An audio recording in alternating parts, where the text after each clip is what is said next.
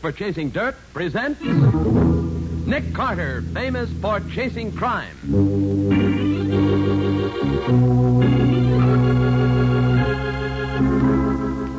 Every week at this time, two great names are joined as Old Dutch Cleanser brings you one of the most resourceful and daring characters in all detective fiction, Nick Carter, Master Detective.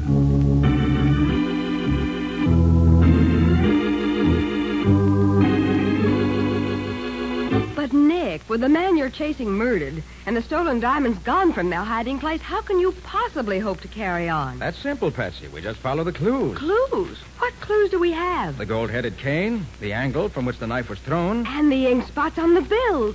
Of course. When we put them all together, they spell the end of our search. But there's no time to be lost. We dock in less than 2 days. Now, the case of the gold-headed cane. Today's adventure with Nick Carter, brought to you by Old Dutch Cleanser. As our story starts, we find Sir Armand Coleman and his servant Gig being shown through the Filbert Diamond Mine, one of South Africa's biggest. I say, Mr. Hopkins, it's awfully decent of you to take your time to show us through the mine. Being general manager of a mine like this must be quite an undertaking. Yes, Sir Armand, it keeps me pretty busy. But we're always happy, to show visitors how diamonds are mined. Yeah, but how do you know one of these visitors won't walk off with some of the diamonds? You don't seem to have any guards here. We don't need them, Sir Armand. Before you leave the mine, you have to pass through a special exit gate, where an X-ray machine shows the attendant whether or not you have any diamonds on your person, no matter how cleverly concealed. Oh, I see. Clever idea, that. Blimey, look at all the diamonds spread out on the table, Sir Armand. By Jove, they are beauty. Yeah, those are some of the choice samples of diamonds found in this mine. May I look at them, Mr. Hopkins? Closely, I mean. Why, certainly. Now, Mr. Hopkins, could I ask you a question, please? Yes, of course. What is it, Gig? This picture here on the wall, is that the mine we've just been through? Yes, Gig, it is. You see, we came in here, went down through this way, then turned here, came back along here. We're now standing in this room here. Blimey, we've had some walk, ain't we? Where's this exit gate you've been telling us about? Well, you see this passage leads out of this room? Well, the gate is right here, just around the corner. Oh, yes, sir. Thank you, sir. That sure is some map. Well, Sir Armand, you ready to leave? Yes, thank you. Through this way, please. This has been a most instructive... Found it, my ankle, and I dropped my cane again. Oh, I'll get it, sir. Oh, here it is. Your ankle hurt much, sir? No, it's all right, Gig. Let's get on. Your bad leg troubling you, Sir Armand? A little, yes. Must be this long walk we've had. Well, here we are. Here's the exit gate. You go first, Gig. Yes. Stop under the archway until the attendant says he's satisfied you're not carrying any diamonds out. Oh, yes, sir. Glad I didn't try to get away with nothing here. Okay, you can get it, sir. Oh, yes, sir. Couldn't find nothing on old Gig, eh? You next, Sir Armand, if you will, please. Of course. There's a queer sensation. Found it, my ankle again. Here, I've got the cane, Sir Armand. I'll keep it till you come out. Oh, very well, Gig. You're all right, sir. You may go. Thank you. You have to go through this too, Mr. Hopkins? Oh, yes, indeed. Everyone does from the owner down. Take no chances on anyone. Okay, Mr. Hopkins. Well, Sir Armand, that's about all. Been very interesting, I assure you. Thanks no end, Mr. Hopkins. Been just fine, Mr. Hopkins. We go out this door here. That's right. You'll find your car just outside. Goodbye. Goodbye, and thanks again. Did you get those diamonds, Sir Armand? I certainly did. The trick worked like a charm. And Mr. Hopkins will never know I got the idea from one of the stories he told us. That's good, sir. Come on, Gig. Let's get back to the hotel and pack. In 12 hours, we can be on the boat, headed for the States, and a life of luxury.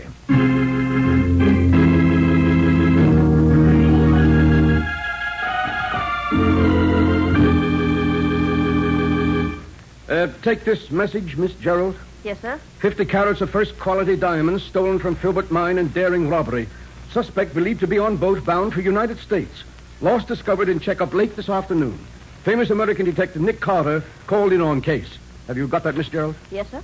See that it gets out at once. All news service.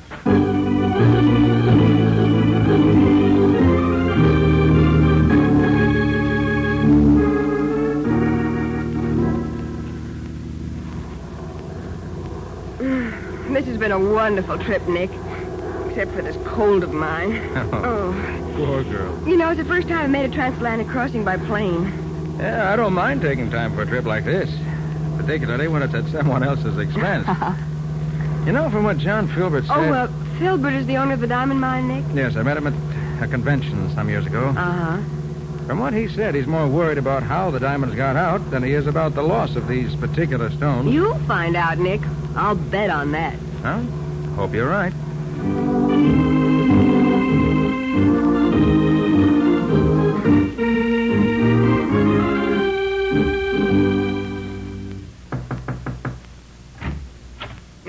Come in, Hopkins. Yes, Mr. Filbert? Nick, this is Charles Hopkins, our general manager. Hopkins, how do you do? He was the one who showed this man Coleman through the mine the day the thefts occurred. Oh, yes.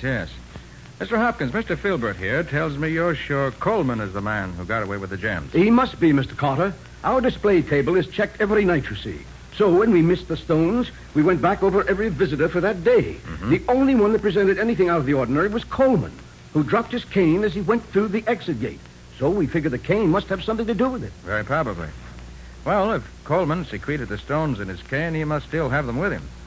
I think the best plan will be for Patsy and me to fly directly to the ship he's sailing on and see if we can find them. So if you'll radio the skipper that we're coming and give me a full description of the man and his servant, we'll be on our way. Before you go, Nick, I want to give you a small retainer to cover your expenses at least. You have the money, Hopkins? Yes, sir, right here. Two $500 bills. I have to apologize, Mr. Carter, but I accidentally spilled some red ink on the corner of them while they were on my desk. Oh, that doesn't matter, Mr. Hopkins. Thank you. Now, let's get on with the details. We have to reach Coleman's ship before it docks, and we haven't too much time.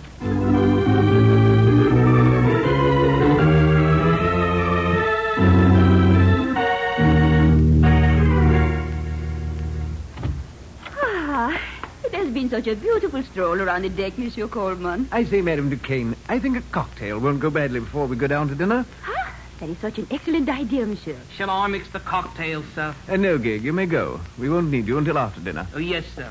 You'll find everything you need right there.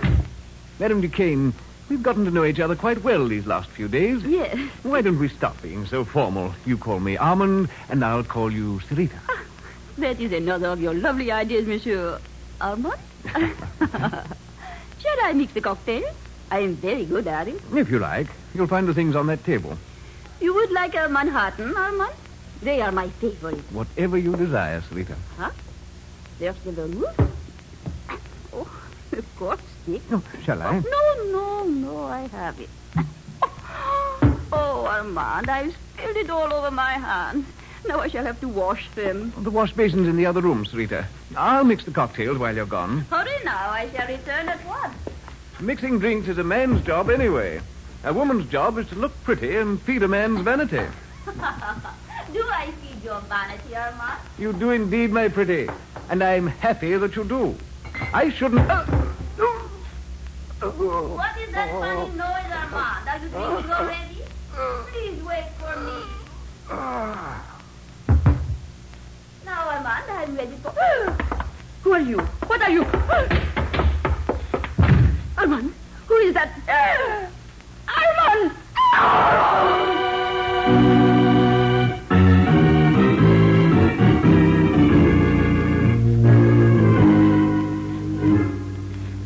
You made good time, Mr. Carter, but even so, you're too late. Too late? For what? To talk to Coleman. He was killed a half hour ago. Killed? How? A knife in his throat. The woman who was with him when it happened reported it to me. She said she was washing her hands in the dressing room when she heard a funny noise. When she came out, Coleman was lying dead on the floor. Did you see anyone else? Yeah, there was a man in the room. But he dashed out when he saw her. She said she wouldn't know him again. She was so scared. This is something I hadn't counted on. Look here, Captain. I want something done about this man Redding. I'm busy just now. Drop in later, won't you? I want action now. 2 days ago, this Redding moved my deck chair to one side and put his own chair where mine should be. He insulted me. I'm too busy to do anything about that now, sir. Now come back this evening, will you? Yeah, oh, all right. But I'll poke this guy Redding right in the snoot if he doesn't. Sorry, Mr. Carter. Just one of the things in a captain's life. Yes. Well, shall we take a look at Coleman's cabin? I'd like to get started on my investigation. Perhaps what I'm looking for is still here.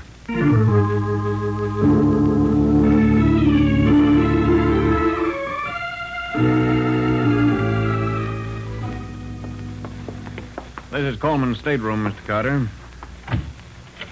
Dr. Samuels, this is Nick Carter and Miss Bowen. Mr. Carter, this is the ship's doctor. How do you do, sir? How do you do, Doctor? How do you do, Doctor? That's Gig, Coleman's servant. Is everything the way you found it, Doctor? Yes, Captain.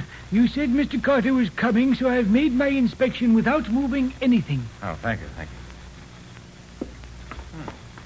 Doctor, would you say that this knife was stabbed into the throat or thrown? Well, I did think that it was a peculiar angle for a stabbing, but throwing hadn't occurred to me. You find anything on the knife, Nick? Handle seems to be clean. No prints. Gig, where were you when Coleman was killed? When Sir Armand and the lady came in after they'd been walking on deck, he told me he wouldn't need me till after dinner. So I went out and talked to a man I met yesterday.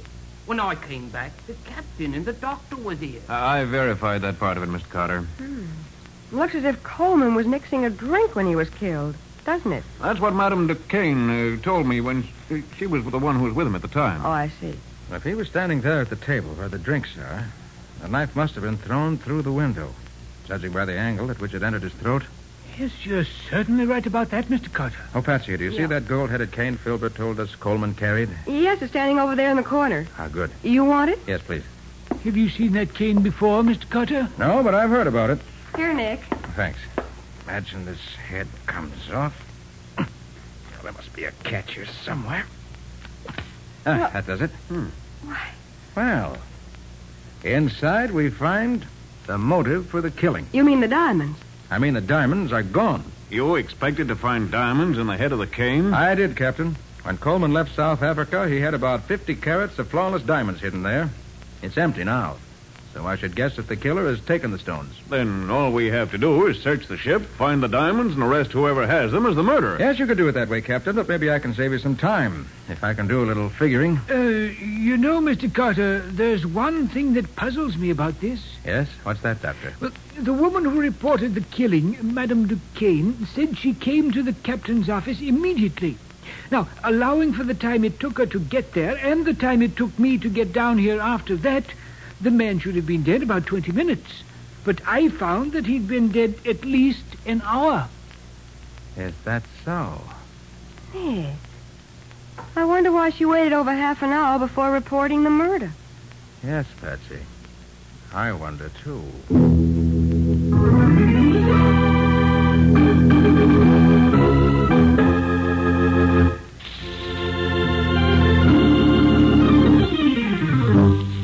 Back to the case of the gold-headed cane. Today's adventure with Nick Carter, brought to you by Old Dutch Cleanser. As we pick up our story, we find Nick, Patsy, and the captain standing on deck outside the window of Coleman's stateroom. You see, Captain, it's just as I said. A knife thrown through this window at anyone standing at that table would enter the throat at the exact angle that the knife entered Coleman's throat. Nick, this is a curious coincidence. Oh, what's that, Patsy? The name on this deck chair right under Coleman's window is Redding. Yes? You remember that the passenger who busted into the captain's office was complaining about his chair having been replaced by one belonging to a man named Redding? Yes. Well, here it is. So Redding wanted to be in this particular spot no matter whom he annoyed, huh? Mm-hmm. Patsy, take down the names of the passengers in the adjacent chairs and see if any of them saw anything of this. Surest thing you know, Nick. What are you going to do? Going to see what Mr. Redding has to say about this.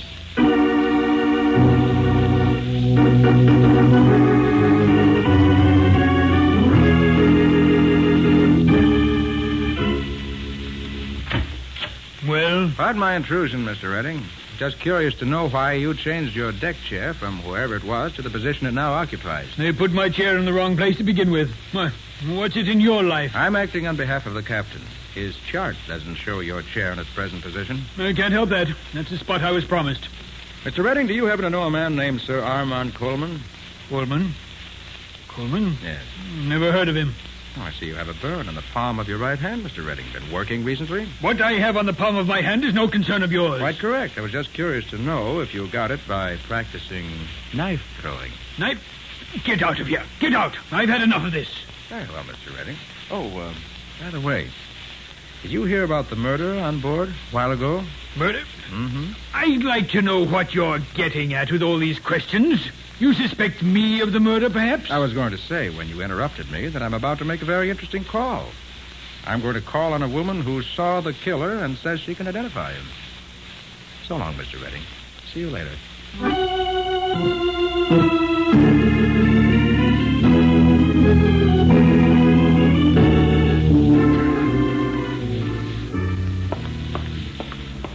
Nick!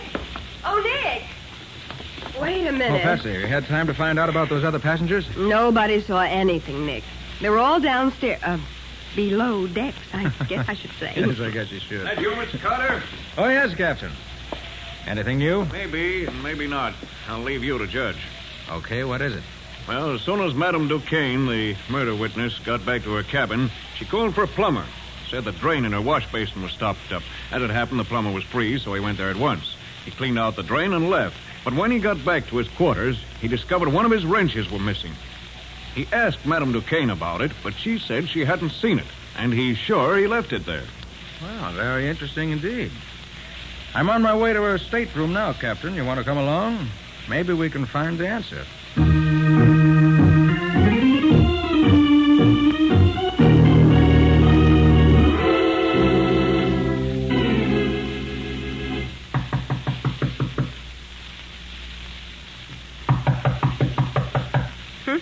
Guess Madame Duquesne isn't at home.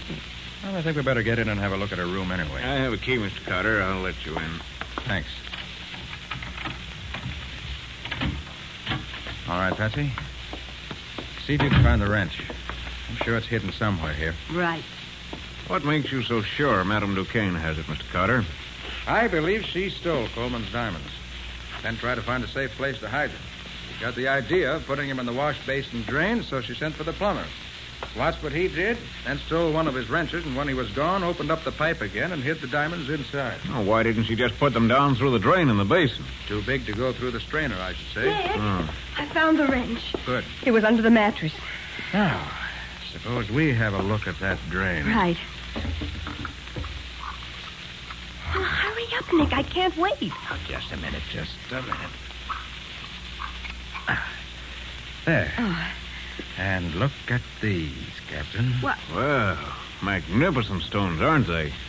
Why, there's a fortune there. What are you doing in my room? Looking for diamonds, Madame Duquesne, and we found them. Madame Duquesne, you're under arrest for the murder of Sir Armand Coleman. No, I did not kill him. But you did steal the diamonds, didn't you? Yes, I admit I took the diamonds. When I came out of Coleman's dressing room, I saw a man standing there with Coleman's cane in his hand. When I spoke to him, he dropped the cane and disappeared. And you got curious, examined the cane, and found the diamonds. Yes. I could not resist them. I hid them here in my room. Then I reported the murder as if it had just happened. In heaven's name, why did you do that? I had to. Gid knew I was with Coleman. He knew we were to be together for dinner. If I had not reported it, I should have been blamed for the murder myself. Can you prove you didn't kill him? No, she didn't do it, Captain. But she knows who did. Don't you, madam? I believe I would recognize him if I saw him. Good. And I think I know who it is. Will you come with me and identify him? I will be glad to do that. If you let me get my... Madame Duquesne. Oh, That just came through the window. She's dead, Nick. Come on, Captain, after it. There he goes, up for it. Stop! Stop! Stop or I'll shoot! If you want me, come and get me. He's going over the rail. Don't jump, man! There he goes! You two can play at that game, Captain. Stand by to pick us up. Don't, Carter, you'll kill yourself. You fool. Man overboard! Man overboard! Man overboard!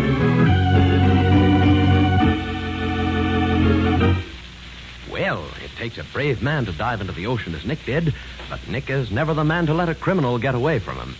In just a moment, we'll hear the conclusion of today's story.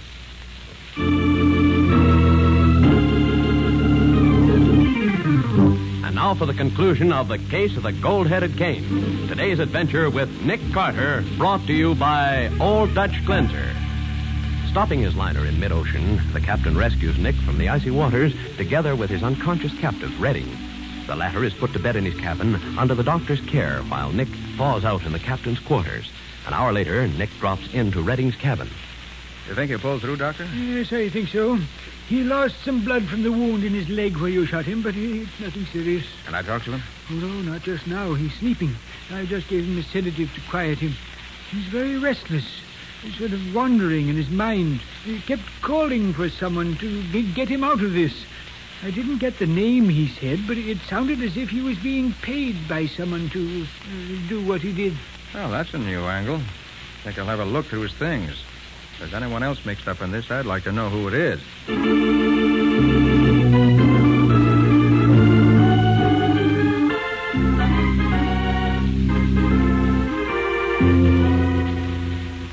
Mr. Carter and Miss Bowen to see you, Mr. Filbert. Well, Nick, glad to see you back. Glad to be back, John. Did you accomplish anything, Nick? Well, yes and no. I found the man who stole the diamonds, but he was dead when we found him. Oh, that's a tough break. But I got the diamonds back for you. Here. Excellent, excellent. You never seem to fail to get what you go after. In this particular case, John, I got more than I went after. Eh? Is Mr. Hopkins around? Well, yes. I'll ask him to come in. Yes, Mr. Filbert? Ask Mr. Hopkins to step in here. Yes, sir. I want him to hear the rest of this story. Think it'll interest him even more than it will you. Well, You want to see me, Mr. Filbert? Oh, hello, Mr. Carter. Have a successful trip? I did. Found the thief and recovered the diamonds. And had a very pleasant plane ride in the bargain. Good. Mr. Hopkins, I'm puzzled about one thing. Yes, Mr. Carter. You said the diamonds on that display table near the exit gate were checked every night, didn't you? That's right. As I understand, these diamonds were stolen about noon. Correct, sir.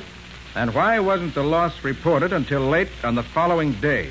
Well, I thought that... It was to give the thief a chance to get safely aboard the boat that sailed for the States that evening, so he'd be out of the country before the loss was reported, wasn't it? See here, Carter. Are you accusing me of something? John? Yes, Nick.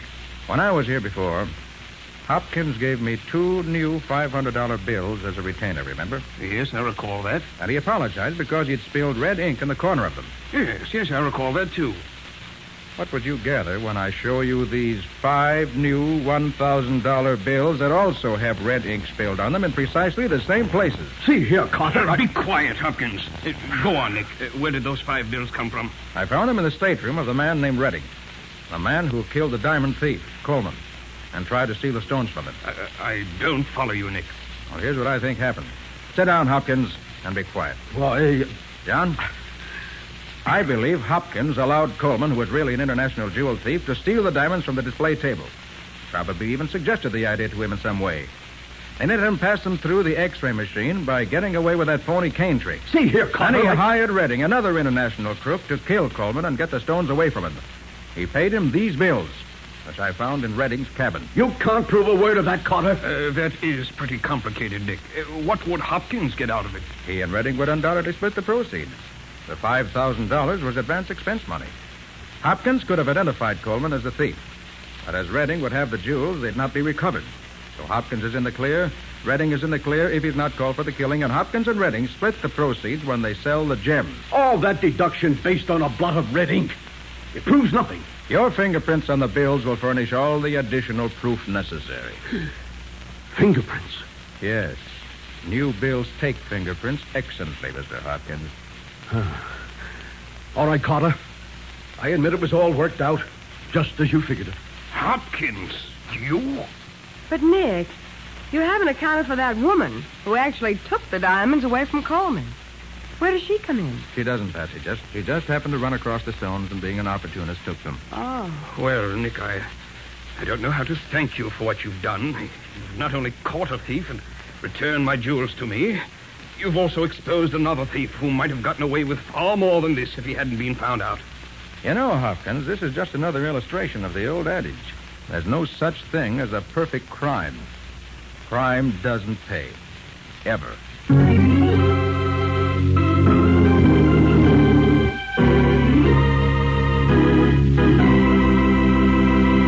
I'm curious, Nick. What happened to Redding? Well, by the time the ship docked, Bob, Redding had recovered sufficiently to stand trial. And later, he was executed for what he did. Well, he certainly deserved it. It was a cold-blooded murder. Nick, it's about time to look into the adventure that Old Dutch Cleanser's going to bring us next week. All right, Bob, here it is. It's the story of one of the most unusual rackets and crime I've ever encountered. Unusual is right. It terrorized the whole city. And Patsy speaks from first-hand experience. Uh-huh. But to go on, Bob. This case included a murder on a dark street, a deserted warehouse. The telltale marks of tires in an alley, a masked man whom they called the boss. And that's enough for now. What do you call this story, Nick? I call it a case of the persistent beggars. Nick Carter, Master Detective, is presented each week at this time and over these same stations by the Cudahy Packing Company, makers of Old Dutch Cleanser.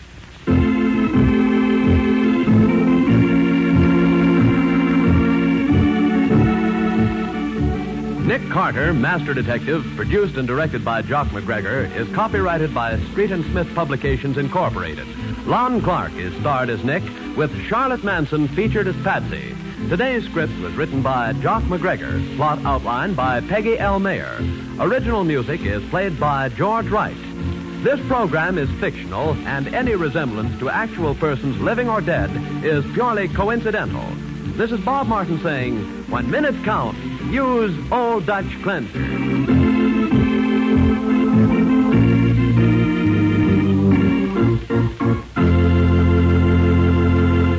This is the Mutual Broadcasting System.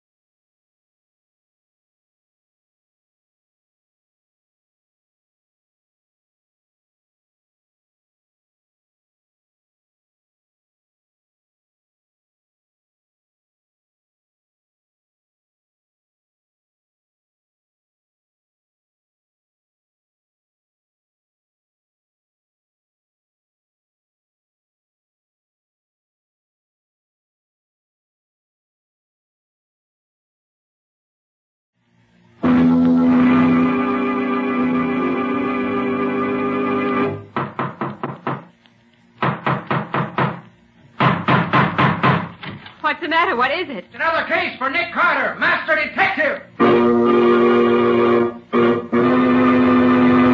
Yes, it's another case for that most famous of all manhunters, the detective whose ability at solving crime is unequaled in the history of detective fiction. Nick Carter, Master Detective. Presented by the three great Linex home brighteners. Linex Clear Gloss, Linex Cream Polish, and Linex Self-Polishing Wax. Created by Acme, America's great producer of Acme quality paints. Today's curious adventure. Death plays the lead. Or Nick Carter and the mystery of the accidental clue. In just a moment, we'll hear how Nick used an accidental clue to solve a murder at a U.S. Army camp and break up a spy ring. But first, ask yourself this. Do folks have fun when they visit you? Make your home a more enjoyable place to be, with modern shortcuts to household loveliness. Probably you've already found how Chemtone, the miracle wall finish, brings new beauty to your walls. And for floors, woodwork, and furniture, the three great Linex home brighteners do an equally fine job. Linex Self-Polishing Wax, which beautifies your floors with a satiny yet tough non-skid finish that resists wear, water, and dirt. Linex Cream Polish, which cleans as it polishes, leaving no oily film on your furniture. And Linex Clear Gloss Varnish, the durable super varnish that dries to an elastic, transparent surface which protects all wood and linoleum in your home. You'll find the three great Linex home brighteners at your hardware, paint, or department store. Your headquarters also for Chemtone, the miracle wall finish. Now for today's mysterious adventure with Nick Carter. Somewhere in these United States is an Army training camp. And somewhere in that camp is the USO Theater, which on account of the rain pouring down outside is unusually well filled. As our story opens, Nick Carter with his two assistants, Patsy and Scubby, are hurrying backstage in the theater in the company of their host, Major Wayne. Right through here, Nick. Gosh, what a mob. Look, Scubby, there are more soldiers backstage here than actors. Yeah. Quiet. Quiet, please. Quiet. Where's Mr. Dexter? Right here, Major. I'm glad you could get here so soon. This is bad business, Mr. Dexter. Very bad business. Who was it was killed? My leading lady, Margot Craven. She was shot in her dressing room, right in here. Mr. Dexter, this is Nick Carter. He just happened to be here visiting me today, but I'm going to ask him to take over the investigation for me. We're lucky to have such a great detective here when we need him. Thank you, Dexter. Now, suppose you tell me what you know about this right from the beginning. Of course. It really started right after the first act. I was in my office when Ross Craven, Margot's husband, came in. Well, Dexter, you've done it again. It's a hit. You really like the show, Craven? I certainly do. But say, what's the matter with my wife? Why, what do you mean? Is anything the matter with Margot? I just stopped in the dressing room and she was crying. And she swears she won't go on for the second act. She will, if I have to drag her on. Those boys will be disappointed. You go out front, Craven, and don't worry. I'll go back and see her. All right, Dexter. You know, sometimes I think she should have married you instead of me. You certainly can handle her better than I can. Did he mean anything special by that, Dexter? It's no secret that I've been in love with Margot for years. But she married Craven, and that was the end of it for me. I see. Suppose you go on with your story. I started backstage, and just as I got to the passageway where Margot's dressing room was, I heard a shot. I ran to her room, opened the door, and found her lying on the floor. I just had time to be sure she was dead when Patty came in. Who's Patty? Patty Berg, my assistant, my best friend, and my pal and protector. He entered the dressing room right behind me. Is she dead? Yes. Yes, she's dead, Patty. Well, did she kill herself? I don't know. That must be the gun on the floor there. A pearl-handled .32. And I think I have seen her have it before now. Yeah. Oh, hey, she left the window open. It's raining in. I better close it. Oh, it's lucky you weren't in here with her when it happened. I saw you crossing backstage as the shot was fired, but I wish someone else had seen you. Meaning what? Meaning that lots of people knew you was in love with her. That it nearly broke you up when she married Craven, that's all. They might think you killed her because you was jealous. That's absurd. 5 minutes, Mrs. Craven. 5 minutes. Well, Patty, there's one call she'll never answer. Never again. Gosh, Mr. Dexter, that's tough. I've been examining the gun, Nick. There are no prints on it at all. I see. Dexter, Do you have any idea why Mrs. Craven refused to go on for the second act tonight?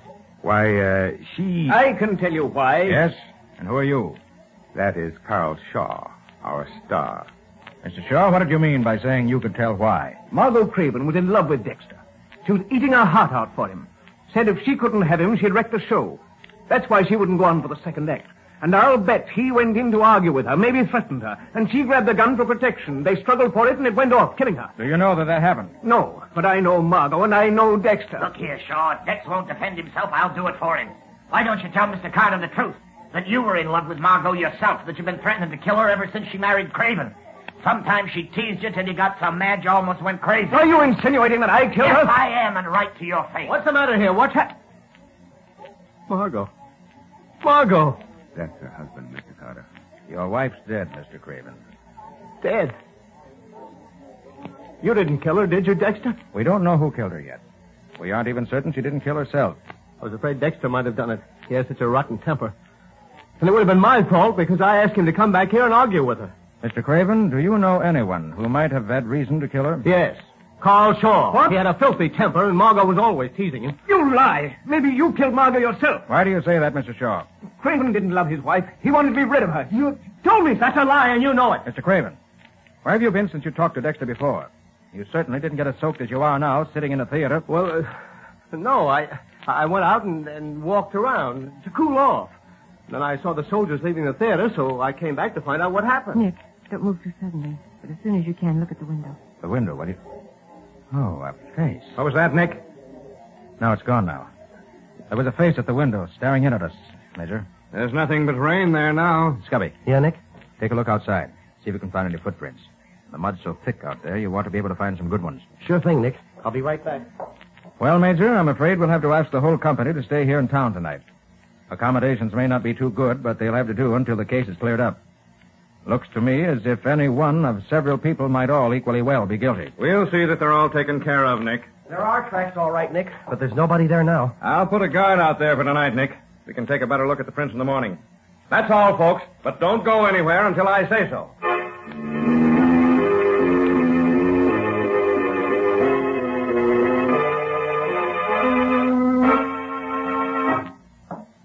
Room 211, the clerk said. It should be right about... Ah, here. Come in. Hi, Dick Deadeye. Come in, have a drink. Thanks, Craven. I don't drink. I don't ever want to be sober again. When I'm sober, I remember all the rotten little things I did to Margot. She should have married Dexter. He's always been the kind of man that I wanted to be and never was. But I beat him just once. When I married Margot. That rather evens things up, doesn't it? So that's why you married her. Because Dexter loved her and you wanted to beat him at something. Yeah. But don't tell anybody. Craven, did you kill Margot? No. Why should I kill her? You were outside and could have shot her through the window. She was shot with her own gun, and you admitted you'd been in a dressing room just before you talked to Dexter. You could have taken her gun then. So, now you're trying to frame me for her murder. I'm not trying to frame anyone. I'm trying to find out the truth. Yeah, why don't you ask Dexter, then? He was the first one in her room. He found her. Or ask Carl Shaw. He hated her. And loved her. I guess they're the same thing sometimes. Sorry to see you in this condition, Craven. I'll talk to you again when you're more yourself than you are now. Good night, Craven. Oh, there you are, Nick. Scubby and I have been waiting here in the lobby for you. Yeah. Did you get any more dope, Nicodemus? No, Scubby. Too many suspects and too few clues. Can we do anything for you, Nick? No, not just now, Patsy. It's getting late. Think I'll turn in. Well, I'll toddle off to my room then if nobody minds. Okay, Patsy. See you bright and early in the morning. Good night, Patsy, old kid. Got lots of nice, pretty beauty sleep. Wouldn't do you any harm to get some of that beauty sleep you're talking about. You need it more than I do. Oh, that's what you think. I got eyes. Oh, well, I guess I'll put my car in the garage. I left it standing outside when I drove down from the theater. Hey, Nick, I've got something important to tell you. How about going to your room where we can talk? Why, sure thing, Scubby. Just as soon as I get the car put away for the night. I'll be right with you then. It won't take me but a couple of minutes. Right, Nick. I'll wait for you here in the lobby.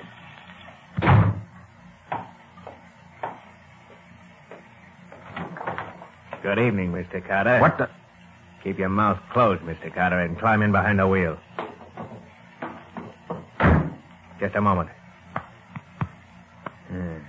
Only one gun tonight, huh? That's all. Okay, get going. Very well. You're giving the orders for now. Drive straight out Main Street, Mr. Carter. Oh, so it's you. You know me? Don't know your name, but I do know that you're the man I saw staring in the dressing room window earlier this evening. Yes. You'll drive straight ahead for about 5 miles. When you come to a crossroad, you'll turn left and continue on. I'll give you further directions then.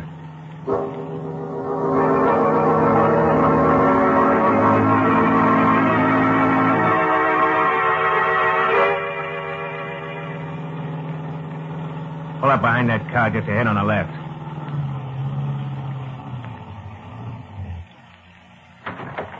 That you? Yes. I haven't had time to search him yet, but he must have him. The MP didn't get him. We know that. If you'd only tell me what this is all about, maybe I could help you. Step out of your car, please. It's very simple. Margot Craven got some papers which didn't belong to her. Got them by accident. They belong to us, and we want them. Papers? What papers? Oh, nothing that concerns you. We're sorry we have to drag you into this. I admire your work greatly. But we think you may have those documents, and we must have them. Hey, wait a minute. Is that why she was killed? Because she had them? No, Mr. Carter. They had nothing to do with her murder, nothing at all. Come on, search him and be done with it. I don't enjoy standing out here in the rain. Of course. Permit me to be sure you have no papers on you, Mr. Carter. Go ahead. Craven's been taken care of. I searched Carter's car while I waited for him. So if he doesn't have them on him, I don't know where they are. Well, they're not on him. Mr. Carter, on your word of honor, you know nothing about our papers? I do not. How much does that mean? Oh, with Mr. Carter, it means a great deal. Well, thank you. That's a bit unexpected, but very welcome. If we find later that you've lied, we shall, of course, kill you. Now you may get back in your car. Watch out. We're still covering you with our guns. That's better. Now what? Now I take over. We're going to drive away and leave you here. I'm sure you won't try to follow us. And why not? Because you're going to sleep right now.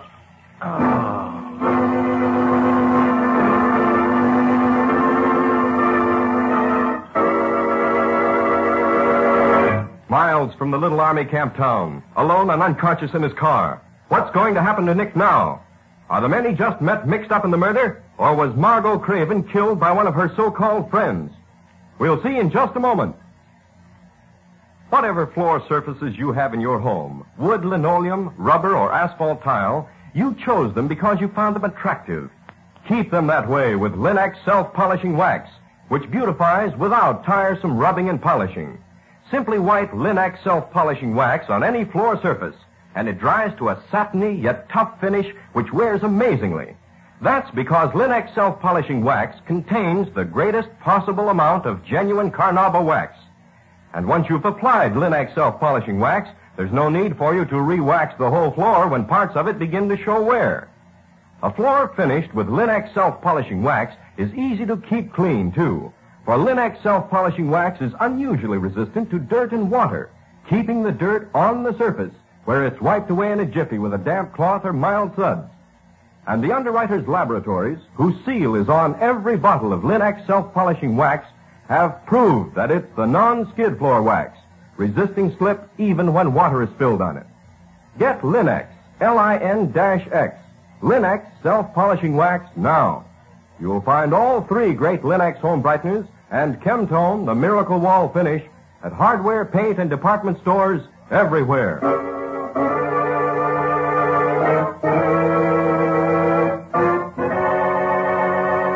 And now back to our story. Slugged unconscious by a pair of desperate men, Nick lay slumped over the wheel of his car for several long minutes.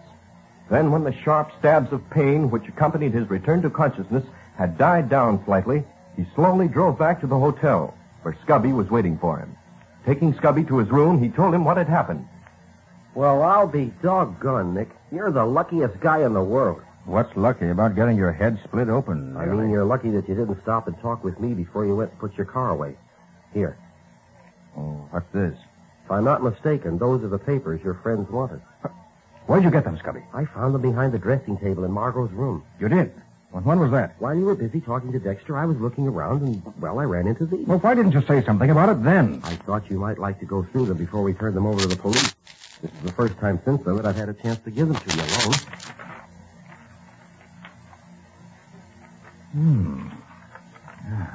What are they, Nick? Scubby, these are in code. I rather think they should be turned over to Major Wayne at the camp. Well, why give them to him? Use your head, Scubby. They're in code, I said, and Margot got them at an army camp. These were given to her by mistake. And that can mean only one thing as I see it. Spies. Gosh, Nick. Do you really think so? I do. Come on. I'll get my car out of the garage and take them out to camp right now and turn them over to Major Wayne. Maybe these papers will help us catch the killer of Margot Craven.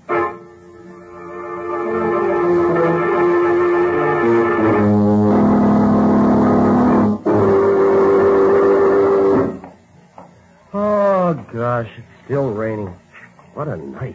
Yes, what a night in more ways than one.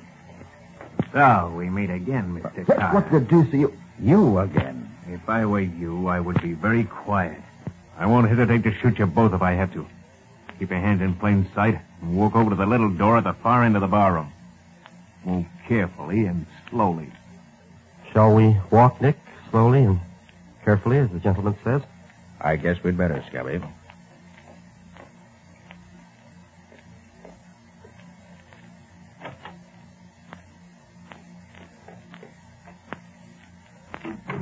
Well, Mr. Carter, I told you I was not a man who could safely be lied to. I didn't lie to you. Mr. Carter, those papers we are looking for are in your overcoat pocket right now. Please give them to me at once. Certainly. Thank you. You're a man of sense. I regret it is a little late for having sense. Here are the others now. Oh, well, it's about time you were coming. Hey, Nick. Now. Nick, that's Carl Shaw. So I see. Carl Shaw. Well, this is fine. Did you get the papers from him? Yes. No thanks to you. It wasn't our fault that my sister was assigned to the wrong dressing room. I had a devil of a time getting things fixed up so she could change, but Franz threw the papers through the window before Margot got her things out. She'd never seen my sister, so the mistake was natural. Mistakes are never natural, and mistakes are never tolerated. I'll be happy when that man Carter dies. He's too clever to be allowed at large. Yes, you're right. But he's such a prominent man, his death will make quite a stir. It's unfortunate. It will break up the show unit, which we have so carefully organized. Now, Shaw, you will have to form a new unit of your own and take it around to the different camps. The work must go on. Of course. When do we take care of Carter? As soon as we've finished our work here, we're going to pack up and move on to another town. On the way, we shall dispose of Mr. Carter and his able assistant. Right now, we must see about the contents of these papers. They must go out at once. And we better tie up these two guys so as to be sure they'll still be here when we get back. Yes, Mike. Tie them both, hand and foot. And leave them back at the bar. We'll take care of them later.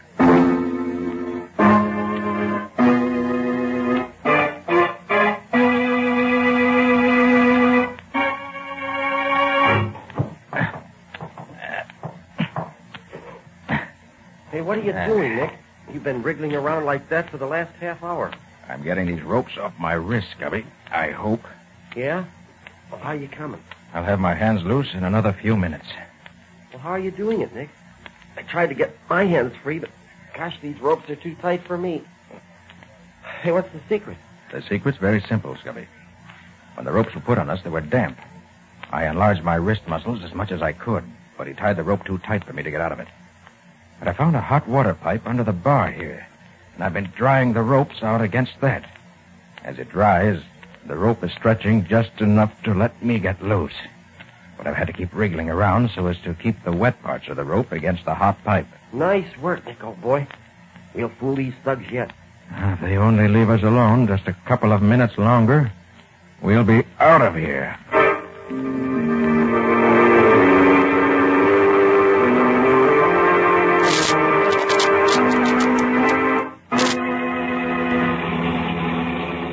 You'd better not drive too close to their hangout, Major Wayne. No, I won't, Nick.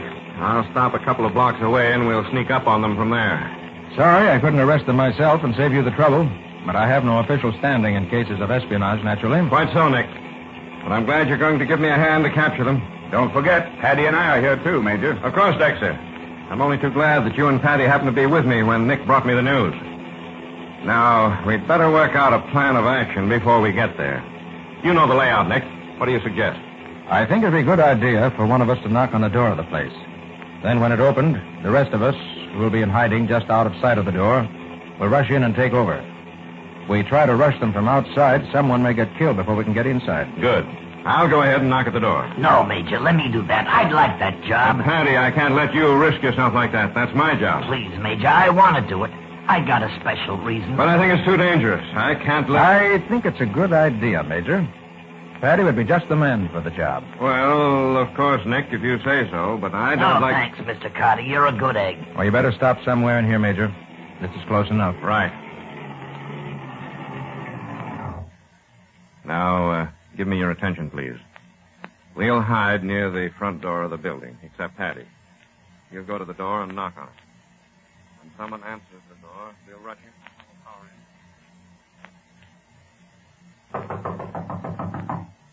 I hope nothing happens to Patty. I can't understand your wanting him to do that job. I'll explain later, Major. Oh, there. The door's opening. Well, what do you want? Get your hands up. Come on, Nick. Keep them out shut. So, that's it. Well, that's... Drop that gun before I... You, I hear. The rest of you come out with your hands up. The building is surrounded. We're coming. Don't shoot. We get out. Stop shooting. We're coming out. Nick! Patty's badly hurt. See what you can do for Patty, Nick. I'll take care of these enemy spies. All right, Major. How bad is it, Patty? Curtains, Nick. Last curtain for me. We shouldn't have let you do this, Patty. But I wanted to, Dex. I wanted to. But why, Patty? Why? I think I can answer that, Dexter. Yeah. Nick can tell you. He knows. What's he talking about, Nick? What do you know? Patty, you killed Margot Craven, didn't you? Yeah. I killed her. And now I'm dying just like I hoped I could. You killed Margot? But why, Patty? Why? Because Patty was afraid that she'd wreck your business and your life, Dexter.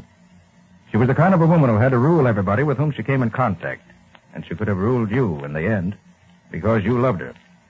Unless I'm mistaken, Patty tried to argue her out of a sit-down strike. There was a fight, and she was killed. Accidentally, perhaps. And then Patty jumped out the window, ran outside, and came back in just as you went into the dressing room from backstage. Right, Patty? Yeah. I don't know how you knew it, but I felt you did. Thanks for letting me go first. This way. Oh. Patty. You've put me in your debt forever. But, Nick, how did you know that he killed the Craven woman? I thought it would have been Shaw or her husband or, well, maybe even Dexter. Well, Scubby, for one thing, there were those footprints in the garden outside her window.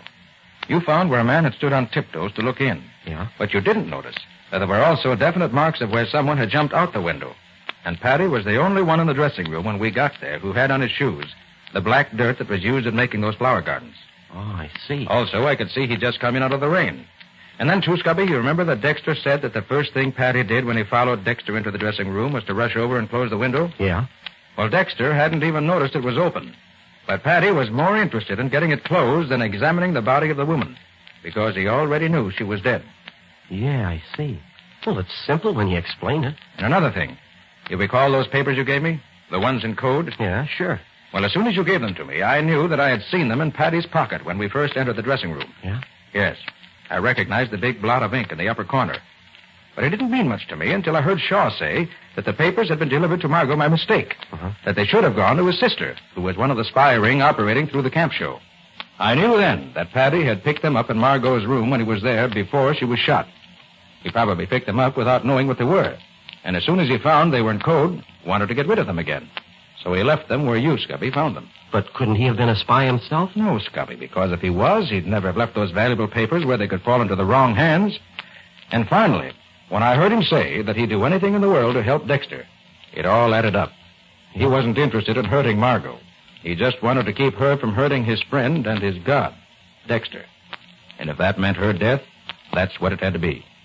He loved Dexter more than he loved his own life. Well, you sound almost as if you condoned this murder, Nick. I never condone murder, Scubby. You know that. But I understand it. And sometimes I feel sorry for the murderer. And in this case, I'm happy that the murderer won't have to stand trial before an earthly judge. The courts above may treat him more leniently than our earthly courts would.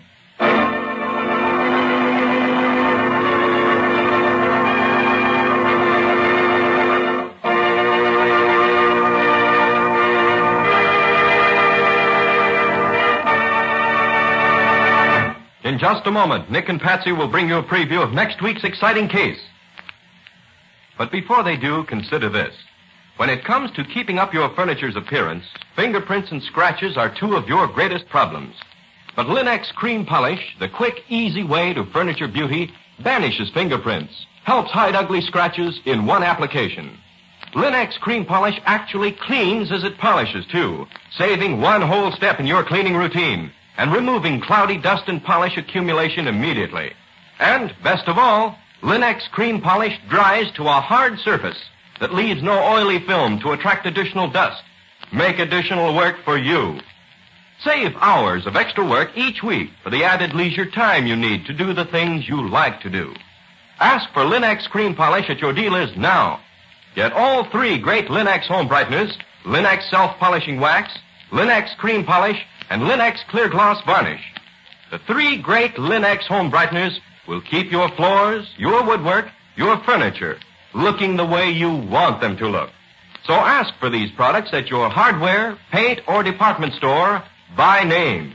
The three great Linex, L-I-N-X, Linex home brighteners. Another outstanding investment, the world's safest investment, in fact, is United States war bonds. And every bond you buy brings victory nearer, makes America safer. Let's go for the knockout blow. Now let's hear from Nick Carter himself. Well, Nick, would you care to give us a hint as to your next week's story? Yes, Ken. I'll give you just a hint or two, and that's all. A gangster dead on the beach of an exclusive Long Island estate. A dope peddler shot to keep him from talking. Hindu servant who knew too much and not enough. A movie star in the making. And plenty of trouble for Nick on the way. On the way where? To the solution, naturally. Nick never goes anywhere else once he gets started on a case. Okay, I'll be waiting for that solution he digs up in this one. What do you call it, Nick? Murder by suicide. Oh, the mystery of the death on the beach. And no more until next... So long, everybody. And so long to both of you. We'll be looking forward to seeing you again next week.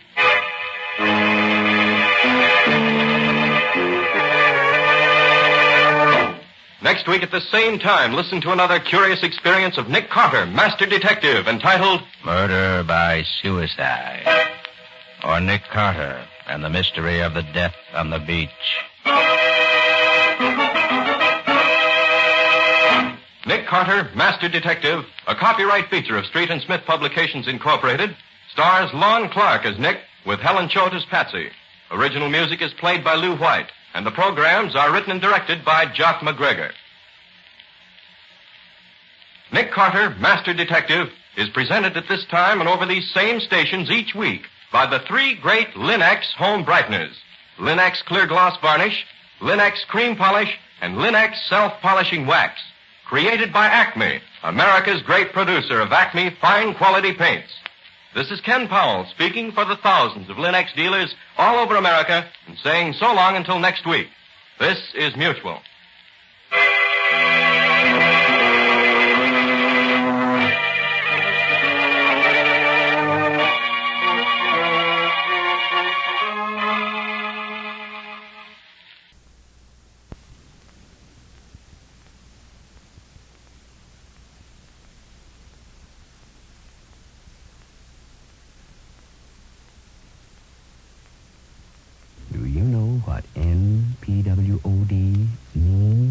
Take an A and a C, add TIV, then ATE, and end with a D.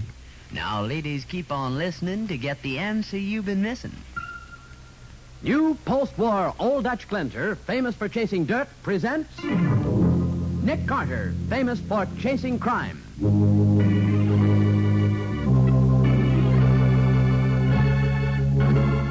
Every week week at this time, two great names are joined as new post-war Old Dutch Cleanser brings you one of the most resourceful and daring characters in all detective fiction, Nick Carter, Master Detective.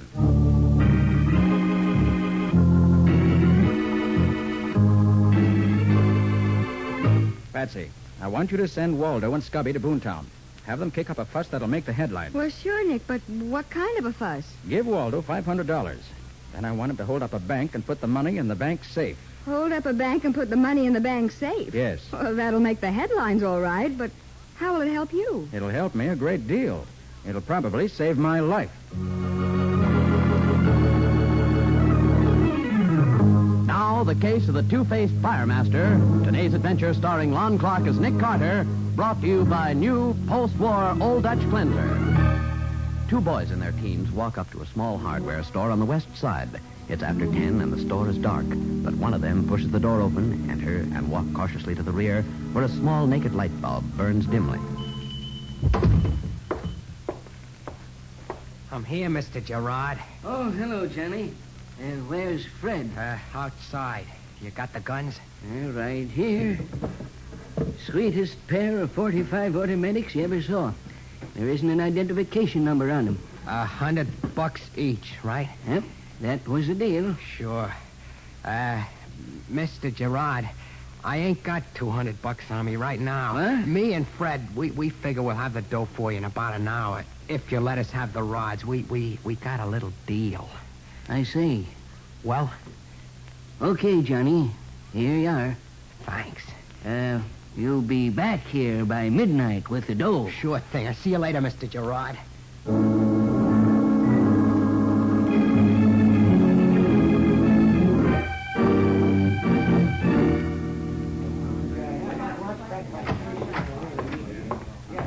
This is a stick-up. Don't nobody move. This is a stick-up. You hear me? This is a stick-up. Why, you young squirt, you can't... I told no one to move. Get over against the wall or you'll get the same as he got. Hurry up. Fred, check up the back of the store before you hit the register. Maybe there's someone back there. Who turned on that alarm? Who did it? Fred, for the love of fire! There was somebody back there, kid. He got your pal. Now drop that gun. You don't get me so easy. Stay back against the wall, you. Stay inside, all of you.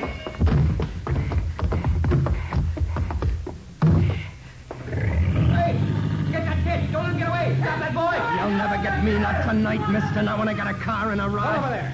Now, look out with that car. Who are you crowding? Pull over, I said. Get your car over against that curb fast. Like fun, I will. Okay, then I'll make you do it.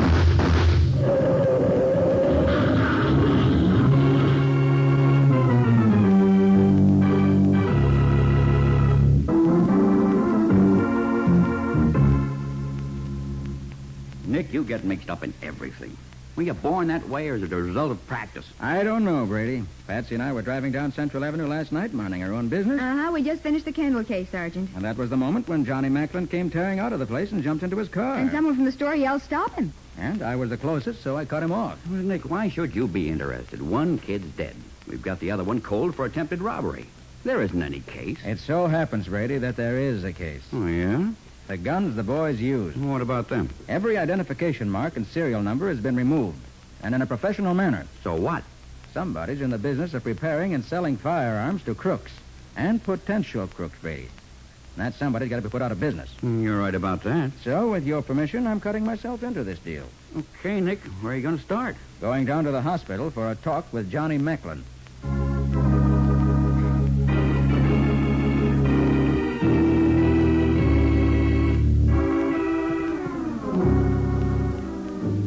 Johnny, I want to know where you got that gun. Go fly a kite. Now listen, Johnny. The man who sold you that gun is as much responsible for the jam you're in as you are. And I want to know his name. Go scram. You know, I can trace the gun. Like fun you can. There ain't no number on it. I said I can trace the gun, and I can. And I can get the man who processed it and sold it to you. And you can save me a lot of time if you'll answer my questions. It'll make things easier for you, Johnny. You can't trace that rod, and you know it. You're bluffing. You think so? Let's have the lab kit, Patsy. Right here, Nick. You see, Johnny, the serial numbers are stamped into the metal of a gun, and they're stamped with a lot of pressure. But even if someone very carefully removes those numbers with a file and acid, they can't change one thing. What, for instance? The fact that the stamp has hit the metal so hard, it's permanently changed the crystalline structure of the metal. What do you mean? I mean that I can drop some of this chemical reagent on the gun where the serial number was originally. Like this. I'm watching. And you'll see the original serial number of the gun, your gun, showing up. Fuzzy, but distinct enough to read. You mean? There. See? Y28437. For the love of 'em. So he lied to me. The dirty, lousy crook, he lied to me. Who is he, Johnny? Pop Gerard over on 10th Avenue. The Gerard hardware store. Go get him, Mr. Carter.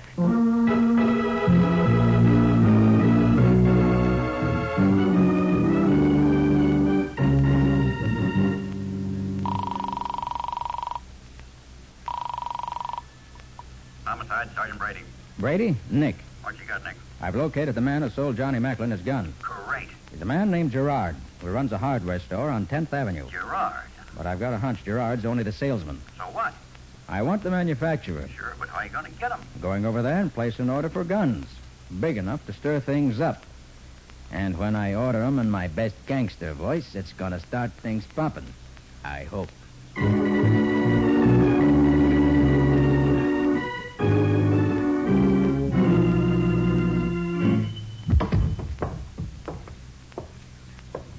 You, Gerard? That's me, mister. I got $200 for you. 200? Right here. Fred and Johnny sent their regards with the dough. Fred and Johnny? Smart, don't you get it? They pulled a nice job last night, but they figured it'd be safer maybe to lay 'em out of town. So they sent me with the dough. What's your name, mister? Kane. Nels Kane. From St. Louis. You don't know me. Well, I'm much obliged, Mr. Kane. Listen, Gerard, I like the way you did business with the kids, so I figure maybe you and me can make a deal. Yeah? How much for 40 belly guns? 38s. 40? And maybe a Thompson gun, too. Mr. Kane, that's one big order. Well, I run one big organization in St. Louis. I'll see what I can do, Mr. Kane. Unfortunately, I can't let you know right away. Look, Gerard, ain't got no time. Suppose you come back this afternoon at 3. I'm sure we can do business together fine, Mr. Kane. Real fine.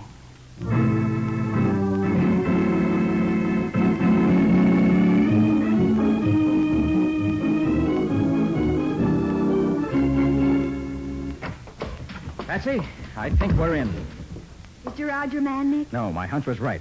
He's just a salesman. So I gave him a big order in my best gangster dialect, and he said he had to find out whether Mr. Manufacturer had enough stock to supply me. And? I'll get to the manufacturer through Gerard this afternoon. Uh-huh. Oh, golly, I forgot. Brady called 10 minutes ago. He said you asked him to keep the story quiet. I did. Well, one of the police reporters got hold of the boys' names. Oh, for the love And they'll be in the paper tonight. Oh, Nick, if Mr. Manufacturer sees it, your case is shot. That's no lie. What do you do now? Well, I don't know. I only know I've got to find out who's supplying the underworld with guns.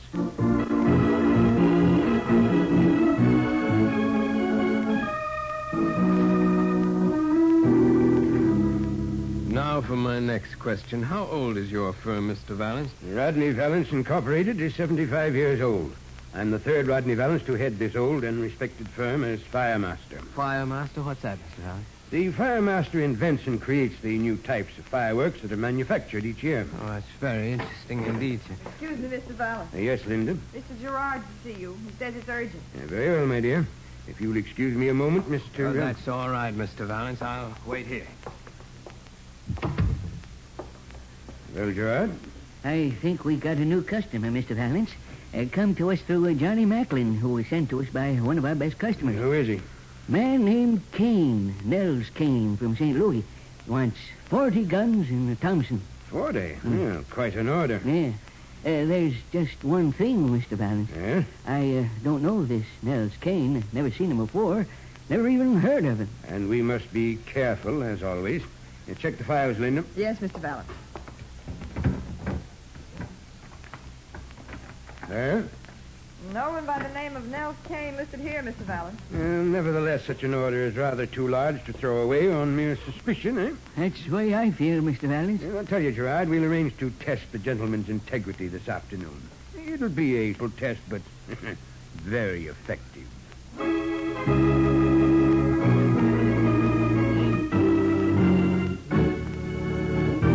Well, now that Johnny and Fred's names will be in the newspapers, and Valance is already suspicious of his new customer, it looks as though Nick Carter may be up against a tough problem. We'll see how he meets this challenge in just a moment.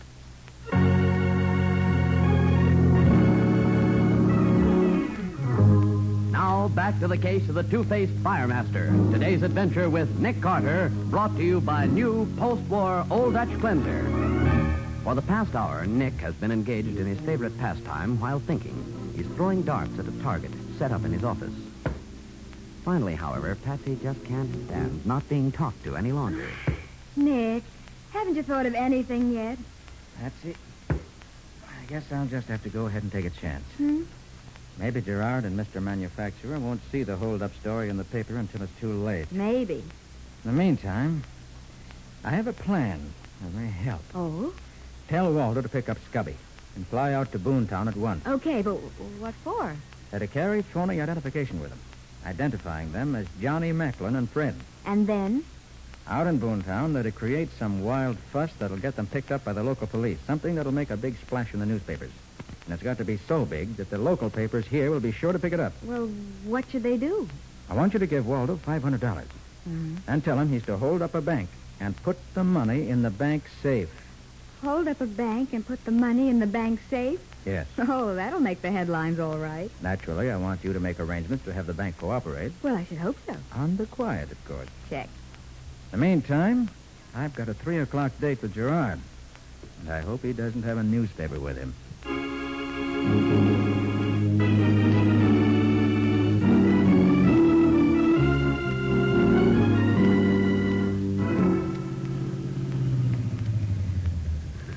All right, Peterson, we've arrived. What time is it, Linda? 3:30, Mr. Valance. Very good. You understand your instructions, Peterson? I think so, Mr. Valance. Gerard has told this Kane person to meet me alongside the trolley power station at 3:30. But you will meet him and, of course, pretend that you are the key man in this deal. Yes, sir. Yes, you will also carry this bag. Okay. There's a Thompson gun in it, which you will offer as a sample. I see. And, if this Kane proves to be a cop or something... Trust me, Peterson. Trust me. Okay, Mr. Valance. And I'll be off with you. You mustn't keep Mr. Kane waiting.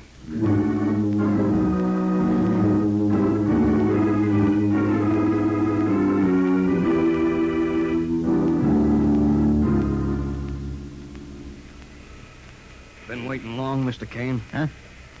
Oh, yeah. Gerard said... I know. I'm a little late. Sorry. You're a big boy. That's right, brother. Go ahead. You carry the ball. What do you mean? I'm a stranger in town, mister. I'm not taking no chances. You want to do business with me, go ahead and talk. Okay. Touchy, ain't you? I got a sample here to show you. Now, this here's our Thompson special. It's a rebuilt job, no identification. Are you crazy? What do you think I am, anyway? A baby? You trying to set up a pinch for me? Lay off, will you? Want to beat your head in. You know no better than to flash a Thompson gun up in the open where 100 people could see us? Oh, gee, Get on your feet, Bunk. Take that bag and get out of here. Yeah, but I thought you... I don't do business with you. You're the big boy in this deal, and I'm the king of Siam.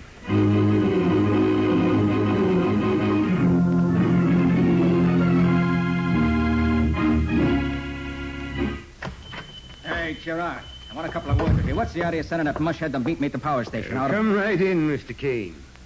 Hey, who are you? The name is Valance, Rodney Valance. This is Linda. How do you do, Mr. Kane? Hi. Permit me to shake your hand, sir. You positively thrashed poor Peterson. He had it coming, Mr. Kane. He was clumsy. Hey, I'm beginning to get it. You're the big guy. That's quite so.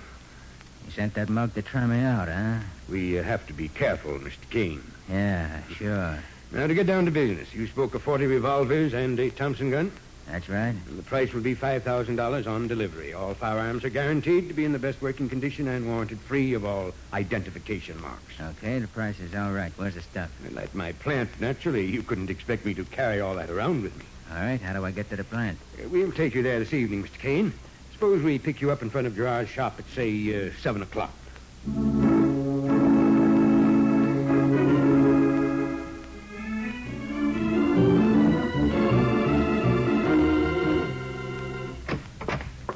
Patsy. Right here, Nick. I've been waiting for you. Any luck this time? You bet. I finally located our manufacturer. Who is he? A man named Rodney Valance. I dropped off to check him on the way home. He runs Rodney Valance Incorporated, a firm that manufactures fireworks. Firecrackers, skyrockets, and stuff like that? That's right. Rodney's what they call the fire master, the man who designs the fireworks. But it so happens he also designs firearms for criminal use. But, Nick, if you met him, why didn't you grab him? Didn't want to. Not until I've located his plant. He's going to take me there tonight at 7. Good. Get hold of Sergeant Brady for me, will you? I want to make a few plans. Right. And let's hope that Rodney Valance doesn't read the wrong newspaper between now and then. If he does, you may have to start looking for a new boss.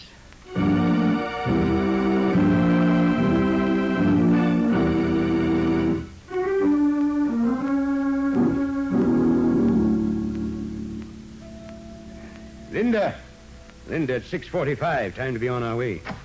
Mr. Valance. Now, we've a busy night before us, Linda. There's Mr. Kane to be taken care of, and... Linda, what's the matter? Mr. Valance. Gerard said Kane was a friend of Johnny Macklin's, didn't he? Quite right. Johnny gave him the money to pay for his guns before he left town. Well, Johnny didn't leave town. What's that? Johnny didn't pull off that job last night. Fred was killed and Johnny was caught. Let me see that paper. There. Johnny was caught by Nick Carter. Nick Carter. Well. Thank you, Linda. You're a treasure. Although I don't think Mr. Nels Kane Carter will think so after we've finished with him tonight, eh?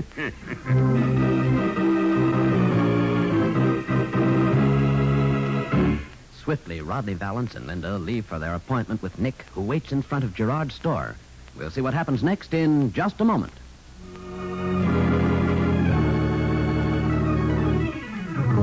And now for the conclusion of the case of the two-faced firemaster. Today's adventure with Nick Carter, brought to you by new post-war Old Dutch cleanser. It's 10 minutes after 7. A long black sedan has just pulled up before Gerard's shop on 10th Avenue, and Nick Carter, the collar of his overcoat up close around his neck, has jumped in. Swiftly, the sedan starts its drive through the city. Sorry to have kept you waiting, Mr. Kane. I hope you'll forgive me. Yeah, sure, that's okay. You know, just before I come here, I read in the paper about Johnny Macklin and Fred. No, did you? Yeah, them crazy kids. Sure get themselves into the goofiest jams. You read what they did out in Boontown today? Boontown? Yeah, that's right. See on the paper. Read it to me, Linda. Yeah, turn on the light. Thanks. 2 thieves identified as Johnny Macklin and Fred Gummer attempted to rob the Boontown Bank this afternoon. But for some unknown reason, made the mistake of depositing $500 instead of taking any money. Mr. Valance. Yes, I heard. Very interesting, isn't it? Well, we'll go into it after we get to the plant. Hey, what's the matter, Valance? Nothing at all, Mr. Kane. Just a little problem of conflicting newspaper stories we'll have to settle. It shouldn't bother you now, Mr. Kane. Okay, don't bother me. But there's one thing that does. Yeah? You've been driving this car around the streets like you're an eel. I don't like it. We going to your plant, or is this a come-on? Merely a precaution to shake off anyone who might be tailing us, Mr. Kane. Thought you already tested me once. Wasn't that enough? I'm a careful man, Mr. Kane. So am I. Especially with $5,000 on me. Now, look, we're at 5th and Grand. Correct. If we was being tailed, we ain't no more. So now either we head straight for your place, or I get out while I still got my dough. We're going there directly, Mr. Kane. All right, so where is it? It can't do any harm to tell you now, Mr. Kane. It's alongside the river at First Street. It's the Valance Powder House, where most people imagine our fireworks are manufactured. The Valance Powder House at First Street, right? Yes, that's right. We're on the level with you, Mr. Kane. But in 5 minutes, we're going to ask you a more serious question. Are you on the level with us?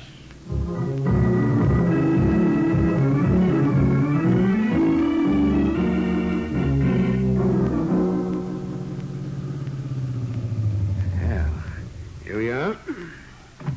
Will you get out, Linda? Yes, Mr. Valance. Now you, Mr. Kane. Sure, pal. Should have let me help the lady out first, though. Hey. Don't move, Mr. Kane. Don't raise your voice, please.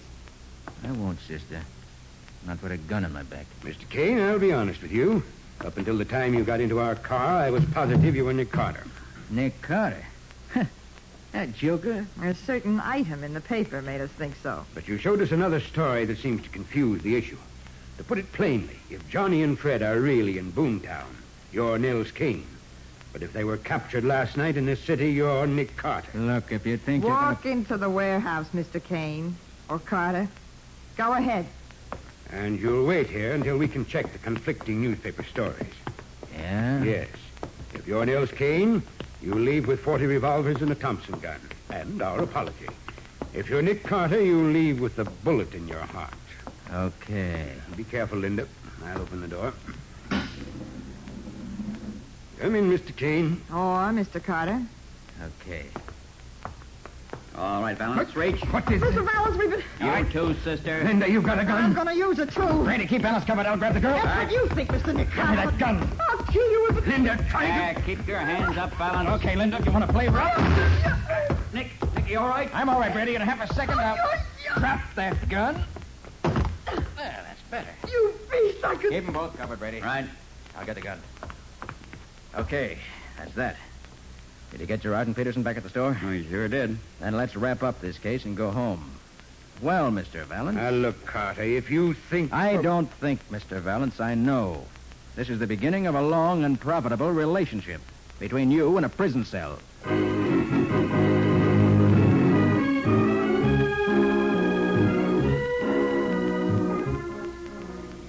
Nick, I don't get it. What, Patsy? When you got into Valance's car, did you know where his plant was? No, I didn't have the slightest idea. Then how come Brady was waiting for you inside the plant? You said Valance shook off anybody who could possibly be tailing you. Mm-hmm.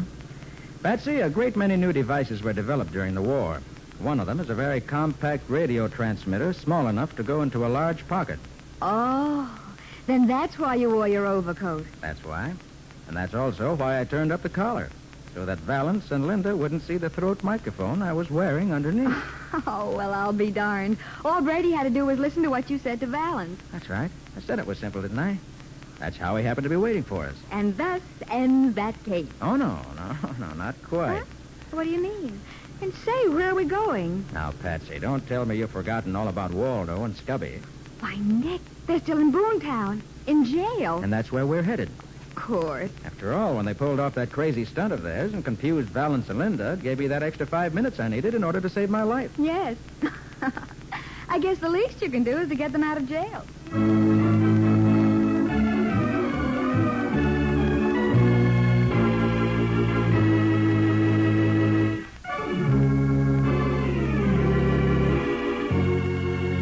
Nick Carter, Master Detective, is presented each week at this time and over these same stations by the Cudahy Packing Company, makers of new post-war Old Dutch Cleanser.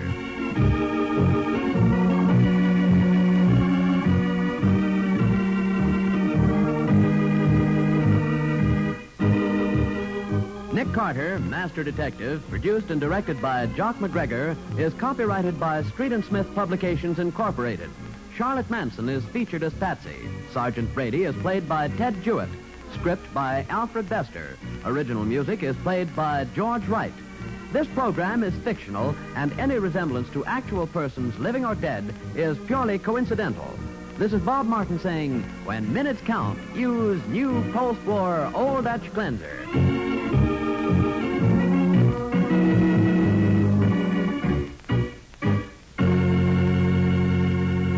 This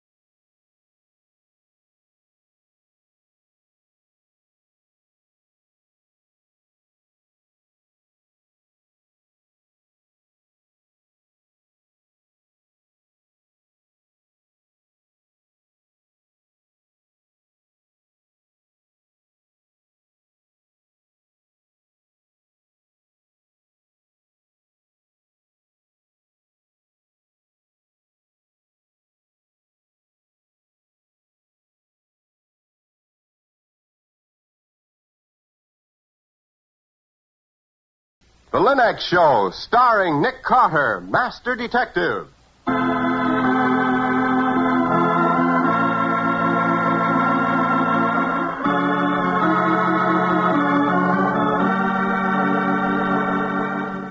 This is the story of a man known the world over as one of the most daring and resourceful characters in the history of detective fiction.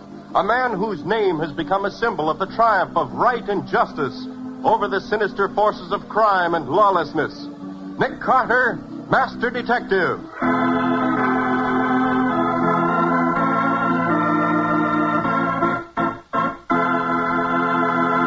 Today's exciting case, Shakespeare's Ghost, in which Nick Carter tracks a disappearing corpse and a ghost is accused of murder.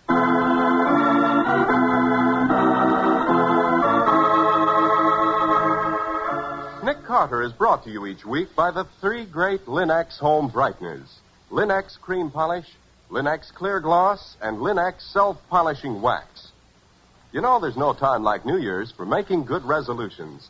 And ladies, one of the best resolutions you can make for 1946 is that you'll keep your floors sparkling bright and beautiful with Linux Self-Polishing Wax, the anti-skid wax finish that beautifies your floors without making them slippery. Your folks are sure to appreciate the added skid resistance Linux Self-Polishing Wax gives, and how proud you'll be of the satiny, lustrous appearance it lends all your floors and linoleum. Depend on Linux Self-Polishing Wax, the modern way to new floor beauty. Ask your dealer for it by name. Linux Self-Polishing Wax, the anti-skid floor finish that wipes on in a jiffy, dries without tiresome rubbing. You'll find Linux Self-Polishing Wax at your nearest hardware, paint, or department store.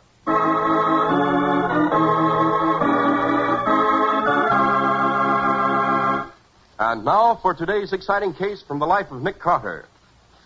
As we look in on the old brownstone mansion at the corner of 4th and 5th, Nick is clearing up the files on his desk as Patsy answers the door. Let's see. Lefty Flanton, convicted of arson, 15 years. Harry North. Gentlemen to see you. Mr. Carter, my name is J.T. Reed, but I don't suppose that means anything to you. Not unless you're the J.T. Reed who bought the original letters of John Keats, the poet, at the Gibson Auction Galleries on March 15th, 1920. Why, that's amazing. Absolutely right, even to the day of the month. How in the world did you know that, Mr. Carter? Oh, I've always been interested in literary memorabilia, and an important sale like that stuck in my mind, that's all. I see. Well, as you may surmise, I have quite a collection of rare books and manuscripts. Now, last week, a Mr. Rodney Stone called at my country home. He was a fully accredited representative of Latchford and Blake. The English firm of rare book dealers? Correct. And as their American representative, he offered to sell me a copy of the Gutenberg Bible. Mm-hmm. But as all my capital is invested in books, I told Mr. Stone that at present I was more interested in selling some books than in buying. And he offered to sell some for you? Yes. His credentials were so good, I gave him my first folio Shakespeare and a few other items. He signed a receipt for them and took them to his hotel here in town. Well, Mr. Reed, you wouldn't be here unless something had gone wrong. What is it? Well, just to make sure, I checked Stone's hotel, and he was registered there. But then I sent a cable to his London office to confirm the details. And this, Mr. Carter, is the answer I just received. We have no American representative named Rodney Stone. His credentials obviously forged. Suggest you contact Nick Carter immediately to investigate this fraud. That's Ford and Blake, London. I took their advice, Mr. Carter, and came here at once. Yes, I've handled 2 or 3 cases for them. Have you been to Stone's hotel? Well, I thought I'd better see you first. I phoned, however. He's still registered there. Well, it's probably a fairly amateurish swindle case, but I don't like to disappoint people who cable a recommendation 3,000 miles. Then you'll go with me to see Stone? Yes, and there's another reason, too, Mr. Reed. I've always had a soft spot for Shakespeare. Come on. Let's go rescue old Master Will from the clutches of a rather clumsy con man.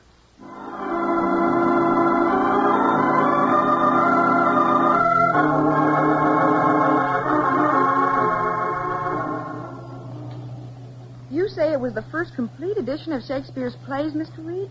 Why, It must be 300 years old. 322 to be exact, Patsy. Wow. The folios were printed in 1623. And my copy is of special interest. The flyleaf is signed by Ben Jonson, Shakespeare's friend and fellow poet. A Johnson copy? Well. Yes. Oh, there's a legend about that copy. Very foolish, I suppose, but... Yes, I know the legend. Well, what is it, Nick? 3 times in 3 centuries, that copy has been stolen. And each time, the thief has been found later with his head cut off. Oh, slightly grisly, what? The legend is that Shakespeare's ghost comes back and slays the thief for meddling with his friend Johnson's copy. And that's the copy that this man Stone has stolen? Yes, Miss Bowen. And if this legend is true, then his head... Oh, nonsense. Just a silly story, Patsy. Yes? Well, if you think it's a silly story, why have you stepped on the gas?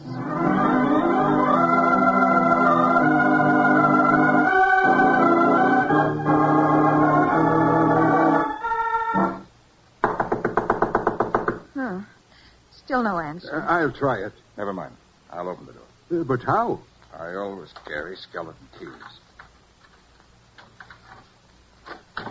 There. Let's go in. Nick. Great heavens. Inside quickly, both of you. Shut the door. That man on the floor. His head. Just like the legend. I suppose that's Rodney Stone, Mr. Reed? It was. Oh, poor chap. Oh, just look at this room. There must have been a terrific struggle. Yes. Furniture overturned, blood all over, clothes almost ripped from the body. Oh, what a battle he must have put up to save himself. Well, one thing's certain. Our simple case of fraud has certainly become a lot more serious. The bedroom door's open. I'll go in and see whether there's anything in there. Are you going to examine the body, Nick? In a moment, Patsy. First, I want to get an all-over picture of the room from here. Uh-huh. Often tell a lot just from standing in one spot, getting kind of a perspective on the crime. For instance, the position of the body, location of the bloodstains, and the way the clothes are ripped. Yes. It looks as if the ghost of Shakespeare has struck again. Mr. Carter, come in here, quick. Right with you. Look what I found on the windowsill here, Mr. Carter. Don't touch it. Let me see. A sword. A bloodstained sword. Yes. 16th century claymore. A 16th century sword. The thief's head cut off. Why, it all fits. Well, Mr. Carter, what do you think of the legend of Shakespeare's ghost now?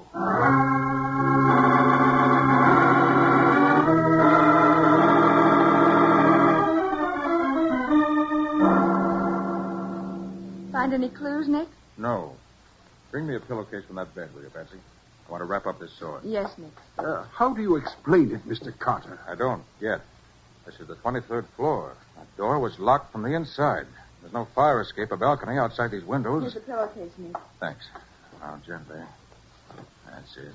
Well, it's a good thing we're all intelligent adults, because it certainly looks like the work of a ghost. That's one of the things that bothers me, Mr. Reed. Looks too much like ghosts. I think I'll go back and give the body a closer examination for it. What is it, Nick? What's wrong? Look, Patsy. Why, the body. It's disappeared. Vanished.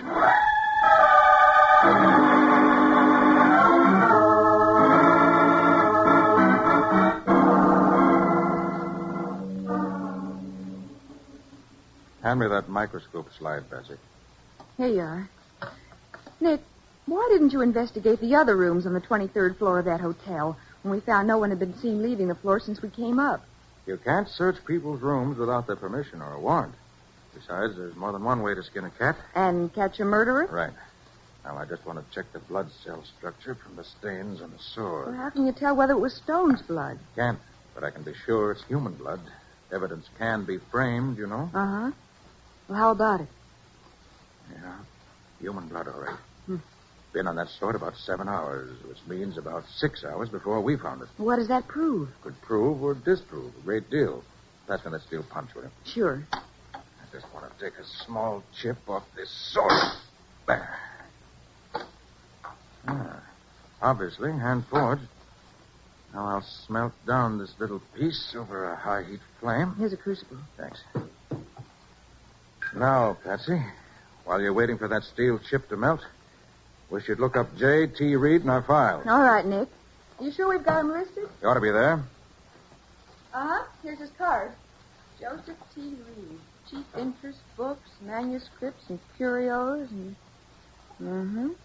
Oh, quite a patriotic citizen, too. Did a lot of volunteer war work. He did, huh? Uh-huh. Very interesting. Let me see that. Oh, there's a signal on the heat gauge, Nick. The steel's melted. Better tend to that first. Mm-hmm.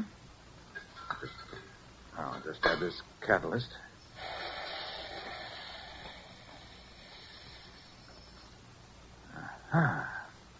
Just as I thought. What's the matter, Nick? Was the sword a modern fake? On the contrary, Patsy, the chemicals used in its manufacture prove almost conclusively that it's authentic Elizabethan. Now let me see Reed's file card. Here you are. Nick, why were you so anxious to prove the sword is genuine? Because it shows someone is trying to throw suspicion. Great Scott. What is it, Nick? What do you see on the card? Patsy, send a wire to J.T. Reed. Tell him we're coming out to report to him tonight. Well, that's more like it. A little action. If Reed can tell us what we need to know, we may crack this case tonight. Well, tell me what's on your mind, Nick, please. I can tell you two things, Patsy. First, there was more than one criminal involved. There was? And second, they're among the most cunning and cold-blooded men I've ever met. You haven't met them yet. Well, we may tonight. Enter my Colt automatic. And then we're on our way.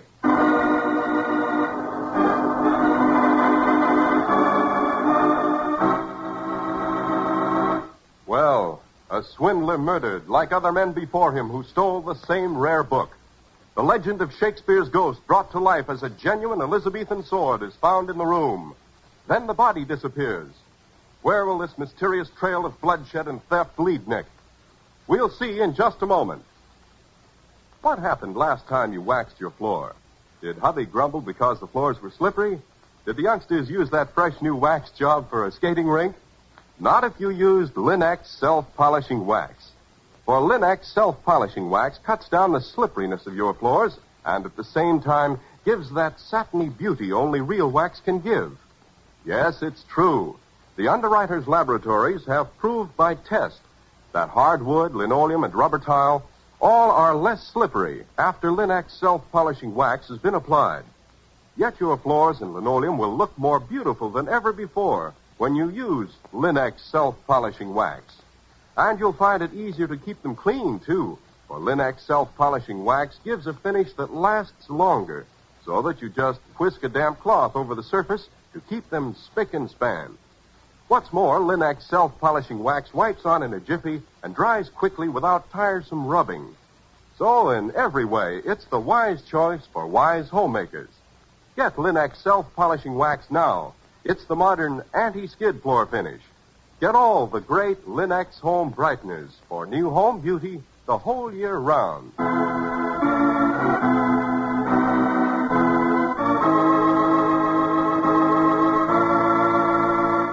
And now back to our story.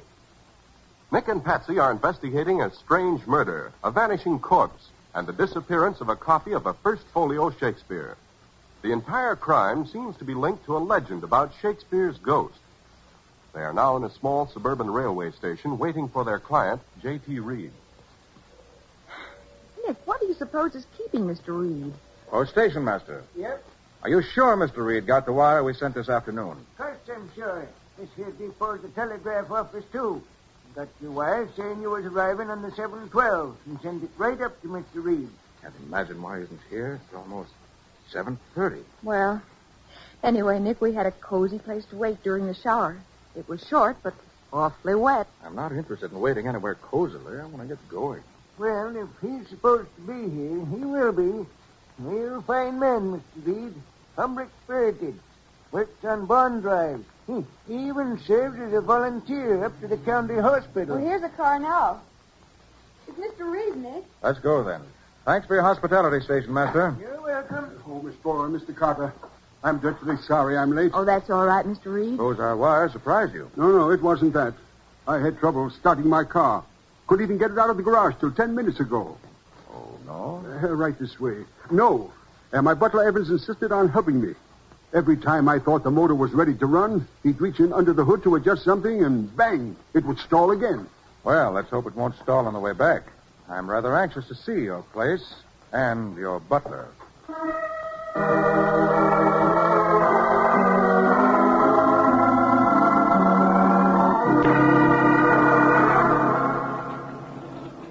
Mr. Carter, I do hope you can get my beautiful books back for me. I'll do my best, Mr. Reed. Oh, by the way, were they insured? Oh, yes, thank heaven. But I want my books back. Mr. Carter, shouldn't we notify the police? No, Mr. Reed. You can't make a murder charge stick without a corpse. But I saw it.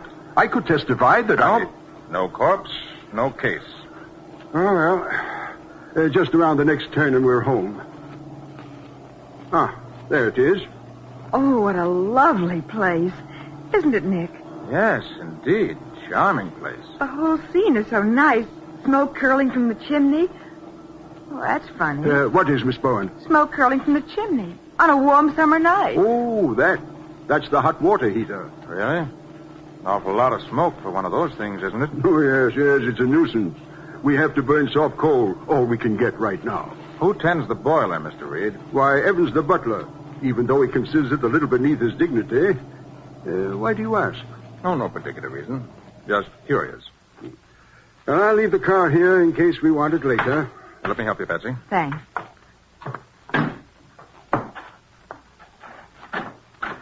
Good evening. Oh, good evening, Evans.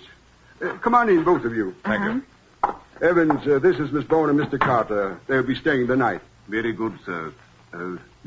Carter, the detective, may I ask? Yes, why? Nothing, sir. Nothing at all. Would you care to wash up, either of you? Oh, no, thanks. I freshened up on the train. I'd like to wash, please. Oh, but Nick, you... I know, Patsy. Yeah, I'll take you upstairs. Thank you. Meanwhile, Evans, will you show Miss Bowen into the library? The library, sir? Yes, the library. Perhaps Miss Bowen would like to see the garden. The hollyhocks are quite lovely now, and there's still enough light. I'll look at the garden in the morning, if I may. Oh, certainly. Show Miss Bowen to the library, Evans. Yes, sir. Very well, sir. The library. This way, please.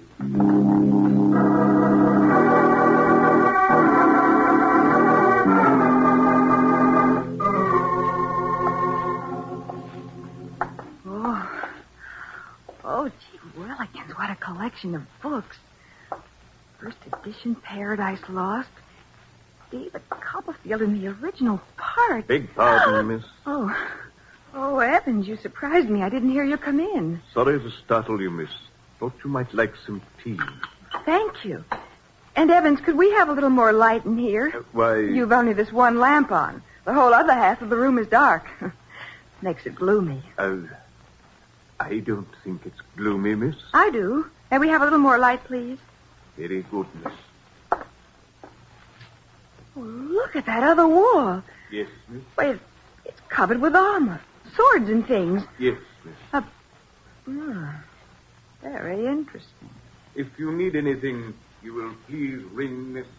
Thank you. Let's see. I think I'll take a look. Complete suit of armor, time of Henry II. Foil and target, 14th century. Crossbow. Quiet, Patsy. Oh, Nick, it's you. I thought... Well, never mind. Come along. We've got work to do. Oh, but Nick, look here at the collection of armor and swords. So I see. Like a good collection of British battle swords, too. Look here, Nick. See this? Oh, yes. One sword missing. And the label says it was a 16th century claymore. True enough, Patsy. Good for you. Nick, that butler... Save it for now, Patsy. Come on.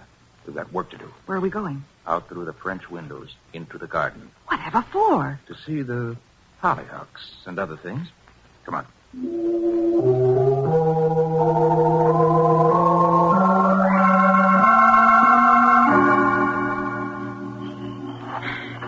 The hollyhocks are beautiful, Nick, but what do we want with flowers at a time like this? You'll see in a minute. You know, Nick, I just realized why you were so excited when you saw Mr. Reed's file card. You knew that curios meant swords and armor, didn't you? Oh, did I? Oh, I knew there was some reason why that butler was so anxious to keep me out of the library. He didn't want us to notice that sword was missing. Maybe so. We ought to nab him quickly, Nick. He'll make a getaway. Not just yet, he won't. Over here, Patsy. I found what I came out for. A door? A door to the house? Oh, but why come out here to find a door going back into the house? Unless I'm much mistaken, this is a door to the cellar. Oh, the cellar. Locked, of course. Well, a curious keyhole. Now, my pick lock was made for just such unusual locks. So let's see. Well, what do we want in the cellar, Nick? Patsy, when we arrived, you noticed smoke pouring from the chimney. And Reed said it was the hot water heater. Yes? Well, I made a point of going up to wash my hands. And the water in the hot faucet was only lukewarm. With all the smoke we saw, that water should have been boiling hot. I see. That means... That it's not the hot water boiler that's burning. Something else is burning in the cellar. Oh. Or being burned. There. Thought that would do it. Now. Wait till I turn on my flashlight. Uh-huh. All right. Down those steps. Easy. Right. Oh, Nick, it's hot down here. Yes. And a big fire going in that furnace. You can see it's still glowing over there. Nick, that smell. It's like... You're right, Patsy. Afraid that's just what it is. Wait. Take this slice bar and open the furnace door. Oh, Nick. Just as I thought. Look, there's a toe of a shoe left. Yes. Unquestionably, one of the shoes we saw on the body of Rodney Stone. Oh, Nick, shut the door, please. All right. It all fits together, Nick. That butler. He probably overheard everything about Stone in the first folio of Shakespeare. Then stole the sword.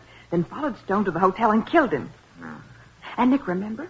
When Reed came to the station, he said he was delayed because Evans kept stalling the car. Yeah. And Evans has charge of this cellar. And he thought he'd have time to burn the body. But our wire surprised him. He kept delaying Reed so we wouldn't get here too soon. Certainly hangs together, Patsy, but you... Oh, someone's coming. Wait, Patsy, behind this bin. Hurry. Okay. Nick, it's Evans. Quiet.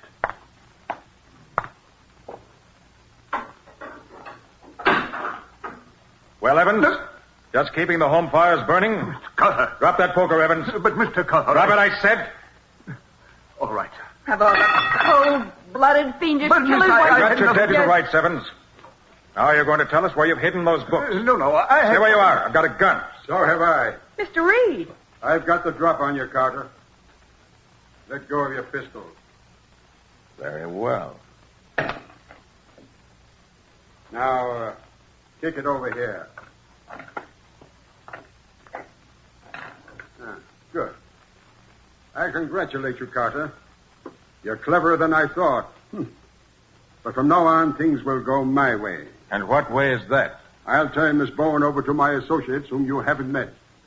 They'll take excellent care of her. And then tomorrow, you and I will visit the police and the insurance company. And if you don't testify as I wish, Miss Bowen will... Oh, Nick. You see, I don't want the books back. I want the insurance. It's a great deal more than the present market value of those books. And you're too clever. You really might find those books. You're darned right he would. Nick Carter can find... Look, on the wall behind you. The shadow of a bearded man. Shakespeare's ghost. Yeah, what? Why? Look, Patsy. Right. Oh. Now, Mr. Reed, I have the drop on you. Well, you smart boys are always fooled by the simplest tricks. The furnace door was open, and by manipulating my fingers behind my back, I cast a shadow of a bearded man on that wall behind you. Oh, thank you, Nick. I wouldn't have liked to meet Shakespeare's ghost. I think I'm much more attractive with my head on. Now, Reed, I'm sure you won't be too reluctant about naming your accomplice, because you won't want to go to jail for both of you. Then we'll turn over to the police two of the most cold-blooded thieves I've ever met. Thieves? You mean murderers? No, Patsy, they aren't guilty of that. They couldn't have murdered Rodney Stone because Rodney Stone never lived.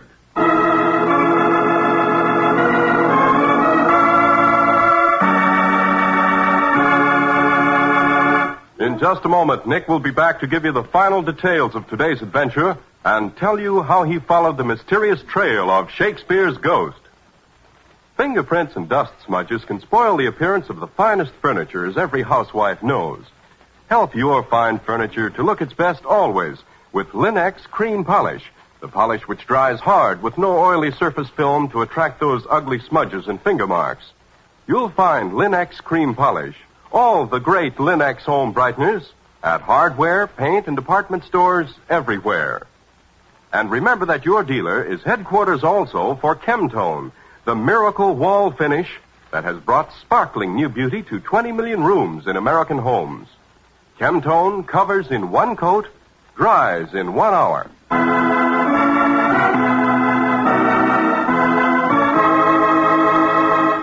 And now let's hear from Nick Carter himself. You see, Patsy, there never was such a man as Rodney Stone. It was all a scheme that Reed and his accomplice cooked up to collect the insurance on those books. You see, Reed's file card told me he'd been a volunteer worker at the county hospital.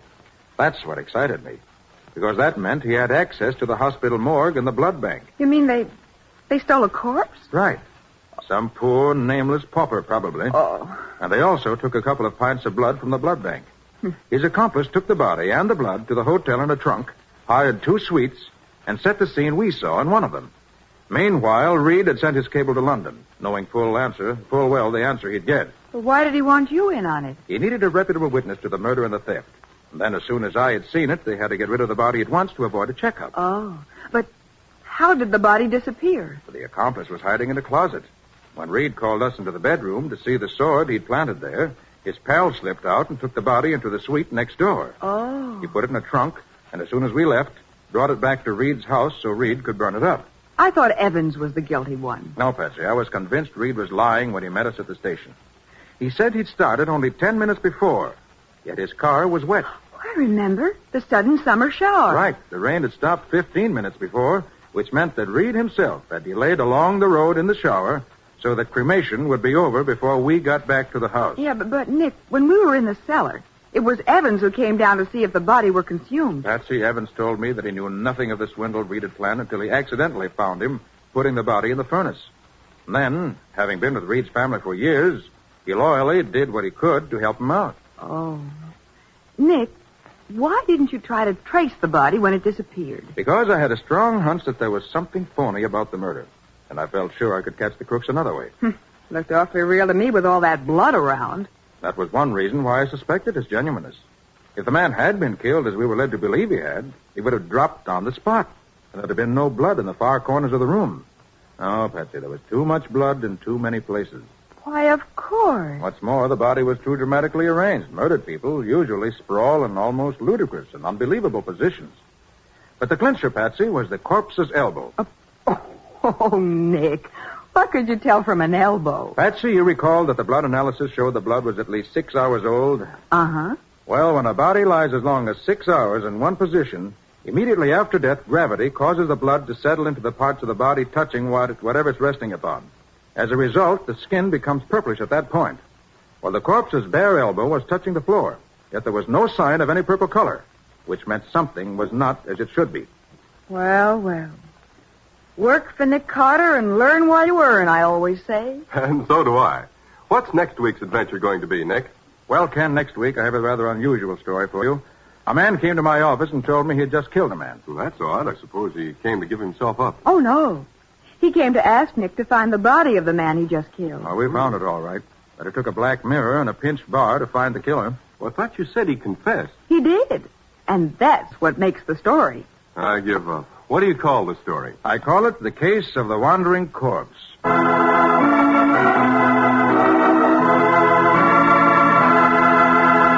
Nick Carter, Master Detective, produced and directed by Jock McGregor, is copyrighted by Street and Smith Publications, Incorporated. Lon Clark is starred as Nick, with Charlotte Manson as Patsy. Script is by Stanley Kaufman. Original music is played by George Wright. The programs are fictional, and any resemblance therein to actual persons living or dead is purely coincidental.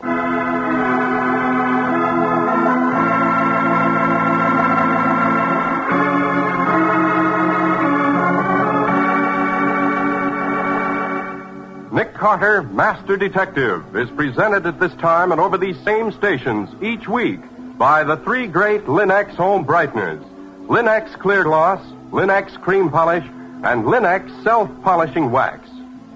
Now the makers of the great Linex home brighteners take this opportunity to send you their most cordial good wishes for a bright new year, filled with contentment, prosperity, and the realization of every personal ambition.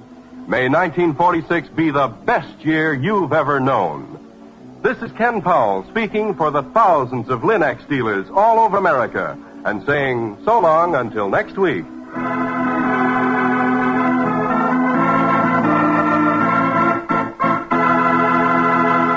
This is the Mutual Broadcasting System.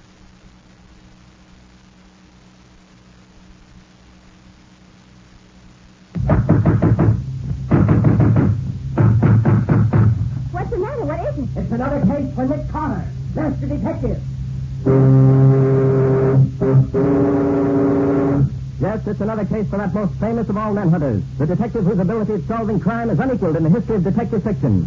Nick Carter, Master Detective. Today's curious adventure, The Slingshot Murders, or Nick Carter and the Mystery of the Broken Window. In just a moment, we'll find out how Nick Carter solved the mystery of the Slingshot Murders. But first, here's something worth thinking about. A lovely home adds to the joy of living. And just as thousands of American homemakers have brought new beauty to their walls with Chemtone, the miracle wall finish, so are they learning that Linex self-polishing wax gives their floors a certainly new luster without tiresome rubbing. Easily wiped on, Linex self-polishing wax dries to a tough, elastic finish that resists wear amazingly because it contains so much genuine carnauba wax with no gum, shellac, or resin in it to chip or crumble. It resists water and dirt, too, so that soil is safely removed from the surface with a damp cloth or mild suds. And Linex self-polishing wax is the non-skid floor finish, resisting slip even when water is spilled on it. The underwriters' laboratories, whose seals on each bottle, have proved this. Ask for Linex self-polishing wax at your paint, hardware, or department store. Headquarters for all three great Linex home brighteners and Chemtone, the miracle wall finish that dries in 1 hour. And now for today's mysterious adventure with Nick Carter. Our story opens in Nick's office, where he and Patsy are having a good-natured argument. Good-natured, that is, until about now. But, Nick, I don't think that's true. Take me, for example. Since I've been working with you, I've learned to observe things I never saw before. Perhaps, Patsy. You've undoubtedly improved while you've been my assistant, but I still say that you really see very little that goes on around you, in spite of all my training. No, Nick, anybody would think that I... All right, Patsy, let's see. How many steps are there from the sidewalk up to the front door of your house? Why, there are... Let me see, there How are... high up the floor are the windows in your bedroom? There are about 2. No, 1.5. What color's the 2-cent stamp? Red. Good for you. Thought you were going to say chartreuse. Nicholas Carter's office. Is Mr. Carter there? Oh, is that you, Penny? Sure. How are you, Miss Bowen? I'm fine, thanks. How are things with you? Pretty good. Can I talk to Nick? Of course, Penny. Here he is. Hello, Penny. How's my special assistant this afternoon? That's what I called up about, Nick. I think there's going on down here. Could you come over? Well, what is it, Penny? Trouble? Gee, Nick, I don't know. But it looks bad to me. Well, can't you tell me what it is? Not on the phone, Nick. You know, you always told me to be careful what I said on the phone. Some of the gang might be listening in. That's quite right, Penny. All right, I'll take a run over there. You at your newsstand? Yeah. Park your car down the block away so they can't see it. I'll be waiting. Okay, Penny, be down right away. So long. What was that all about, Nick? Sounded very important. Penny thought it was important, too. But he wouldn't say what it was. He's seen something and thinks I ought to know about it. Oh, that's what you get for being his hero, Nick. He thinks you're just about the greatest guy in the world. His ambition in life is to be a great detective like you. Yes, I know it. And ever since his old man died in my arms, I've started to sort of keep an eye on him. And he's smart, too. He never forgets things I've told him about how to see what goes on around him. Some people I know, not so very far from here, could profit by his example. Okay, Mr. Carter, okay. Get in your car and be on your way. Leave me to a little peace and quiet here. You and your wise tracks. Very well, Patsy. Since I'm not wanted here, I'll go call on Penny. I hope he's got something more exciting up his sleeve, and I think he has.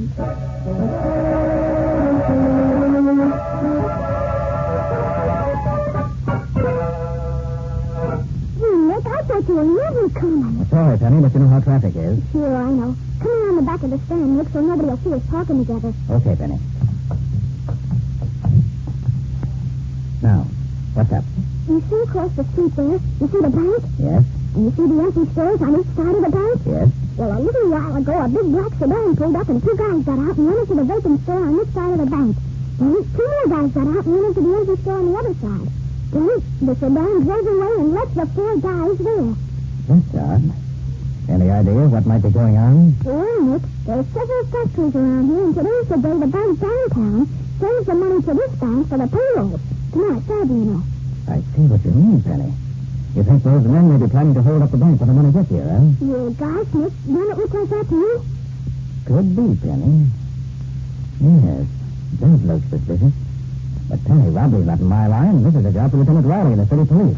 I'll give him a ring and tell him what you saw. You'll have to hurry, Nick. It's almost 4 o'clock, and that's when the car comes to the minute. Well, I'll phone Riley now. Maybe he can get one of the squad cars. Here it comes up. Yes, and I'm a car, all right. And it's stopping in front of the bank. They're starting to unload the money, and they don't know they're Stay here. I'll warn them, Dandy. Go back, Penny. Keep out of the way. I'll see if I can help the guards by picking off some of the thugs with my gun. Look out, Nick. Don't get yourself killed. I won't. I'll stay behind this pole. I think so, but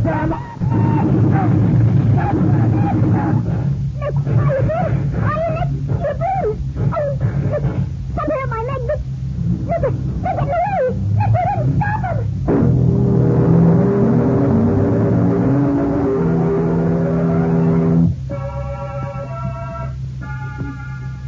But, Doc, I tell you, there's nothing wrong with me. Nothing except that you've lost about a quart of blood. There's a nasty hole in the side of your neck. And I can't stay here doing nothing. I've got to get up to those pugs. I've got to get out of here. Just tell me, are you hurt, Daddy? Oh, it's only a scratch, Patsy. But this Sawbones wants to keep me here cooped up like a pet rabbit. How is he, Doctor? He's got a bad hole in the side of his neck. And nothing fatal. He'll get over it, but he's lost a lot of blood, too. He's got to be quiet and good natured. Now, look, Doc, look. Nature's going to have a tough time doing anything for me if you keep me here worrying because I can't get out. Nick, you're going to stay here and like it. Good girl. If you don't behave, I'll call some attendants and have them undress you. Then you'll have to stay here whether you like it or not. But, Patsy, I tell you, there's not... Oh, that's Penny. What's he doing here? I want to see Nick. Here I am, Penny. I'm coming, son. You get right back in that bed, Nick, Carter. If you don't... Sorry, Patsy, but Penny wants me. Why, Penny, what happened to you? Oh, nothing much, Nick. A bullet got me in the leg, that's all. That's all. Well, that's enough. Are you hurt bad, son? No, Doc says I'll be all right in a few days. But I got something to tell you, Nick. What is it, son? You know when I yelled at you just before you got shot? Yes, I remember. Well, I saw a guy standing in the window of a house across the street from the bank. Must have been a lookout or something. And just as I looked up, I saw him aim at you. So I yelled when he fired. Did you get a good look at him, Penny? No, but I know which window it was. Good boy. Which one was it? You'll see. I busted it with my slingshot so you know it. I put a marble right through it. And on the first shot, too. I thought maybe you'd find a clue there, if you looked. Penny, you're a wonder. I'm proud to have you for an assistant. It was a window on the fourth floor of a brown house. You can't miss it. Yes, sir, Penny, I'm proud to have you for an assistant. Nick, are you going to get back to bed, or do I... I can't go back to bed, Patsy. I've got to go places. Things to do. Can't let Penny down, not after the way you fix things up for me. Nick. Yes, Penny? Take this with you, Nick. It's as good as a gun sometimes. I use it a lot. Why, well, thanks, Penny. That slingshot of yours may come in handy. I'll keep it right where I can get at it fast if I need it. Oh, there you are, Nick. Oh, you're all right. I certainly am all right. You got any of the gang? No, Nick, we didn't. We found the car they were in, wrecked 6 blocks away, but there was nobody in it. The car was stolen, too, so that's no help. Did they get much? Yes, 3 guys were killed, 1 in the hospital, and $100,000 in small bills is missing. That's all I know. Now you've got a lead in the world right now. Well, I have, thanks to Penny here. Penny? Who's Penny? My assistant, and one of the best assistants a man's ever had. He just gave me some dope that may crack the whole case wide open. What is it, man? Tell me quick. Not yet, Riley. This is confidential between Penny and me. If it works out, I'll let you know. Well, Penny, so long. I'll be seeing you. So long, Nick. Good luck. Nick Carter, where are you going now? I'm hot on the trail, Patsy, and nothing can stop me. Well, if I can't stop you, at least I'm going with you. You certainly can't drive a car in your condition. Okay, then. Come on. Time for racing. Look, don't you need some help, Nick? I'll send some of the boys with you. No, Riley. This is a one-man job, and I'm the man who's going to try to do it.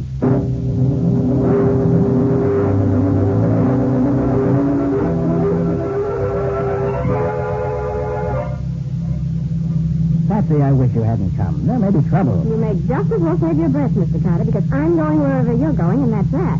You can't drive in your condition. I could if you'd let me. Well, I'm not going to let you, so that's that. I don't know what gets into you women. When you make up your minds, a team of horses couldn't change it. You ready to tell me where you're going? I can't keep on driving blindly all around the city, Nick. All right. I give up. I'm going back to the scene of the robbery. What are you going to do there? That, my nosy young friend, is strictly my business. Okay. But I'd feel a lot safer if I knew what you were planning to do. It's dark now. You can pull up just around the corner from the bank. I'll get out there. Then you go back to the office. How will you get that? Don't worry about me. I can take care of myself. I hope so. Is this where you want to go? Yes, drop me here. Now remember, you. Back to the office. Okay, bully. But I don't like you going anywhere alone as weak as you are. It's skill that counts in this business, Patsy, not muscle. I'll get going. I've got work to do.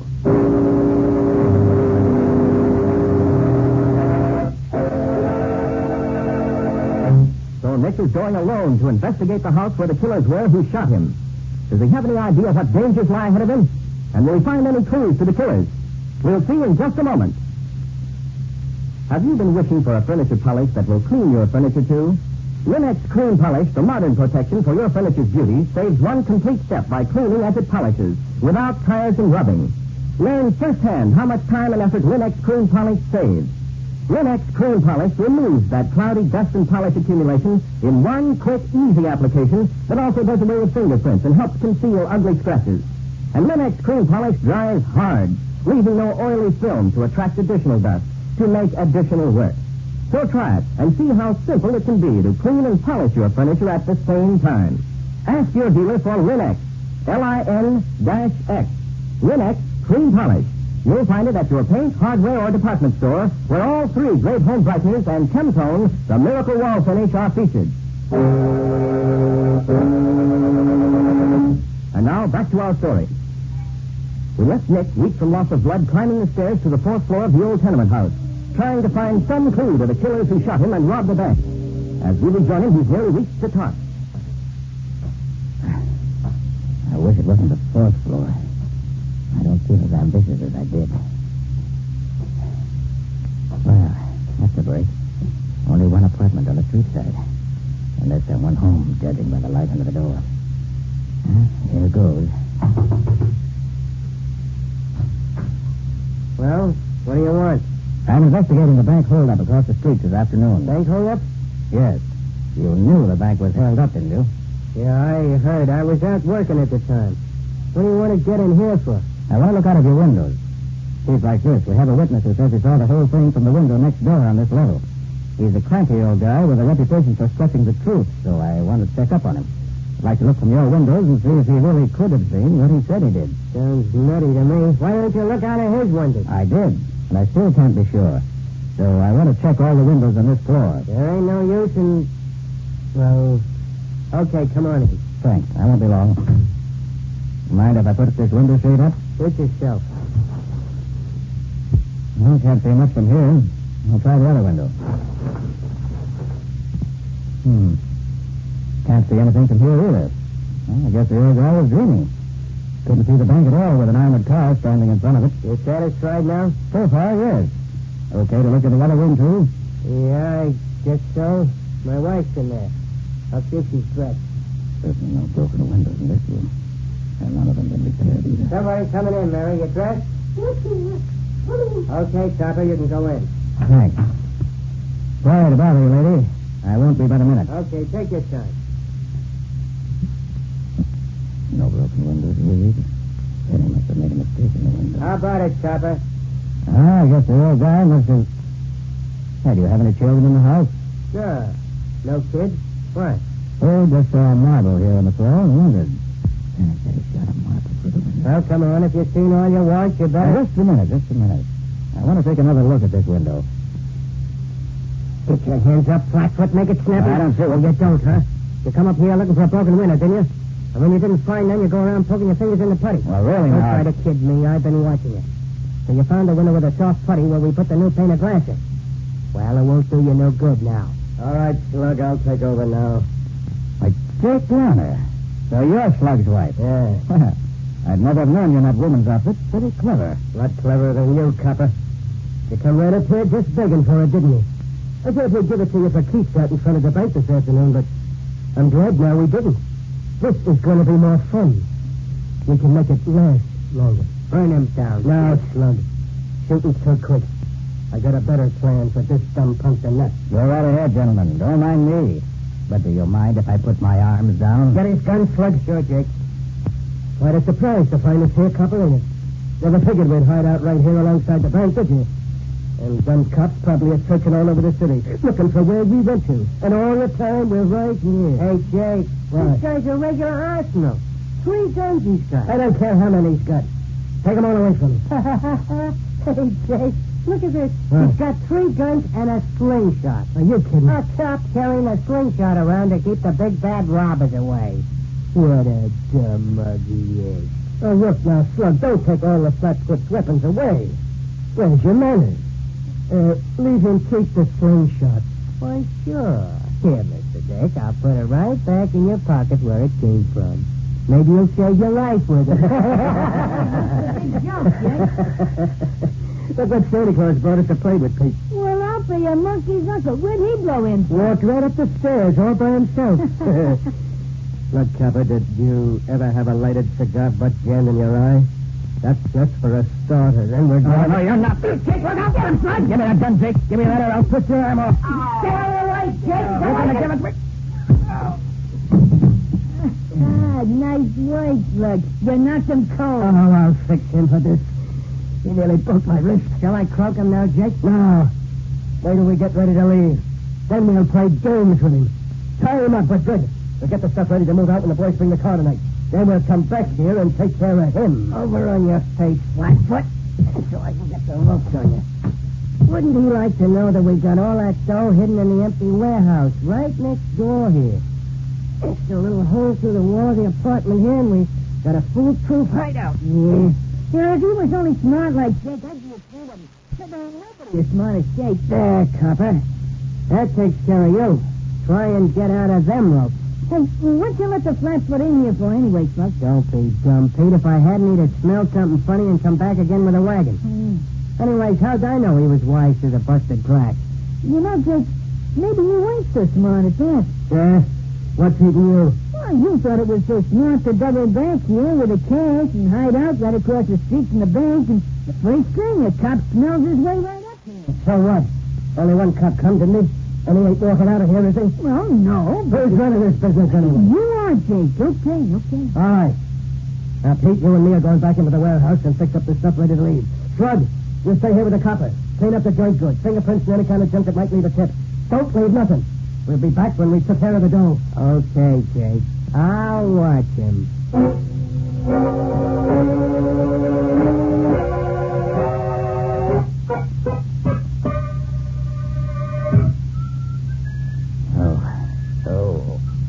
Fell into it right this time. I should have had somebody standing by just in case. Well, whoever tied these ropes knew what he was doing. I'll never get out of these. Hands tied together, elbows tied tight to my body.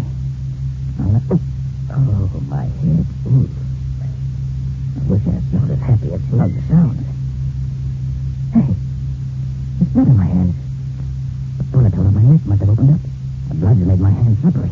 Yes, I think I can get my hands loose.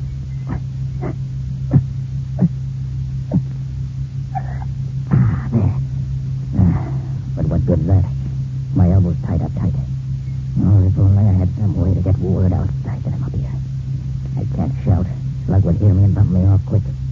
Oh, if only I had a gun, I could... but Slug took them. Only I had... I do have one weapon left. Pen slingshot. Slingshot. Yes, shoot something into the street through the window. Somebody might find it. Shoot something. What? Shoot what? My badge. My honorary police badge. Oh, if only I can get it out of my pocket. If only I could reach it. Never have had much use for that badge, but I certainly need it now.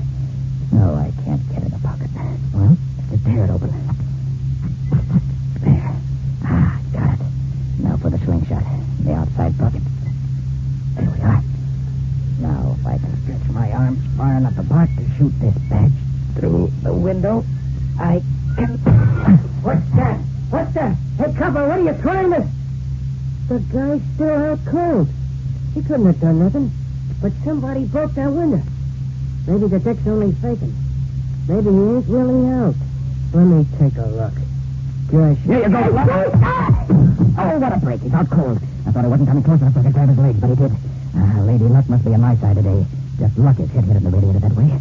Now, if I can wriggle over there and get his gun. Just a little more. Oh, Jake will be back any minute. I got to get that gun before... there. Now, if I can roll back under the bed before Jake gets here.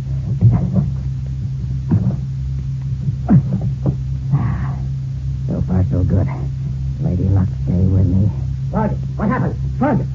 Hey, look, Jake, the cop is gone. Hey, Slug's out cold. I thought I told you guys to tie that Flatfoot up so he couldn't move. We did, Jake. Yeah, it looks like you did. Come on, maybe we can catch him outside before he gets away. Yeah. Hey, Jake, look, the door's still locked here. The Dick couldn't have got out this way. Oh, he didn't get out the way we come in? He must still be here. Look under the... Up with your hands, both of you. What are you? He's got a gun. Get him up, I said. I'm not fooling. That's just a warning. I said I'm not fooling. Now drop your guns to the floor. Both of you. We better do it, Jake. He means business. You bet I do. Drop those guns fast. Okay, you win. For now.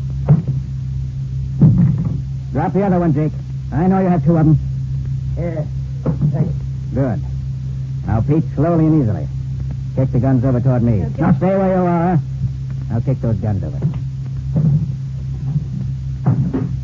That's better. Now what? Want us to untie you? No, I want you to stay right there. And I'll stay right here. Wait a minute. It's all right, Jake. He can't last long now. All we gotta do is wait here till he falls over. And he's lost so much blood now he can't hardly sit up. Sure. How long do you think you're going to hold out, copper? Long enough to see you 3 thugs in jail. I bet that don't nobody know you're up here.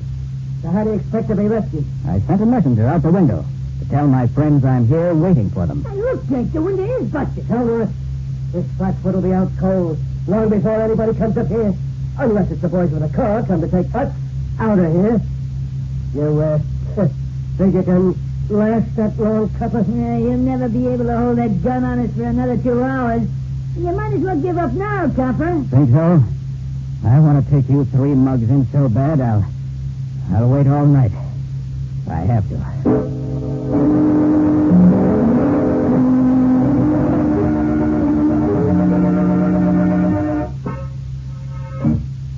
Get back? I can see you. Don't you try any funny business with me. He's almost gone, Jake. Another couple of minutes and he'll be out like a light. As soon as he drops that gun, we'll rush him. I don't know how he lasted this long. Stay right there. Stay there, both of you. I can wait. Just as long as... Now, he's gone. Come on. Come on, everything. You get your hands up, you guys. Oh, hello, Patsy. Riley. What's going on here, Nick? These are the thugs that dug up the bank. Oh. Money's in the warehouse next door. You're no wonder, Nick. Take care of these fellas, Sergeant. Send a couple of men to get the money out of the warehouse, like Nick says. Oh, Nick, I've been so afraid for you. Did they hurt you? Oh, I'm all right, Patsy. Just a little tired. That's all. She's a great girl, that Patsy. When she left you, she phoned me and told me what you were trying to do, Nick. So I got some of the men together and came as quick as I could. And we got a flat tire, or we'd have been here sooner. And looky, here's your badge, Nick. Little bent, but as good as new. Thanks, Riley. Lucky you found it. It wasn't me that found it. It was Patsy herself here. You found it, Patsy? Yes, Nick. Then Riley spotted the broken window and we came out. But don't ever let me hear you say again that I'm not observant. Maybe I don't know how many steps there are in front of my house. But when it comes to things that count, I can see them.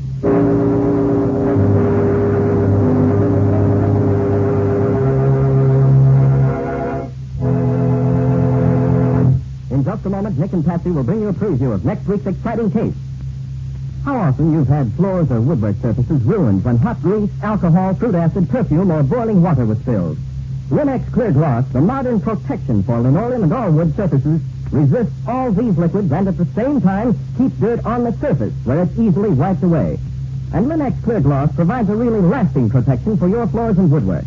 A tough yet lustrous surface that wears and wears. Yet Linex Clear Gloss is easy to apply, for it flows on readily and evenly without brush marks, drying to a glossy finish that keeps its beauty a long, long time. That's why thousands of American homemakers depend upon this sparkling, transparent finish to keep their homes bright and shining. Get Linex Clear Gloss now at your nearest paint, hardware, or department store. If your dealer hasn't received his supply of the 3 great Linex home brighteners, he'll have them soon. Ask him to save one or all of them for you. Acme will see that he gets them, and you get them, as quickly as possible. Now let's hear from Nick Carter himself. How about next week's adventure, Nick? Got something exciting coming up? I certainly have, Ken. If you'll take a transcontinental train stalled high in the mountains in a raging blizzard and mix it with the murder of an opera singer and her maid... And add the theft of $150,000 worth of jewels from the said opera singer. And a snowslide down the mountain right where the train is stalled. And you have the puzzle and crime that I was up against. Sounds pretty complicated to me, Nick. How'd you find the solution? Well, the solution depended on 2 things. A broken bottle of perfume and a chow dog that was lost in the snow. You certainly make it sound attractive. Did it work out okay? You should ask that, knowing Nick. Sorry. What do you call the story? I call it Murder on Mad Mountain. Or the mystery of the opera singer's dog. So long for now. So long, everybody. And so long to you, Nick and Patsy. We'll be looking forward to seeing you again next week. Next week at the same time, listen to another curious experience of Nick Carter, Master Detective, entitled Murder on Mad Mountain. For Nick Carter and the mystery of the opera singer's dog. Nick Carter, Master Detective, is a copyright feature of Street and Smith Publications, Incorporated. It is presented at this same time and over these same stations by the 3 great Linex home brighteners. Linex Clear Gloss, Linex Cream Polish, and Linex Self-Polishing Wax. This is Mutual.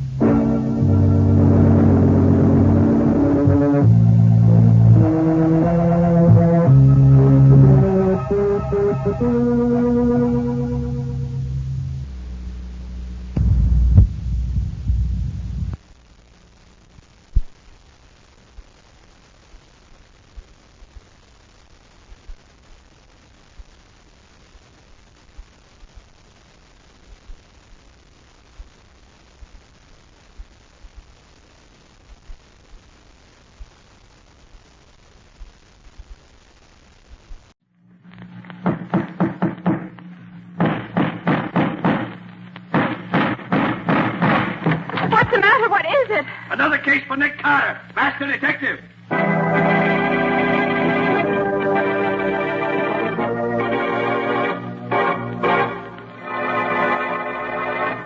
Yes, it's another case for that most famous of all manhunters, the detective whose ability at solving crime is unequaled in the history of detective fiction, Nick Carter, master detective. Tonight's curious adventure... The Substitute Bride. For Nick Carter and the Mystery of the Night Ferry.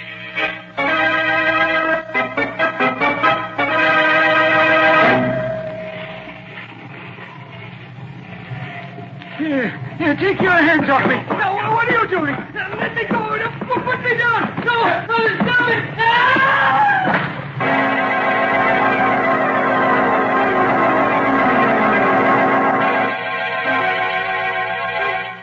Nick, there's a young man here to see you. Says he's no friend of yours. Well, hello, Nick. Helen Marvin. Well, Helen, it's good to see you again. And what brings you to this part of the country?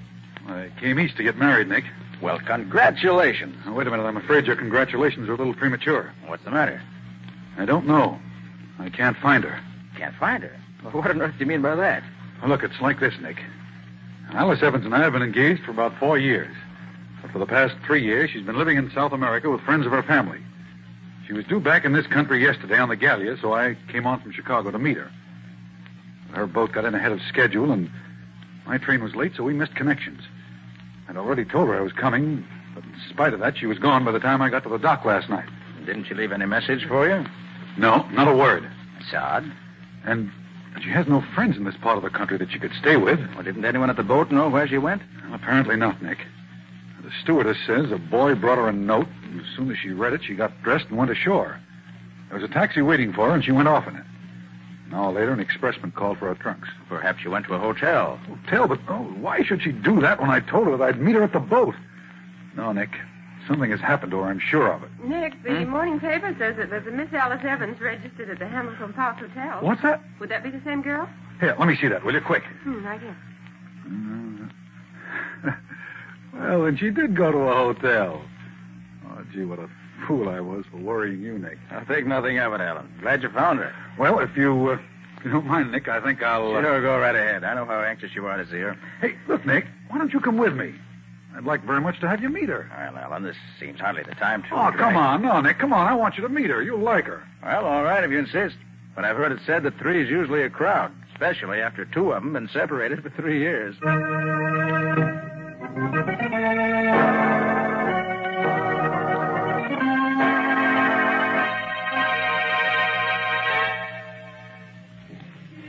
Taxi! Taxi! 2nd and 5th, rather.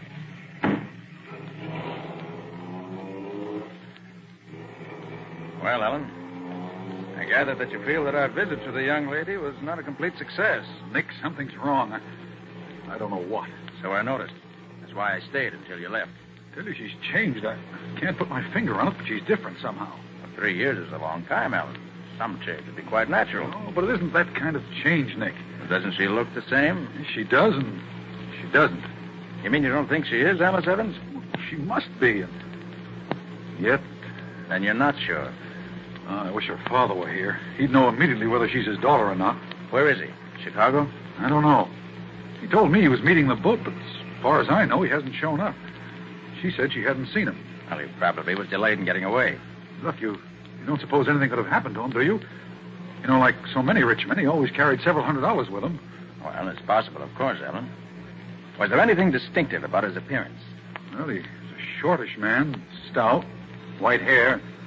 Oh, yeah, he wore old-fashioned side whiskers. Well, those should make him easy to identify. I'll have Lieutenant Riley get in touch with the Chicago police and see if they know anything about him. Oh, good. Then I'll have Patsy make the round of the hospitals here in town. I'll send Penny to the terminal and the ferries to see if he can pick up any information about him there. Mm-hmm. Well, we ought to find out something that way. And I think my next step will be to visit the Galliard or dock. See what I can learn there.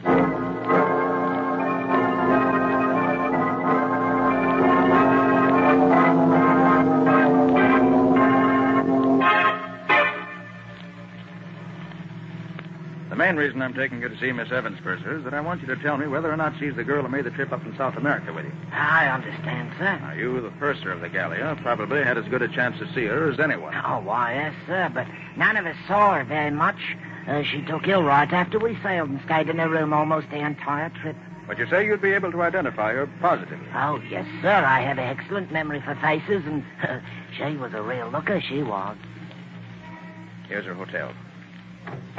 Come on. Righto, sir.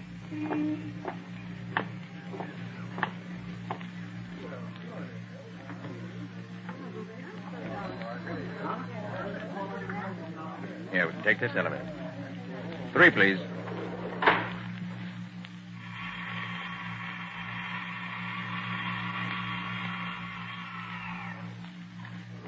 This is her floor. Her room's right across the corridor here.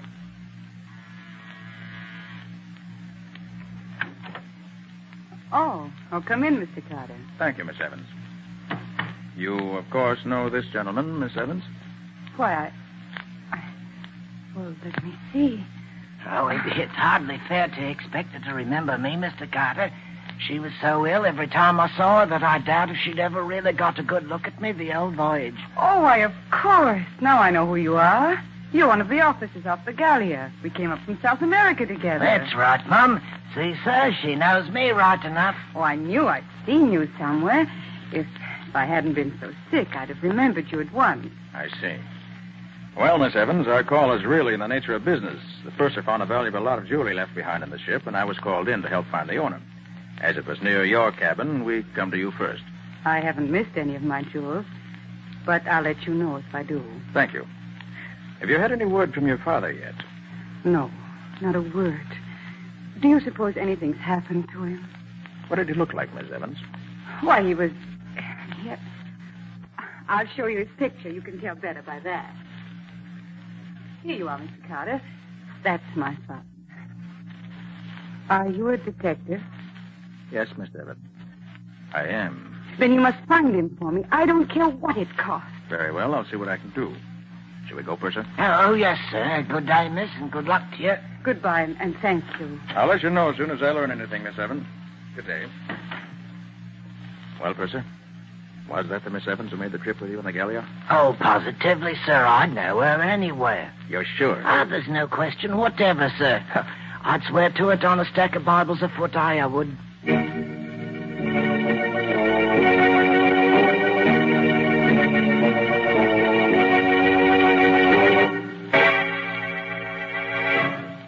I couldn't find a thing, Nick. There's nobody in the hospitals who answers to the description of Mr. Evans. I hardly expected you'd find anything, Patsy. But we had to be sure. Well, did the Chicago police know anything about him? Riley said they had no report of anything having happened to him there. What did Penny find? Well, Penny hasn't come in yet. Oh, hey, Nick. I couldn't find any traces of the old boy at the terminal, but I did find something at the ferry. What'd you find? Oh, that'll keep, Nick. Right now, I got a taxi waiting outside, and the driver of the taxi's the fellow who took Alice Evans from the boat to the hotel last night, and he knows something. How'd you find him? Oh, the stewardess on the Gallia pointed him out to me. I'm afraid if I try to bring him in here, I'll scare him. I already asked him a lot of questions. I'll go outside and talk to him myself.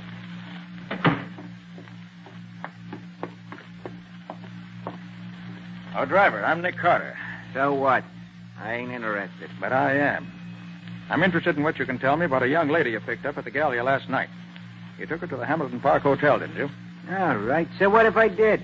Look, you'll save yourself time and trouble if you'll answer my questions. You picked her up about 8 o'clock, didn't you? Yeah, about that. How long a drive is it to the hotel? About a half hour. Maybe if the lights was against you, 45 minutes. And how does it happen that you didn't register in at the hotel till nearly 10 o'clock? Well, Where'd you go between the time you left the galley and the time you reached the hotel? I stopped over the house on 22nd Street for a while. Did Miss Evans leave the cab? Yeah. She said she wanted to see Winslow's daughter. Said they went to school together. You mean it was David Winslow's house you stopped at? Yeah, I said so, didn't I? Yes, you did. Thanks. Here. This'll pay you for what's on the meter and for the information. Okay. So long. Find out anything, Nick? That depends, Patsy. Now, Penny, what was the dope you got at the ferry? Well, it's like this, Nick. I found one of the ferry guards who remembered seeing an old guy with big white side whiskers get on the ferry about the time Evans' train must have got in from Chicago, see? Well, this guard got such a kick out of the whiskers that he watched for the old guy to get off the boat at the other side so he could get another gander at him. And did he? Nah, the old guy didn't get off. What? What? Was you sure? Sure. And the old guy wasn't on the boat anywhere. Well, that would sound as if something might have happened to him during that ferry ride. Oh, Ellen. Nick, I've got some news. Mr. Evans was alive this morning. Is that so? How do you know? I'll tell you. I went to see Mr. Evans' banker this afternoon to see if he had any word from him. He showed me a check that Mr. Evans had made out this morning. A check for $50,000. Dated this morning? Mm-hmm. Yes. It was made out to John Smith and endorsed by David Winslow. David Winslow? You're sure of that, Ellen? Yes, I'm sure. Why, Nick? Here's why. Last night, a girl who claims to be Alice Evans, but apparently isn't, stops off at Winslow's house on the way to the hotel. Yeah? Mr. Evans disappears last night, and yet a check made out by him this morning turns up endorsed by Winslow himself. Hey, wait a minute. That does look suspicious. Certainly does. Patsy, tomorrow morning, you and I are going to call on Mr. Winslow.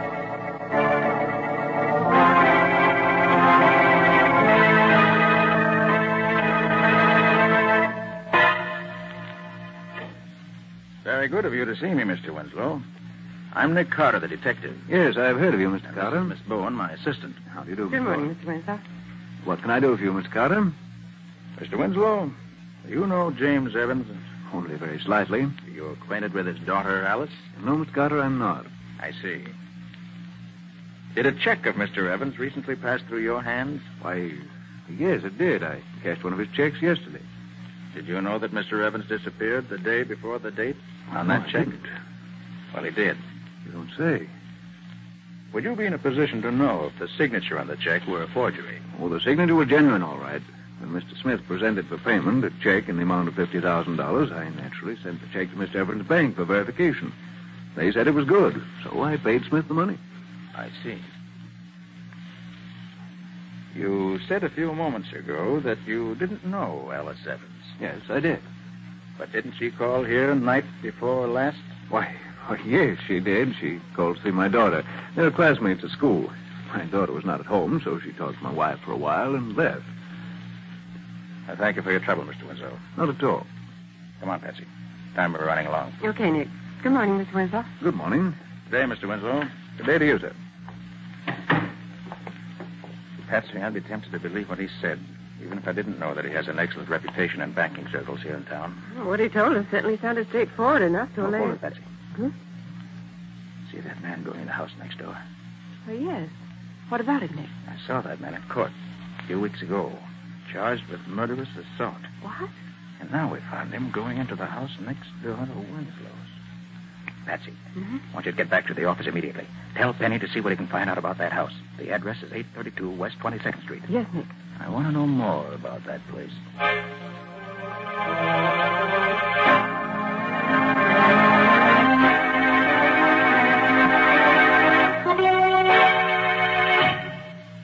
Talk clearer, Nick. What did you say that address was? 832 West 22nd Street, Riley. Well, now, Nick, that's a curious thing. One of the boys picked up a bum this morning, and when we searched him, we found a slip of paper in his pocket with that same address on it. Swell, Riley. Hold him. I'll be right down.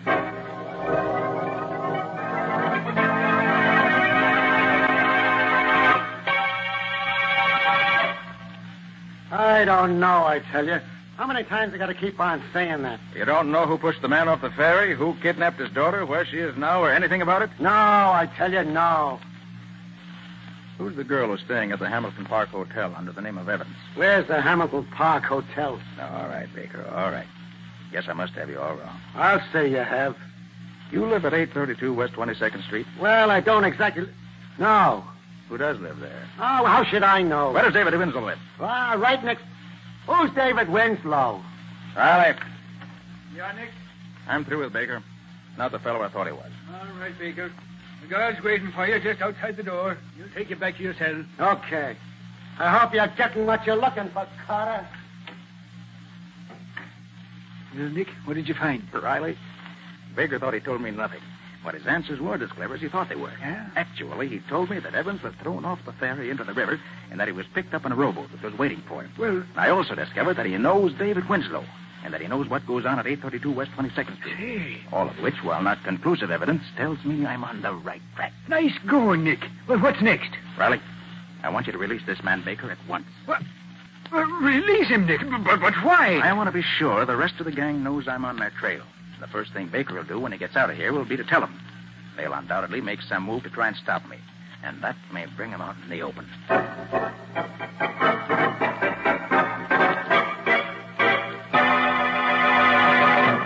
Penny, what'd you find out? Well, I'll tell you, Nick. Whoever's running that gang's keeping it pretty secret. None of my old pals know anything about it. All I could find out is that the address is the hideout of what they call the Secret Six. Yeah? An ex-convict, they call the butler, takes care of the place during the day and keeps it cleaned up. That would be the man Patsy and I saw. What about David Winslow? Nobody connects his name with it nowhere. He must be extremely clever, or I'm extremely much of a dope. You're no dope, Nick. Dope. Hey, where's Patsy?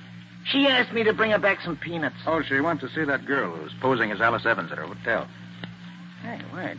I didn't realize it was so late. She should have been back by now. Found this note at her desk when I came in about lunchtime. Yeah. Again, Nick.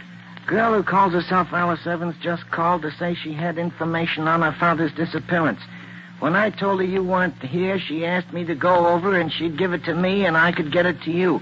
We'll take a run over to the hotel and see what she wants. See you at the office when I get back, Patsy. And that was almost 5 hours ago. Say, look.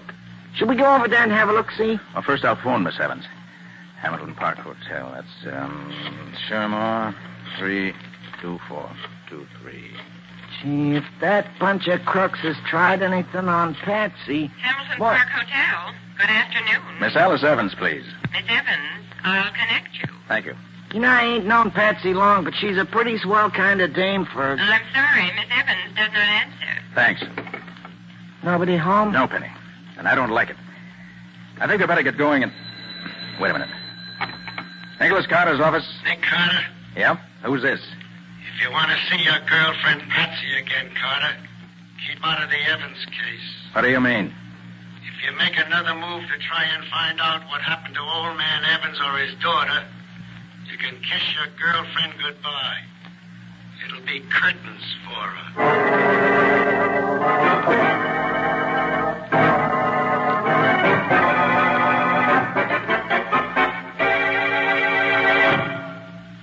But look, Nick, just because the Secret Six meets here doesn't mean that they'll be keeping Patsy a prisoner here. I know that, Penny. But we saw a couple of members of the gang go in here a few minutes ago, didn't we? Yeah, sure we did. Well, if I can't make them tell me what they've done with Patsy, my name isn't Nick Carter. Oh, whatever you say, Nick. You say that man they call the butler is upstairs on the first floor now? Yeah, he's writing in the back parlor. Then let's get into the basement. Quick. Oh, but the door's locked, Nick. It's got a special Townsend lock on it. Well, that won't be the first door with a Townsend lock on it. That my little pick lock is opened. There. Quiet now. Wonder where this door goes. Oh, that leads into the basement of the house next door, Nick. Then I'm right. That's the basement of the house where that banker Winslow lives. He is in on this. Hey, Nick, sounds like somebody's coming down here. You're right, Penny. Here, quick. There's a storage closet. Get in here. I'll leave the door open a crack so we can watch him.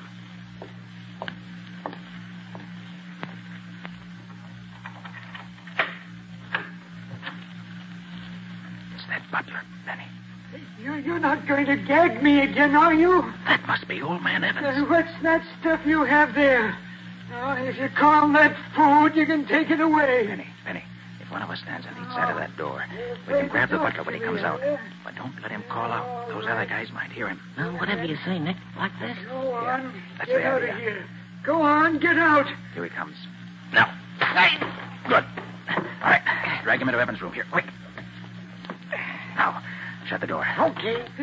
What's this? What are you doing? You're Mr. Evans, aren't you? Oh, yes, I Well, am. I'm the detective, Nick Carter. Well, oh, thank heavens. You know where the other two men are that we saw come in here a little while ago? They're probably in the room where the gang meets at the end of this hallway. Butler! Butler! That's Winslow. Quick, Mr. Evans. Yes? What does this butler's voice sound like? Why, very much like yours, except that he had a kind of dialect, no particular country, just foreign. Butler, confounded. How does the butler address Winslow? Just Senor Winslow, I think, see. sir. Yes, Senor Winslow. You called me? I've called you several times. Where have you been? I've been trying to find something in the back of the storage closet. You wish something, senor? Yes. When the boys come in for the meeting tonight, tell them not to leave until I get here, no matter what time it is. You understand? But of course, they must not leave until you come. I will tell them. All right, and don't forget. Wait, that was amazing, Mr. Carter. It was almost a perfect imitation. All right, Penny. You better get this butler chap tied up and gagged before he comes to. Well, whatever you say, Nick. Mr. Evans. Yes? You know why you were kidnapped and brought here? Why, yes, Mr. Carter. They want my fortune. I know they've kidnapped my daughter and substituted in her place a girl who looks enough like her to be her double. They plan to have her get possession of everything she can, sir. Then they forced you to write that check for $50,000, didn't they? Yes. But, Mr. Carter, do you know where my daughter is? I'm sorry, Mr. Evans, I don't. But I expect to know very soon. Oh. Come on, Penny. Let's get down the hall and let those thugs tell us where Patsy is. Whatever you say, Nick. What do I do then? Yeah, all right. Hold it, Benny. I'll turn the knob on the door very gently. Then when I give the word, we'll rush them, just in case there may be more than two in there. Whatever you say, Nick. Easy now. Yeah, all right. Get your hands up, all of you. What is it? Nice shooting, Nick. He should have known better than to pull a gun on you. All right, you get up. It's only your wrist that's hurt. Come on, get up.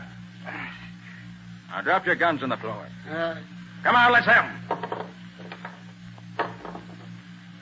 Now then. What have you crooks done with my assistant, Patsy? You heard what I said? What have you done with her? We don't know nothing about her. No? Well, maybe you don't know it, mister, but when I get mad, I can be dirty and mean, and somebody gets hurt. Now, where is she? I tell you, we don't know anything. Butler! It's Winslow again. Penny, keep a gun on these two. They open their mouths, let them have it, and shoot to kill. Butler, why don't you answer me? Pardon, senor. We are having a conference. We did not expect you until later. You are coming in here? I just wanted to tell you that I don't expect to be... Put him up, Mr. Winslow. I'll do the telling from now on. Why, what's the meaning of this, Mr. Carter? You can't... Shut up. Where's Patsy? Where's who? You heard me. What have you done with my assistant, Patsy Boone? I don't know anything No, about... Where is she? No, don't. Where is she? Don't. You'll break my arm. Stop. For the last time, where is she? Oh, stop it. Stop it, I'll tell you. Oh, my arm. Well? Oh, she's upstairs. Second floor, back bedroom. Door locked, I suppose. Oh, I'll get her, Nick. I took the butler's keys away from him. Good boy, Penny. Make it snappy. I'll watch these two for a nickel thugs. Yeah, whatever you say, Nick. All right, Winslow. Get over against the wall with the rest of you cheap bums. And if you've hurt one single hair on Patsy's head, you'll be lucky if you live long enough for me to turn you over to the police. She's all right. We did nothing to her at all. Lucky for you. Tell me, Winslow, why'd you throw Evans off the ferry boat? Wouldn't it have been easier to have kidnapped him someplace else? I had the ferries watched for several days and found at the time of night, in the bitter cold weather we've been having, the rear deck of the ferries almost always deserted. So we planned it that way. We had other plans ready in case that didn't work out. Oh, Nick, am I glad to see you. Patsy, are you all right? Anybody hurt you? No, Nick. They're a little rough, but they got as good as they gave me. Look at that black eye on the guy on the left. Good for you, Patsy. Hey, Nick, after I got Patsy loose, I looked in some of the other rooms, and I found this dame in the front room up there. Says she's Marion Blake. My name is Marion Blake. You're not Marion Blake. You're Alice Evans. No, I'm not Alice Evans. I'm Marion Blake. Aren't you saying that you're Marion Blake because you're afraid the gang will hurt your father if you admit you are really Alice Evans? What? Well, you're quite safe now, Miss Evans. Oh, Mr. Evans. Yes? Will you come in here, please? Yes, Mr. Carter. My father here. And free. Yes, Miss Evans. Here he is. Alice, right here. Oh, I've been Penny, so worried about you. you better go get Riley. You'll find him waiting just around the corner. He can take over now. Tell me where you were. Mr. Carter, I can never thank you enough for what you've done. We owe you our lives, Alice and I. You don't owe me anything, Mr. Evans. Getting rats like these out of circulation gives me more satisfaction than anything else ever could.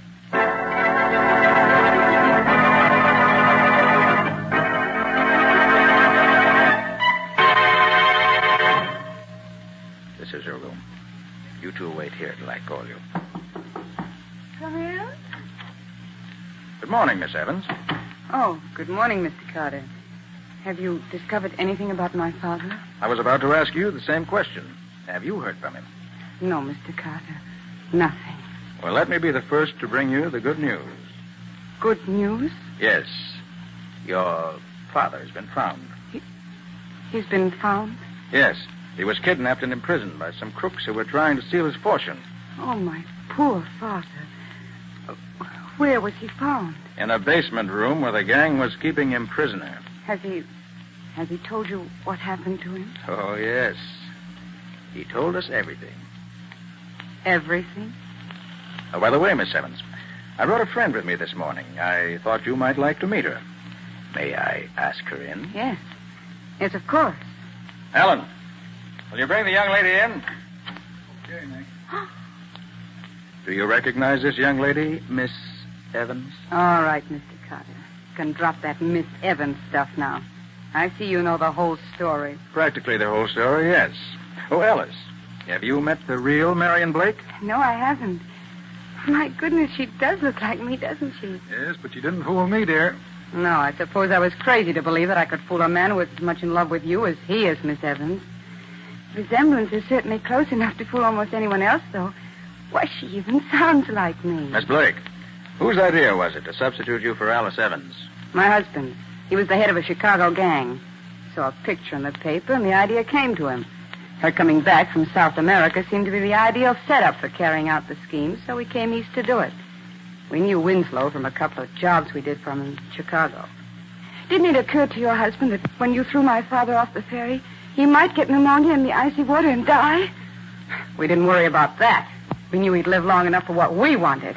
Why, you cold-blooded... Alice, take it easy. But did you hear what she... That's all over with, dear. The police will take care of her now. I'm not usually bloodthirsty, but I hope she gets the electric chair. Well, the chair's hardly the sentence for attempted extortion, Alice.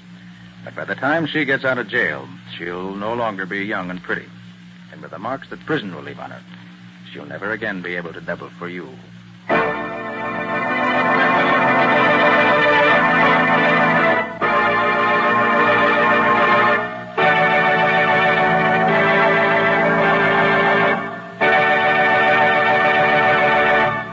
This was another strange experience of Nick Carter, Master Detective, called The Substitute Bride, or Nick Carter and the Mystery of the Night Ferry.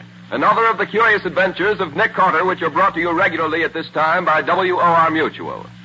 And now, Nick, what strange adventure are you and Patsy going to tell us about next week? Next week, I want to tell you about a case that never seemed to be twice the same. What do you mean by that, Nick? Well, what Nick means is this. The case started out as a suicide, turned into a murder, and then disappeared entirely. And I disappeared with it. Well, all this sounds very screwy to me. Are you sure you're talking about next week's story? Nothing else but. But I'm afraid that if you want any more details, you'll have to listen to the story itself. And if you're wise, you won't miss it. It's one of our best. That it is. But for now, so long, folks. So long. And so long to you both until next week. In the strange adventure you have just heard, Nick Carter was impersonated by Lon Clark, Patsy by Helen Choate. Original music was played by Lou White. The entire production was written and directed by Jock McGregor.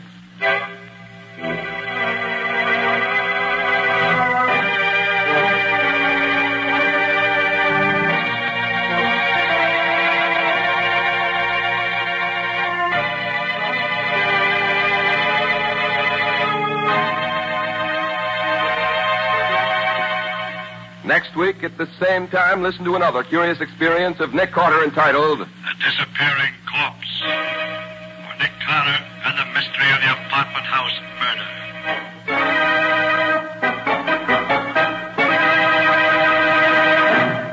This story is a copyrighted feature of Street and Smith Publications, Incorporated. The Return of Nick Carter is produced in the studios of WOR and is broadcast over most of these stations every Wednesday evening at 8:30 Eastern War Time. This is Mutual.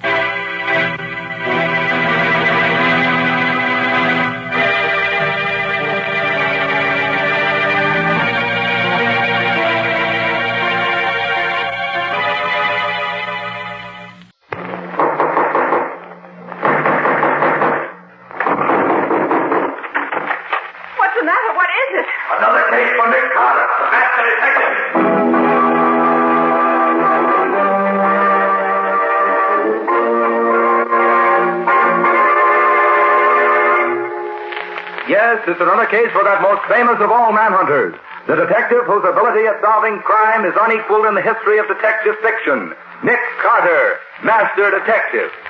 Tonight's curious adventure, The Flying Duck Murders, or Nick Carter and the Gold Thieves.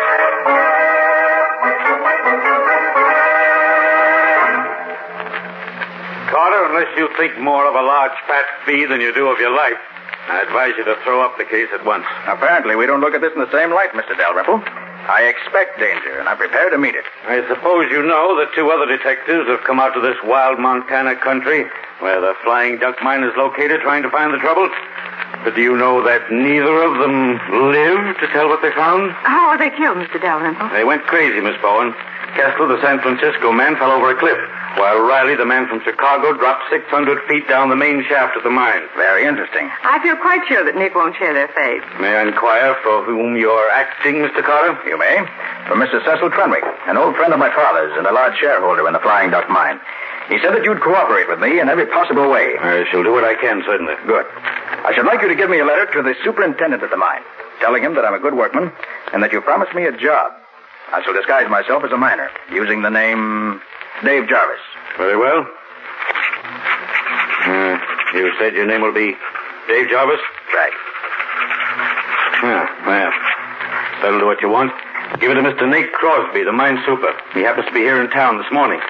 Unless you change your mind and decide to return to New York. Thank you, Mr. Dalrymple. But I'm staying here till my work is finished. Good morning. Goodbye. Good morning. Wait a minute, Patsy. I wonder if Mr. Dalrymple is... 431, operator. Yeah. Yes. Hello? I want to speak to Nate Crosby.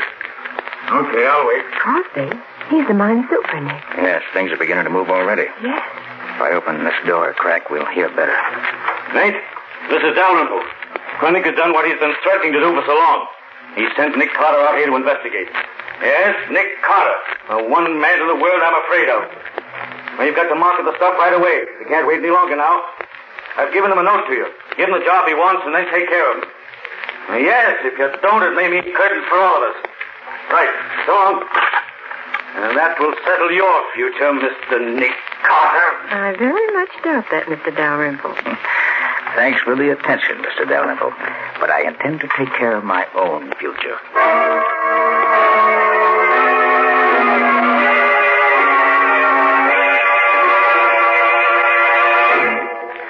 So, Mr. Dalrymple is in on the deal. He certainly is, Scubby, up to his neck. Well, at least we start off with one good hot prospect.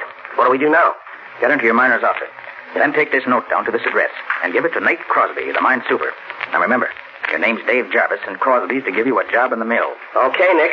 Then what? Well, first and foremost, keep your eyes open. Crosby will believe you're Nick Carter, so watch out for him.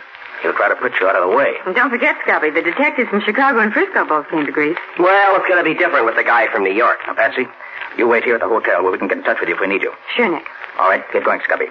I'm going out to the mine right away. You wait, though, and ride out with Crosby. And watch out for him. Right, Nick. I'll keep one eye on him and one on the mine.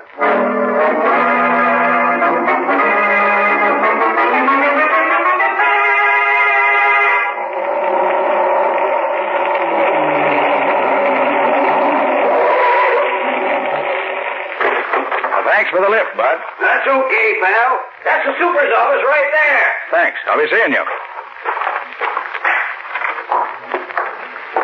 You looking for someone? You the super of the Flying Duck Mine? No, I'm the assistant super. Clem Hendricks is his name. Well, my name's King. I'm writing up an article about the mines of Montana for the Miners' Times of Kansas City. Any objection to me sticking around a while, looking things over? None at all, Mr. King. Just so long as you say something good about us in your article. You want me to show you around? No, thanks. I'll just drift around and see what I can pick up. If anyone stops here, tell them I said it was okay. Thanks, I will. Be seeing you. Now, to find the boss of the day shift and get some information on how this place operates.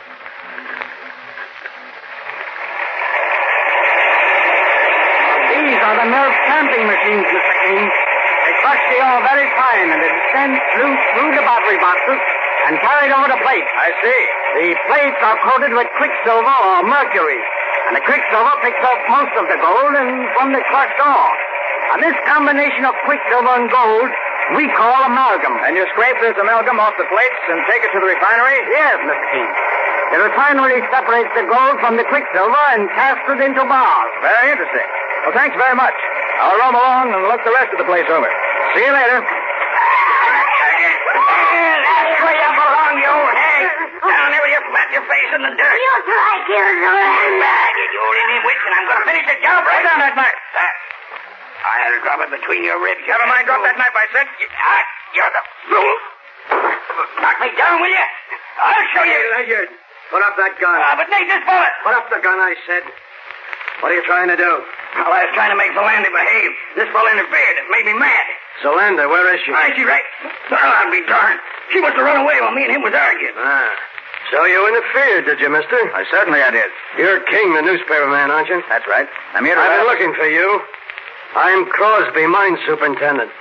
I'll give you just 15 minutes to get out of this camp. So you're Nate Crosby. I am, and I'm the boss here. And I say get out. All right, Crosby. I'll get out. But I'll be back. I never leave a job unfinished.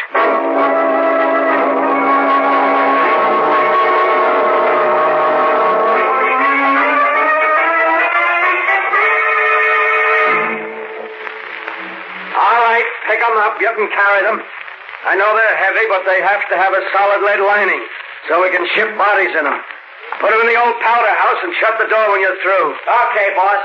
Come on, fellas. Okay. All right, get it up there. That does it. Now we're going to have to move some of these empty powder kegs to make room for all three caskets. Jarvis, you stay here and pile them up out of the way.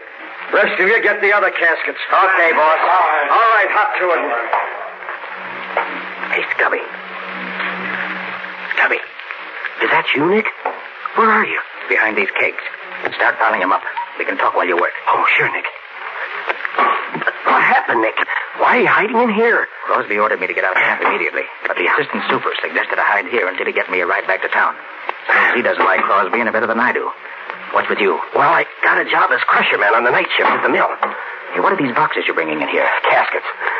Crosby told the teamster the bodies of the two detectives who got killed were to be taken up and shipped to their friends. Right.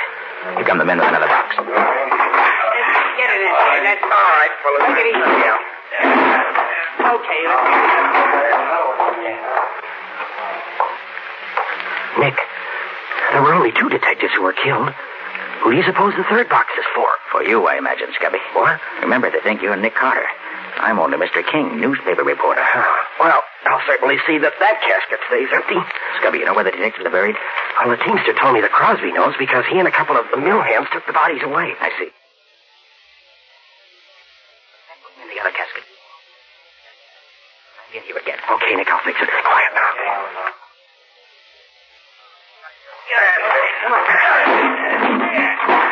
All right, that'll do it, I think. Okay, Oh, hey, boss. I have to drop my knife inside the power house. Do you mind if I get it? Do what you want, so long as you're not late for your shift at the mill. Okay, boss. I'll be there.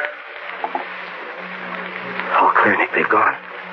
Now, what's your idea? First, shut the door, Scubby. Oh, sure, Nick. Now, Scubby, I want to see what's in these caskets. Here, I've got a screwdriver and my knife. Oh, so have I. Look, I'll help you. Good. Well, I'm glad they only use 4 screws to fasten these covers down. Makes it simpler. But why do you want to see what's inside, Nick? Got a hunch, that's all. Yeah. There, it's got it. You all ready? Yeah. All right, let's get her up. Give me a hand. Yeah. Right. There. Uh-huh. My hunch is right, Scubby. The caskets are not lead-lined. The extra weight is due to this scrap iron in the bottom here. Like Crosby said, they had to have lead linings so they could be shipped with the bodies in them. These caskets figure in this game more than just as caskets, Scubby. Well, Crosby told the teamster to have a fresh team hitched to the large wagon for him at midnight tonight. I thought so. Scubby, he's going to take these caskets somewhere tonight, and I want to know where. Yeah, but how are you going to find out? I'm going with him. Hidden in this casket. I'll get in it and you put the lid back on. Oh, but Nick, you'll smother in there with the lid down. Scubby, you can put 4 small pieces of wood under the coffin lid before you screw it down. Oh, but Nick, I won't... Sure, dog, now, hurry up. All right. Pretty good fit. All right. Now, hurry up. Okay, Nick. Keep your head down while I put the lid on. Okay. There we are. Have you learned anything yet, Scubby? Well, the only place in the mill where the gold could be stolen is the room where the battery boxes and the plates are. I see. Well, have you found out how they did it? No, not yet. I hope to learn tonight when I'm on duty in the mill. Good, Scubby. You take care of that end, and I'll watch this end. Yeah. Well, here's good luck to us both. I suspect we both may need it.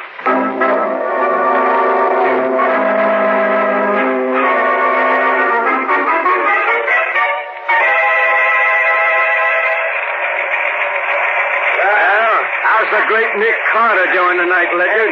You mean Mr. Dave Jarvis? Yeah. He's doing swell. Look at him. Taking another drink. He's been hitting the water bucket steady for the last half hour. Is the loco working? I'll say. The bees are in his bonnet already. Good. A famous Nick Carter will go the way the other two did. Hey, what are you fellas doing dancing around like that? You can't fool me. There are a lot of billy goats.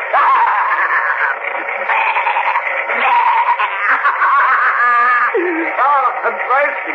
You gotta get me a drink. Keep your eye on him. If he starts fighting, lay him out with a crowbar. Don't take any chances. Okay. Say what right in my God.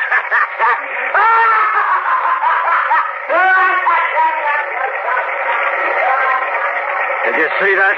He's heading for the cliffs, just like the others. The Landers mixture hasn't failed yet. What's next, Crosby? Ledyard, get my team from the stable at midnight tonight and meet me at the old powder house. Now we can put Nick Carter's name on the 3rd casket.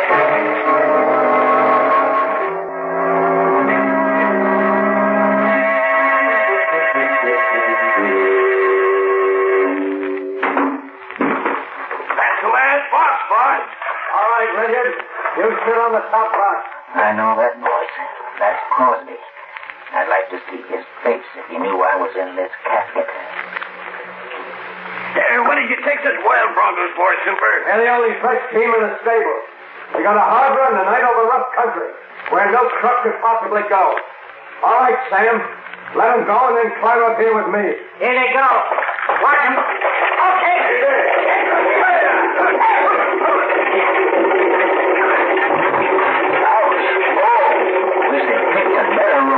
Now that the loco is done for Carter, we can bring this business to a successful finish. I hope we're not going far at this rate. You mean we're going to quit? We sure are. We'll market the stuff and make a clean getaway. This is the roughest ride I've ever had. Hey, you're going to market the stuff. Leave that to me. I'll see that each of you gets... Stop them, boys! They're running away. One of the reins is broken. Running away? I didn't count on this. We're going to smash! Jump for your lives!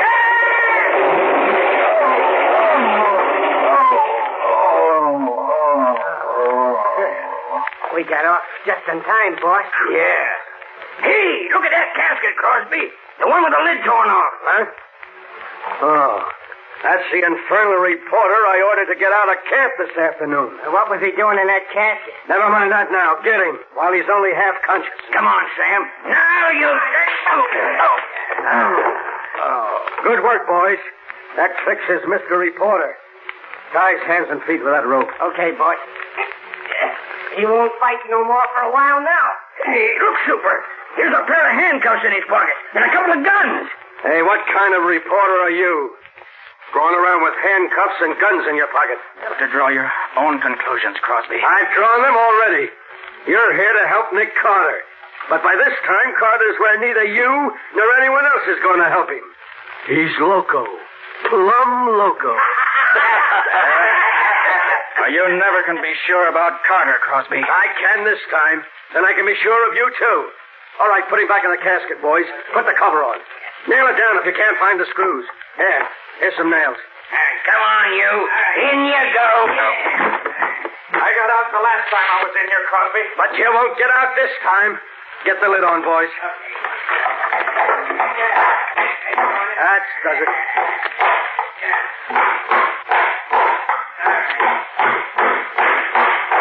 That's swell. That's enough. He can't do anything with his hands tied. Ledyard, you and Sam get the shovels that were in the wagon and dig a nice, deep hole. We'll bury our reporter friend with our blessing.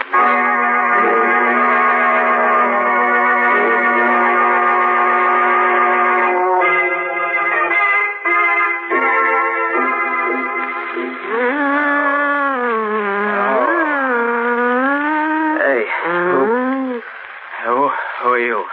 You get 'em senses now. You see, you hear, you know what me say. Yeah, I know. Good. You eat better now. Hey, who are you? Me, Zolander. You saved Zolander life. Zolander, your friend. You drink this. You feel eat better. Quick. Thanks. Now, okay, tell me, how'd I get here? Just before sun come up, me chase crazy man through woods. Then me hear gun shoot. See you run. You come, fall down by Zolander. Hurt in head. So me bring you here. Zolander hut. Well, certainly glad you were around when I passed out. Crosby, you enemy? Certainly is now.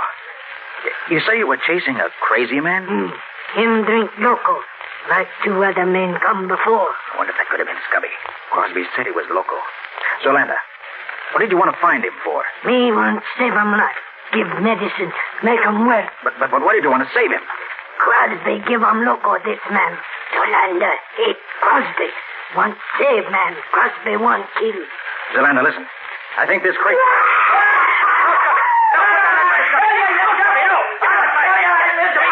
No, I hate to do this to you, but it's coming your way, so... No. Quick, Zolander. Get me some rope. I'll tie his hands and feet while he's unconscious. Poor Scubby. Looks as if he'd been through the war. Your rope, you tie. Thanks. Now. Me get medicine. Make him all better from loco. That's Scubby. That should hold you now. Here, medicine. Make him well. Give him drink. Thanks. All right, Scubby, old boy. Come on, I'll drink this. Come on, drink it. Come on. There are devils and blood. Come on now. Come on. There you are. There. Come on, that's... There, now. Now, scoop it off. Now, him sleep little while. Be all right when him wake up. Poor guy. Now, I'll untie your arms anyway.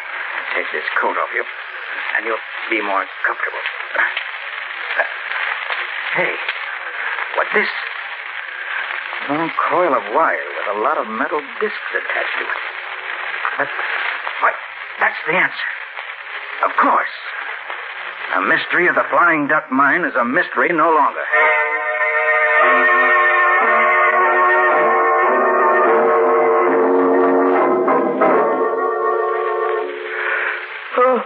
Well, Scubby, feeling better now that you've had some sleep? Yeah, I feel pretty good. Why? You don't remember what happened to you yesterday morning? Well, the last thing I recall is going to the water bucket and taking a long drink. Seemed as if the more I drank, the more I wanted. Well, that water bucket was loaded with loco weed juice. What? Surprised you didn't notice it. Oh, I'm surprised at myself now. But both the amalgamators, even Crosby himself, kept drinking. Or pretending to from that same bucket. Well, they certainly had me fooled. Hey, look, Scubby. Do you remember seeing these discs strung on this coil of wire? Oh, yeah. Yeah, I recall seeing one of the amalgamators have it last night. Why, did I bring it here? You did. And it breaks the case wide open. Well, good for me, even if I didn't know it. Hey, tell me, Nick, what are those discs used for? Here, I'll show you. Yeah. Now watch. Now you see? This stuff I'm scraping off is amalgam. A mixture of quicksilver and gold. The men who worked in the battery boxes in the mill, the amalgamators, found these discs and a lot more like them. In the battery boxes, right where they catch the best of the gold before it flowed over the other plates. They took out over half the gold that flowed into the boxes this way. So that's where all those thousands of dollars worth of gold disappeared to. Yes, Scubby. A very clever method of stealing the gold. Now, if we could only find out what Crosby and his gang do with the amalgam after they scrape it off their discs. You won't catch Crosby. I'll say we do if we can. Hey, Nick, who is she? Oh, that's Zolanda. She saved my life. Oh, and yours too, incidentally. Saved my life? How? Well, that loco weed juice you drank is fatal. Well, Zolanda gave you an antidote for it. Well, gosh, thanks, Zolanda. Gee, I'm sure much obliged. Crosby tracking me. Me fix him. The land know all about Crosby. You come with me. Well, where are you taking us? Crosby got cave inside mountain where he hide stuff. Come, me show you.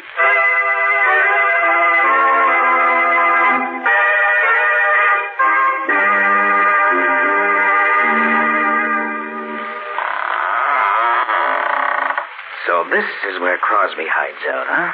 Yeah. Too bad there's no one here now. But they've been here today. Look there, Scubby. Well, that looks like the scrap iron we took out of the casket in the old powder house before you hid in it. Right, Scubby. And this scrap iron was in the other two caskets. So they brought them up here. I wonder why. There's the answer. Over there in that corner. And the stairs furnished. And it's still warm, Scubby. Then we must have scared them off when we came up. Wait. Let me take the cover off this retort.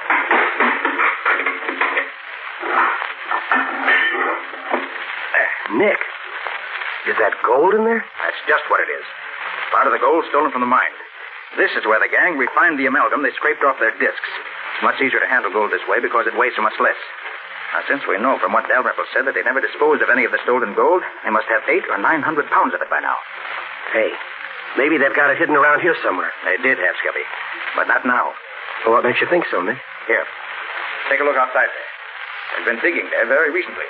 Oh, but of course, Nick, they had to dig up the bodies of the two detectives to ship them back home. No, Scubby.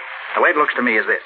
After I got away from them last night, Crosby and his men took up the casket they tried to bury me in and tried to bury you in? Hey, you didn't tell me about that. I'll about it later, Scubby. Right now I'm interested in what happened here.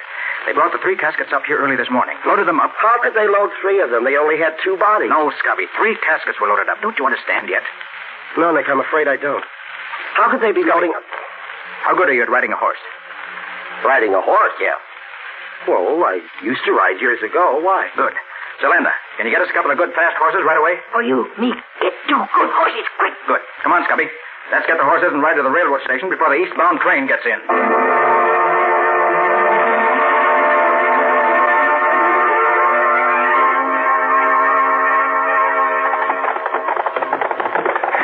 But, Nick, what's all the hurry? Well, unless I'm wrong, Scubby.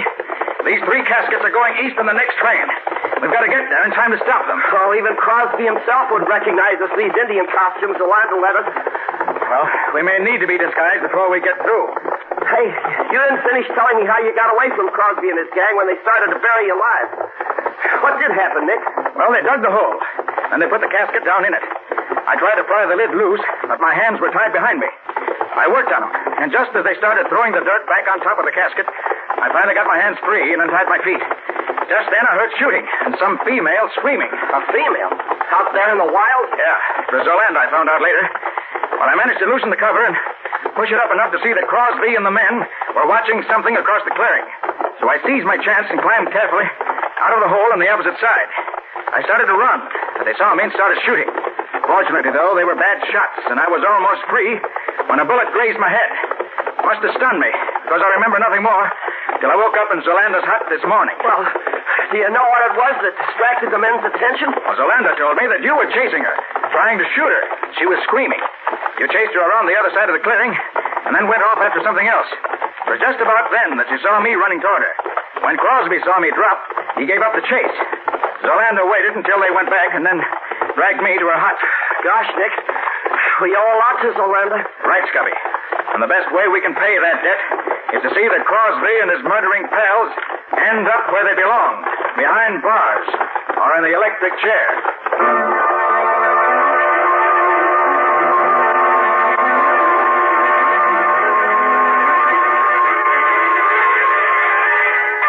You understand, Patsy? Of course, Nick. You want the police chief to meet you at the station in 10 minutes. And you want Mr. Dalrymple and the president and treasurer of the mine to meet you in the chief's office in an hour. That's right. Now be sure you get them all. Don't worry, I'll take care of it.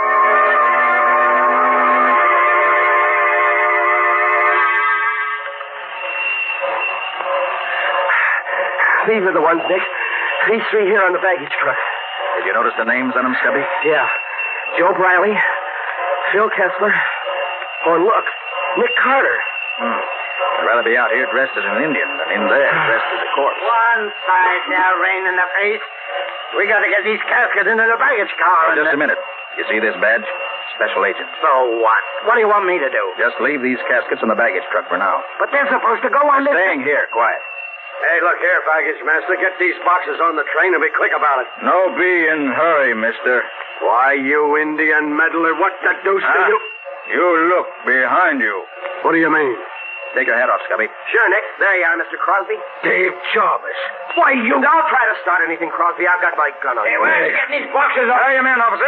These three right here. Get your hands up, all of you, fast. Hey, you What is it? Quiet, all of you. You three men are under arrest. Charged of robbing the Flying Duck mine with the murder of Detectives Riley and Kessler.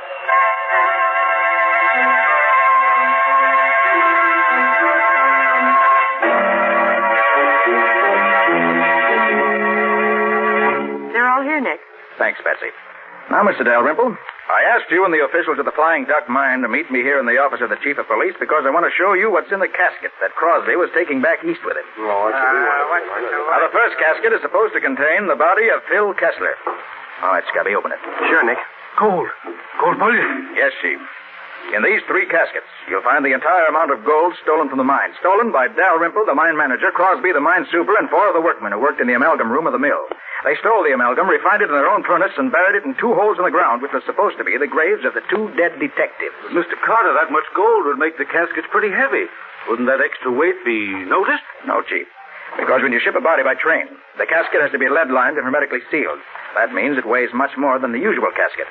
Crosby, Ledyard, and Perkins were each going to take one of the caskets east with them as a personal baggage, which would prevent anybody from examining them too closely. One of the cleverest schemes I've seen in a long time. But it wasn't clever enough. Not with Nick on the job. You have to get up early in the morning to beat Nick.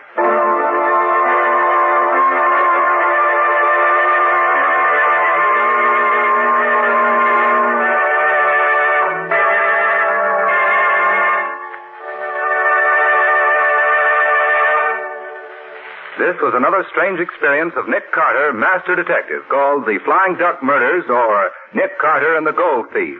Another of the curious adventures of Nick Carter, which are brought to you regularly at the same time by W.O.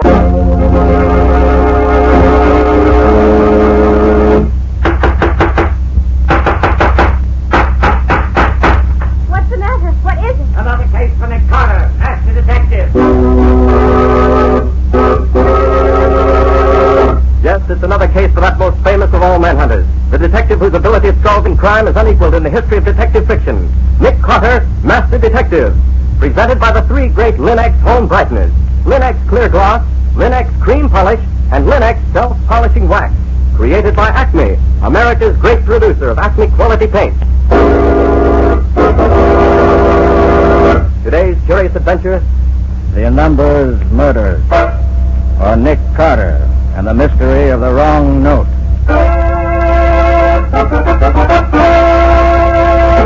In just a moment, we'll hear how Nick Carter solved the mystery of the Numbers Murders. But first, a word about Linux. Just as American homemakers have found that Chemtone, the miracle wall finish, is the modern way to new wall beauty, so will you find the 3 great Linux home brighteners the modern way to keep your floors, woodwork, and furniture sparkling and new in appearance. For instance, Linux Clear Gloss.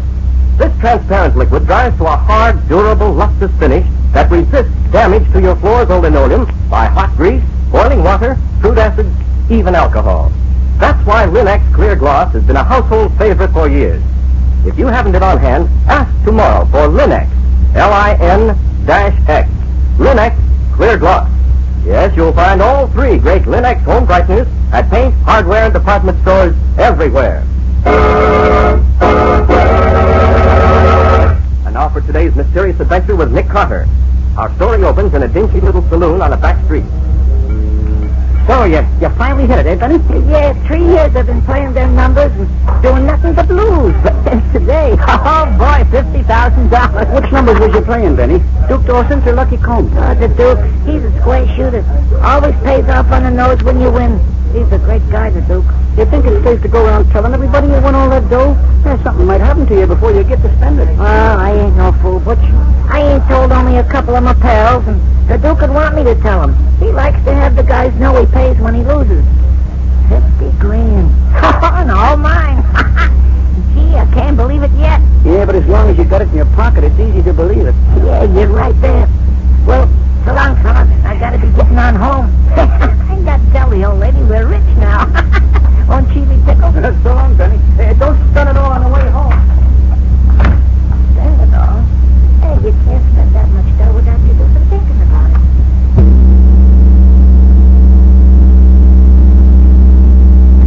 Slow down. Well, when you got the winning ticket, you know you got the dough. Hello, Benny. Uh-huh.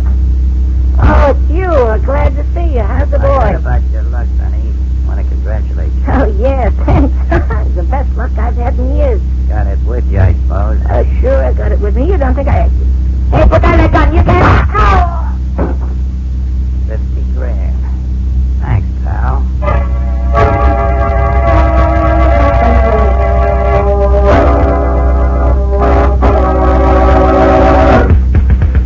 Which, together with the evidence already set forth above, proves conclusively that the man known Oh, as... Nick, not so fast.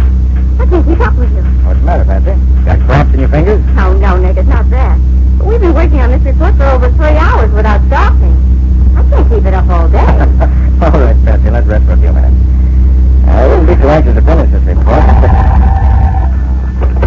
Nicholas Carter's office. Hello, Patty. Is Nick there? Oh, yes, Lieutenant. Just a minute. Thanks. Hello, Riley. What's on the royal mind this evening? Now, Nick, lay off the kid in a minute. Just because you're called a mastermind and all the yellow journals in the city don't mean that... All right, Riley, I withdraw my remarks. What's wrong with the world now? Just a murder, Nick. Just a murder. Nothing new about a murder, Riley. Why drag me in? Now, Nick, I'm asking you as a personal favor.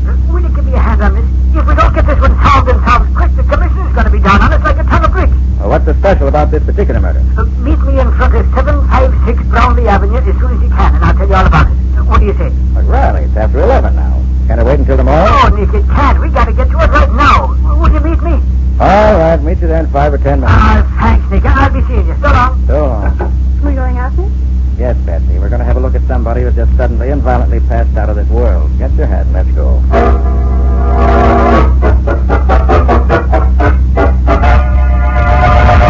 Oh, there you are, Nick. But how are you, Patsy? Okay, thanks, Lieutenant. Where's the remains, Riley? Right over here, Nick.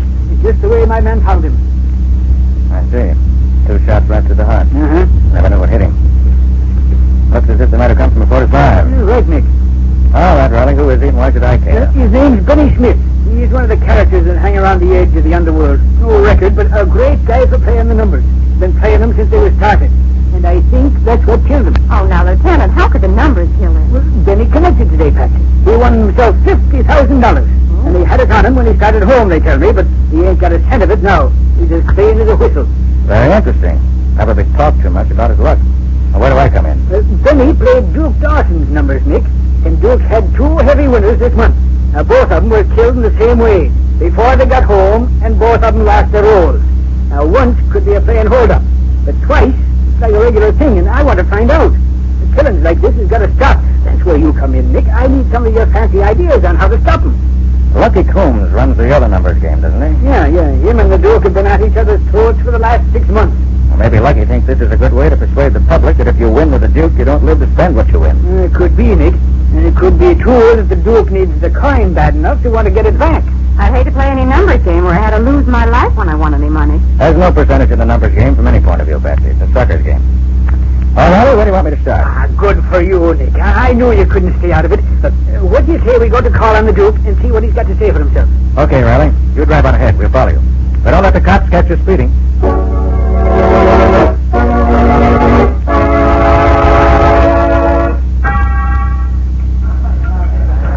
Never was in a place like this before, Nick. And you probably won't ever want to be again, Patsy. Is the piano the only music there is? Yes. Steve Corey's a good piano player. None better. He not only is a good piano player, he also serves as a lookout for the Duke. See how the piano is right at the foot of the stairs to the second floor? Well, that's where the Duke's offices are. And no one can get up there without Steve seeing it. He signals ahead to the piano. He lets the Duke know whether it's a friend or an enemy who's coming up. Hey, how do you know so much about this place, Nick? Oh, I get around right now and then. And I suppose if Steve signals that it's the wrong kind of company coming to call, they get the wrong kind of reception. That's about it, Patsy. Hi, Steve. The Duke in? Yes. Go on up. Hey, what are you smoking in that pipe of yours?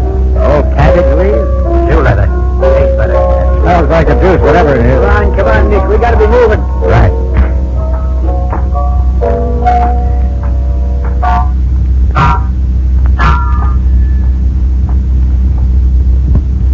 Which is his office here, Nick? This one here. That's funny.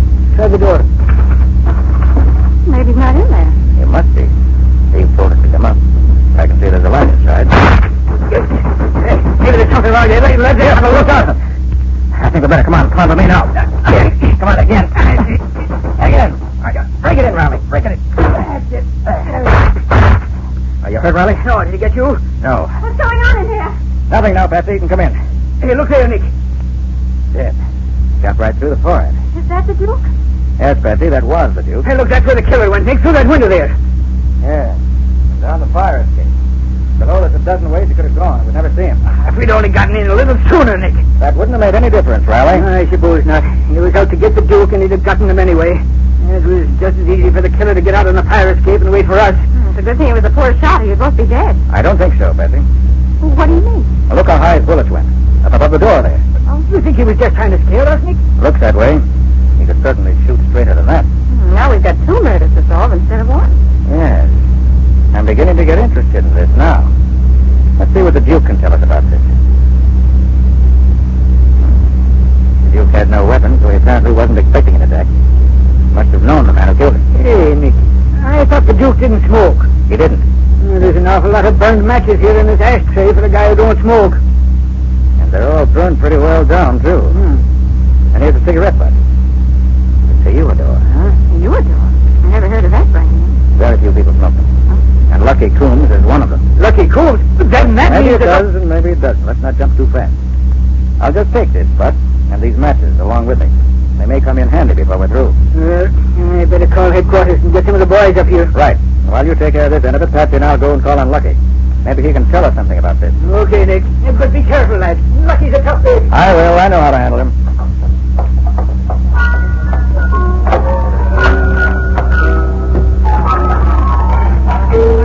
Oh, Steve.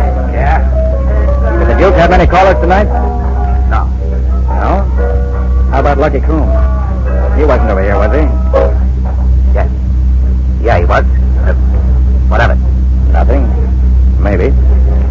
By the way, you better get this crowd out of here. That Duke's been murdered. This place is going to be filled with cops, reporters, photographers, fingerprint men, and detectives in about 10 minutes. Duke? Murdered? Yeah. So long, Steve. Come on, Patsy. Let's see what Lucky has to say.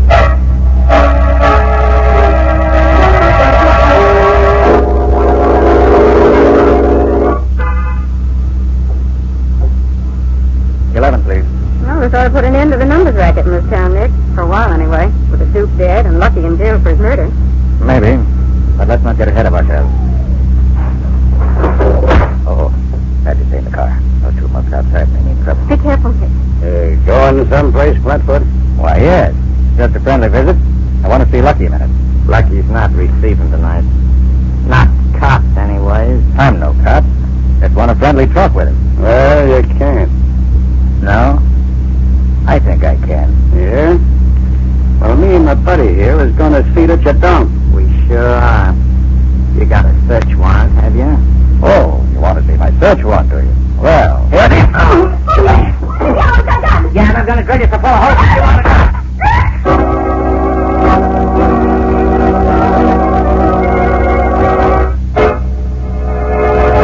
Well, Nick seems to be having difficulty getting in to see Lucky. Does this mean Lucky is the man who killed the Duke? And what's Nick going to do about it? We'll see in just a moment. Ladies, here's a bit of news about homemaking that means a better-looking home and more time for you to enjoy it. To give your floors a lustrous finish without bothersome rubbing, use Linex self-polishing wax, the time-saving, work-saving liquid finish for all floor surfaces, wood, tile, or linoleum. The finish which is glossy yet not slippery. Linex self-polishing wax remains resistant to slip even when water is spilled on it, and provides additional slip resistance with each additional coat of wax. These facts have been proved by the underwriters' laboratories, whose seal appears on every bottle. Linex self-polishing wax gives a tough, elastic finish because it really contains wax, the highest possible content of genuine carnauba wax. And when the most used parts of your floor show wear, they may be re-waxed without going over the whole floor. So remember always, ask for the liquid wax which is easy to apply, which dries easily to a lustrous finish that resists dirt, wear, and water, and is not slippery to walk on. It's Linex, L-I-N-X, Linex Self-Polishing Wax. You'll find it at your nearest paint, hardware, or department store, your headquarters for all three great Linex home brighteners and Chemtones. And now, back to our story. We left Nick fighting it out with one of Lucky Coon's gunmen as he tried to get in to see Lucky to question him about the killing of Duke Dawson. I've got to tell you so far. Oh! Shot my hand off. You're all right. I just knocked your gun out of your hand, that's all. Here, I'll take it. And just to be sure, I'll take your pal's gun, too. Now, you'll both be good little boys. I won't tell Lucky on you. Won't tell Lucky what? Oh, hello, Lucky. I've enjoyed meeting your welcoming committee. Oh, sometimes their ambition gets the better of their common sense. They told me it was you coming up, Carter. I would have advised them to let you in and save themselves a headache. Here are your boys' pop guns. Give them back to them after I go. Thanks. You can come out now, Patsy. Well, Nick, that's your daily dozen for this evening. I always enjoy watching you exercise. It does me so much good. What can I do for you, Carter? I suppose you know Benny Smith was killed tonight. Right after he collected the $50,000 he won in Duke Dawson's numbers game. Yeah, I heard about that. You don't think I had anything to do with that, do you? And did you also hear that Duke Dawson himself was murdered a little while later? No. Oh, you think you can pin that on me? We found one of your cigarettes half-smoked in the ashtray on the Duke's desk, Lucky. What? And the Duke didn't smoke. Not 3 people in the city smoke your brand. How did your cigarette get in the Duke's ashtray? My cigarette, huh? You could easily be held for the murder on the evidence we have, Lucky. But I suppose you have an alibi. If so, let's have it. Well, I hadn't been out of my apartment all evening. No alibi, huh? Well, that's very interesting. No alibi and ashamed to admit it. Then he must be the one. Easy, Betsy. If you think I did it, why don't you run me in? No, Lucky, we're not going to run you in. But you will stick around, won't you? Just in case we need you for a witness or something? Oh, Nick, sure you're not going to let him go. Why not? You will stick around, Lucky? Yeah. Fine. Yeah, I'll stick around. Let me know when you need me for something. Thanks, I will.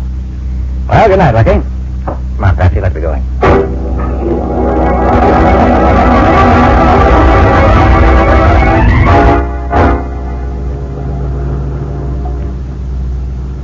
Why so quiet, Patsy?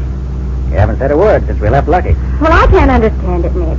You have what looks like good reason to believe Lucky killed the Duke, and you let him go. Doesn't make sense to me. Why, Patsy, it's all part of my plan. I think I have the answer to both killings now. And leaving Lucky loose is part of my way of proving it. And I suppose that phone call you made after we left Lucky's was part of your plan, too. Right, Patsy. All part of my plan. And did your phone call accomplish what you hoped it would? Ah, indeed it did, Patsy. Indeed it did. May I ask what it was? You may. Oh, Nick, why don't you tell me what's going on? I don't get it at all. I phoned a certain party to get a certain address. And I got it, that's all. The killer is? I think so. Well, who? That, unfortunately, I'm not prepared to divulge at this precise moment. Oh, Nick.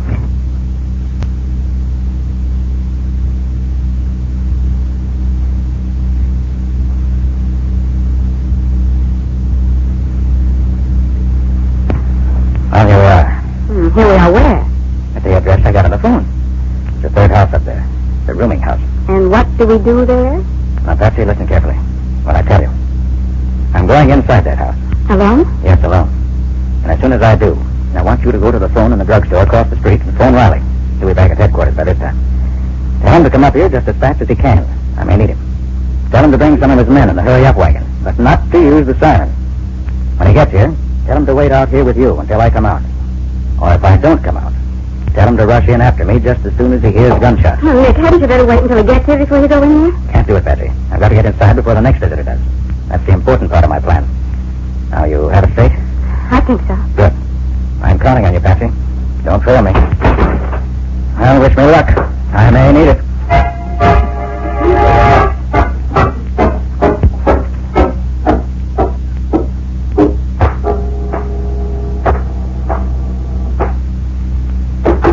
Oh, who's there? Nick Carter. Got a few questions I'd like to ask you. Questions? Yes. I'm alone.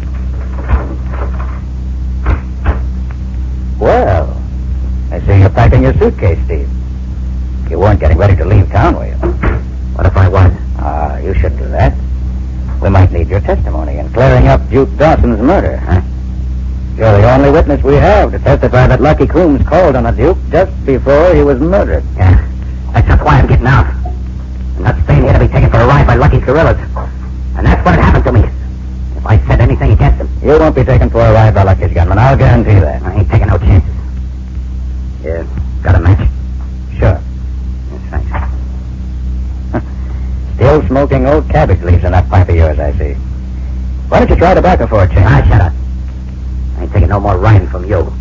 No, from nobody. Okay, Steve. Oh, do you mind if I keep this match you just used? What? What do you want it for? I think I can use it. Hey, what's going on here, Carter? What can you use a burn match for?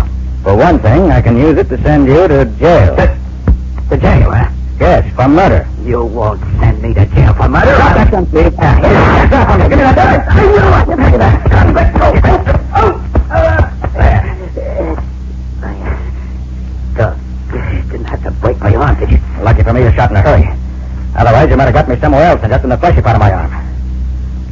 Now, let's see what's in that suitcase. And you keep on Stay where you are, Steve. I've got the gun now. Sit down on a chair. Now be quiet. Aha. Quite a nice roll of bills you have here. At least $50,000, I should say, by the size of the roll. Yeah? Well, what's it to you? It was a nice racket you were working, Steve. Whenever the Duke paid off any big money, you knew who got the money, laid for them, and killed them. The Duke knew it was bad business to have his winners killed that way. So somehow he must have gotten wise to you. Probably by having someone trail Benny, someone who saw you kill him. So he called you in to have a talk with you. And you killed him. That ain't so. I didn't.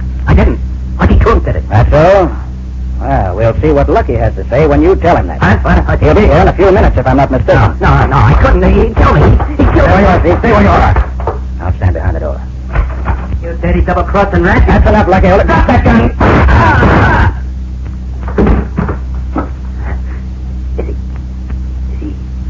Did you kill him? No. I just shot him through the shoulder. The shot knocked him out. He'll live to go to the electric chair with you. Nick, are you all right? It's all right. It's all right. Everything's under control. Oh, thank goodness. All right, Riley. There are your two murderers. Steve in the chair and Lucky on the floor. Two of them. Glory be. Yes, Riley. Two of them. You better get your handcuffs on them before they decide to run out of here. Do just that. Now, my fine friend Steve, hold out your hand. And you, Lucky, you can't help me, so I'll just put them on you while you're asleep. And you'll be all right when you wake up. Then it was Lucky, Nick. Yes, Betsy. Lucky and Steve together. Oh, this is a great day for the police department. 2 men killed and the 2 murderers caught. Lieutenant, are you giving all the credit to the police department? It seems to me... No, of course not. I just meant that... All right, Riley, it's all right. My part of it's done. Your precious police department can have all the glory if they want it. Well, tell me about it. How did they do it? And who killed who? Hold it. I'll meet you down at your office in half an hour and give you all the details and the evidence you need. Right now, I want to get my arm fixed up. Well, Nick, you're hurt. Is it bad? Let me get a doctor quick. That's not serious, Patsy. It's just a flesh wound. And it's rather painful. I'd like to get it taken care of. Come on, Patsy. Guess you better have to drive. I'll see you later, Riley.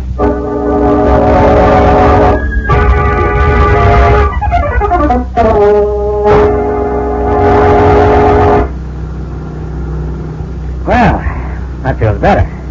A good doctor's a wonderful thing when you need him. And Dr. Sturgis is as good a man as there is. And now, Mr. Carter, I want to hear all about it. Oh, Patsy. Can't you wait until we get to Riley's office? I don't want to go through the story twice. Nick Carter, if you don't give me all the details right here and now, I'll stop this town and we won't move an inch until you decide to tell me what I want to know. All right. You're a hard woman, Miss Boone. I guess I'll have to give in. Well, what do you want to know first? First, where does Steve come into this? He did the killing. Then what about Lucky? Lucky was the man behind the throne, so to speak. Lucky wanted to cut in on the Duke's customers, so he had the Duke's winners killed. Steve, however, did the actual killing and got most of the money for his reward. But when the Duke caught on to Steve killed him and double-crossed Lucky. How do you mean double-crossed him? Steve planted one of Lucky's cigarettes in the Duke's ashtray. He undoubtedly had some of them from being associated with Lucky. So he just smoked one halfway down and left it where we'd be sure to find it. Then who shot at you and Lieutenant Riley when you broke into the Duke's room earlier this evening? That was Steve. But Nick, Steve was downstairs playing the piano. He was there when we left him, yes. And he was there when we went back. But in between, he slipped out the back, up the fire escape, fired over our heads as we entered to make us think the killer was just leaving, and then went back to his piano. He thought he had a perfect alibi. How did you know that it was Steve? By the matches in the ashtray. How could they tell you anything? Patsy, how'd you light a cigarette? Here's a match. Try it. Okay. Well, I suppose you'd light the match like this, light your cigarette, and put out the match like this. Exactly. Now look at that match you just used. Mm-hmm. It's only slightly burned at the end. Now look at this match, which I took from the ashtray. Well, that's burned almost all the way down. Exactly. It was used to light a pipe, not a cigarette. And Steve's a pipe smoker. He probably smoked as he talked to the Duke before he killed him, before we got there. You see, Patsy, I knew the Duke was dead when we got there this evening. But if you knew Steve did the killing, how did you find out about Lucky? Well, I felt sure Steve wouldn't dare to do it without strong backing. But there was no evidence against Lucky. So that's why I went to him and told him about one of his cigarettes being left in the Duke's ashtray. And that's also why I didn't want to take him in. Oh, now I see. I felt sure he'd go to see Steve and give himself away. And he did. Hey, look, I just realized what you said a minute ago. You said you knew that the Duke was dead before you went upstairs to his office tonight. Now, how could you possibly know that? Very simple, Patsy. Steve was the Duke's lookout man. He used the piano as a signal. The top key on the piano was wired to a buzzer that sounded in the Duke's room. That meant someone was coming up. But when we went up tonight, he didn't hit that note.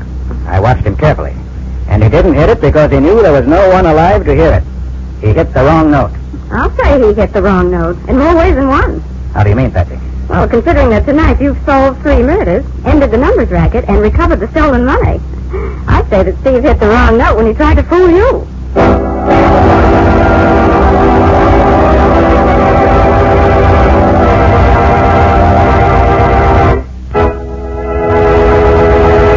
In just a moment, Nick and Patsy will bring you a preview of next week's exciting case.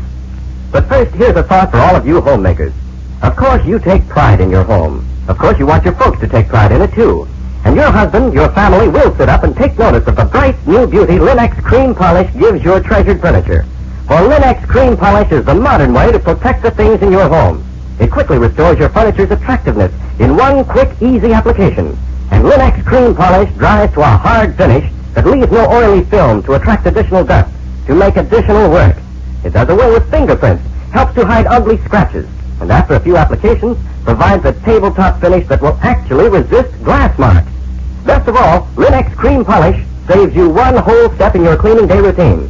For Linex cream polish cleans as it polishes, without tiresome rubbing. So depend upon this modern, easy shortcut to furniture beauty. Linex cream polish.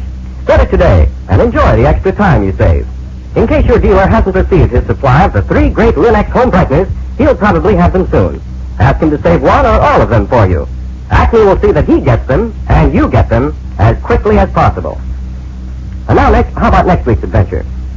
Well, Ken, the main ingredients of next week's story are a small boy and a slingshot. Well, I didn't know you went in for cases of juvenile delinquency. He doesn't, unless you call it juvenile delinquency when an organized gang of thugs holds up an armored car, kills the guards, and gets away with thousands of dollars of the bank's money. Well, hey, that's really big-time stuff, but where did the small boy and the slingshot come into it? Well, the means of my being able to catch the killers, get back the money, and break up the gang. And it gave Nick one of the most unpleasant and dangerous 2 hours he ever spent. Well, I'll certainly look forward to hearing that. Any further hints, Nick? No, that's all for now, Ken. I'll tell you the rest next time. I call the story The Slingshot Murders. Or The Mystery of the Broken Window. So long. So long, everybody. And so long to you, Nick and Patsy. We'll be looking forward to seeing you again next Sunday afternoon.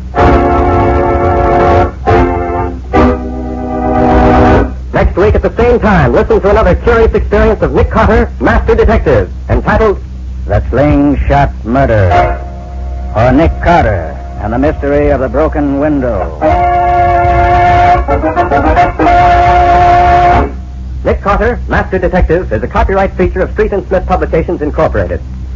It is presented at this same time and over these same stations by the 3 great Linex home brighteners, Linex Clear Gloss, Linex Cream Polish, and Linex Self-Polishing Wax, created by Acme, America's great producer of Acme quality paints.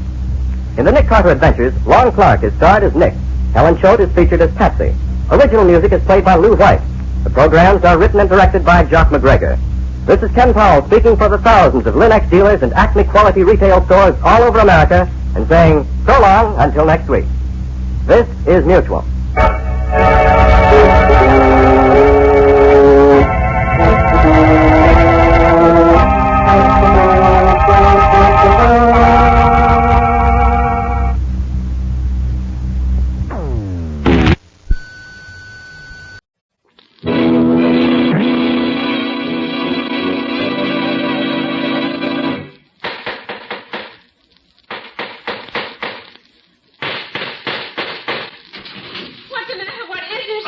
case for Nick Carter, Master Detective.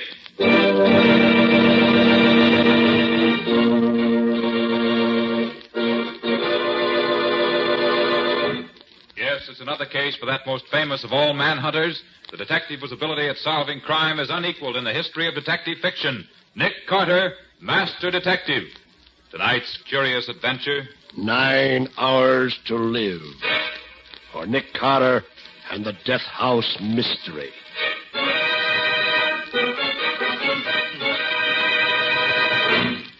And now, a late news bulletin. 9 hours from now, at the stroke of midnight, Johnny Waldron, the blonde-faced killer convicted of the murder of Mrs. Cornelius Fielding, will go to the chair. Just 30 minutes ago, the condemned man made a last request. But Johnny Waldron did not ask for a sumptuous last meal in the tradition of the condemned. Nor did he ask to see his nearest and dearest relative, his wife, Laura. No, Johnny Waldron's request was for something much more dramatic. He asked to see the great detective, Nick Carter. Now, just what this last-minute conference means is anybody's guess. Perhaps a reprieve for Waldron. Perhaps a clue as to what happened to the Fielding jewels, which up to now have not even been found. At any rate, the master detective, Nick Carter, has consented to talk with Waldron and is probably at this very moment entering Death House Row. Keep tuned to this station for further dramatic developments. Where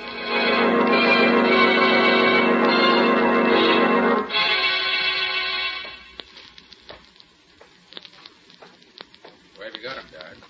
He's in number 1. We moved him to number 1 this morning. You see, it's a shorter ways to walk to the chair from number 1. You all ready to go? Yeah, the barber was in and shaved his head and legs about an hour ago. How's you taking it? Oh, there ain't been a peep out of him. Don't want nothing to eat. Don't want a chaplain. Nothing at all. The only request he's made is to see you. Funny time to ask to see a detective, huh? If you don't mind my asking, Mr. Carter, what made a big shot like you decide to see him? Well, maybe I'm curious to know what's in his mind. Go off to you about a fellow's going to die in a few hours. Oh, I don't believe that you got any sympathy for a criminal. Not you. Not when a man's a killer. Well, here we are. Here's your company, Waldron. Oh, hi. Hello, Waldron. Oh, Mr. Carter. You got 5 minutes. All right, guard.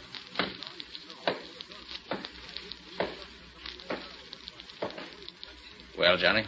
Oh, so you did come. Gosh, I was afraid you wouldn't. Well, I must admit I was surprised when the warden called me and said you wanted to see me. Yeah, I imagine you were. Gee, it was sure nice of you to come. Let's skip the formalities, Johnny. Time's too short for chit-chat. Come to the point. What's on your mind? Mr. Carter, you think I'm guilty, don't you? Well, didn't follow your case too closely. But you had a fair trial, and you were found guilty. What would you have me believe? I'd like to have you believe that I'm innocent. Pretty late in the game to convince, Johnny. Oh, I'm not looking for a last-minute reprieve. That isn't what I asked you to come out here for. When I got word a little while ago that the governor refused my last request for a reprieve, I just made up my mind that I'd only be kidding myself if I hoped any longer. Why did you want to see me, Johnny? Mr. Carter, I know I haven't got a chance. I'm going to be gone in just a few hours now.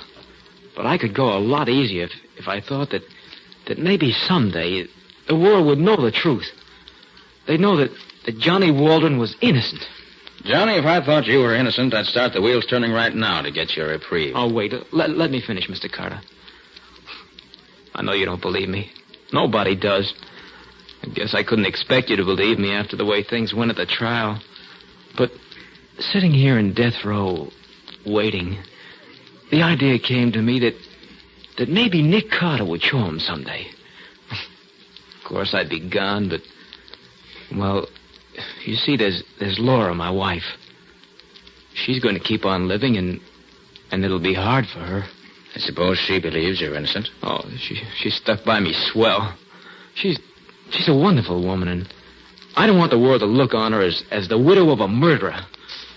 Mr. Carter, all I'm asking is that after I'm gone, in your spare time, will you try to prove that they executed the wrong man? Just for my wife's sake. Johnny, if you're innocent, who do you think did rob the Fielding safe and kill Mrs. Fielding? I don't know, Mr. Carter. What? There's nobody you even suspect? Well, the only one that... No. No, I'm not going to accuse somebody I'm not sure of. I've only got a few more hours to live, and I don't If you want me to do anything for you, Johnny, you better tell me everything you can about this. No. You'll find them for yourself once you start looking. Well, I've got to have some kind of evidence to go on. I don't have any. Cards were stacked so well against me, but go see Laura. She's never stopped working for me. Maybe she knows more by now. Look here. If that's the case, why haven't you had a lawyer working for you right up to the last minute? Lawyers. I never had that kind of dough. Oh, a couple of shysters came around thinking maybe I had the Fielding jewels tucked away someplace. When they found out they weren't going to get a cut, they faded pretty fast. Even if you decide to do anything for me, Mr. Carter, I wouldn't be able to pay you for your trouble. You'd have to do it just as a favor to a dying man. You don't know where the jewels are? Why, no, Mr. Carter. How could I know? I didn't do that job. Look, you go see Laura. She'll tell you whatever she can. All right. Time's up, Mr. Carter. All right, Garrett. Well, Johnny, I'll look into your case. I don't suppose you believe me. I bet he's been telling you an innocent man is being sent to the chair, huh? He tells that to everybody. Did it ever occur to you, Guard, that he might be telling the truth? Why? So long. Good luck. Oh, thanks for coming, Mr. Carter. And thanks for whatever you can do for me, sir. I'd very much like to know what happened to those Fielding jewels. Huh? Oh, yes. Well, maybe they'll turn up while you're investigating. Think so? I wonder. Say, Guard, how long is it until 8 hours, Johnny. Just 8 hours more.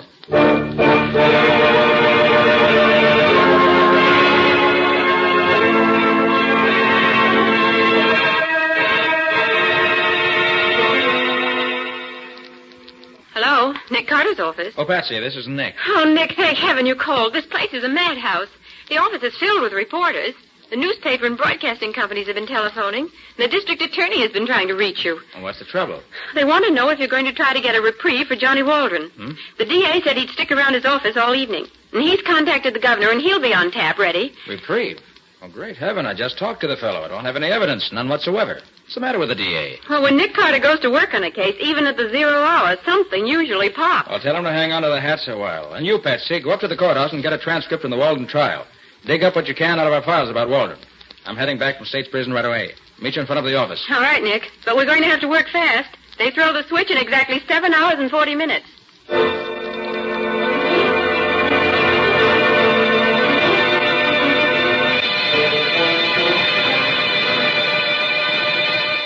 Waldron was really hired as a chauffeur.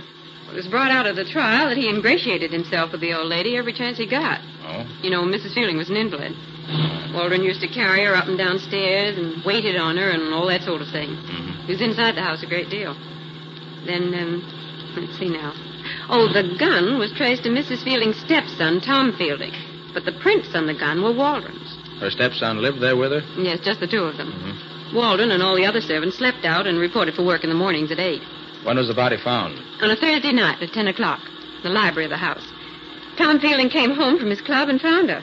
The safe was open and the jewels and money gone. Of course, any of the servants, as well as Tom Fielding, might have known the combination of the safe. Mrs. Fielding often opened it in front of all of them. The defense harped on that at the trial, but Waldron's prints on the gun and his alibi being so flimsy cooked his goose. I see. How did Waldron strike you, Nick? Guilty? It's the evidence that tells the tale in any case, Patsy. If we could find the party who has the missing Fielding jewels... It would look pretty grim for that. Yes, it wouldn't look good, that's sure. Oh, Nick, look at the time. 5:50. In 6 hours and 10 minutes, an innocent man may be electrocuted. Oh, no, Patsy.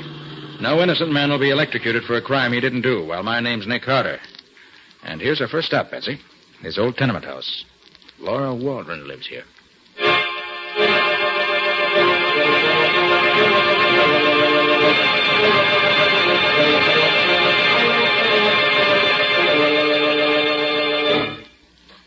You're very nice to come to see me, especially today. Mrs. Waldron, this is my assistant, Patsy Boone. How do you do, Miss Bone? Hello, Mrs. Waldron. Won't you two sit down? Here, let me dust the chair. Oh, no, don't. It's perfectly all right. Since Johnny's been away, I haven't been as good a housekeeper as I used to be. I've no heart for it anymore. Mrs. Waldron, I came to see you because... I know you went to see my husband. I heard on the radio. Yes, that's right. But it's too late to get Johnny off, isn't it? Besides, we don't have any money to pay a famous detective. Mrs. Waldron, the only fee Nick Carter ever asks is that justice be done. Now, Mrs. Waldron, tell me about Johnny. His habits, what he likes, what he doesn't like. Johnny's good, Mr. Carter. You see, I know he's innocent. But have you proof, Mrs. Waldron? Proof? No. Just my heart tells me he wouldn't kill anybody. But more than that, I know because he was with me at the time the police say she was killed. The prosecution tore his alibi to shreds. Yes, a wife's testimony doesn't count for much in court. Oh, yet how thankful I am that he was with me that night. That I know he's innocent. You understand what I mean, don't you, Miss Bourne? You understand when I say the world can stand against your man, but if you know he's right and good and true, you... Mrs. Waldron, isn't there any way at all it can be proved that your husband was home with you that night? No. No. You don't think of providing alibis for staying in your own home. It isn't much, I know, but it's ours. Tom Fielding has offered to help me. Now Johnny's going to be... Tom Fielding? You mean the stepson of the woman your husband's convicted of murdering? Yes. In what way has he offered to help you? Money. He knows Johnny isn't a murderer. His testimony in court didn't follow that line, Mrs. Waldron. Of course not. Mr. Fielding had himself to protect. That's right, Nick. Fielding was under suspicion. Just this afternoon he called me again. And where's the jewels, I said to him. If my Johnny did it, where's the jewels and the money? Would I be begging for work if Johnny had done it? You're working now, Mrs. Waldron? Day work. Scrubbing up places where they don't ask too many questions. Oh, but I'd mop the streets of this town from one end to the other every day. Johnny didn't have to die. Oh, don't, Mrs. Waldron. Don't cry, please. Please don't cry. You have to excuse me. Just, I can't stand to think. I'm counting the minutes and seconds now. Only a few more hours. Johnny will be gone. Mrs. Waldron, I'd like to ask you another question. All right. Maybe Nick can save your husband yet, you know. Oh, if he only could. There isn't time left for me to chase down every witness and question them. Tell me, Mrs. Waldron, whom do you suspect of robbing and murdering your husband's late employer? Who? Oh, Mr. Carter, I have no proof against anyone. I didn't ask if you knew who murdered Mrs. Fielding. I only said, whom do you suspect? But I have no right to suspect him. Right? What do you mean? But he's been so kind and offered to help. Tom Fielding. That's who you think did it. Oh, I never dared think it out loud before. He was her stepson, you know, but she loved... Oh, they had their quarrels. Oh, they were just money spats. I'm not saying he did it, only... Only what? You talk to him, Mr. Carter. All right, I will. We'll go right over to the Fielding house now. Oh, but you won't find him at home at this hour, Miss Carter. He's always at the club at this time. I know from when Johnny used to drive for him. That's the old hunt club, isn't it? Yes. 10th and 5th. Mm-hmm. Come on, Patsy, let's hurry. Time's precious. Okay. Goodbye, and thank you. I'll be right here waiting and praying you find the guilty man in time to save Johnny.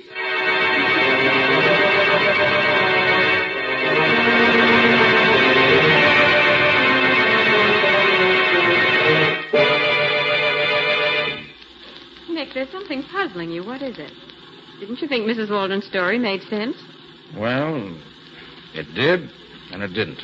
But, Nick, doesn't it seem a bit odd for Tom Fielding to offer her money? Yes, if that's true. Well, then her story does make sense. Patsy, it's not what Mrs. Waldron said that's bothering me. Something else. Something else? Well, what is it, Nick? I wish I knew. But there's something about her that puzzles me. Something that doesn't fit into the picture. It's in the back of my mind somewhere, but I can't quite get the key to it. And if you ask me, Tom Fielding is the one who could straighten out a lot of things. And he's the man we're going to tackle right now. Well, This hunt club's pretty swanky, isn't it? Good evening, sir. Can I park your car for you? Fancy place. Still has doormen and porters. Oh, I beg your pardon, miss. Ladies aren't permitted in the old hunt club. I'm sorry. Well, that lets you out, Patsy. I guess it does. You better wait for me here. Yes, I guess I'll have to. Oh, Nick. It's 8:15. Only 3 hours and 45 minutes to go until midnight.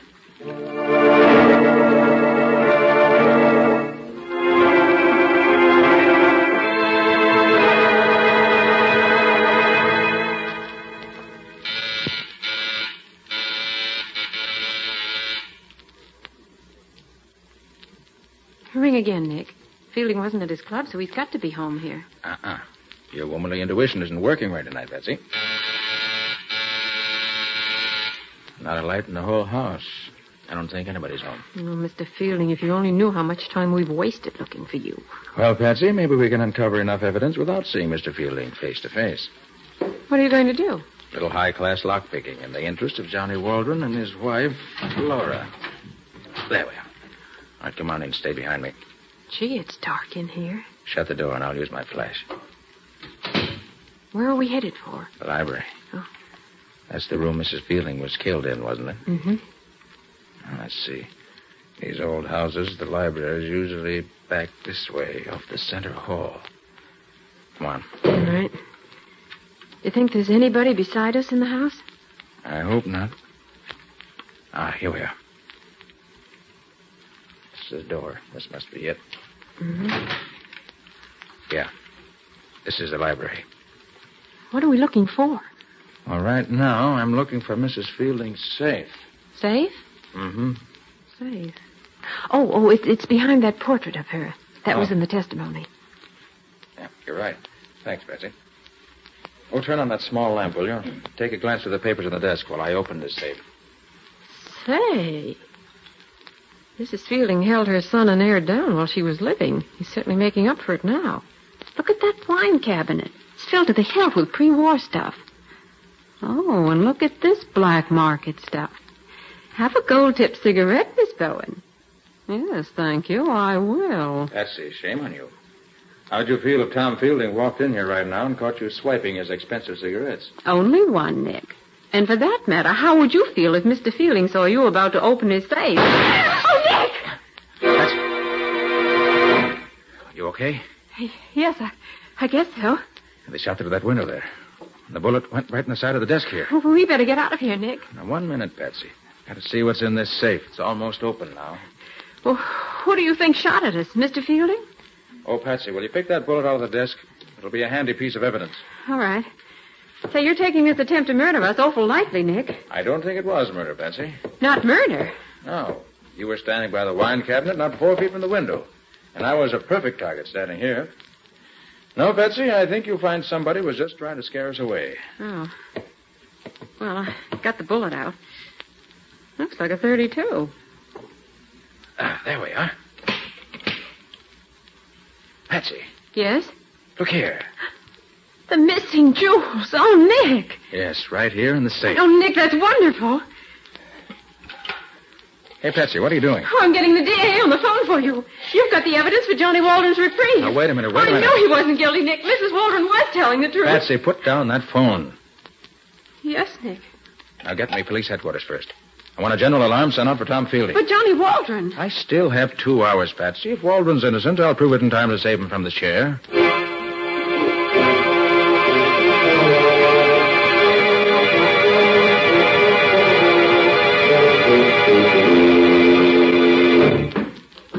Nick, why should you want to talk to Mrs. Waldron again when you haven't asked for the reprieve? Only make her feel worse. There's something about her that doesn't add up, Patsy. And I've got to know what it is before I go any further. This is her door, isn't it? Mm-hmm. Nick Carter, your thinking on this case is beyond me. Well, Patsy, it's hard to explain. When I don't know myself what the missing link is, how can I explain it to you? But you found the jewels. Tom Fielding had them in his safe. Why, it's obvious, Nick. He didn't get along with his stepmother, and he... Nick, what are you doing? Going to open Mrs. Waldron's door? Oh, no, don't do that, Nick. I'm sure she's here. She's probably been crying and doesn't want to see anybody. Let me call her first. Mrs. Waldron? Mrs. Waldron? Oh, sorry, Patsy. We haven't any time to waste. Now, let's see. Where's the light switch? It's here by the door. Oh, she isn't here. So it seems. Nick. Look here. There's a gold-tipped cigarette in this ashtray, the same kind we saw at Fielding's house. Let's have it. No lipstick on it. Kind of pinched in near at the end. He's been here. I never would have believed it of him. Believe what? Well, that a man like Fielding would come to a place like this. Why, a man like that wouldn't get his hands dirty putting them on the doorknob of a hovel like this. Say that again, Patsy. What? Well, a man like Fielding wouldn't dirty his hands on the doorknob of a place like... I got it. Patsy, you just gave me the key I've been looking for. Come on. We've got to get back to Fielding's library or there'll be another murder.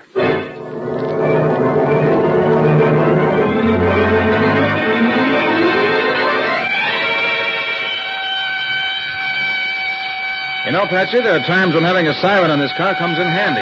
And tonight's one of them. Hope we're in time. Do you think the police have picked Fielding up yet, or do you think he'll be at his home? He's at home. I'll bet my bottom dollar on that. Nick, do you know what time it is? Stop worrying about the time and come on. I'm right with you. The place is still dark. There's a little light shining in the hallway. He's here, all right. Watch your step, Patsy. Don't worry about me. I slipped the latch on the front door when we left. See if it's been bolted. No, still open. All right, come on. Where do you think he is? The library, probably. Oh, I hear someone, Nick. Yeah, they're both here. Oh, that's Mrs. Waldron's voice. Open the door, Nick. Oh, it's locked. I'll try to pick it. Oh, Nick, hurry. I am hurrying. Stay away from me! Help! Oh, he's killed her. There. Oh, Mrs. Waldron. Oh, thank heaven you came. He was just going to shoot me. I got the gun away from him and... You shot him. Yes, Mr. Carter. But it was self-defense. Anyone can see that. Oh, I'm so sorry for you, Mrs. Waldron. It was worth it. It was worth it. Now Johnny will be safe. He won't have to die in the chair. Nick, you've only got 7 minutes to call it. 7 minutes to 12. Hurry, Mr. Carter. Just a minute. Calm yourself, Mrs. Waldron. Here, have a cigarette. A cigarette? All right. May I light it for you? Thanks. Wait a minute till I get my cigarette holder out of my bag. So, you do use a cigarette holder. I thought so. Nick, the time is getting awfully short for your call to the DA. I'm not going to make that call. Why, Nick. Not going to make it? No, Mrs. Waldron. It was a nice frame-up you and your husband tried against Tom Fielding, but it didn't work. Frame-up? Yes, frame-up. You and Johnny staged this whole thing to get him a last-minute reprieve. It was pretty clever, but you made a couple of mistakes. For example, this gold-tipped cigarette butt I found in your apartment tonight. What about it? When I found this butt in your apartment, all pinched in at the end from having been smoked in a holder, I knew you'd lied about not having seen Tom Fielding. These particular cigarettes are made to order for him. I didn't leave it there. I couldn't be sure of that until I found that you used a cigarette holder. Then I knew I was right. You did leave it here. Go on, prove it. Another thing. Patsy, take a look at Mrs. Waldron's hands. My hands? Why, they're beautiful. Beautifully manicured. Exactly. Mrs. Waldron, with hands like yours, you don't scrubs for a living. That dingy apartment of yours is merely a front. Look out, Nick. Gun, huh? Yes, and I know how to use this gun, too, and I'm going to. Oh! So sorry to hate you, Mrs. Waldron. Patsy. Yes? Take a look at Tom Fielding. See if he's still alive. Right, Nick. You haven't got anything on me. You can't get He's me still for breathing, anything. Nick. Good. Phone for an ambulance, quick. Okay. Oh, but Nick, can you prove this charge against Mrs. Waldron? Can you be positive she and her husband framed Fielding? Not yet, Patsy, but I'm so sure I'm right that I'll risk my reputation on it. But, Nick, as long as there's the slightest doubt about it, shouldn't you call the DA and give Johnny Waldron the benefit of the doubt? No, Patsy. As far as I'm concerned, there's no doubt whatsoever. I'm so sure I'll even risk Johnny's life on it.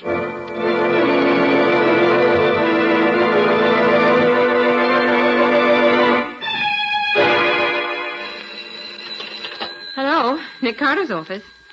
Oh, yes, Lieutenant. Yes? Yes? It was. He is. Oh, I see. Well, thank you, Lieutenant. Yes, I'll tell Nick. Goodbye. Was that the report from police headquarters, Patsy? Yes, it was Lieutenant Riley. And you were right, Nick. That gun you took from Mrs. Waldron was registered in Johnny's name. And she lied about taking the gun away from Fielding and shooting him in self-defense. Fielding's fingerprints weren't on the gun anywhere, but hers were all over it. Did they check with the bullet wound you picked out of that desk? The one that was fired at us? Yes, and it came from the same gun. Fine. And what about Fielding? Did Riley say? He's going to live. What's more, he regained consciousness long enough to make a statement. Good. Oh, Nick, that Mrs. Waldron was certainly clever. She was planting the jewels in Fielding's safe when he came in the room and caught her. So she She held him at the point of her gun and knocked him out, bound his wrists and ankles, gagged him, and hid him away in another room. What? How did you know that? Very simple, Betsy.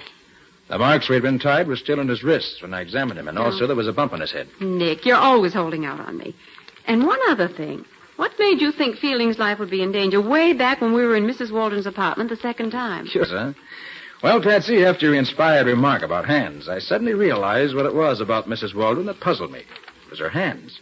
I knew that with hands like hers, she couldn't be earning her living scrubbing floors. Oh, I see. And if she were lying about that, it was very probable she was lying about everything. And the whole thing was a plot to make Fielding look guilty. But why should that make you suddenly afraid that something might be going to happen to Fielding? Patsy, if she and Johnny were so anxious to get Johnny a reprieve that they were willing to give up the jewels to make it look as if Fielding were really the guilty man, it was entirely possible that she might go further and kill Fielding and try to make it look as if he killed himself. But how would that help Johnny Waldron? Well, if it was done right, it would look as if he were remorseful at having let Johnny take the blame.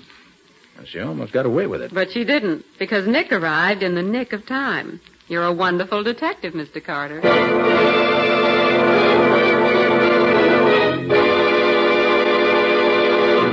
And so, ladies and gentlemen, at midnight last night, Johnny Waldron went to the electric chair to pay for the crime of having murdered Mrs. Cornelius Fielding. His dramatic last-minute attempt to get a reprieve failed, thanks to the quick action of that master detective, Nick Carter. In those few short hours that Carter was actually on the case, he found the missing jewels, uncovered a well-laid plot between Johnny and his wife to pin the murder on Tom Fielding and save Fielding's life. Tom Fielding and the entire community owe a debt of gratitude to Nick Carter.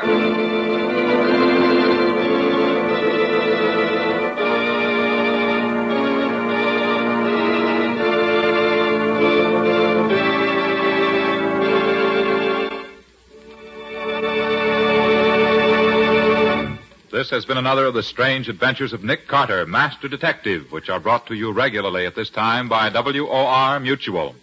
Well, Nick, what happens in your next week's story? Well, I want to tell you the story of the time that I quite accidentally stumbled onto a terrible crime. Or to be more correct, I stumbled onto evidence that a terrible crime had been committed. That doesn't sound like a very unusual thing for you to do. Except for one little fact, Mr. Ripley. We didn't know where or when the crime had been committed. In spite of the fact that we heard the story of the murder from the victim's own lips. As a matter of fact, we even heard the murder committed. And we were powerless to do anything about it. If you're trying to make me curious about it... We are. You're certainly succeeding. Well, it's as unusual a tale as I've had the pleasure of telling in a long while, I assure you.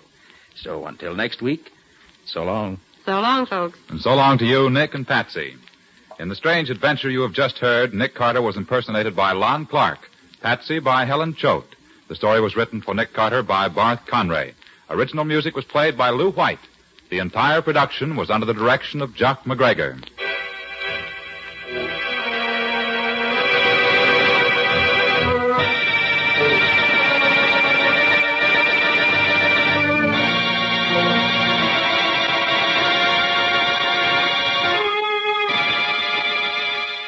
Next week, at the same time, listen to another curious experience of Nick Carter entitled Records of Death, or Nick Carter and the Mystery of the Unclaimed Box.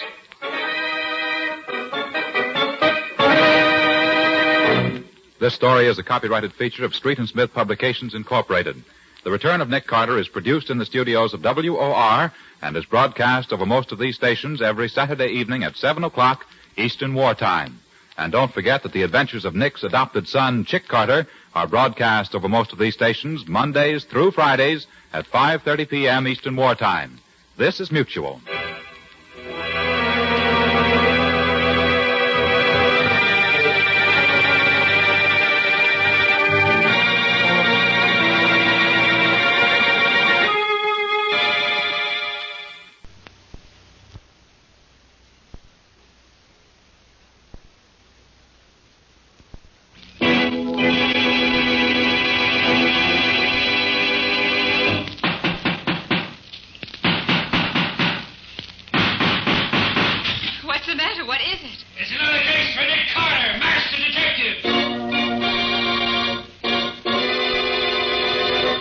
It's another case for that most famous of all manhunters, the detective whose ability at solving crime is unequaled in the history of detective fiction, Nick Carter, Master Detective, presented by the three great Linx home brighteners, Linx Clear Gloss, Linx Cream Polish, and Linx Self-Polishing Wax. created by Acme, America's great producer of Acme quality paints. Today's curious adventure, Death in the Pool, or Nick Carter and the Mystery of the Mink Coat. In just a moment, we'll hear how an expensive mink coat helped Nick Carter solve the mystery of the dead man found floating in the lily pool. But first, here's something you'll want to remember. A home is a place to enjoy. That's why you keep it as lovely as you can. Thousands of American homemakers have discovered that Chemtone, the miracle wall finish, is the way to new wall beauty. Now, renewing the beauty of your floors, Linex self-polishing wax gives a satiny luster without tiresome rubbing. And it resists wear, water, and dirt amazingly, for it contains real carnauba wax. You can actually clean with a damp cloth or mild suds. What's more, Linex self-polishing wax, the non-skid floor finish, resists slip even when water is spilled on it. Get Linex self-polishing wax at your paint, hardware, or department store.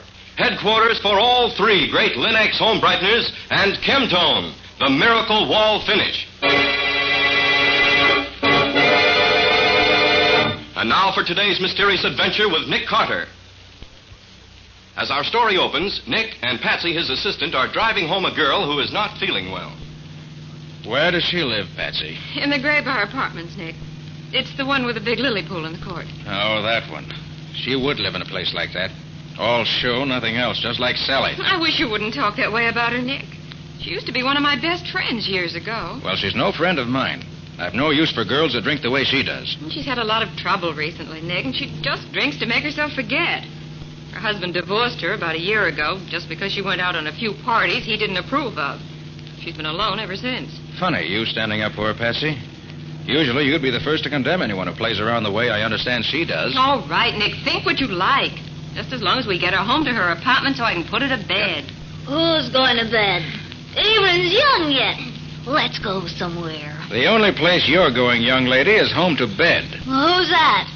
I don't know him. Oh, yes, you do, Sally. That's Nick Carter, the man I work with. Never heard of him. This the place?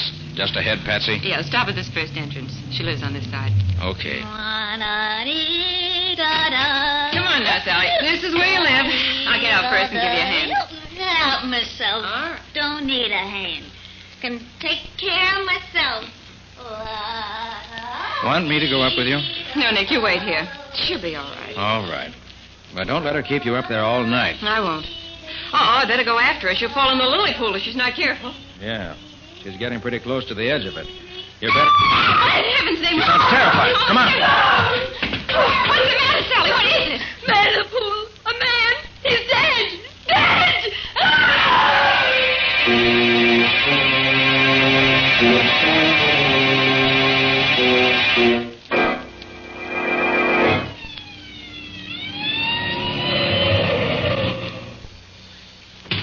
That's you, Nick? Yes, Riley, over here, by the edge of the pool. Patsy phoned me that she found a man's body in the pool.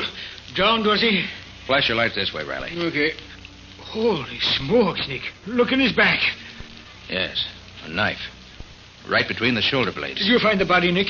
Not exactly. It was Patsy's girlfriend who found it, really. What's her name? Sally Reeves. Oh, that one. Where is she now? Oh, Patsy's putting her to bed. She lives in this house. She's, well, slightly under the weather. How'd she happen to find him? Oh, Patsy and I were at a small friendly gathering having a quiet evening, and then she walked in. Got well lit up and wrecked the party. Patsy wanted to bring her home, so we did. As she went by the pool, she started screaming. I came over here and found this. Let's have a look at him. Nick, that's Arthur Reeves. What? That's Sally Reeves' ex-husband. And you say she found him? That's right. Very interesting. Maybe she found him because she knew just where to look for him.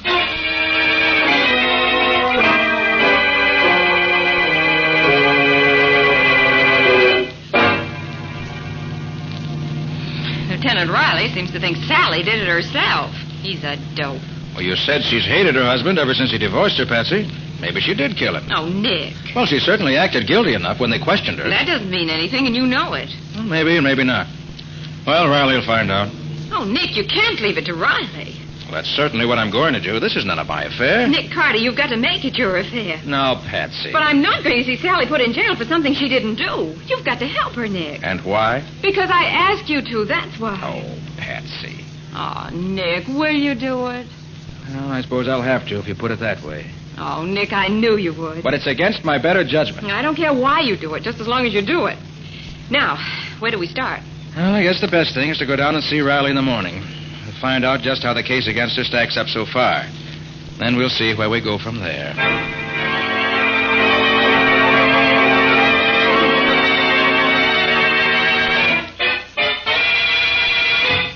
Well, good morning, Nick and Patsy.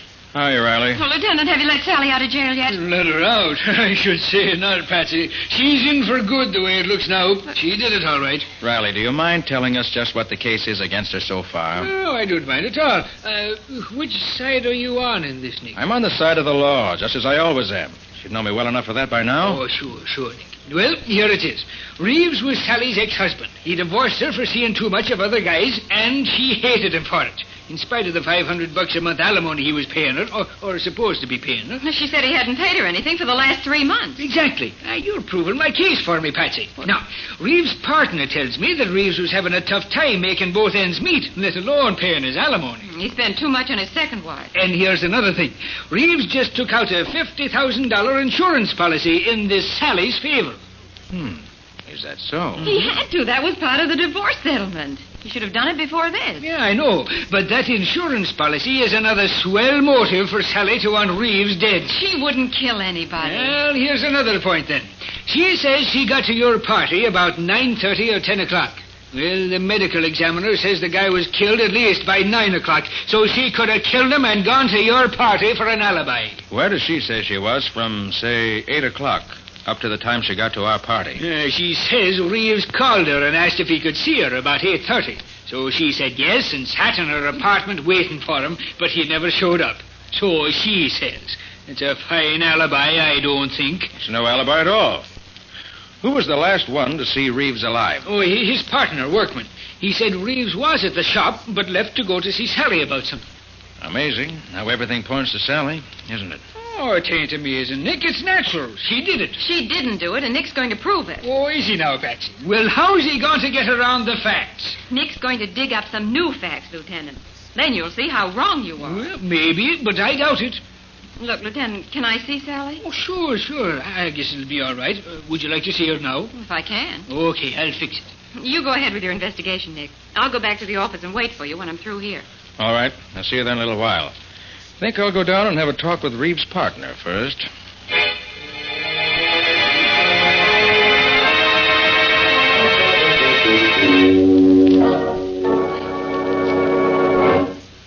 Now, Mr. Workman, you say Reeves was here in the store last night after dinner? Yes, Mr. Carter. He was checking stock with me. Then he left to see Sally. That was about 8:30. He said he'd be right back to help me finish checking. Did he say why he wanted to see her? He said he was going to ask her to let him out of some of the alimony he owed her. I see. But he didn't come back. No. I stayed here by myself until about 1 o'clock. Mm-hmm. I should judge by the type of furs you carry here, Mr. Workman, that you must do a pretty good business. That's right, Mr. Carter. Then how do you account for Mr. Reeves having such a hard time keeping up his alimony payments? Well, Mr. Reeves is a heavy spender. He spent money freely himself, and his second wife was extravagant. Did Reeves have any insurance in the partnership? The kind, I mean, that leaves you any money if he dies. Oh, no, Mr. Carter. We talked about it, but decided it wasn't necessary. Have you and he ever had any trouble? Oh, not the slightest. We've always been the best of friends. Mm-hmm. Well, thanks for your trouble, Mr. Workman. I guess that's all for now. Anytime I can help you, let me know. Oh, by the way, mind if I use your phone? Oh, not at all. It's on the desk over there. Thanks. Just want to call my office. I'll be in the back room if you want me. Thank you. Nicholas Carter's office. Oh, Patsy, how'd you find Sally? Oh, better than I expected, Nick. She's so mad at Riley for thinking she did it that she hasn't had time to be depressed. How'd you make out? Nothing new. That is, nothing definite. I'm going to see Reeves' wife. Then I have to drop in on the DA, so I may be tied up the rest of the day. Oh, that's good, Nick, because Sally wants me to go and stay in her apartment while she's away. She has a cat and a canary, and she wants me to take care of them. And I think that's a swell idea. What's so swell about it? Well, don't you see? It'll give me a chance to go all through her things. I bet you I find something to help prove she's innocent. Or guilty. Now, Nick, don't be like that. If you'll drop over there around 8 o'clock tonight, I'll show you what I found. Okay, see you about 8 then. At Sally's apartment.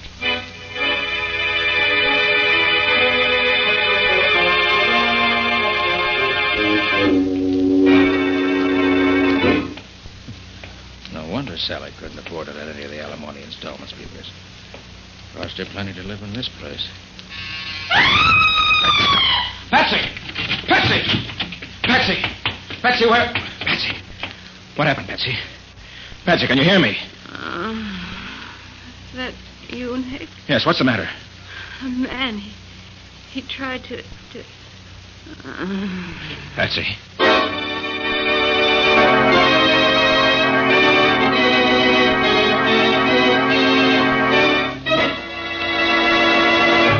Well, what started out to be, for Nick at least, a routine investigation has suddenly taken a strange turn.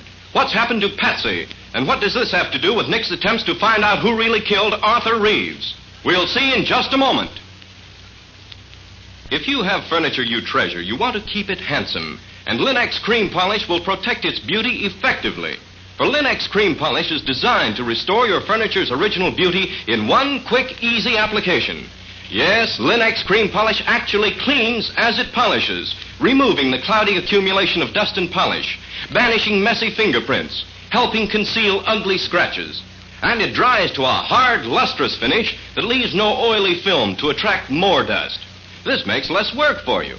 Linex Cream Polish, the creamy white preparation that saves you one whole step in your furniture upkeep, is truly the modern way to protect the things in your home. Depend on it to give you added leisure, to give your furniture added loveliness. Ask for it by name. Linex. L-I-N-X. Linex Cream Polish. One of the 3 great Linex home brighteners. Get it now at your nearest paint, department, or hardware store, where you'll find it together with Linex self-polishing wax, Linex clear gloss, and Chemtone, the miracle wall finish that covers in one quick coat and dries in 1 hour. And now, back to our story. We left Nick trying to revive an unconscious Patsy so he could find out what had happened to her in Sally Reeves' apartment. Feeling better now, Patsy? Yes, Nick, I'm all right. Ooh, except for that crack on the head. Well, what happened? Can you tell me? I don't quite know, Nick. I was standing here in front of the bedroom mirror trying on Sally's new fur coat.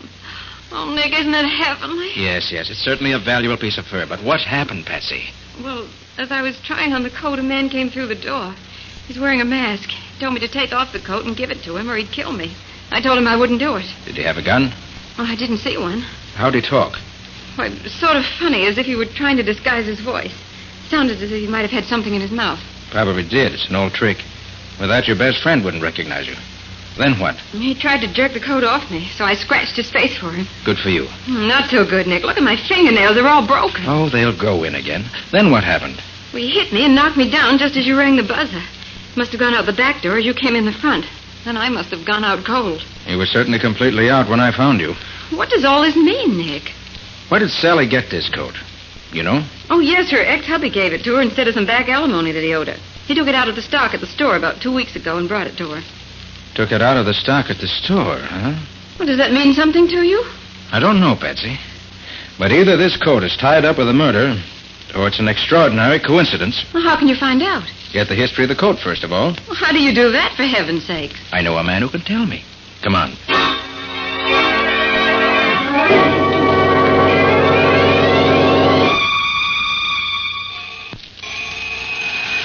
Well, I'm glad you phoned him in advance. I'd hate to have made all this trip for nothing. Hello, Mo. Nick, how are you? Come in, come in. This is Patsy Bowen, my assistant, Mo. How do you do? Hello, glad to see you. And now, what is this puzzle you say you got for me, eh? Here's a fur coat, Mo. Have a look at it. Why, it's beautiful, Nick. Beautiful. What can you tell me about it? Well, it's worth at least $4,000. Well, that isn't what I mean. What can you tell me about the coat itself? Oh, everything I could tell you about it, Nick. But I might have to rip it apart a little here where it's sewed. Go ahead. I want to know as much as you can tell me. Sure, Nick, sure. Now, I rip a little of the lining here. Then I cut a few of the stitches here, where the skins are sewed together. Now look, Nick. Mm-hmm. Yeah. You see this little blue mark on the skin here? Yes. That means the coat was sold by Fishburne Brothers. Their mark. The skins were sewed together by Herman Schultz, who works for them. Nobody else in the business stitches like Herman. Anything else? Well, Fishburne Brothers make up the coat. They sell it to a retailer. That's all I could tell. Suppose they could tell me anything else about it? You can ask them. They got a store right down the block from me. I could telephone them that you are coming, and they should take good care of you right away. Thanks, Mo. Oh, by the way, that knife there on the counter, is that any particular kind of knife? All for us who make garments used in, Nick. That is a good knife for trimming the skins. Why do you ask? Oh, just saw one while ago, and I was curious. Come on, Patsy. Let's go see Fishburne Brothers.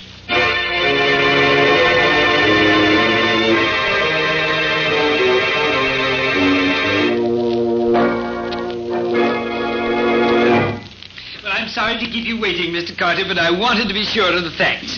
This coat was sold by us to Perrilon. And Perrilon sold the coat to a Mrs. Jackson Moody, who lives in Boston. But 3 months ago, she reported it stolen and offered $500 reward for its return. $500? Oh, Nick, we can claim that reward. We found the coat. You found it, Patsy.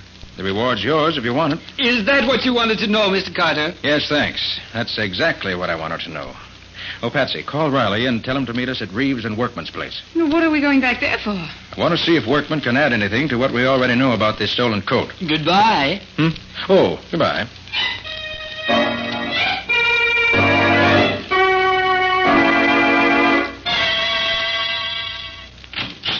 Why, Mr. Carter, I didn't expect to see you again tonight. I just want to ask you a few more questions, if you don't mind. No, not at all. Come in, all of you. Working pretty late, aren't you? Yes, I am. You see, without Mr. Reeves, there's so much more for me to do. Pretty dark in here for you to be working, isn't it? Oh, no, I can see plenty well in this light. Well, Lieutenant Riley has to make some notes, so... Make notes? On what, Nick? Why, on Mr. Workman's answers to my questions, naturally. Sure you won't mind if I turn on another light, will you, Mr. Workman? Oh, now, really, Mr. Carter, I don't think... Look. His face is scratched right across the cheek. Yes, there was a cat sleeping on a pile of furs a little while ago. I didn't see him, and when I tried to move the furs, he jumped at me and scratched me. What an alibi. Now, what was it you wanted to ask me? Well, first, Mr. Workman, I'd like your permission to look around your shop a bit. Oh, now, see here, Mr. Carter, I don't see what right you have to come in here and... See that Mr. Workman stays where he is while I take a look around the place. Now, look here, you can't come in here and do where this. you are, Workman. Nick knows what he's doing. But I don't understand Just sit tight. Nick will tell you when he's ready. Well, this is an interesting package, Workman. Addressed to some firm out in San Francisco. Seems to be full of pieces of fur coats, some odd neck pieces, and other odd pieces of fur. All expensive fur, too, if I'm not mistaken. That's just some pieces I had left over. I don't think so, Workman. What do you think they are, Nick? I think Workman is a receiver of stolen furs. Ridiculous. He cuts them up and ships them to the West Coast. His accomplice out there ships his stuff east. Then they put them together and mix the furs up so they can't be identified. You're crazy. I wouldn't get mixed up in anything like that. Riley? Ever see a knife like this one before? By golly, Nick, that's the same kind of knife that killed Reeves. You're quite sure? Of course I am. That same dark-colored handle, the same two metal bands around it, I'd know that anywhere. That's the same kind of knife we saw at Moe's a little while ago, Nick. Except that the handle is different. Exactly, Patsy. The knife's a regular furrier's knife. But I imagine at some time in the past year, Mr. Workman had new handles put on all his old knives.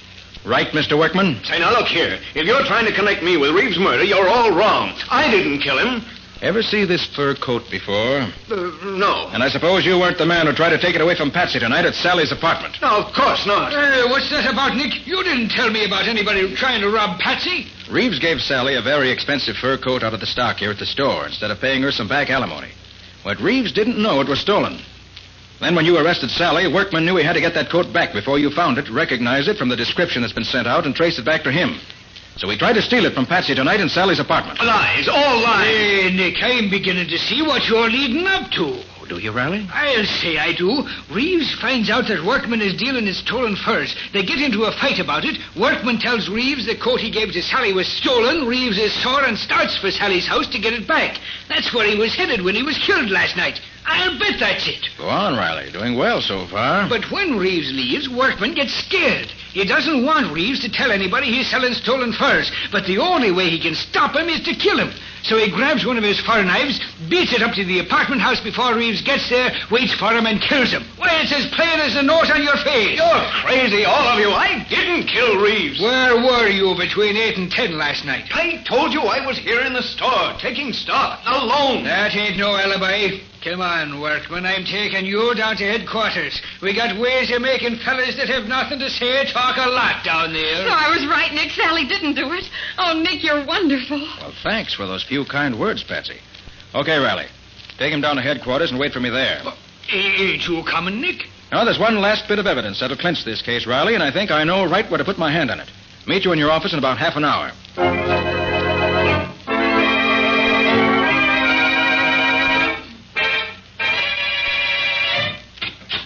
Oh, there you are, Nick. Well, glad to see the four of you gathered here to welcome me. Riley, Patsy, Sally, and Mr. Workman. Now let's sit down and be real cozy. What's all this about, Mr. Carter? They won't tell me anything except that you've got some use for me. Okay, Nick. Okay, Riley, go right ahead. Well, Sally, it's like this. Mr. Workman here is the man who killed your ex-husband, Arthur Reeves. That's a lie, Riley. Oh, no, it ain't. Selling stolen furs, your knife, Sally having a fur coat that was stolen, and you trying to get it back, it all adds up. Just wait till the jury gets it. Then, you know I didn't do it. Of course we know it. And I'm apologizing right here and now to both you and Patsy for being such a dumb idiot as I was. I should have known you wouldn't kill him. Isn't it wonderful, Sally? You're free. And Nick did it. I knew he would. Now I can collect the $500 reward for recovering the stolen fur coat. Oh, it's just super, Patsy. You collect that money, and I'll collect the $100,000 on the insurance that Arthur took out for me. I don't think you will, Sally. Mr. Carter, why not? Yes, Nick, why can't you get that money? Sally, Yeah? you told me Reeves never got to your apartment last night. That you didn't see him at all, didn't you? Yeah, that's right. I waited and waited, but he didn't come. Riley, got the things you found in Reeves' pocket? Well, sure, Nick. Sure. Right here. There you are. Sally, in Reeves' pocket was a bill for women's clothes, addressed to you, postmarked the morning of the murder. It must have been delivered to you that afternoon. Now, if you didn't see Reeves, how did that bill get in his pocket? Why... You did see him, didn't you? Yes, he tried to take my fur coat away from me, but I wouldn't let him. And you got into an argument about money, didn't you? He was broke and couldn't give you any, so you gave him this bill and said he could at least pay that, right? Well, And by the time he left you, you were so mad you could have killed him, weren't you? But I didn't kill him. Workman did. Workman didn't kill him, Sally. You did. After he left, you grabbed up that furrier's knife, ran down the stairs, rushed over to where he was still standing beside the pool, and plunged the knife in his back before he knew you were there. No, I never owned a knife like that. I couldn't have done it. Ever see this picture, Sally? Huh? I found it in your apartment a few minutes ago. A flashlight shot of a tea party you had in your apartment. Dated 3 months ago. And on the table is one of Workman's fur knives being used as a cheese knife. So you did own a knife like that. All right, I did kill Arthur. I had to have money quick. I got a lot of bills that have to be paid. He wouldn't give me any money. Insurance was all I could get. So I killed him. Well, Nick, so she did do it. I was right all the time. I told you I didn't do it. I knew you didn't do it all along, Workman. But I had to do it this way to break down the case against Sally. Sorry. You say you knew all along, Nick? Certainly. I knew Workman couldn't have done it because he'd never have chosen such a public place as the court inside a large apartment house at 9 o'clock on an early fall evening. There's altogether too much chance of his being seen. He'd have picked a much safer spot. Furthermore, he never would have killed him before he got that stolen coat back from Sally. No, Riley, only someone who was so mad they didn't stop to think would kill a man in such a public place. Well, then I gotta let Workman go? He was dealing in stolen furs, wasn't he? Oh, by golly, you're right, Nick. I'll see that he gets his for that, I will. Come along, you. And you too, Sally Reeves. I'm going to put you both right where you belong. I knew it was you right from the very first. And Nick Carter's going to show me up. Well, Nick, I was certainly wrong that time. You certainly were, Patsy. Completely wrong. She wasn't like that when I knew her years ago. Well, times change. So do people. You couldn't know what she's like now. I'm sorry, Nick. Gee, I suppose I'll never hear the end of this. You probably won't, Patsy. But don't feel too bad. If it hadn't been for you, we'd never have caught Workman and broken up his racket and stolen furs. And the right person is going to pay for Reeves' murder. Those are the things that really matter. Always.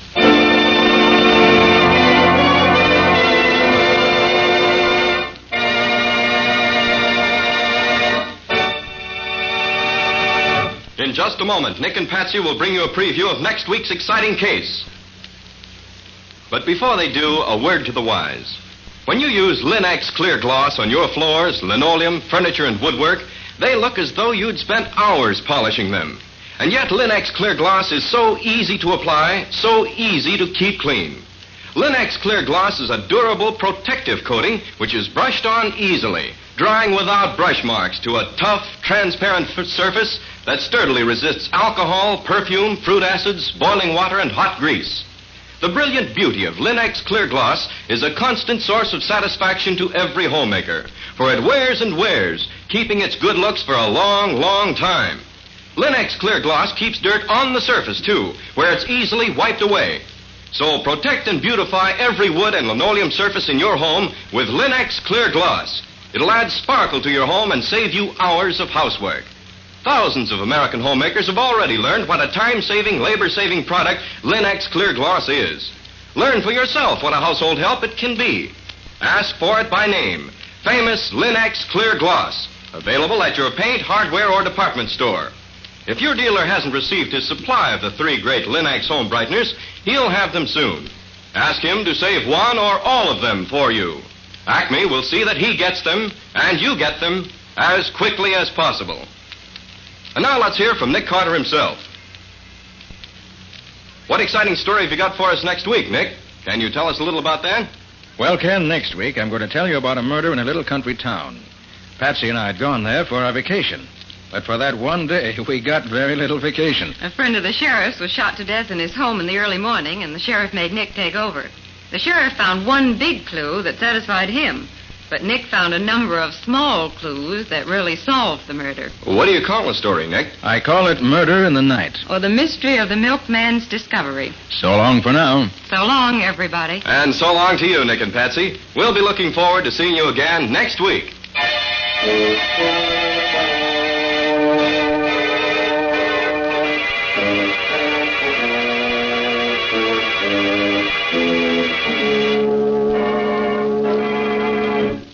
Next week at the same time, listen to another curious experience of Nick Carter, Master Detective, entitled Murder in the Night. Or Nick Carter and the Mystery of the Milkman's Discovery. Nick Carter, Master Detective, is a copyright feature of Street and Smith Publications, Incorporated.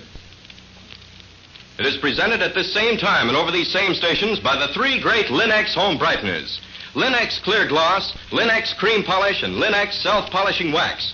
Created by Acme, America's great producer of Acme quality paints. In the Nick Carter Adventures, Lon Clark is starred as Nick. Helen Choate is featured as Patsy. Original music is played by Lou White. The programs are written and directed by Jock McGregor. This is Ken Powell speaking for the thousands of Linex dealers all over America and saying so long until next week. This is Mutual.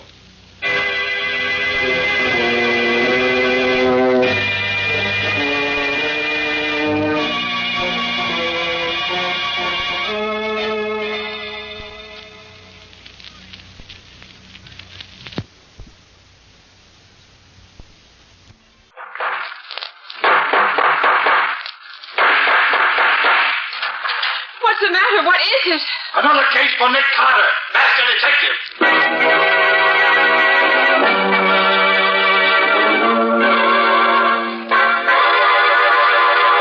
Yes, it's another case for that most famous of all manhunters, the detective whose ability at solving crime is unequaled in the history of detective fiction.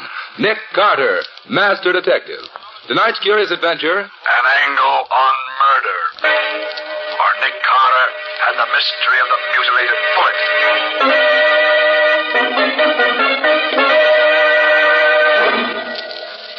Then I grabbed her, and I wound my fingers around her throat. I squeezed her windpipe tight. Tighter and tighter. What's the matter, Patsy? Oh, Nick, put the lights on. All right. And I said I wanted to hear the recorded confession you made of that mad murderer who killed his wife. I didn't think I'd have to listen to it in the dark. Well, that's the way we got him to confess in the first place. Oh, I'll take it, Patsy. Okay, Nick. Nick Carter's office. I'd like to talk to Mr. Nicholas Carter. This is Nick Carter speaking. Oh, hello, Nick. This is John Hamill, the banker's associates. Oh, hello, John. How have you been? Nick, I'm in trouble. I can't discuss it over the phone. How soon can you meet me? Where? On West Street, around the corner from the Greystone building where my offices are. Please get there as fast as you can. All right, John. I'll be there in 10 minutes. Thank you.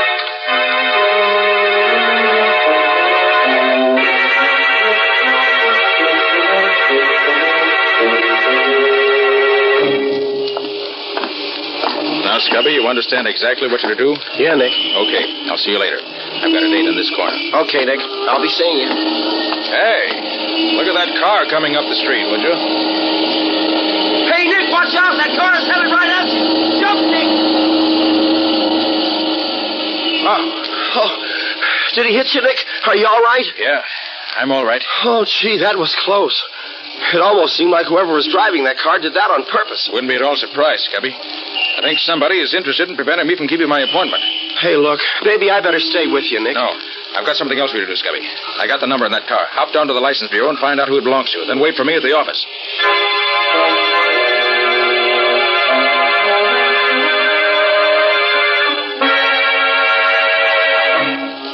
Oh, Nick.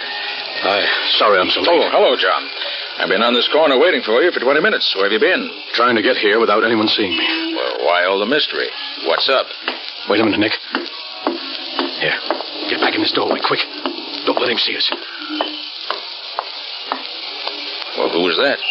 Somebody trailing you? I don't know. I never saw him before. Well, then why do you want to dodge him? You haven't done anything wrong, have you? No, Nick.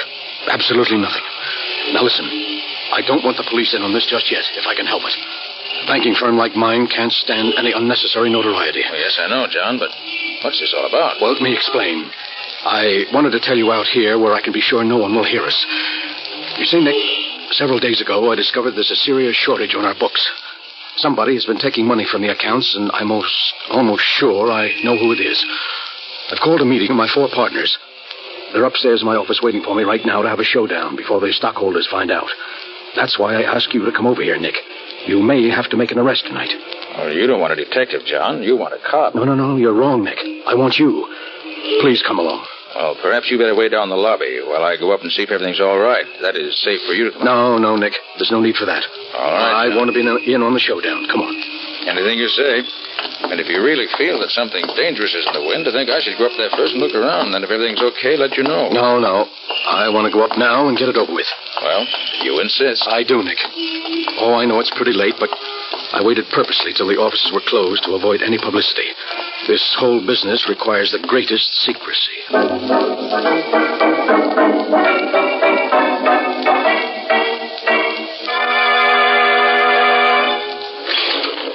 24th floor. Oh, this is our floor, Nick. After you, John. Oh, thank you.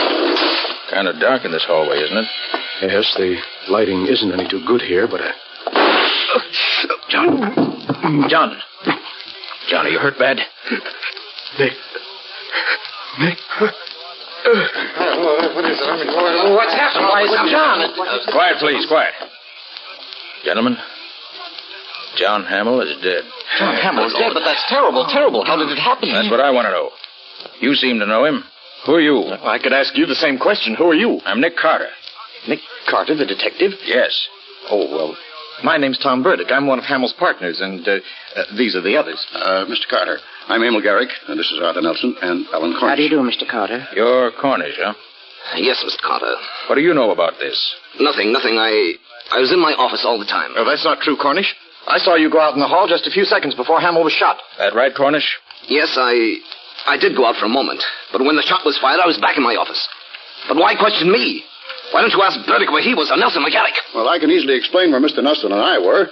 We were both together in my office preparing some papers for tonight's meeting. That's right, Mr. Carter. I was with Mr. Garrick. Which of you men belong to which office? Well, you can see the layout yourself, Mr. Carter.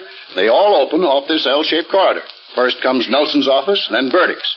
They're on the long leg of the L. Then on the corner at the end is Cornish's office, directly in line with the corridor to the elevator. And Garrick's office is around the corner on the short leg of the L. That's right. That's out of sight of the elevator completely, isn't it? Sure, you can't even see the corridor from my office. So I see. Then, Cornish, your office is the only one which faces the corridor. I'd like to have a look at it. All right. This way.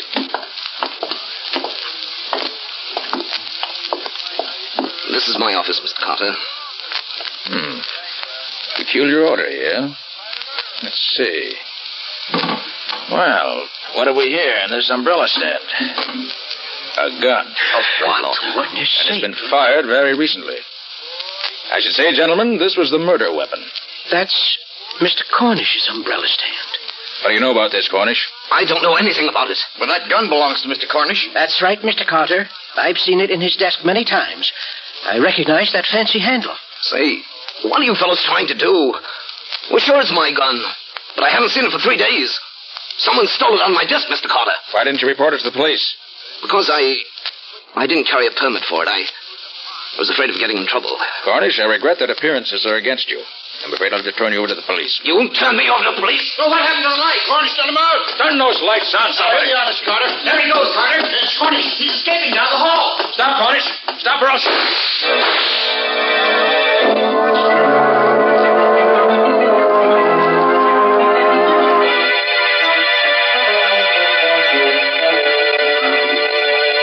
You see, Patsy, I was right with Hamill when he was murdered. What I can't figure out was how he was shot when there was no one else in the hall with us. Don't ask me, Nick. And here's something else. I heard only one shot fired, but Cornish's gun had 3 empty shells. And to top it all off, here's the bullet that killed Hamill.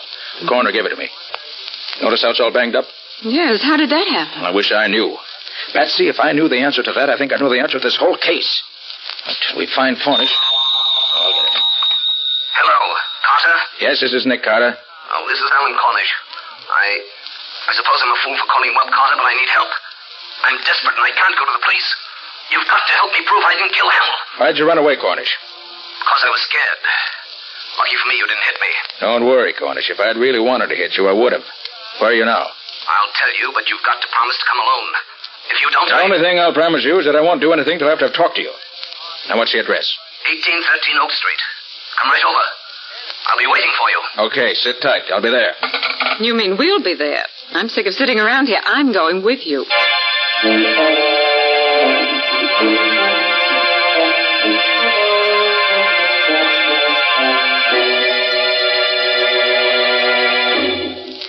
"1813 Oak Street. This is it, Betsy." Gosh, what a creepy-looking place. Certainly not very attractive. Well, come on, let's go in.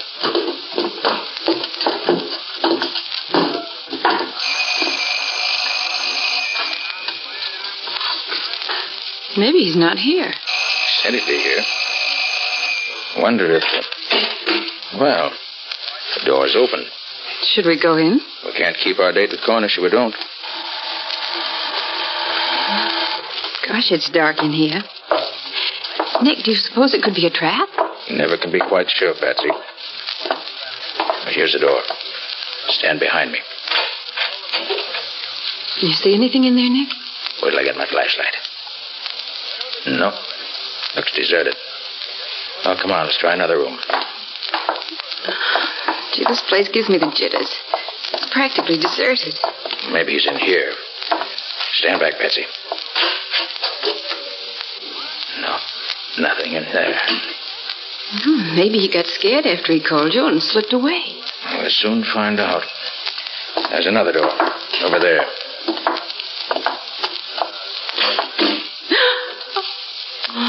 Look, Nick.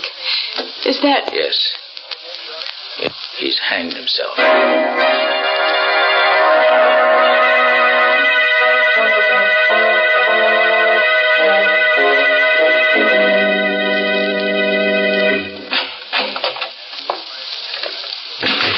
Well, Nick, I don't know why he came back to the office again tonight. Cornish is dead. I guess that closes the case. Patsy, I'm not satisfied.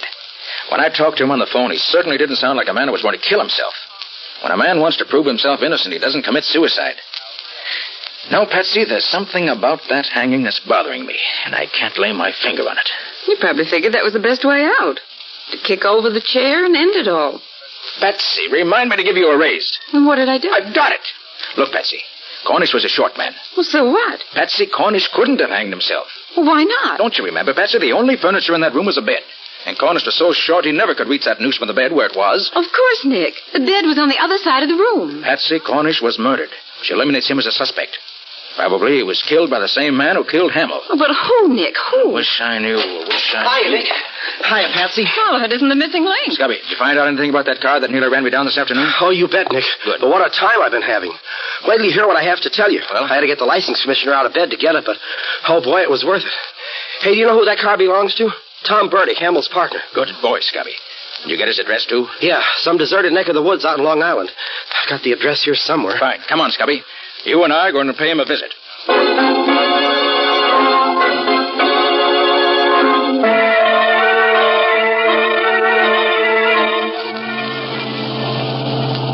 You know, Scubby, the more I think of it, the more it looks as if Tom Burdick might be mixed up in this some way. Oh, I hope so, Nick. Otherwise, we're using up a lot of gas in this jalapia mine for nothing. Hey, have you noticed anything funny, Nick? You mean that car that's been trailing us for the last few minutes? That's it. What do you make of it, Nick? I don't know, Scubby. But I think we'll be finding out quickly enough. They're overtaking us. Better step on it. Okay, Nick. Here we go. How are we doing? Not so good, Scubby. They're still gaining on us. Can you give her any more gas? I'll try. There. They still coming up? Yes, Scubby. And fast. Dutch, Scubby, they're shooting at us. You're telling me? Watch it. Here they come. Well, I've done all I can, Nick. This old bus won't go any faster. Well, let's try no stick, Scubby. When they get close to us, slam on your brakes and pull over to the side of the road. Yeah? They won't be expecting that. It may throw them completely off balance and spoil their aim. Okay, Nick. You say when. Now, pull over. Okay.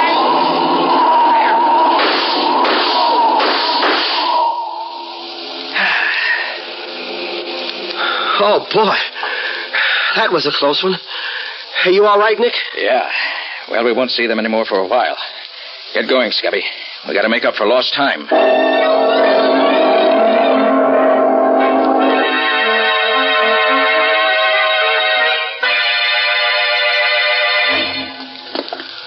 Well, Nick, I've got to hand it to you. You have the darndest way of getting into a cellar. Well, we had to get into Burdick's house somehow. This cellar with its trick entrance from the garage looked like the safest way.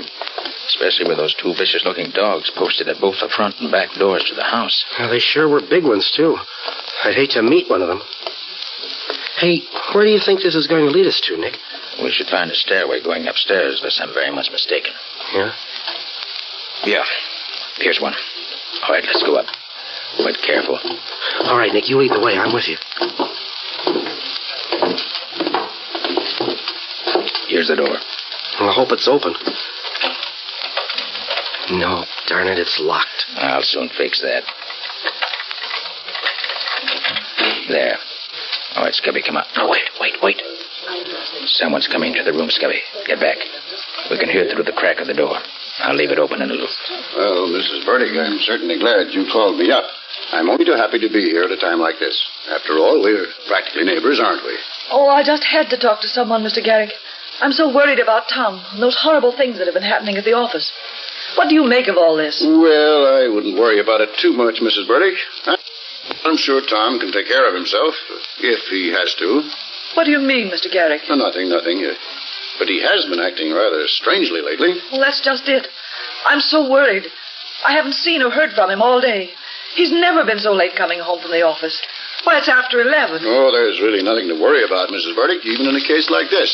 Of course, it looks very peculiar for Tom to be missing his way, especially at this particular time. Mr. Garrick, you don't think Tom had anything to do with all this sort of... Well, Mrs. Burdick, I like Tom very much. I would hate to think that Tom had anything to do with this murder. Of course, things are... Oh, Scubby, we don't seem to be learning much this way. Might as well go in and let him know we're here. Sure, Nick. Good evening, Mr. Garrick. Why, Mr. Carter, what are you doing here? I just came along with one of my assistants, Scubby Wilson, to talk to Mr. Burdick. We came in this way because we didn't want to disturb the dogs. Oh, really? Who are you? Oh, Mrs. Burdick, this is Mr. Nick Carter. He's in charge of investigating Hamill's death. Mr. Carter, the detective? Nothing's happened to Tom, has it? I don't believe so, Mrs. Burdick. I just want to ask him a few questions when he arrives. Well, maybe that's why Tom hasn't come home. Maybe he's afraid of... Maybe that's he now. Wait, I'll go look out the window to see if that's his car. Carter, I must warn you to be careful. Burdick's a dangerous man. Tom, Nick Carter's here. Please, Mrs. Burdick, Nick come away from that Carter's window. here to see you. You won't do me any good that way, Mrs. Burdick. Tom, stop it, you hear me? Please. That's his car, Mr. Carter. Look, he's getting away. Come on, Scubby, let's get after him. Okay, I'll go with you, Carter. Hurry up. I want to know why he runs away when he hears my name.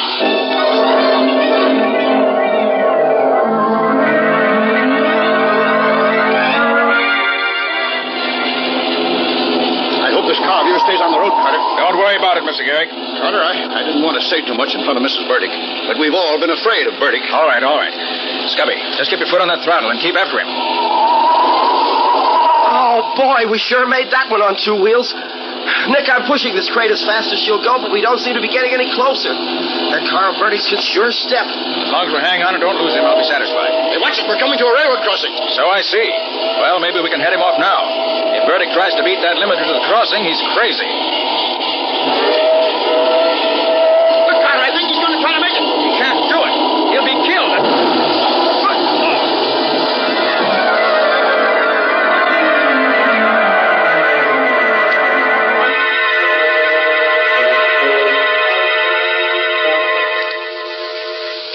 Oh, Nick, that nurse that just came out of the operating room is signaling you.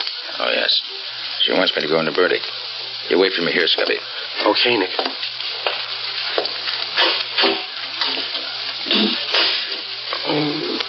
Burdick? Burdick, can you hear me? Yes, Carter. I can hear you. Carter, I'm a dying man. Yes, I know. I swear to you, I didn't kill Hamill or Cornish. Then why did you try to run me down with your car this afternoon? Carter, I didn't do that. All I know is that for several hours this afternoon, my car was mysteriously missing. I didn't find it again until I started home this evening. Bertie, why did you run away from your home tonight when your wife told you we were there? How about the securities we found on you after the wreck? It wasn't you. It was securities. I took them so that... Oh. Yes, Burdick? Why did you take them? I took them so I could keep him from stealing them. Who? Burdick, who? Burdick, who's he? Carter. Front office. Bottom drawer of desk. Something will lead you to murder. Yes, Burdick? Who's the murderer? He's... Oh. Burdick. Burdick. Oh, poor chap. If you'd spoken sooner, you might have lived longer.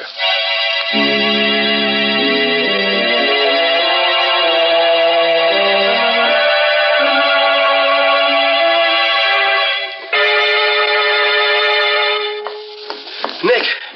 Oh, Nick, I got here as quick as I could. Have you found anything yet? I think so. Scubby Burdick wasn't lying to me. I found this in the bottom drawer of the desk in the front office here. A book? Well, is that what Burdick meant? Just look at that title. Studies of various angles of bullets in flight. Oh, so what, Nick? Scubby, that's the way Hamill was killed. It all adds up perfectly. Now I know why I heard only one shot when I found 3 empty shells in the murder weapon.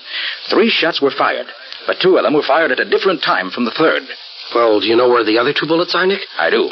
Follow me out in the hall and I'll show you. Yeah? You see, Scubby, as soon as I found that book in the flight of bullets, I did a bit of looking around, and I finally found them. Oh, where are they? In the office here? No, Scubby, in the corridor. Right over there in that dark corner, embedded in the wall beside the elevator shaft, about a half a dozen feet from where Hamill was killed. Well, what are they doing over there? Scubby, this was a very ingenious crime. And if you watch carefully, I'll show you just how ingenious it really was. Now, you notice that Cornish's office is the only one facing the corridor leading from the elevator. Yeah. So what? Well, in order to shoot someone coming down the hall, the murderer, if he were in any office but Cornish's, would have to step from his office out into this corridor and be seen, right? Yeah, right. But our murderer was very clever. I got the answer when I located the book, and when I found these embedded in the wall beside the elevator shaft. The 2 missing bullets. Right. Oh, hey, they're all banged up. Precisely, just like the murder bullet. And that's what gave me the answer. You see, Scubby, Yeah. the murderer never left his office. He stood inside the front office, the one around the corner, on the lower leg of the L-shaped corridor, and aimed at that steel pillar built into the wall over there. When the bullet hit the steel face of the pillar, it was deflected into Hamill's lungs. Look here. You see these marks in the face of the pillar here? Where? Oh, yeah. Those are the bullet marks.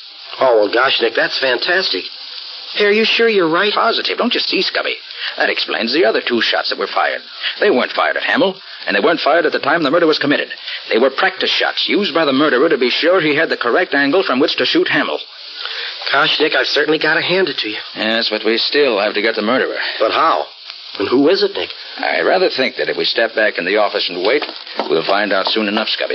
Well, what do you mean, Nick? I mean that whoever it is will be in this office within the next few minutes, because after my discoveries, I made a couple of phone calls, and I invited the 2 remaining partners to meet me here. Shh. Here comes someone now. No. Oh, how do you do, gentlemen? Oh, hello, Garrick. I got your phone call, Carter, and I got here as fast as I could. Garrick, have you seen this book before? Studies of various angles of bullets in flight. Why, yes, now that I think of it, I think I have. Does it belong to you? No, it doesn't. But I remember that one day when I was with Mr. Nelson, he stopped in front of a bookshop and looked at it. Rather closely now that I think of it. Yes, I'm sure it was Nelson. Very interesting. Now tell me, Mr. Garrick, when the murder was committed, are you positive that you and Mr. Nelson were in this office together? That's right, Mr. Carter. And you show me exactly where each of you stood at the time the shot was fired. Well, now let me see. I was here, facing the window, and Nelson was, standing right about here by the door. Mm-hmm. I see. Did you notice in which direction he was facing at the time? Yes, I remember. This way, facing the corridor. In other words, the way he was standing, you could see him only in profile. That's right. Well, there's no question but that's how it was done, Scubby. The murderer planted himself in this office so that he could establish a strong alibi. He then took the gun from his pocket, unseen by the other person in the room, who could see him only in profile, and then fired it at that steel pillar. Then as he ran into the corridor with the rest, after Hamill was dead, he dropped the gun into the umbrella stand in front of Cornish's office. Well, Carter, do you mean that Nelson is the one How who... do you do, gentlemen? Did I hear my name mentioned? Yes, Nelson, you did. Why did you kill Hamill and Cornish? Please, Garrick, don't be ridiculous. Oh, Nelson, does this book look familiar to you? This book? No, I can't say that it does. You sure you've never seen this book before? Now that you mention it, I may have glanced at it in a bookshop at one time or another, but then I look over a lot of books. I like to browse. I see. Nelson, see how you approve of this story of Hamill's murder. Yes? The killer knew of Cornish's criminal record, and he figured he could embezzle some of the firm's money and pin it on an innocent man. Then when he found out that Hamill was becoming suspicious and was having the accounts checked, he became panicky and afraid that it might not work out the way he had planned. So he decided to kill Hamill. Then when he happened to overhear Hamill's conversation with me over the telephone, he hurriedly borrowed Burdick's car without Burdick's knowledge and tried to get rid of me. That's an interesting way out, Mr. Carter. Have you also a theory as to who the killer is? I have. By the process of elimination, it has to be either you or Mr. Garrick or an unknown. And I've already proved that I didn't do it. It must have been an unknown then, Mr. Carter. I certainly didn't kill Hamill. I had nothing to do with the murder. When the shot was fired, I was right here in this room with Mr. Garrick. He can testify to that. He has already, Mr. Nelson. In fact, Mr. Carter, I was standing right here facing the window when the shot was fired. Oh, no. That's where I was, Mr. Carter. Standing there at the window. Now, please, Garrick. Please, now, gentlemen, please. You don't have to argue about it. I know who was at the window, and I know who fired the fatal shot. Scubby, take a look at the flyleaf of this book. Well, what are they, Nick? They look like the scribbles that some guys draw when they have nothing else to do. Oh, doodles, they call them. Exactly. While I was looking through the various offices, I found some papers with these same doodling marks on them in one of the desks. And these marks were made by the murderer. Garrick, I arrest you for the murder... He's got a gun! Well, Scubby, pick up the pieces. Oh, boy. There's the murderer, Garrick. He's also the man who tried to murder you and me last night on the road to Burdick's home. Oh, I'll be. You see, Scubby, Burdick has his suspicions about Garrick. That's why we found those securities on him. He took them so that they wouldn't fall into Garrick's hands. He'd suddenly found out that Garrick was an unscrupulous crook. And that was the reason he ran when Mrs. Burdick called him. He saw Garrick at the window and was afraid of him.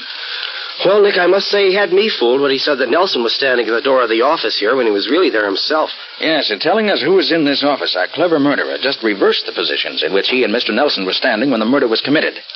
But once I saw the marks on that flyleaf, I knew who stood where. And that's why I had Nelson come up here, to force Garrick's hand. Well, Nick, one way's as good as another as long as you get results. And you always seem to do that.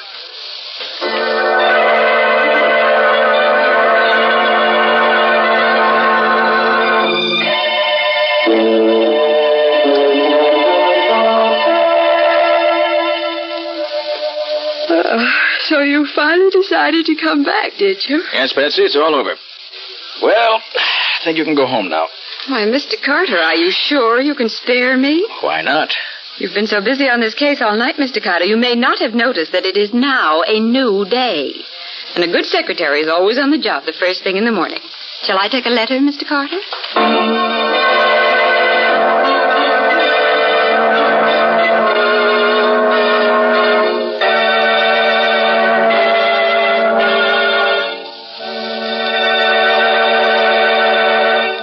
This was another strange experience of Nick Carter, Master Detective, called An Angle on Murder, or Nick Carter and the Mystery of the Mutilated Bullet. Another of the curious adventures of Nick Carter, which are brought to you by WOR Mutual. And now, Nick, what's next week's story all about? Well, when this case was first brought to me, it seemed so routine and uninteresting that I practically turned it down. But it was far from routine once you got into it, wasn't it, Nick? Yes, indeed. So far from it that I almost got myself bumped off investigating it. It's really the story of a man who thought he was so much cleverer than Nick that he could outwit him every time. I don't suppose he got away with it. No, he found he wasn't really so clever after all. Like practically every criminal I ever met, he gave himself away by being too clever. Well, sounds like an interesting tale, Nick. Not only interesting, but downright exciting. But more of that next week. So long, folks. So long. And so long to you, Nick and Patsy. In the strange adventure you've just heard, Nick Carter was impersonated by Lon Clark, Patsy by Helen Choate, and Scubby by John Kane. The story was written for Nick Carter by George Gordon. Original music was played by Lew White. The entire production was under the direction of Jock McGregor.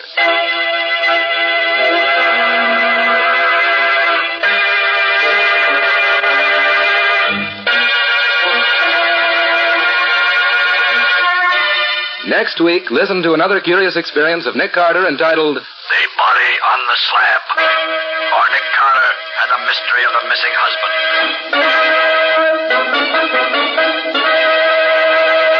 This story is a copyrighted feature of Street and Smith Publications, Incorporated. Beginning Wednesday, November 3rd, The Return of Nick Carter, which is produced in the studios of WOR, will be broadcast over most of these stations on Wednesday evenings at 8:30 Eastern Wartime. Remember the new time, Wednesdays at 8:30 Eastern Wartime, beginning Wednesday, November 3rd. This is Mutual.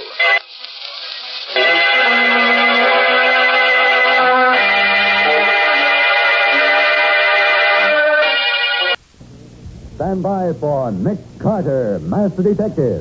The Mutual Broadcasting System presents Nick Carter in another of his famous and exciting adventures, starring Lon Clark, The Case of the Perfect Alibi.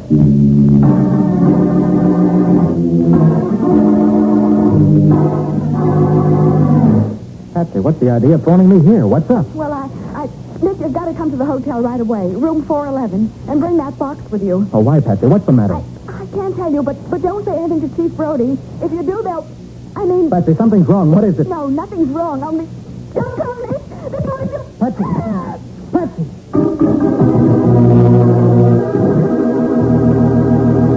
Now, Nick Carter, Master Detective, and the Case of a Perfect Alibi. It is midnight in the little upstate resort town of Lake Hillman. Chief Brody of the local police stands beside a flashy, expensive sedan. Behind the wheel is a dark, heavy-set man wearing a huge diamond on his left hand. His face disfigured by a jacket scar. So I ran through a red light. So what? So you get a ticket, mister. Let's see your driver's license and the car registration. Sure. You fellas think you can come up here from the city and do just about anything you want. I aim to show you different. Yeah. Huh? Oh, the license. Give me it. Robert J. Crane, huh? Hey, you ain't one of the Crane brothers that's mixed up in all them rackets down the city, are you? Am I? Sure you are. Remember last year when that brother of yours got sent to the electric chair for killing an officer? And from what I hear, this fellow Winston's going to get you and the other one before long, too. Yeah? Yes, and good riddance, I say. You take my advice, mister, you'll get out of this town fast. As soon as you've paid your fine. We don't want your kind around here.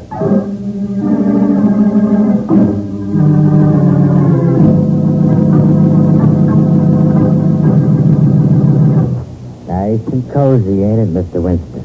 Just you and me alone here in your apartment where we can talk without nobody to bother us, huh? I'm not afraid of that gun, Crane. And I'm not afraid of you. Now say what you came to say and get out. Sure, but not for a while yet. This ain't much of a dump for a big shot like you to live in.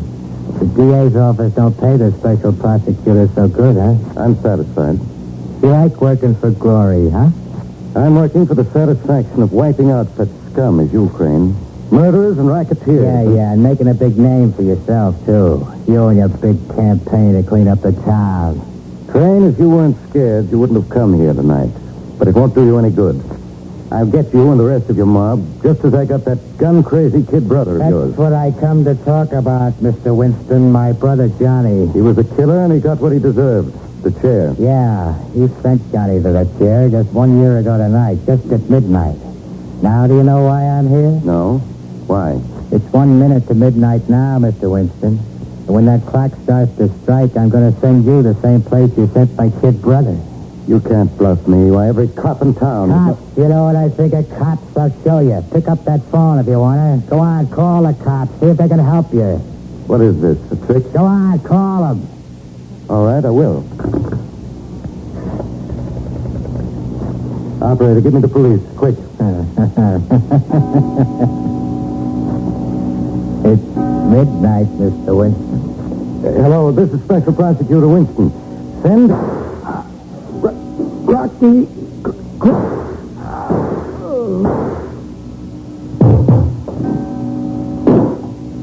So long, Mr. Winston. Say hello to Johnny for me.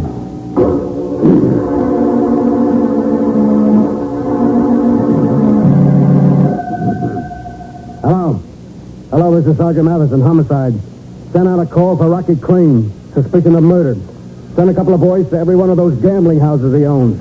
And send a couple to his apartment. Notify the radio cars to watch out for a 1949 Cadillac sedan. Light gray and loaded down with chromium. License number 6.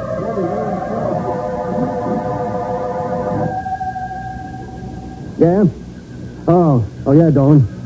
He's spending the weekend where? Lake Coleman, huh? Okay. I'll get in touch with the Lake Coleman police and have them bring him in.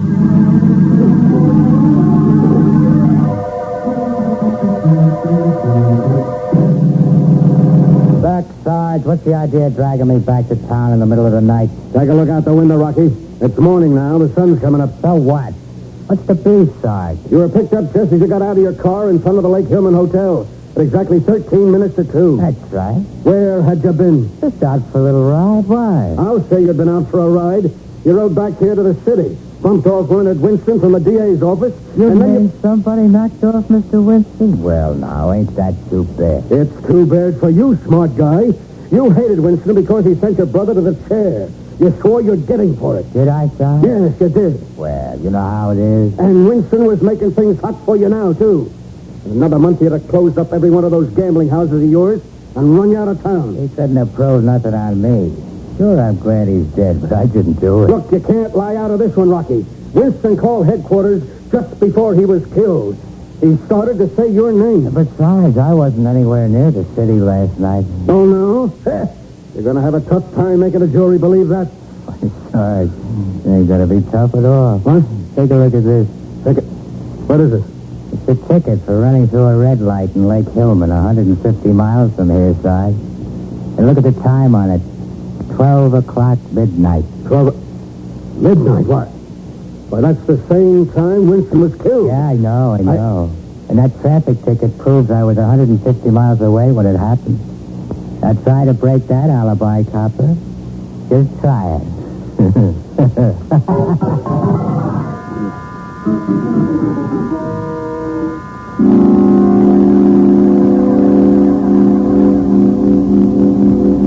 Oh, I had to turn him loose, Nick. There wasn't anything else I could do. I suppose you checked with the Lake Hillman officer who gave him the ticket, Matty. Why, of course I did. It was the chief of police himself. The chief of police was directing traffic? Yeah, Patsy, you know how it is in those small towns. They only got 3 men on the force, and on Saturday night, all of them have to turn out to take care of the traffic. You're sure he isn't mistaken about who was in Rocky's car? Nick, he swears it was Rocky. He described him to me. Then I showed him pictures of Rocky, and he swears it's the same guy.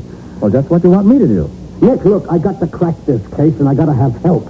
I'll bet anything Rocky Crane bumped off Winston, no matter what kind of an alibi he's got. But I suppose the biggest clue you've got is the fact that Winston tried to speak his name when he called headquarters. But, Patsy, we don't know that he was going to accuse Rocky of shooting him. Well, maybe not, Nick, but here is the clincher. Rocky knew that Winston was bumped off at midnight. Now, how did he know it unless he did the job himself?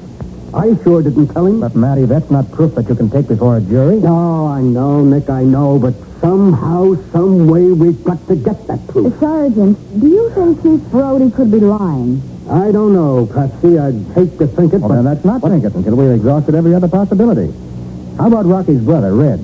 Didn't you say he was at Lake Hillman, too? Yeah, Nick, but what... Nick, Red's just as bad as Rocky, and he'd have had the same motive Rocky did for killing Winston. I'll bet You forget, Patsy. It was Rocky's name Winston tried to say on the phone. Yeah, and besides that, Red's got a better alibi than Rocky has. He is seen in the Lake Hillman Hotel about 11 o'clock and again at 12:30. Positive identification. Then maybe Red was driving Rocky's car when Chief Brody gave him the ticket. Look, Patsy, Rocky was driving his own car when Brody picked him up just before 2 o'clock. Okay, I give up. But that's the same, Matty. A man can't be two places at the same time. Either you're wrong about Rocky's... But I'm not wrong, Nick. I'll stake my life on it. All right, then. Something's wrong at the other end. Suppose Patsy and I drive up to Lake Hillman and try to find out what it is. Even if we learn nothing, I'll enjoy a drive out in the country with an attractive girl. And, Patsy, you're particularly attractive today in that new lavender dress.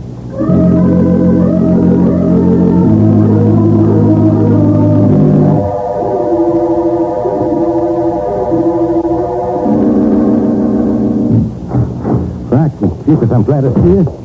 I was afraid something had gone wrong. No, they turned me loose about 2 o'clock this afternoon. You know where you've been all this time? It's after 10 now. I went around to the club for a while. Get your stuff together, Red. I want to pick up the old man. Don't worry about him. I took care of that little matter myself this morning. You what? Sure. After the cops picked you up, this town was buzzing. I thought if the old boy heard anything, he started putting 2 and 2 together. You saw it. Since one of you got brains enough to think. I said we'd dump him on the way back to the city, didn't I? Yeah, but suppose he'd have got wise. Suppose he'd gone to the cops. Yeah, maybe you were right at that. Yeah, sure I was. I had him meet me out at the edge of town. Never mind the blueprint. What about his stuff? His stuff? Yeah, his clothes and things. I guess they're still over at that crummy boarding house where he was staying. Why? You mean you didn't have him take all his stuff with him when he left? No. Why make him think something was up? You dumb ark, you stupid fat-headed jerk. Take it easy, Rocky. What's he got there anyway? A couple of shirts, an extra pair of socks, maybe. And the box, bird brain. Gee, Rocky, I forgot about that. If the cops ever find that box and hook the old man up with us, we're sunk. I might have known you'd louse things up for me. I can get it back, Rocky. I can go over there right now. Then get moving. And listen, Red. Yeah. Get everything else that belonged to him, everything. Let him think he skipped his room right and beat it. But don't let nobody see you. They ain't gonna see me. If they do... If they do, just make sure they don't talk about it. Make sure they don't never talk about that or anything else.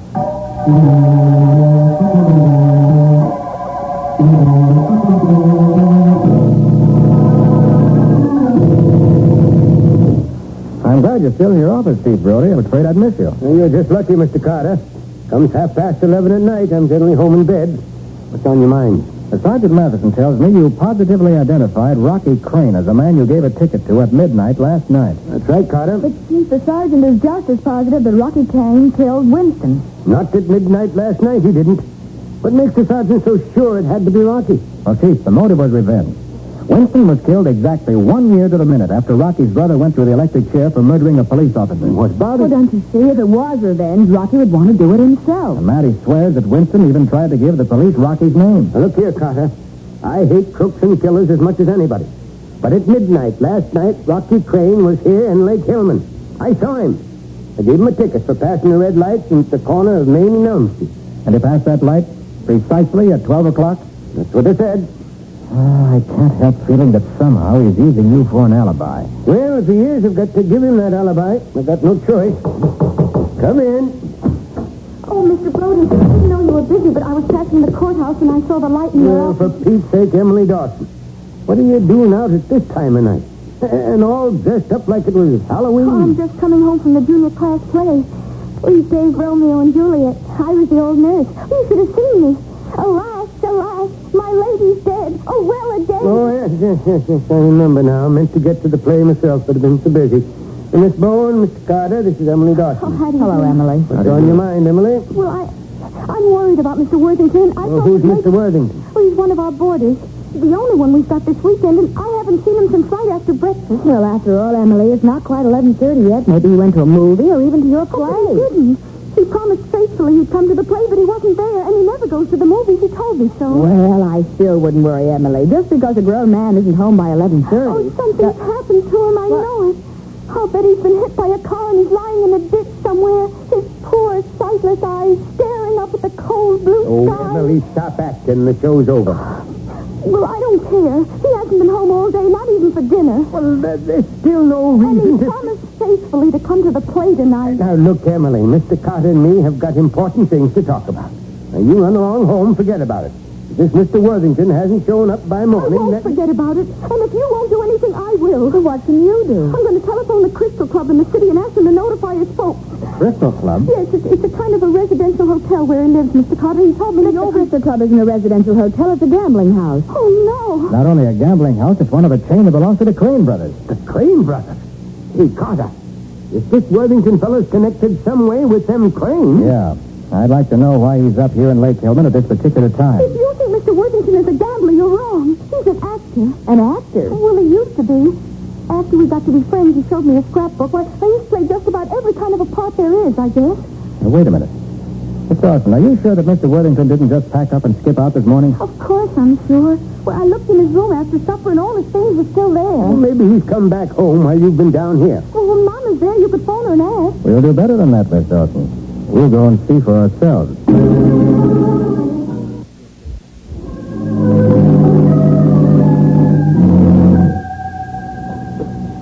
Thanks for calling me up, Susan. I'll tell Emily how much you enjoyed the play. No, I'm all alone in the house now, but I expect her any minute. She's worried about our new boarder. Huh? Oh, nothing important. You know how excitable Emily is. Yeah, I'll tell you about it tomorrow. Bye, Susan. I wonder if I should have waited and come home with Emily. She may run. What's that? Oh, that must be Mr. Worthington. Is that you, Mr. Worthington? Mr. Worthington?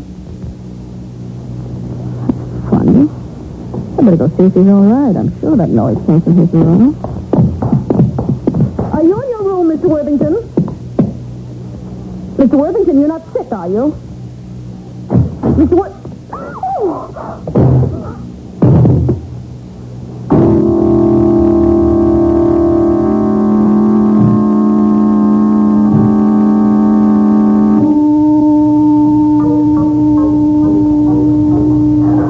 Oh, Emily, dear, please stop crying. The doctor says your mother's going to be all right. Then why is she still unconscious? She has a slight concussion from that blow on the head, Emily.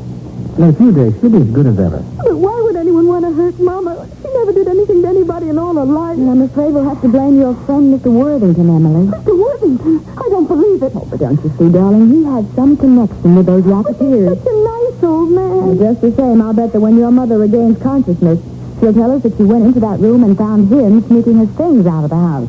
Well, Patsy, I'm more inclined to think that it was someone else. Someone who came here for his belongings. Someone who couldn't afford to be seen. What? One of the Crane brothers? Maybe. What? And when Mrs. Dawson walked into the room, he socked her and got away. Then Worthington must have had something in his room that would incriminate them, some piece of evidence. Well, if he did, it's not there now. Everything that belonged to him is gone. Well, everything that was in the room is gone. What? I have his makeup box. You do? Yes, sir. Mr. Worthington was just wonderful with makeup, and he promised he'd fix me up to look like an old lady for the class play tonight, but he didn't come home, so I went up to his room and got it. Oh, where is it, Emily? Right over here on the mantel. Oh, I wouldn't have kept it or anything like that. I just wanted Let me see the box, please. Oh, yes, sir. I know Mr. Worthington wouldn't have minded my using it. He told me Now, that don't worry, Emily. I'm not blaming you for the box. I'm glad you did. Now, let's see what's in here. Looks just like every other makeup box, doesn't it? A lot of old, dirty sticks of grease paint. Yes, but everything isn't old, Patsy. Here's a brand new bottle of collodion and a new bottle of spirit gum. Oh, the spirit gum is what they use for sticking on false beards. False mustaches, too. And collodion makes an excellent artificial scar. An artificial scar? Then maybe it wasn't Rocky that Chief Brody gave the traffic ticket to after all. Maybe it was Mr. Worthington, made up to look like him. It could be. With only a dim light from the dashboard on his face, it wouldn't be hard to get away with a disguise. No. Emily, tell me. Is Mr. Worthington a heavy-set man with a deep voice? Oh, no, Mr. Carter. He's little and skinny. He's got a high, sort of cracked-sounding voice. A man like that could never impersonate Rocky Crane, not with all the makeup in the world. No, but I know who could. You do? Patsy, get us a couple of rooms at the hotel. We won't be going back to the city tonight. All right, Nick, but what are we staying here for? I'm going back to see Chief Brody. I've got a nice new idea I want to test out.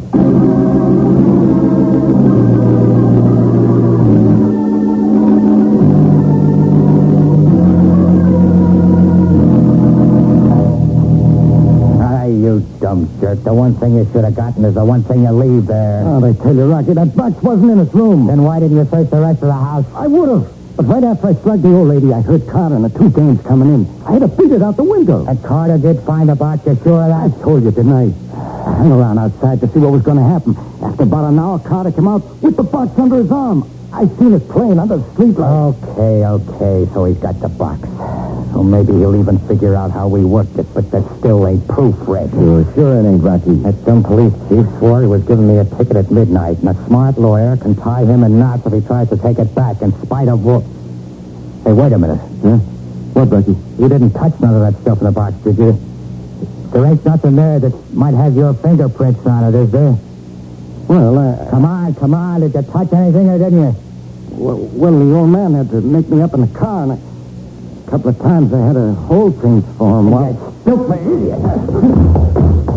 Oh, Rocky, what's the matter? What's the idea of socking me like You that? know what you've done? You give them everything they want. You give them all the proof they need to send us both to the chair. Oh, we get the box back. How can we get it back? Tell me that, genius. Well, Hey, that girl that works for Carter. What about her? She's right here in this hotel. She was at the desk signing up for a room when I come in. Look, Hold it. Maybe you got something. Yeah. It just might work. It's got to. Yeah, you see? I ain't always so dumb. Get on that phone, Red. Find out what room she's in. Sure, Rocky. Then what, huh? Never mind. You get her room number. I'll take care of the rest.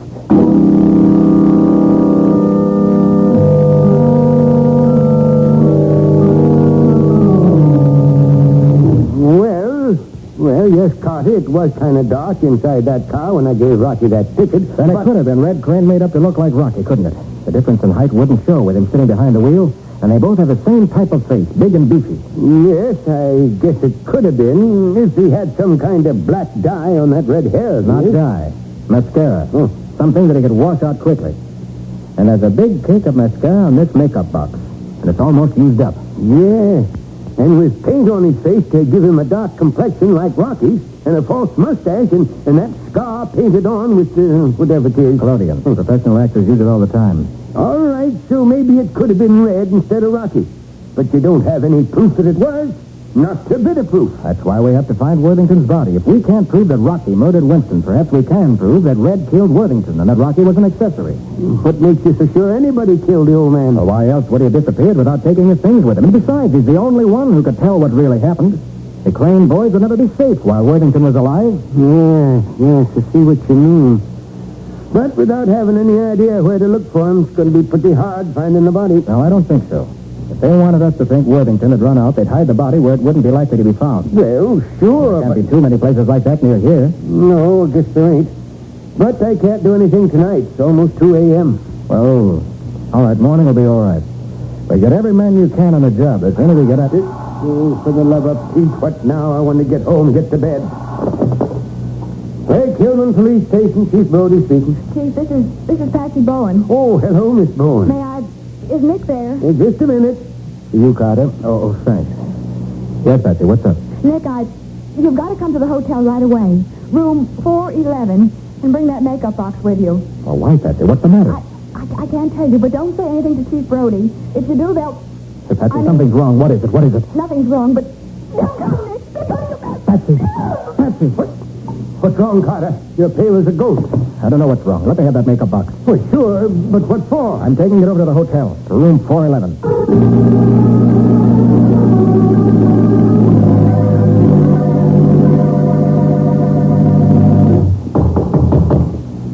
Come in, Carter.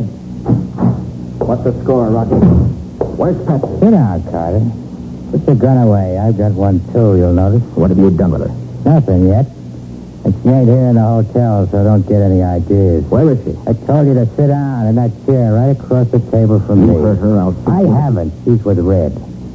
If you do what I tell you to, I'll get him on the phone, and he'll have her back here in 5 minutes. Now sit down. Okay. But I'm keeping my gun pointed right at your belt. For what? You won't use it.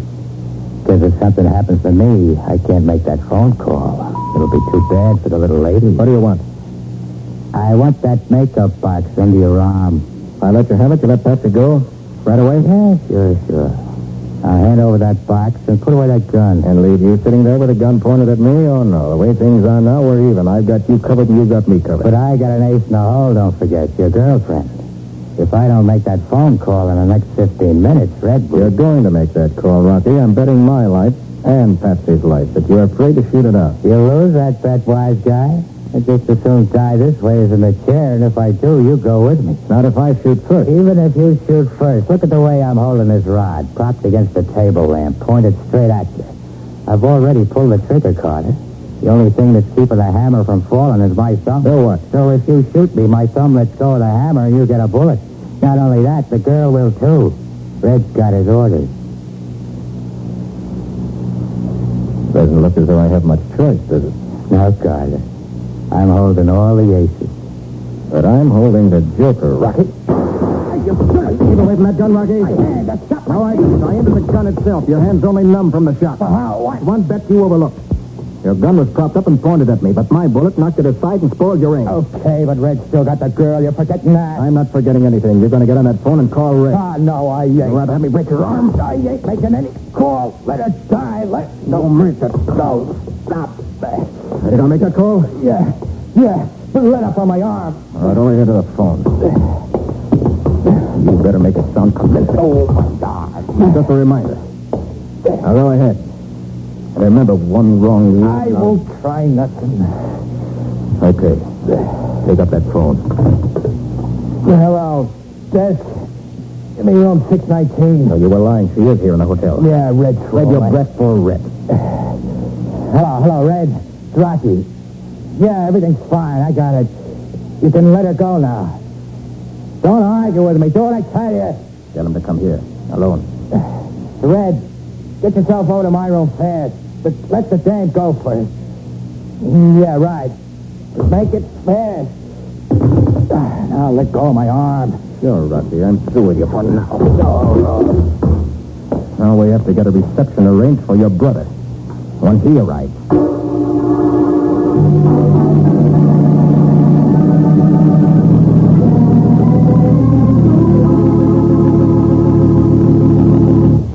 Nick, did they find Mr. Worthington's body?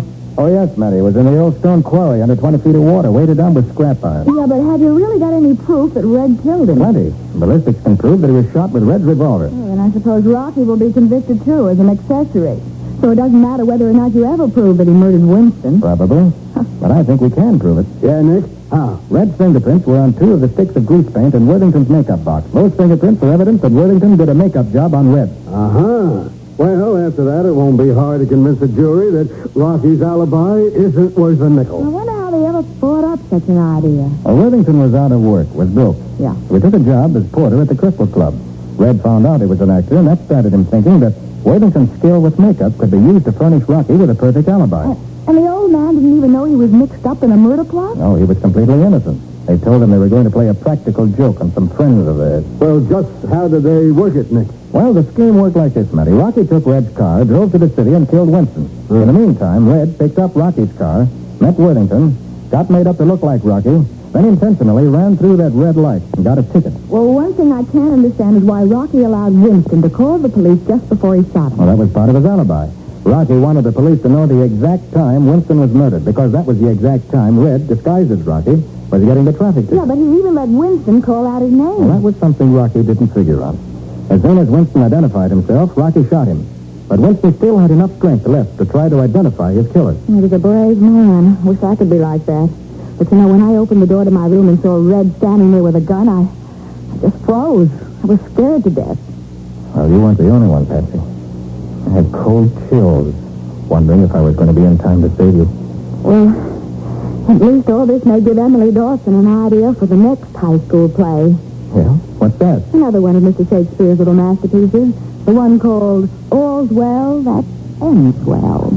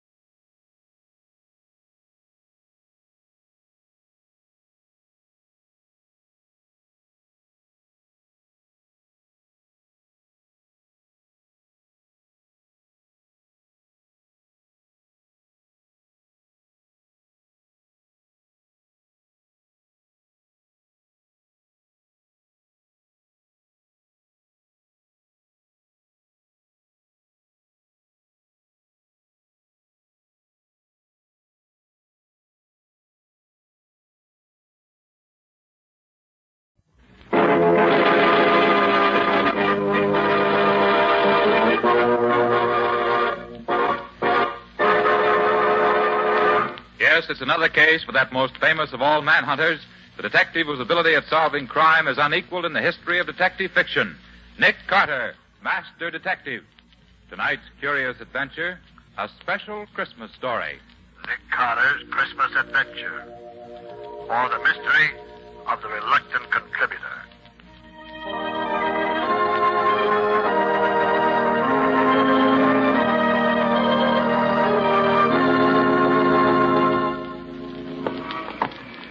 Well, Nick, we've been pretty lucky so far, haven't we? Yes, Guppy, we have.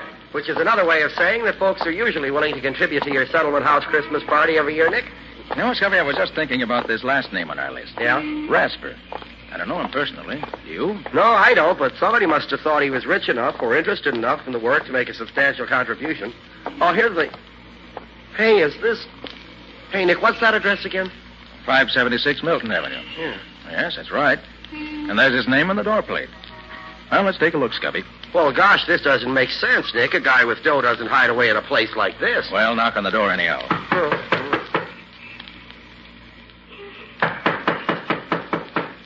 Doesn't seem to be anybody here, Nick. No, hold it, Scubby.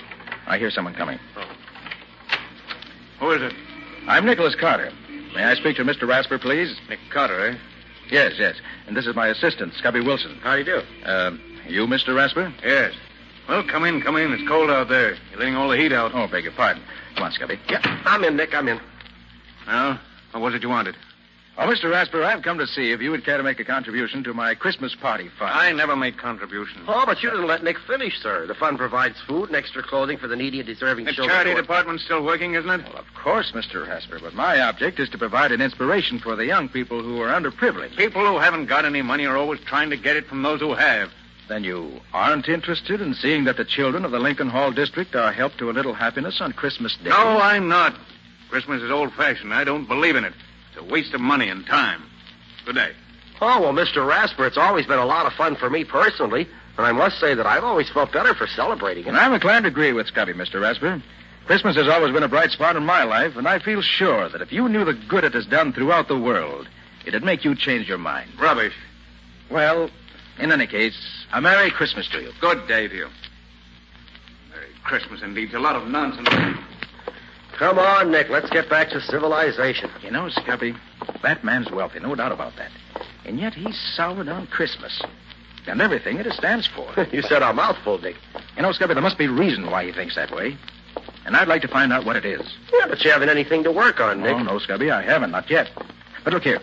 I can finish up whatever has to be done this afternoon. Suppose you hop down to the newspaper office and go through the files there. There might just be something we could learn about Rasper that way. Okay, Nick, I'll be glad to. Then I'll have Riley check through the files at headquarters. It's a long shot, but something might turn up. Sure, and maybe Patsy has run into something while she's been working down at the settlement house.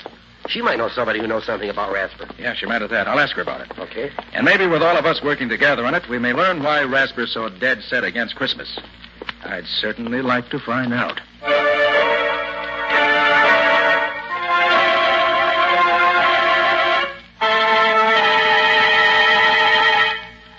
Hello, is that you, Nick? Riley talking. I've been through my files here, and I can't find anything charged against a man named Ben Rasper. Oh, he was licensed to do business with a man named Howard Lowe, but Lowe died some years ago. Otherwise, Rasper's just a successful businessman. Yeah, that's right. I'll tell you what, though, Nick. There's an old fella named Fred Anderson who used to be on the force who knows Rasper. Sure, you can find him at Lincoln Hall, where you're giving the party. Oh, he's the watchman there now. Okay, Nick, that's all right. See you tomorrow.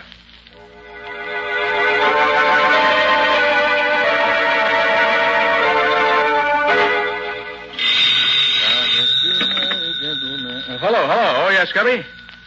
Oh, you did, huh? Sports remoter, huh? Well. What was that name again? Chris Baum. Why, yes, I recall. Wait. Oh, no, I'll be there in about an hour, so I want to call Patsy first. Right. And thanks, Scubby. Bye. Jingle bells, jingle all the way. Oh, what fun it is to ride in a open sleigh. Jingle bells, jingle all the way. Oh, what... Hey, Patsy. How's everything, huh? Oh, fine. I'm coming down to the hall. Is there anything you want me to bring along? Uh-huh. Why, sure, I can do that. But will that be enough, though? Okay. Yeah, Scubby just called. Oh, he found out something about Rasper. What? You did, too? How old is he? Named Jimmy, huh? And he's coming to our party? Oh, fine, Patsy. Okay, I'll see you in a little while. Bye.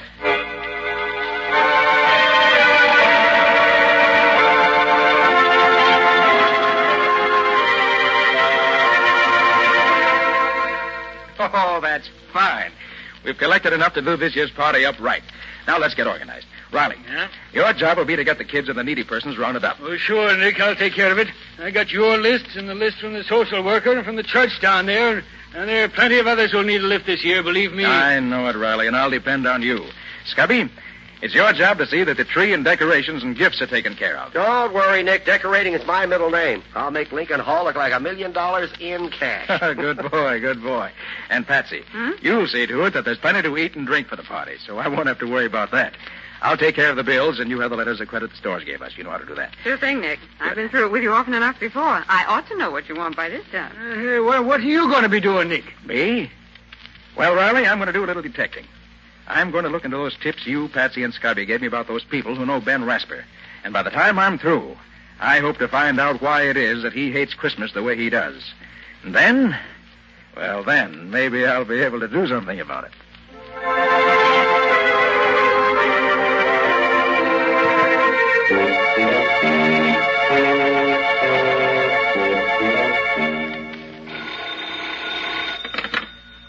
Hello? Yes, this is Rasper talking. Yes? I sent you the bill, didn't I? Well, what if it is due on the 27th? No, just because it's a holiday is no reason for bills to be unpaid. Goodbye. Darn fool nonsense, that's what it is. There's a lot of foolish... Still talking big, ain't you, Rasper? Who's there? What do you want? Don't you remember me, Rasper? No, I don't remember you. Who are you? They used to call me the Kid. Chris the Kid. Chris? Sometimes known as the Human Flash. Chris, you? Oh. Well? It's been a long time, Rasper, hasn't it? How'd you find me? Who sent you here? A fellow named Nick Carter told me I'd find you here in your office, even if it is Christmas Eve. Nick Carter? Oh, yes. Wanted me to give him some money for some fool party. Oh, for the party at Lincoln Hall, I guess. He's never asked me for anything. Just gave me what I needed, when I needed it. So he hired you to come here and take up my time to get... No, he didn't send me here. Just said I'd find you here, that's all. I came here on my own accord, just to wish you a Merry Christmas. Thought you'd say that. Well, I don't mind, because it's on account of Nick Carter that I can stand on my own feet again. Not on account of you. What's that? You mind if I sit down?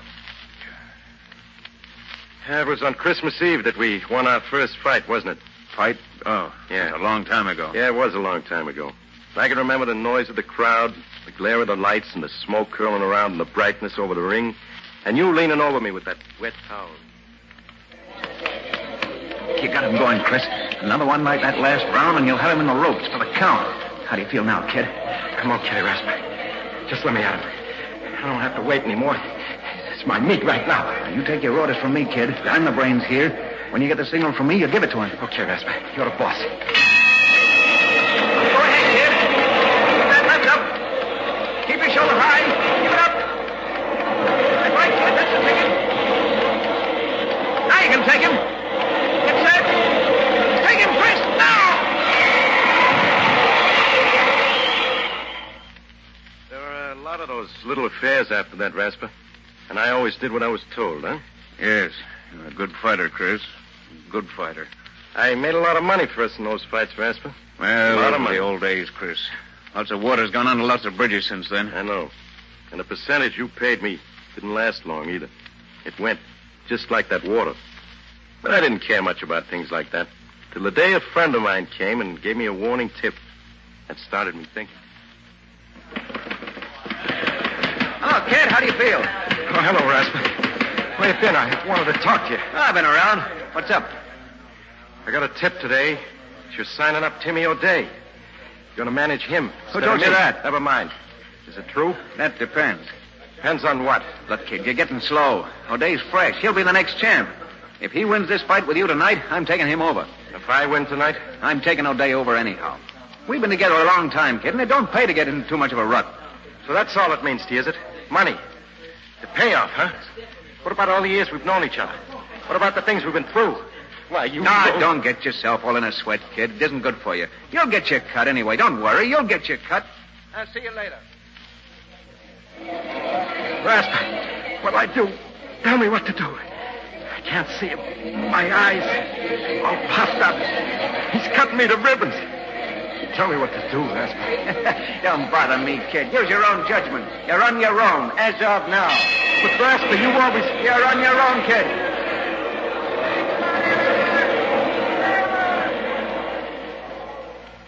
I can still see it sitting there in the ring corner, laughing at me. But that was the last thing I saw for a long time. O'Day saw to that. You must have coached him pretty thorough about my style. And then you really cashed in. Well, I haven't got much myself, but I'm still able to wish you a Merry Christmas, Rasper. Although I don't think you'll ever have one. Chris, I got some things to do, Rasper. Carter asked me to pick up some things for the party at Lincoln Hall tomorrow. We always have a swell time at Carter's Christmas parties. Too bad you can't enjoy anything like that anymore. Well, as I said before, Rasper, Merry Christmas.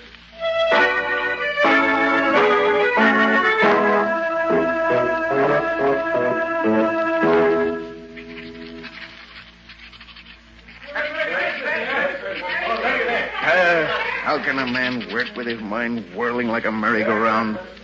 Christmas Eve. God, it's a fine excuse for people to go around yelling at each other in the streets. Disturbing a man when he wants to get some work done. Oh, I might as well close the office and get some rest. Would have been home by now if the kid, Chris, hadn't taken up so much time. What Chris does for a living now. Wonder if... it's none of my concern. Get home and get some sleep. That's what I need. Who's that?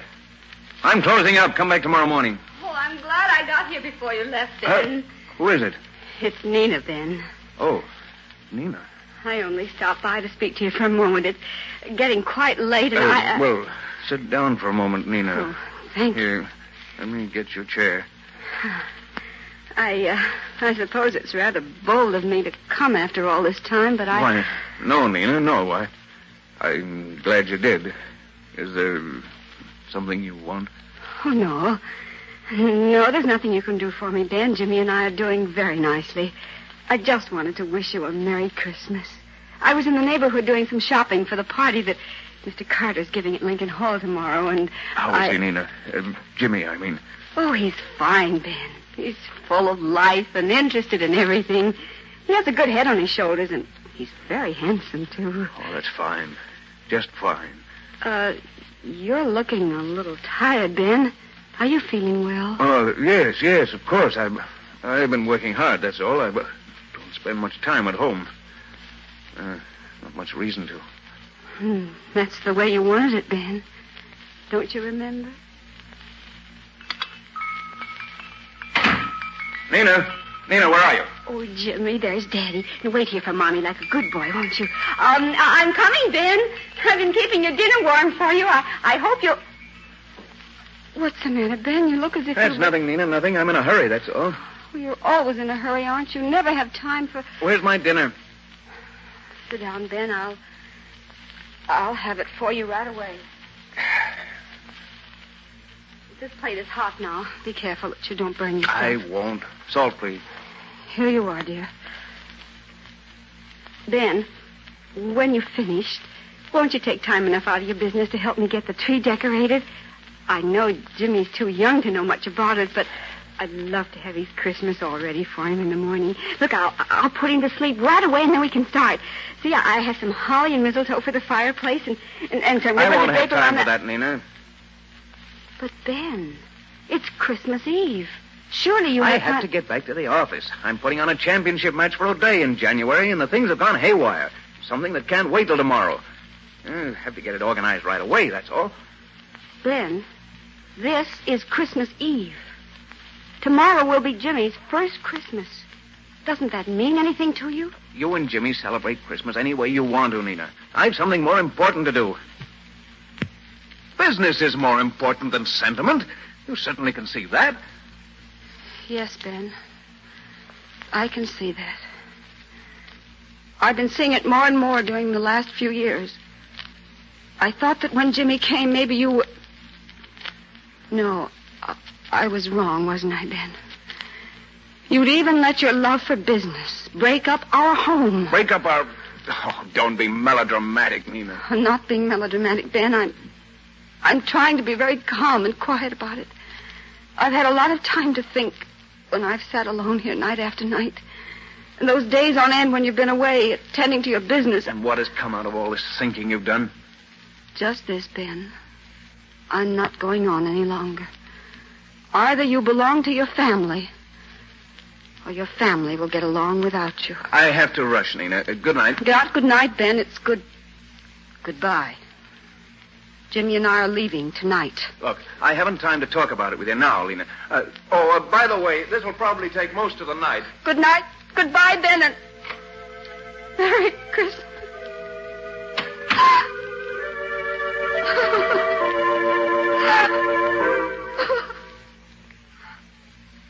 I never had much of a chance to make it up to you, Nina. You've had all the chance you wanted, Ben. But, Nina, I just dropped by to say hello and to give you a wish for happiness during the holidays.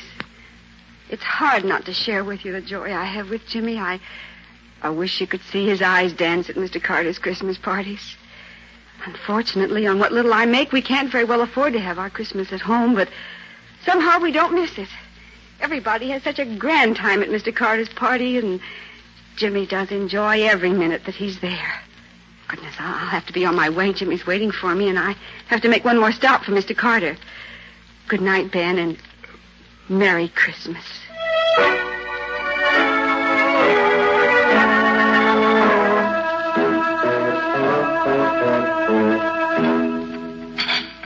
This stuff doesn't taste like anything.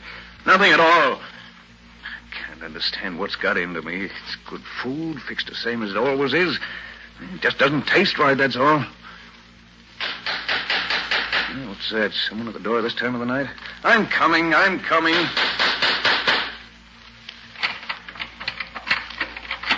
Hello, Ben. It's Fred Anderson. Glad I found you at home. I'm always at home this time of night. Yes, I suppose you are, Ben. Can I come in? Of course. I brought you a package, Ben. Nick Carter sent me around with it. Said you'd probably be here alone tomorrow, and he'd like you to have it. Carter? What's Carter sending me? You might open it and see, Ben. I'm no mind reader. That's any reason why Carter would want to... Bottle of port wine. Let's see the card. Merry Christmas from Nick Carter. What say I, dear? You know anything about this, Fred? No, but Nick Carter's a funny duck. Does lots of things people don't expect him to. Why, I don't even know the man. Only saw him once, and that... You want a glass of this wine, Fred? Don't mind if I do, Ben. Seeing as it's Christmas Eve, I don't mind at all. There's some glasses here somewhere. Say, how do you open this thing? Here, I'll do it for you, Ben. Yeah, that does it. Now, go ahead, you open it. It? Oh, yes, all right. Well, ain't you drinking with me, Ben? Huh? Oh. Yes, I will. That's the ticket. Well, here's Merry Christmas for you, Ben. Yes, Merry Christmas. Well, how have you been keeping yourself, Fred? Oh, I've been sort of working around Lincoln Hall since I was retired from the force. I see. You know, while I was coming here tonight, I was thinking about those old days when I walked a beat. Funny, most folks call them the good old days, but I don't. You did all right in those times, didn't you? Oh, sure, I got along. I was just thinking about the different attitudes folks have nowadays toward being given a hand. They appreciate it more, it seems to me. Charity's still charity, Fred. That hasn't changed. Guess it's all in the point of view, Ben. I guess you haven't changed with the times.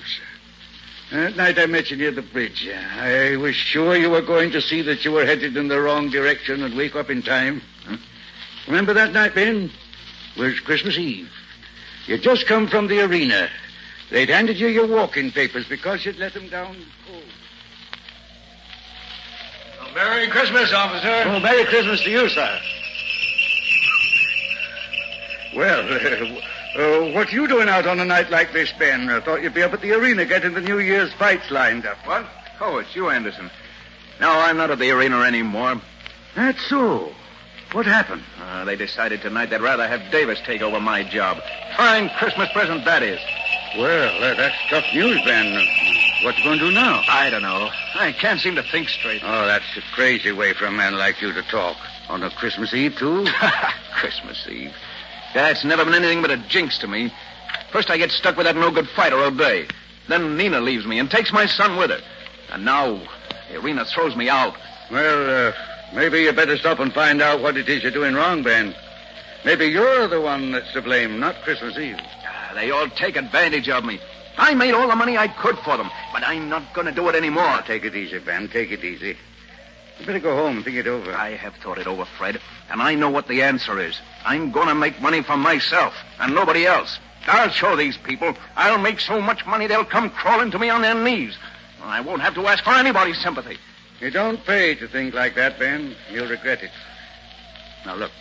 I know that Bill Boynton, who runs the shoe store down on Elm Street, is looking for a man to buy in with him. Why don't Me you... work in a shoe store? Not in your life, Fred. I'm going after the big money. Big money. That's the only thing people understand, and I'm going to get it. Well, now you got it, Ben. You're one of the richest men in town. And what's it got you? Why, I don't know.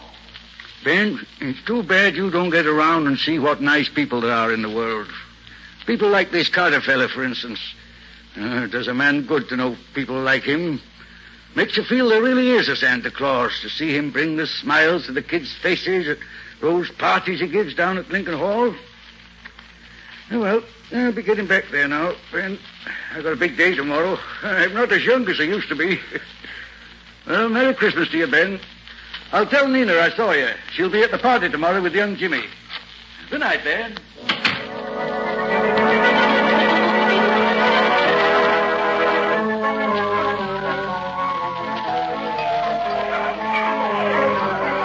Everybody, quiet now.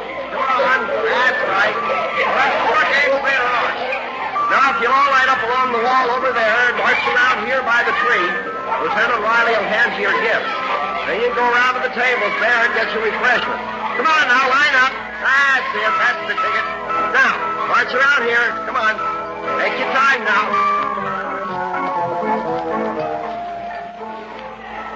Well, Patsy, how's it going? Oh, Nick, it's wonderful. They're having a grand time. Oh, that's fine, Patsy. Hey, Patsy, look.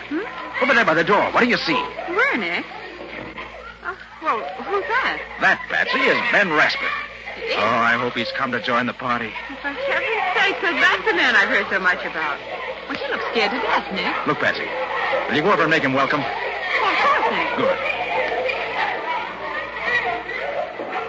Hello there. Merry Christmas. I'm Patsy Bowen. Won't you join us? How do you do? I hope I'm not... Do you mind if I just watch? Well, of course not. Come right in. I wanted to thank Mr. Carter for the gift he sent, and I... Nick's right over there near the tree.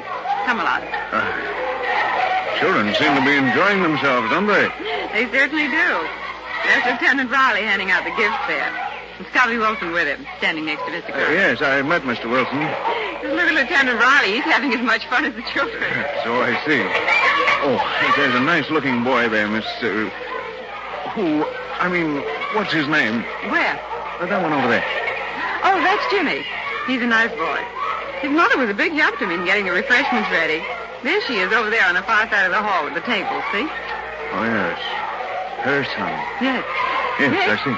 Oh, Nick, we have a new guest. Oh, hello there, Mr. Rasper. Merry Christmas. I'm glad you could join us. Thank you, Mr. Carter. I came to express my appreciation for the gift you sent me. I hardly know how to... Think nothing of it, Mr. Rasper. Your being here is thanks enough for me.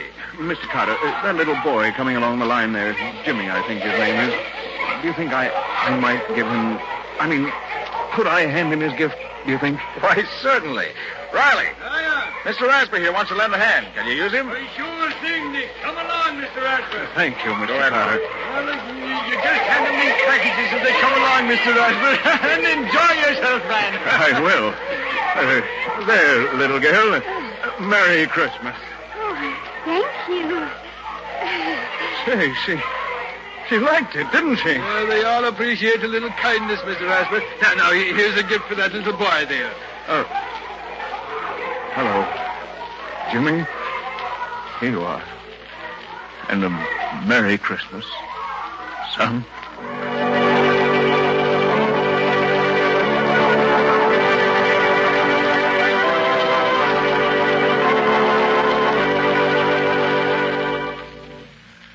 Oh, well, that was the day for you. Gosh, I haven't had so much fun since last year. You played those games harder than any two kids in the bunch, Scubby. Yeah, and lost practically every time. You're kidding. Well, you really have to be in condition to keep up with these kids. Boy, they're wonders. Hey, where do they get all that energy? That will be one of the world's great mysteries forever, Scubby. Nick, what are you thinking so hard about? Oh, I was just thinking of the way Mr. Rasper took to the party. Oh? Hey, don't you mean the way the party took to Mr. Rasper, Nick? Yeah, I never saw a man open up the way he did. Why, it was wonderful. The children just flocked around him. And that's one of the greatest jobs that Nick Carter ever did. Well, what do you mean, Riley? Well, Patsy, you'll never believe it, but when Nick and I went to see Rasper to get a contribution to the party, he was the hardest case of unadulterated unpleasantness I ever saw. But somehow Nick managed to get under his skin and bring out, well, what you saw tonight. Well, for heaven's sake. How did you do it, Nick? Well, it wasn't difficult, Patsy. You see, I could see when we first spoke to Rasper that he was fighting something. But I didn't know what it was. But from what Riley, Scubby, and you told me, I found that 3 different times Christmas Eve had brought him bad luck. First, the Fido O'Day. Then Mrs. Rasper had left Rasper on a Christmas Eve, taking his son Jimmy with her. And third, he'd lost his promoter's connection at the arena, also on Christmas Eve. Well, the whole thing added up. Rasper associated Christmas Eve with a list of unfortunate incidents and fought anything that suggested the holidays to him. He made a lot of money, but it never brought him happiness. The big thing for me was to make him realize that people and Christmas meant good and not evil. And from what I saw this afternoon, the Rasper family and the whole neighborhood, for that matter, is going to benefit by his awakening to that realization. Oh, Nick, that's wonderful. You deserve a kiss for that. Oh, thanks, Patsy. I'm glad you feel that way, too. You know, I'm happier this evening because of Mr. Rasper than I would be if I'd solved 20 murders. He's made this a really Merry Christmas for all of us.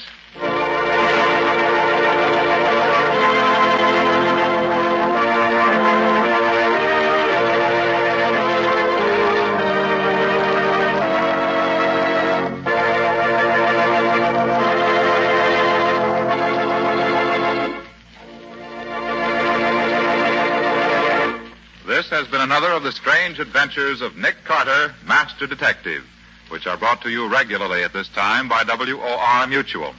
What's your story going to be about next time, Nick? It's a little different from the usual story, because it started out with Nick himself being the victim of a holdup. Yes, and the men who held me up turned out to be innocent after all. Sounds a trifle complicated to me. It was. Complicated, but interesting. And it gave me plenty of trouble before I found the solution. Including a sore throat that almost finished Nick Carter. A sore throat? Why should that be dangerous? Because it was the kind that you get from a rope around your neck. Hey, wait a minute. You mean... All the rest of the story you get 2 weeks from tonight, not now. So long, everybody.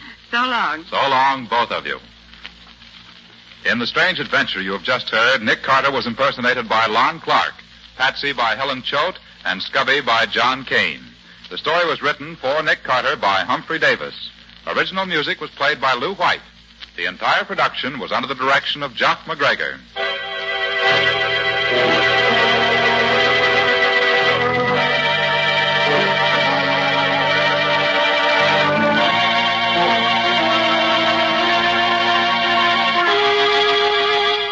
Two weeks from tonight, at the same time, listen to another curious experience of Nick Carter entitled The Double Disguise, or Nick Carter and the Mystery of the Kidnapped Heiress.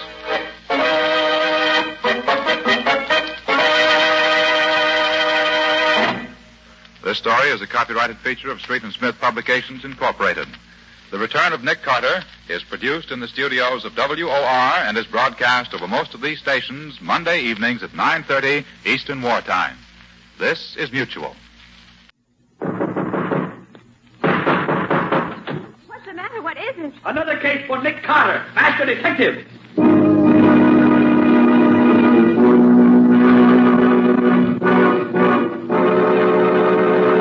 Yes, it's another case for that most famous of all manhunters, the detective whose ability at solving crime is unequaled in the history of detective fiction. Nick Carter, Master Detective. Tonight's curious adventure, Dead witnesses. or Nick Carter and the mystery of the murder room.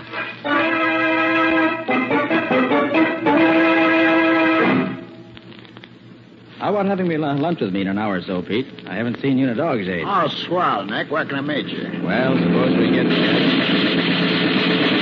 Nick, that guy across the street, they got him. Yes, come on. Maybe he's still alive. Well, maybe, but he doesn't look so to me. The way he's all coupled up there. I'm afraid you're right, Pete.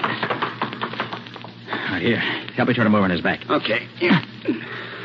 Well, he's dead, all right. Hey, Nick, will you look at who he is? Our old friend Louis Morelli, the gangster. Well, he'll never muscle in on anybody's rackets again. He certainly took care of that. Yeah. Well, they can take his name off the blotter at headquarters. But, Nick, did you see who was in the front seat of that death car that went by us? Yes, Pete, I did. Slug Barron. Yeah, Nick, Slug Barron in person. Do you realize what this means? We now have something we've been trying to get for the past 3 years. Evidence against Slug that will let us put him away. Well, every detective on the force, including me, has been trying to get something on that thug ever since he pulled his first job here. Right, Pete. This should be good news to the whole city. Pardon me, but is he dead? Yeah, very dead.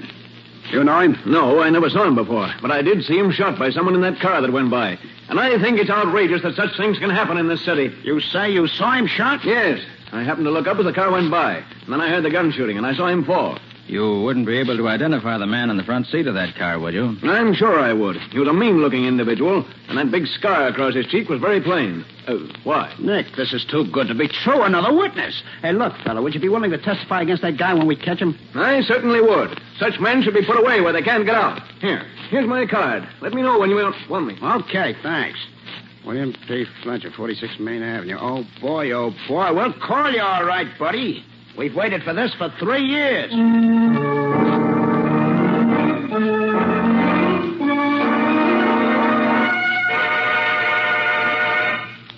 Nick, that's the best news I've had in this department in years. Have you picked up Slug yet, Riley? Oh, but the boys will be in with him any minute now. And then with 3 honest-to-goodness witnesses against him, we'll put him in the chair and strap him down tight. And that'll be a happy day in my life. I know just how you feel, Riley. That's been... Yeah?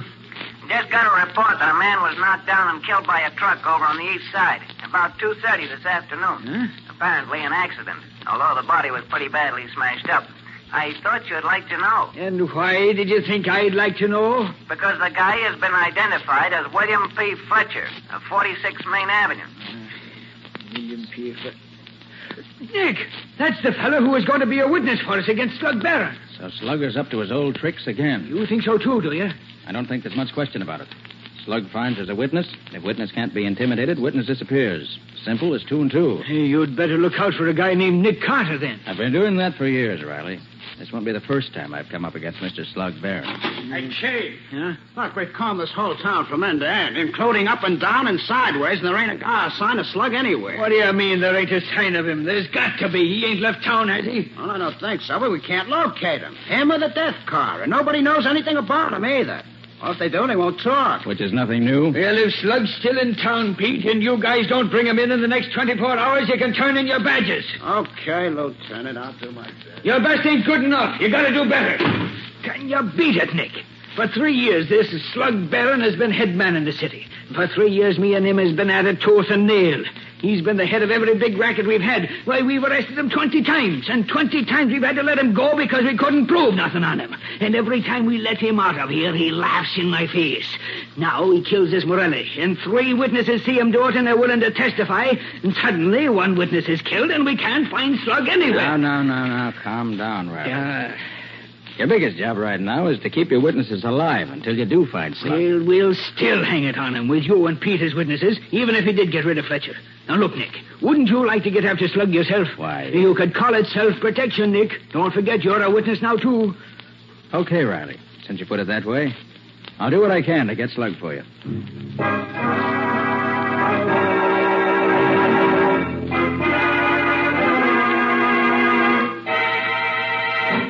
But, Nick, Slug Barron is a dangerous killer, and you know it. Certainly I know it, Patsy. That's why I'd like to see him put where he'd be in the receiving end of a legal killing. You mean the chair? I do. And the sooner he gets there, the better off. Nicholas Carter's office. Put Nick on, quick. It's Riley, Nick. And is he excited? Oh, thanks. What's up, Riley? Pete has just been found dead in his own garage, killed by the exhaust from his car, the coroner says. How did it happen, Riley? His wife says he got back to the house about 7:30 this evening. He drove in the garage and shut the doors, and about a half hour later, she suddenly realized that he hadn't come in the house yet. So she went to look and found the body. Do you believe it was an accident, Riley? I do not. It was slugged in it. There's no question about it. He's getting rid of the witnesses, and you're next, Nick. Okay, Riley. I'll get to work right away. I owe it to Pete as well as to myself now. Good, Nick. But watch your step, lad. Right, Riley. Oh, and Riley, I'd like to donate $100 to the fund for Pete's widow. He was my friend. So long. Did he say that another witness had died? Yes, Patsy. Pete's just been found dead in his car in his own garage with the motor running. But that could be an accident, Nick. It could, Patsy, but it wasn't. No more than that truck's killing Fletcher was an accident. That's Slug's specialty, being clever. He's dangerous, Nick. Do be careful. Well, Patsy, there's one thing in my favor. I know that Slug will never shoot me down out in the open. He only does that with his fellow crooks. Fletcher's death looked like an accident. Pete's death looked like an accident. And if he can get me, that'll look like an accident, too, which makes it easier for me to watch out for him. You mean he'll set a murder trap for you? Probably. Nicholas Carter's office. I'd like to speak to Mr. Carter, please. Just a minute. Here, Nick. See you. Oh, thanks. Hello? Nick Carter speaking. Mr. Carter, would you care to drop in on me and have a little talk? Who is this? That's not important now. The important thing is, would you care to come? Well, why should I be interested in you? It might be to your advantage. In what way? I know something that you'd like to know. I have some information that would help you in your search. Oh. Where are you? I'm in the Cascade nightclub. Will you join me? Yes. How can I find you? I shall be at the far right-hand table as you enter the main dining room. I shall look forward to seeing you in, shall we say, about half an hour. Okay. I'll be there. Oh, Nick, you mustn't go. This is probably the very trap you were telling me Slug would set for you. It may be, Patsy. Although I doubt that he'd use the Cascade nightclub. That's a little too well known for him. But, Nick, people who have legitimate business with Patsy, you... I can't afford to overlook any source of information. But there are other ways of getting information besides sticking your neck out for it. This man's voice interests me, Patsy. I think I might just see what he looks like. Besides, it isn't often that I get a chance to go to a nightclub like the Cascade. Maybe I can stick him with a check. Good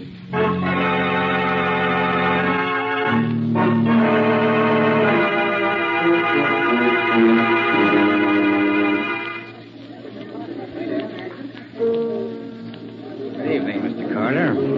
You sent for me? Yes, would you sit down? Thanks. Care for something to drink? No, thank you. Cigarette? No, thanks. Just interested in business, huh?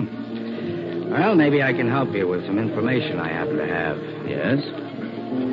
Mr. Carter, would you like to put your hands on Slug Barron? I'm afraid I don't understand you. No? I think you do. Let me put it in another way. If you live long enough to get your hands on Slug Barron, it means the electric chair for him. But I happen to know that your chances of living are none too good right now either. He's left you alone until he got rid of the other two witnesses. But now that they're gone, your turn is next. How do you know all this? That's not important just now. What is important is that you may die tonight, tomorrow, or next week. But whenever it is, you are going to die. You won't have a chance to do anything about it. You'll probably be dead before you even know what the bullet that killed you feels like. Well, all this is very interesting. I fail to see where it's leading you, Mr. The name is Morelli. Morelli? Yes. Louis Morelli, the man Slug Barron killed, was my brother. I came to town to kill Slug myself, but I find I can't do it alone. I can't get to him. But I can help the police to get him. You mean you know where he's hiding out? No, I don't. But I do know something just as good. I happen to know that he changes his hiding place every other day to make sure that cops don't trace him. The address of his new hiding place is left with one of his henchmen in an old-fashioned safe.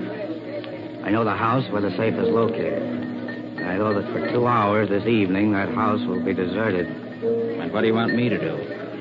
Well, I've had some experience in breaking into houses and opening locked doors as well as locked safes. I'll take you to the house. The safe will be open. You can learn Slug Barron's hiding place, and then the could do. If all that you say is true, why don't you get the address and bring it to me? The result would be the same. Look, Carter, I'm a safe cracker and a burglar, but I'm not a stool pigeon. I may help the cops, but I don't hand them evidence they can perfectly well get for themselves. That's a rather fine distinction, isn't it, Morelli? You have your ways of doing things, Carter, and I have mine. You want to work with me or not? Very well. Where'll I meet you and when? Let me see. 5 after 10 now. I'll meet you at 5 minutes past midnight in a doorway at the corner of Perry and Clinton Streets. I'll be there. Just one thing. Come alone. I can't afford to have anybody know I work with the cops.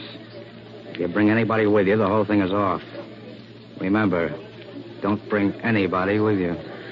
Very well, Morelli. I'll be there at 5 after 12. And alone.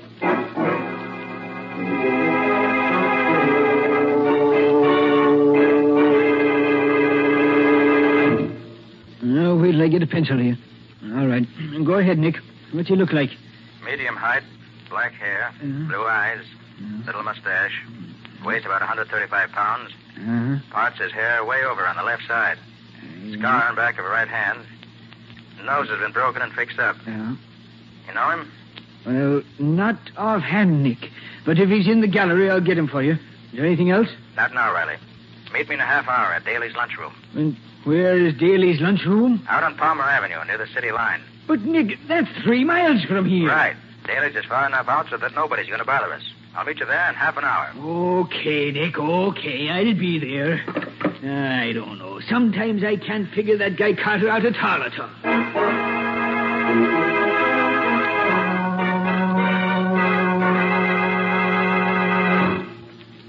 Come on, I want my... I think we can talk safely here, Riley. Well, I should hope so. After getting me way out here on the sticks.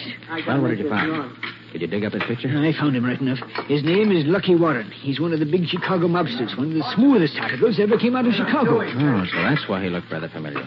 He belongs to the E Street gang, if I remember right. Right, Nick. Hey, what kind of a line did he hand you? Oh, told me he was the brother of Louis Morelli, the guy Slug Barron killed.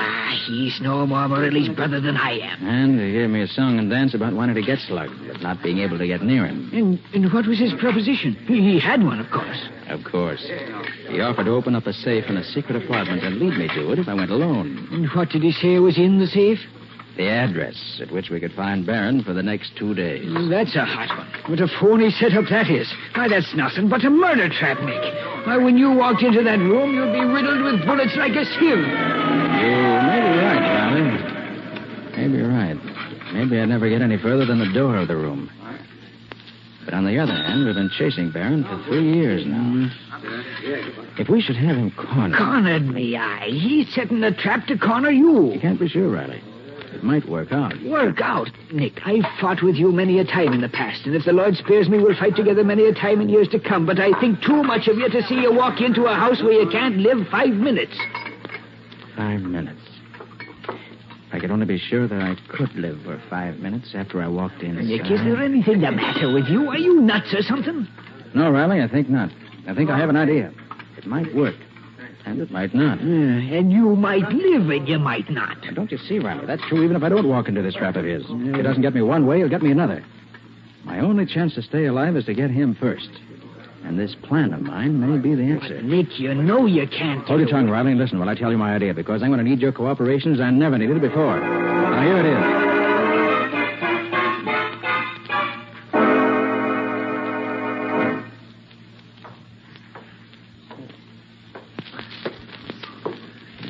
Time, I see, Carter. Yes, Morelli. Let's get going. Certainly. The house is not far from here, just around the corner, as a matter of fact. I just come from there. The door to the basement is open, and the safe is in one of the upstairs rooms. And you think there'll be nobody there for at least 2 hours? For between 2 and 3 hours, the house will be deserted. And you're going to show me the room where the safe is? I've done all I'm going to do. The door is open and the safe is open. The rest is up to you. I hope your information's correct.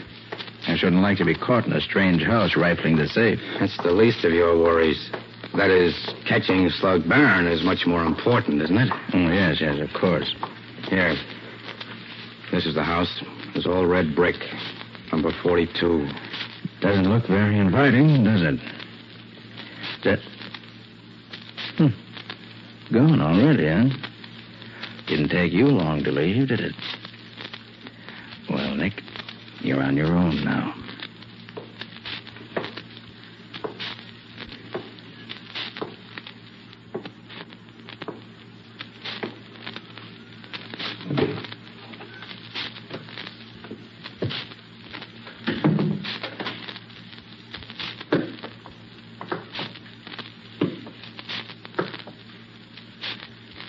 Nothing here in the basement to interest me. Yeah, glad I thought to put new batteries in this flashlight tonight.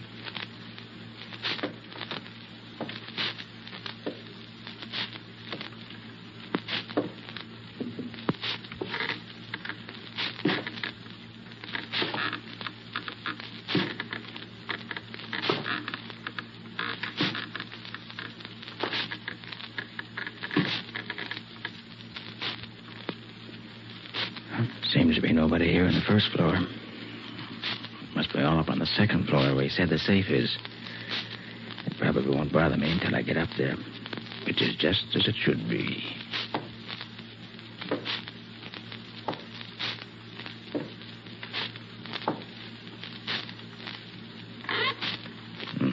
Must be in the living room. Still furnished. Been a long time since anyone lived here. This'll do well enough for what I want. Have a cigarette, Nick? Yes, thanks. Have another cigarette, Nick? Why, yes, thanks. Won't you have another cigarette, Nick? Why, yes, thanks, I will. Now. Sounds as if they're getting nervous upstairs. Oh, don't worry, friend. I'll be up in just a minute.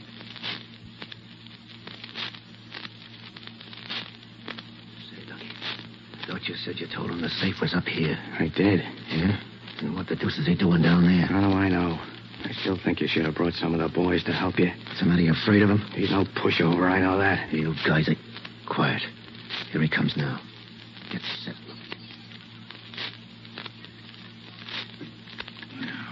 These are the creakiest stairs I ever heard.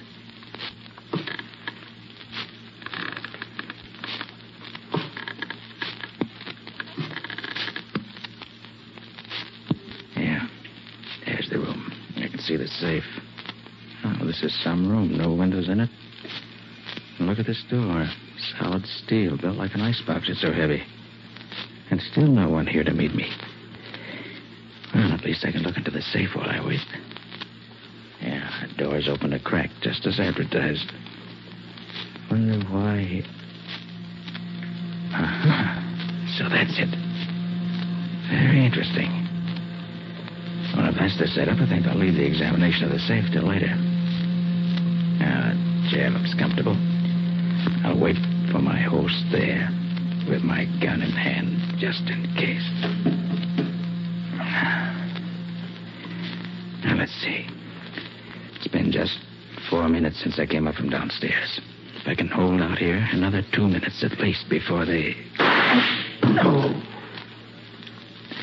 So you've come to welcome me at last, have you? Well, Nick Carter, it's been some little time since we saw each other. Formally. It's hardly my fault, Slug. I've done my best to find you any number of times in the past year or more. Slug, let me take a shot. Oh, yes, of course. You're here, too. Have you managed to avenge your brother yet, Mr. Lucky Warren? What? How the devil are you... Quiet, Lucky. Come in and close the door. Don't forget you're only a guest at this party. Look, Slug, let's get this over with. Fooling around with Nick Carter is dynamite. I don't really see why you should feel that way, Lucky. Nobody knows where I am, so nobody's going to interfere with you. You ain't telling us nothing, Carter. We made sure of that ourselves. We had 2 men shadow you from the nightclub to the lunchroom where you talked to Lieutenant Riley. We had 2 men shadow Riley back to headquarters, and 2 more follow you when you came here to meet Lucky. Now, Carter, we're sure there ain't no cops following you this time. You've been to a great deal of trouble, Slug, seems to me, just to get me to walk into a death trap that was corny and as obvious as this one. Well, now that I'm here, what's going to happen? Carter, I've been waiting 3 years to take care of you, and I'm going to see that you get I see that you've cut the current off from the safe. If I hadn't heard the hum of the transformer a few minutes ago, I should probably have touched it and been knocked unconscious. Was that what you wanted? If you'd have touched that safe, you would have been dead. Oh. That's what happened to that headquarters cop they found on the third rail of the elevator last winter. I thought it didn't look right at the time. You got him to touch this safe, and that electrocuted him. Then you dumped him in the third rail where they found him. Very clever, Slug. You're learning that a little late, ain't you, Carter? Too bad it didn't work with me. Now you've got to find some other way to get rid of me. Some less clever way. Are we going to stand around here all night chewing the rag, or are we going to take care of this guy and now? Take it easy, Lucky. Now that we're all here together, there ain't no hurry. Carter ain't going nowhere. And with the door closed the way it is, this room is soundproof, isn't it? Lovely room for a murder. And it probably won't be the first time it's been used for that either. Let me take him, Slug. My finger's getting anxious. All right, Lucky. But make it good. I'll make it good, all right. Sure, Lucky'll make it good. If he doesn't... Hold still, Lucky. Hold still, Lucky. What are you doing? He's got me, Slug. Can't move. Get out of the way, Lucky. I can't hear you standing in front of him. That's the idea, Slug. And he's going to stay there for now. Yeah, so you think you're safe as long as you got him held in front of you, do you, Carter? Well, you're free. No, Slug, you can't shoot me. You can't do that. Now, watch me. I waited too long to get this gun. So long, Lucky. No, Slug, no. Slug, you killed me. Yes. You killed him. And missed me. What now? Lucky's body is pretty heavy for you, ain't it, Carter? Now that he's dead. Not too heavy, Slug. He's better protection than nothing. Yeah, but you got no gun. So how long you expect to last? No, I have no gun, but I do have a weapon. You ever think of that? Yeah, what is it? It's Lucky's body. Here.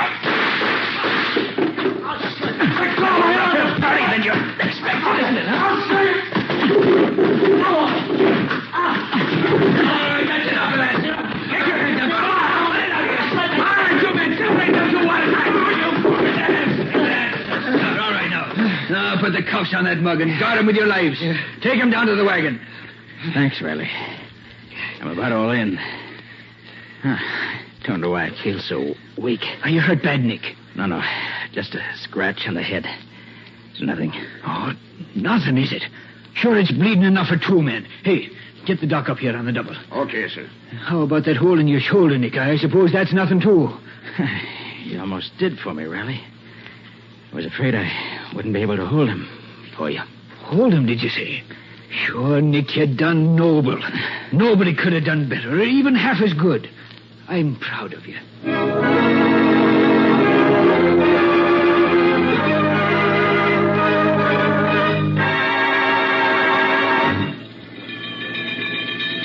I brought this old hurry-up wagon because I thought we might need to use it as an ambulance or as a hearse. Are you feeling better, Nick? Oh, yes, Riley, thanks. Very much better. Sure, Nick, you scared me out of 10 years' growth this night. Oh, you got your killer, didn't you? Oh, sure, I got him after he almost got you. Oh, what a fool you were to walk into a trap like that, Nick. Perhaps you're right, Riley. Somebody had to get slugged. I hoped I'd be able to take care of myself once I got in the trap, and as it turned out, I was getting pretty weak from loss of blood. I'm darn glad that you didn't arrive any later than you did. You're a lucky guy, Carter. If I'd have killed you, those guys hadn't have butted in. Well, you didn't. So that's that. That's that, he says. Just like that. What a man. Look, Carter, these guys didn't follow you up to this house. I know that. How did they know where you was? Curious, huh? All right, I'll tell you. When I was talking to Riley last evening, some fire engines went by. They gave me an idea. We knew that this house of yours had to be in this district somewhere. And we knew that around here, everybody's so afraid of fire, they'd report even a suspicion of one. So I had Riley wait with the fire chief at the nearest fire station for the alarm. When they got the alarm, they knew where I was. And they came a-running. When they got what alarm? The alarm one of your neighbors sent in when he saw the fire. What fire? I don't know nothing about no fire. It was a good fire, Slug, while it lasted. But the boys from the firehouse put it out as soon as they got there. Where was this fire? Well, Slug, it was like this. When I stopped in the living room on the first floor of your house tonight, I lighted 3 cigarettes. I put a pack of matches under the curtains in each of the 2 windows and laid a cigarette across each pack of matches so that it would burn for a couple of minutes before it set off the matches. Then I did the same with a 3rd cigarette and a 3rd pack of matches, putting them under some dry stuff I piled up under the desk. And when the matches went off, they set fire to the curtains and the other stuff and started a nice little conflagration. And within 2 minutes, somebody phoned in an alarm just as we figured they would. It was a grand scheme, and Nick here thought it up all by himself. Look, Mr. Brains, Why'd you just set fire to the house and not bother with all that trick stuff with the cigarettes and matches? Oh, if I'd done that, Slug, you and your pals would have smelled the smoke and beat it before we could stop you. But I figured that by having the fire start after you and I got together, you'd be too busy to notice it until it was too late. Of course, I wasn't there till it was all over, but judging by the results, that's exactly what happened. Yeah? It's too bad the house didn't burn down with you in it, Carter. That was one of the chances I had to take. But it was worth anything to get you out of circulation. Which will be just as soon as we can get the electric chair dusted off for you, Slug, me boy. Exactly. The murder trap you set for me turned out to be a death trap for you, which is certainly poetic justice.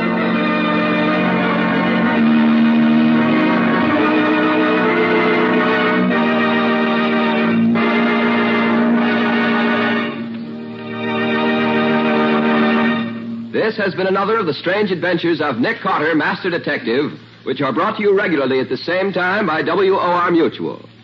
How about a little preview of next week's story, Nick? Well, next week I want to tell you about an adventure that we had in which Scubby was much more concerned than I was. Well, that isn't quite true, Mr. Scott. What Nick really means is that while he was doing the detective work that finally solved the case, Scubby was having the real adventure. You mean that in this case, the solution and the excitement were two different things? Well, yes. We were up against a hijacking gang that stopped at nothing. Scubby set out to help me by getting some information from the inside. But all he succeeded in doing was to get himself in a real man-sized jam. With Nick getting him out of it, of course. Oh, of course. Well, if it's exciting, I'll be around listening. You'll find it plenty exciting, I promise you. So until next week, so long. So long. So long to you both. In the strange adventure you have just heard, Nick Carter was impersonated by Lon Clark, Patsy by Helen Choate, Lieutenant Riley by Humphrey Davis. Original music was played by Lou White. The entire production was written and directed by Jock McGregor.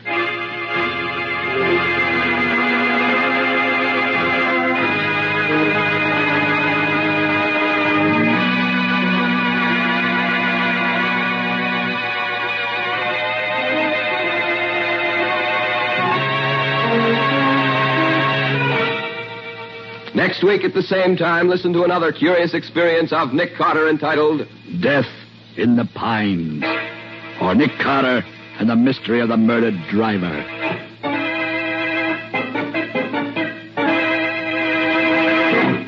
This story is a copyrighted feature of Street & Smith Publications, Incorporated. The Return of Nick Carter is produced in the studios of WOR and is broadcast over most of these stations every Saturday evening at 7 o'clock Eastern War Time. And don't forget that the adventures of Nick's adopted son, Chick Carter, are broadcast over most of these stations Mondays through Fridays at 5:30 p.m. Eastern War Time. This is Mutual. New post-war Old Dutch cleanser, famous for chasing dirt, presents Nick Carter, famous for chasing crime.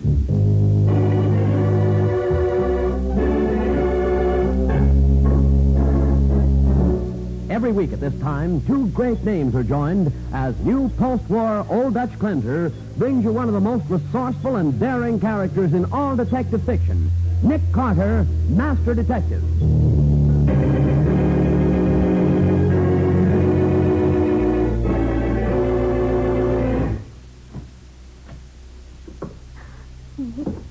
Someone's coming down here in the basement. So I hear. Oh, Nick, I'm scared. Take it easy. Have you got your gun? I'm all set. Nick, is it... I'm not positive, Betsy. But if my hunch is right, it's the murderer we've been looking for. Now for the case of the Hermit Thrush. Today's exciting adventure starring Lon Clark as Nick Carter, brought to you by a new post-war Old Dutch cleanser. Our story begins outside an imposing edifice, which 70 years ago was considered beautiful and luxurious. Today, with its boarded windows and air of decay, it is ugly and ominous. A tall, distinguished-looking man stands on the dark porch of the mansion, banging away with the heavy bronze knocker. Mr. Kavanaugh! Miss Drew, open the door! Mr. Kavanaugh, do you hear me? Hey, you! What? What's going on up there? Oh, policeman, good. Don't you know it's the middle of the night? People are trying to sleep, and here you are. Officer, you've got to help me get into this house. Are you crazy? That's Mr. Otis Kavanaugh's house. Nobody goes in there. But, officer, Mr. Kavanaugh locked himself up in there 15 years ago, and he's never come out. I know that, And what's but... more, he don't let nobody in. Nobody except his housekeeper and his lawyer. But I'm Otis Kavanaugh's lawyer, Leonard Kelsey. What? You say you're his lawyer? Yes, and I've got to get inside this house, even if I have to break in. Well, you're not breaking in, mister. Not as long as I've got anything to say about it. But I'm afraid Mr. Kavanaugh has met with foul play of some kind. Well, what makes you think that? I phoned here half an hour ago, officer. Eleanor Drew, that's Mr. Kavanaugh's housekeeper, answered the phone. So what? She was very excited. She said that she and Mr. Kavanaugh had been quarreling, and she refused to let me speak to him. Yeah? Then, when I called back a few minutes later, no one answered the phone. Well, that is funny, seeing as how Mr. Kavanaugh never goes out of the house. Officer, please. Miss Drew is a woman of violent temper. She hates Mr. Kavanaugh, even though she continues to work for him. We've got to get in there, I tell you. She may have killed him. Did you try the door? Of course not. It's always kept locked. Officer, I am... Wait. The door ain't locked now. What? Hey, maybe something funny is going on in here. Come on, let's have a look. Here, let me find the light. Here it is. Now we can... Here. Good Lord. Holy smoke. It's Miss Drew. And it looks like you've been worrying about the wrong party. It's the housekeeper that's met with foul play, Mr. Kelsey. She's been murdered.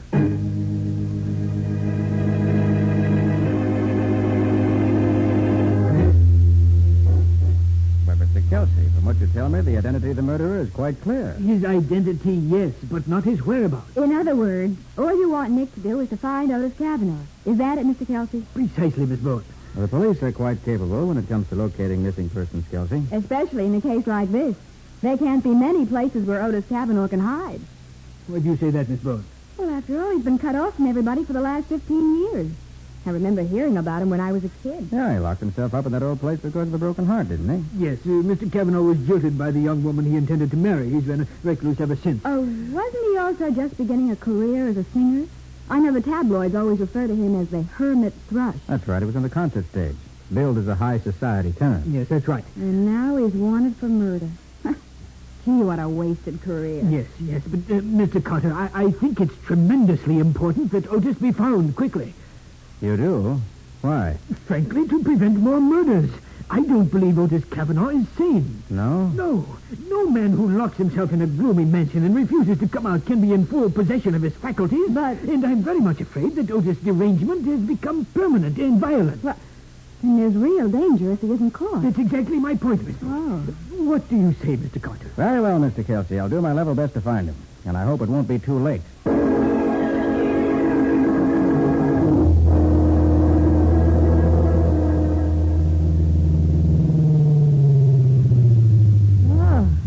So that's the Kavanaugh mansion. How long has this house been boarded up this way, Kelsey? Why, ever since Otis went into seclusion. And you and Miss Drew were the only ones that saw him in all those 15 years, huh? The only ones, yes. Oh, there's Sergeant Matheson, Nick. Oh, hi, Matty. We're allowed the... What are you doing here? Why, Mr. Kelsey here hired me to lend a hand in the Drew killing. Any objections? A lot of good it'd do me to object. Okay, come on in. Thanks, Matty, for the cordial invitation. Oh, this is really a dirty old place, isn't it? Yeah, this Drew dame may have called herself a housekeeper, but, brother, she never kept house. She was Otis' private secretary, his cook, and his nurse as well. And how she hated him. Huh?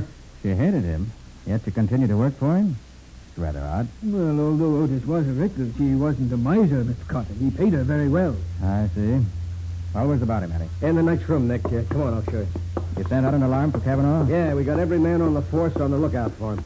Any chance that he's hiding somewhere in the house? We searched every inch of the joint from top to bottom. He's not in here. Well, here she is. Hmm. Got it right through the heart, didn't she? Yeah. How horrible. Matty, Yeah, Nick. you have any reason to believe it wasn't Kavanaugh who killed her? Nick, there's only one way it adds up. Now, look. Kavanaugh don't budge out of the house for 15 years, and then when he does blow, he leaves a body behind. To me, it's open and shut. Well, that sounds reasonable, Nick. Especially since Mr. Kelsey spoke to Miss Drew just a few moments before she died, and she and Kavanaugh were having a quarrel. You know what they were quarreling about, Kelsey? No, she didn't say. Hmm. Hey, why'd you call Kavanaugh? Oh, it was about his monthly annuity check. His annuity check? Yes. Mr. Kavanaugh's father left his money tied up in trust, and Otis received an annuity. Well, why call so late at night? Time meant nothing to Miss Cavanaugh, and I'd been working late at my office, so I phoned to see whether he'd mind if I stopped by with this check and save me a trip tomorrow morning. Well, couldn't you have mailed it? Oh, no. Miss Cavanaugh always insisted that I deliver it to him in person. Uh-huh. Matty, did you find the murder weapon? No, not a sign of it, Nick. What about fingerprints? Boys are working on it. We'll have a report by morning. Good. Well, looks as if the only question is where Cavanaugh could be hiding. Well, I might make one guess. We found this in Miss Drew's pocketbook. Why, it's a telegram. Now, let's see. It's addressed to Otis Cavanaugh. Yeah. Says, arriving steamship Montevideo Monday. Monday? Well, that's today. We'll go straight to Granger's tourist camp on Highway 47. Must see you. Signed, Oliver. Oliver? Who's Oliver, Kelsey? Why, I don't know, Mr. Carter. I never heard Mr. Cavanaugh mention anyone by that name.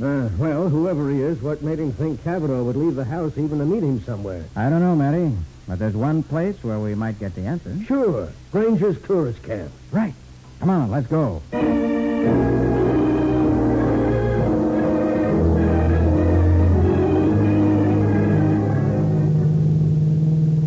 on, Matty. Step on it. Look, Nick, I got her up to 60 now. I want to get there in one piece. Okay. But if you hadn't been so bullheaded about phoning headquarters before we left the Cavanaugh place, Nick, how many times do I have to tell you? I ain't one of you private eyes. When I start going places, I got to let people know. Well, I suppose you're right, Matty. Nick, what do you expect to find when you do get to this camp? Oh, it's Cavanaugh, I hope. Maybe we should have brought Kelsey along to identify him, huh? If you don't mind, I'd rather work without Kelsey around. Why? You think he's mixed up in this? I didn't say that. Ah, Nick, the whole deal's as plain as the nose on my face. Cavanaugh and the dame had a fight. Cavanaugh plugged her and then beat it. And that's that. Maybe, Matty. Maybe. But then again... Matty, look out! Huh? Those headlights coming out from that side road. Hold on, Matty. It's cutting right out in front of us. Yeah, that's darn. Oh, Nick, he's shooting at us. Watch it, you two.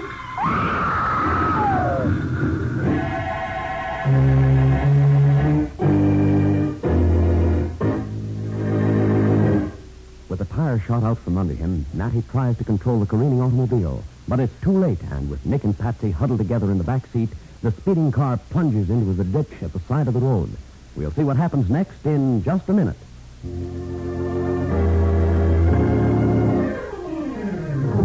And now back to the case of the Hermit Thrush. Today's adventure with Nick Carter, brought to you by new post-war Old Dutch cleanser. As we pick up our story, Nick, Patsy, and Sergeant Matheson are just recovering from the shock of having their car skid off the road at high speed. Patsy. Patsy, are you all right? I think so, Nick. Well, I ain't all right. Look at this bump on my head. Oh, golly. Well, thank heaven whoever was shooting at us wasn't a better shot. I don't think those shots were meant to kill us.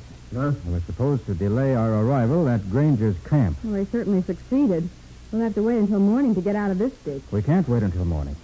I don't want to take a chance of having a homicidal maniac like Cavanaugh running around loose. Well, maybe we can hitch a ride after Granger's. That's just what we're going to do, Matty. If necessary, we'll commandeer a ride. Come on.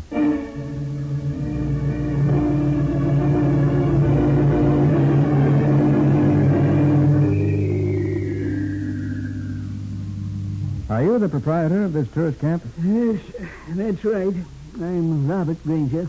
Well, my name's Nick Carter. This is Sergeant Matheson of the Homicide Squad. Yeah, we're looking for a man who may have checked in here sometime yesterday. What was the fellow's name? Oliver. Was that his last name? I don't know. You have a register? Yep, sure.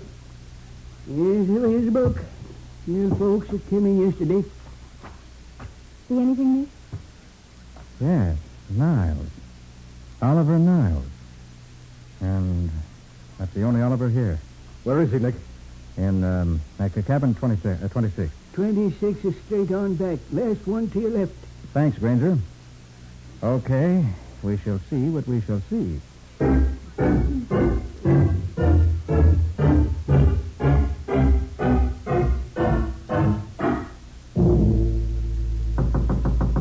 Mr. Niles! Mr. Niles! No soap, Nick. Nobody in there. There ought to be. The lights are on. Well, how about looking in the window? I guess we better. Nick, you don't think we're too late, do you? I hope not. We can see in through this window, Nick. Uh-huh. Have you seen him? Oh, Nick. Holy smoke. There's a guy laying on the floor. And would you look at his face? Well, that answers your question, Patsy. We are too late. That man's dead.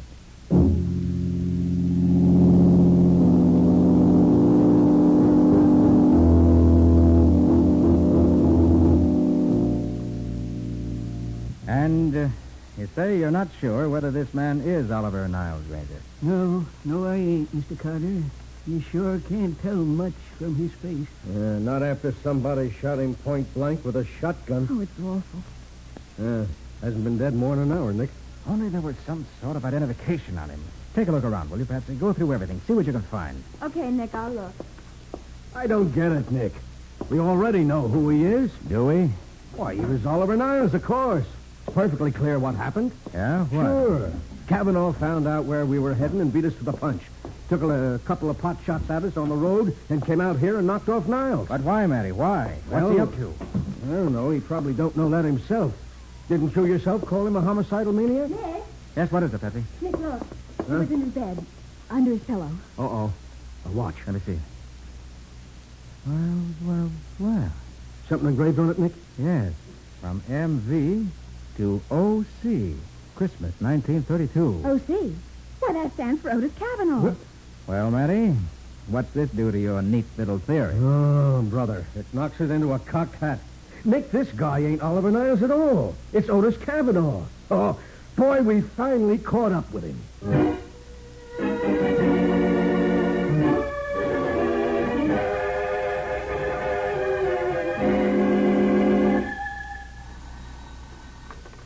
Nick Carter's office, Patsy Bowen speaking. Miss Bowen, this is Leonard Kelsey. I've just come from the morgue. Oh, yes, Mr. Kelsey. Will you tell Mr. Carter that there's no doubt in my mind whatsoever about the man's identity? It is Otis Cavanaugh. I see.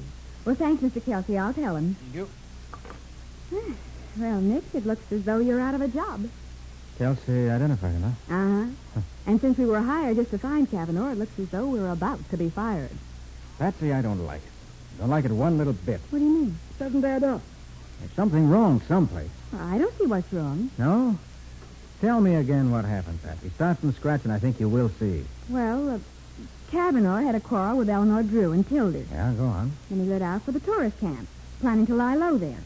When he found out we were heading for the same place, he tried to stop us. But how did he find out where we were going? What? Gee, I don't know. And why didn't he kill us when he had the chance? Well... And why did Niles shoot Cavanaugh in the face with a shotgun? Do killers usually do that? No, of course not. No. Now, Patsy, there are too many holes. Too many murders and attempted murders for no apparent reason. There's something missing. I want to find out that Wait something... a minute. Nick Carter's office, Patsy Bowen speaking. It's me, Patsy. Let me talk to Nick. Oh, just a second. Here, Nick, it's Sergeant Matheson. Oh, thanks. Hiya, Matty. I suppose you know Leonard Kelsey identified the body, Nick. Yeah, I know. Well, I just thought I'd check with you before I gave the story to the papers. Hey, Matty, what about the fingerprints? Fingerprints? Yes, you have a report on the ones your boys found in the Cavanaugh house? Oh, those? Yeah. Any of them jibe with the dead man? No, they don't, Nick. None of them? No. I don't see why you're getting so hot and bothered about that. After all, the body's been identified by the man who knew Cavanaugh best. Look, Matty. And what's what? Huh? How could Cavanaugh live in that place for 15 years and not leave a single fingerprint? Hey, you got something there. I think I have. And I don't think we've found Otis Cavanaugh.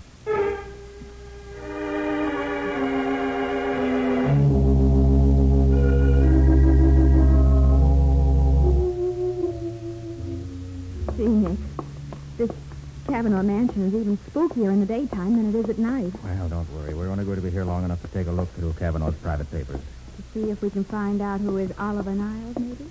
Maybe. Here. This looks as though it might have been a study. In here. What's the matter? That window there, that crack in the shutter. Oh, Nick, I could have sworn there was a man's eyes looking in at us. Well, there's no one there now. Yeah. Well, maybe this creepy old house is making me see things. Forget it. Okay. All right, let's have a look in this file cabinet. Oh, my goodness, Nick, millions of papers.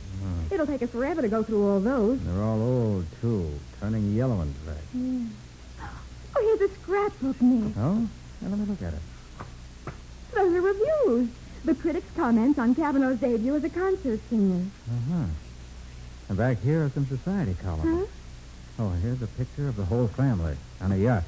I wonder which one's Otis. Oh, wait a minute. Let's see. Reading from left to right.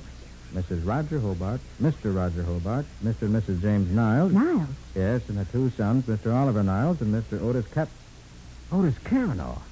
Hey, they're two sons? What does that mean? Just what it says. Mr. and Mrs. James Niles and their two sons. Mr. Oliver Niles and Mr. Otis Cavanaugh. Then Oliver Niles and Otis Cavanaugh were half-brothers. Right. Otis Cavanaugh's mother must have been married twice. The second time to a man named James Niles. Of course, Nick. Look at that picture. Otis and his half-brother look very much alike. They certainly do. Good heavens, Nick.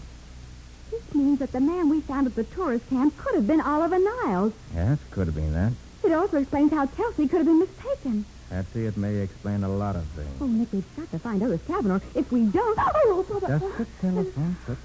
Oh, but who could be calling up here? I don't know. Well, I'm going to find out. I wonder where that phone is. It's over there, in the alcove under the stairs. Oh, yes, I see it. I'll get it. Hello? I warn you to give up your investigation, Carter. Who is this? If you don't, you'll meet the same fate my housekeeper met. Your housekeeper? Yes, mine. This is Otis Cavanaugh. Hello? Hello? He's hung up. Oh, Nick. And you heard what he said? Yes. Cavanaugh must have seen us come in. That must have been his face I saw at the window. Then he went somewhere nearby. Wait. What? Let me think. Yes. Of course. What is it? Come on. You've got to hurry. Where are we going? To try to find Otis Cavanaugh. I think I know where he is. Are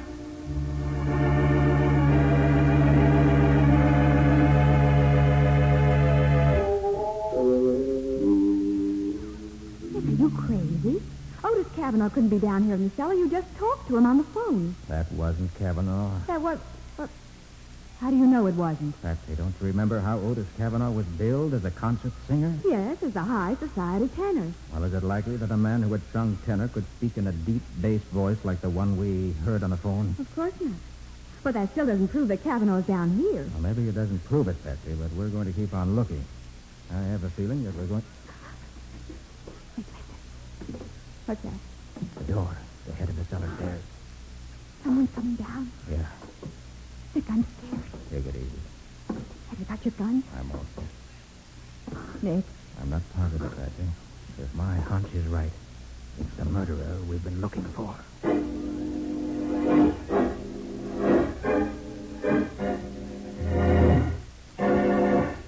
Nick and Patsy wait tensely in the basement of the old Cavanaugh mansion while someone descends the cellar stairs. Whether or not it's the killer and who he is, we'll find out in just a minute. Now for the conclusion of the case of the Hermit Thrush. Today's adventure with Nick Carter, brought to you by new post-war Old Dutch Cleanser. Huddled closely together in the basement of the old Cavanaugh mansion, Nick and Patsy wait as someone slowly descends the stairs. There he comes, Nick. Aren't you going to let him know we're here? I think he already knows it. Hello there. What?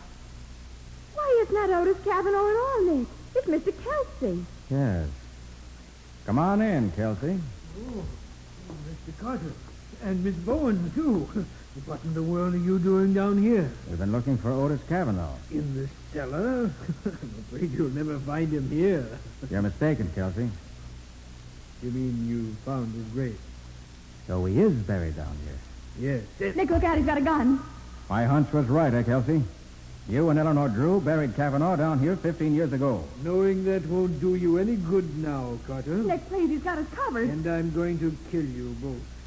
I can't afford to have my secret known. Is that why you killed Miss Drew and Oliver Niles? You figure everything out, don't you? All right, I did kill them. Doesn't matter that you two know now, because neither one of you will live to testify against me. I'm not so sure of that, Kelsey. Okay, Sergeant Matheson, you can come out now. Here's your killer. Sergeant Matheson? Okay, Kelsey, go! Why you go? Patsy, get his gun. Okay, Nick. Gosh, he's out cold. Oh, that's the same. Pick it up. Oh, gee. He sure fell for an old gag, looking around when you call Sergeant Matheson, who isn't within 5 miles of this place. Oh, they do it nearly every time. Now, Our next job is to get our murderous little friend here down to headquarters and have him booked for murder.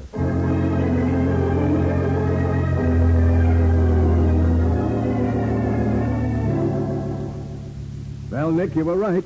I got a complete confession from Leonard Kelsey. Good. Just as you figured, Nick, the whole story was a phony. Otis Cavanaugh never locked himself up in that house 15 years ago. He died 15 years ago. He did? Yeah. How? Apparently, it was a natural death, Patsy. But Kelsey, who was the executor of the Cavanaugh estate, saw a chance to keep on collecting Cavanaugh's large monthly annuity. That's right. But where did Eleanor Drew come in? Well, Kelsey apparently needed her help. First, to bury Cavanaugh in the cellar after he died, and second, to maintain the fiction that Otis was alive all those years. Well, I still don't see why he killed Eleanor Drew. All right, I'll get back to that in just a minute. You see, Oliver Niles had been living in South America for 20 years. Yeah. So he, like everybody else, thought Cavanaugh was alive. But then when he returned to this country, Kelsey's game was threatened. He had to kill Niles. But the Drew dame wouldn't go for that. That's right. She probably figured that fraud was one thing, murder another. So they quarreled, and Kelsey killed her. And he saw a perfect out for himself by claiming Cavanaugh killed her. All he had to do was murder Niles and identify Niles' body as Cavanaugh. Sure, that way the case would be closed, he thought. The reason he came to me was to be sure Niles' body would be found. Yeah, but that telegram in the Drew woman's purse, didn't he know that would be found? Yeah, that's where he slipped up. Yeah, he probably thought she destroyed it. Yeah, and Kelsey was the only one who could have known we were headed for the tourist camp, wasn't he? That's right. And then there was that watch. It was the only identification in the cabin. Sure, Kelsey planted it there. And that's what made me ask myself why somebody wanted me to think that Otis Cavanaugh was dead. But what about that phone call, Nick? Why did Kelsey call you? Because if he succeeded in killing me, he wanted you to testify that I'd been threatened by Cavanaugh. Oh. Nick, I'll never forgive you for one thing. Why, what's that, Patsy? For not telling me that Otis was dead, and for not pointing out his grave in the cellar. I didn't find his grave. And that was all a bluff? Sure. Well, I thought I was right, but I didn't know. I had to get Kelsey to tip his hand. Of course, I'm sure Cavanaugh's grave is down there now. Yeah, it is, Nick. We found it. Ah, good for you, Matty. But, Patsy... What, Nick? Don't ever accuse me of holding out on you again. After all, you wouldn't be able to stand me if I were the kind of guy who knows everything all the time.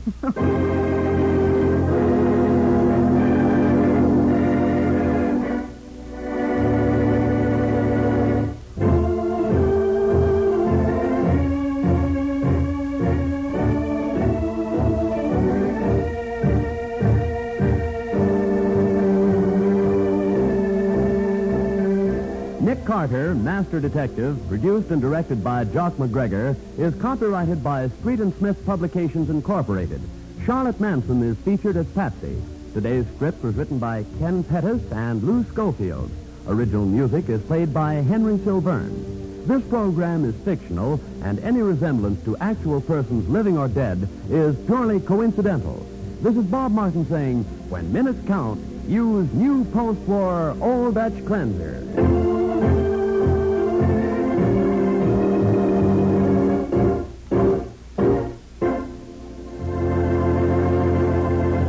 This is the Mutual Broadcasting System.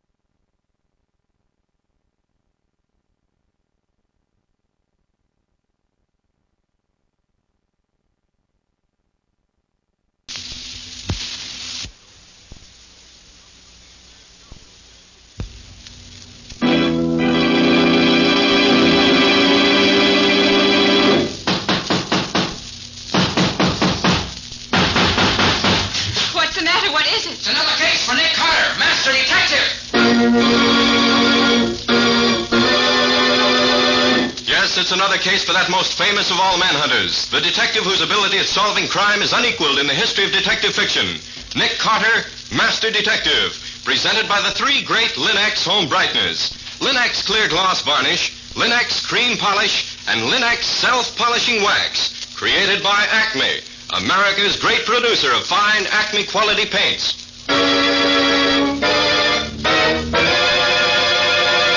Today's curious adventure, An eye for an eye. For Nick Carter and the mystery of the upstate murders. In just a moment, we'll hear how Nick Carter solved the mystery of the upstate murders and saved Sharon Fraser a fortune by doing so. But first, here's a tip on homemaking. Millions of American homemakers have learned to care for their walls with Chemtone, the miracle wall finish that brings amazing new beauty. Now, millions more are learning to care for their floors, woodwork, and furniture with the three great Linex home brighteners. Linex self-polishing wax, which beautifies your floors with a satiny yet tough non-skid finish that resists wear, water, and dirt. Linex cream polish, which cleans as it polishes, leaving no oily film on your furniture. And Linex clear gloss varnish, the durable super varnish that dries to an elastic, transparent surface which protects all wood and linoleum in your home. You'll find the three great Linex home brighteners at your hardware, paint, or department store. Your headquarters also for Chemtone, the miracle wall finish. And now for today's mysterious adventure with Nick Carter. As we start today's story, we find Nick and Patsy just entering Lieutenant Riley's office. Well, Riley, what's on your mind? What do you want to see me about? Well, I'll make it short, Nick. You're taking a trip upstate, aren't you? Yes, Lieutenant. For a wonder, Nick is leaving me in charge of the office and taking a few days off. It's hard to believe, but it's true. Well, Nick, you remember Tom Fraser, the young rookie cop who was shot down in cold blood last week? Oh, yes, indeed. Nice young chap. Sorry to see him go like that. Well, his folks live in Watertown. It's right on the way to where you're going. Would you stop off there long enough to call on him and tell him, personal-like, how sorry we are at what happened to him? Oh, Nick would love to do that. He makes beautiful speeches. Quiet, Patsy. This vacation I'm taking seems to have gone to your head. Would you do it, Nick? It's a favor to me. Of course he will, Lieutenant. Okay, Riley, I'll do it for you. I suppose the old folks will feel his death a little less keenly if we tell them he died a hero in line of duty. I think that's a darn nice thing to do, Nick. I'm proud of you. Well, thanks, Nick. I knew I could count on you.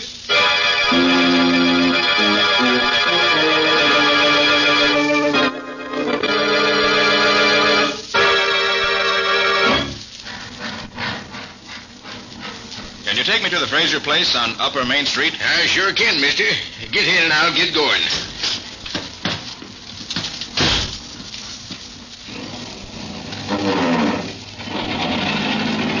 From the city, ain't you? Yes? Come to pay your respects a bit, huh? I suppose that's what you'd call it. Why? Oh, just wondered how far you'd get. Been expecting somebody ever since young Tom got himself killed. Family taking it hard? Some is, some ain't. And some we don't know whether they is or they ain't. Meaning what?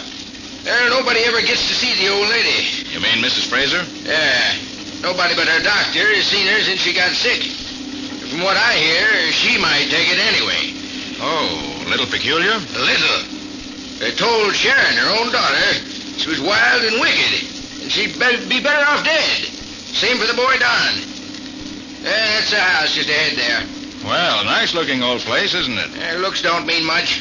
Outside of a package don't tell what's inside.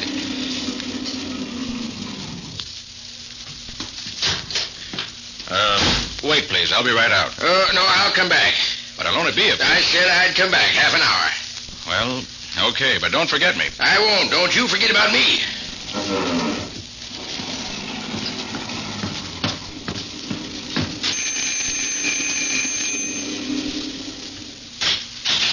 Nobody's home.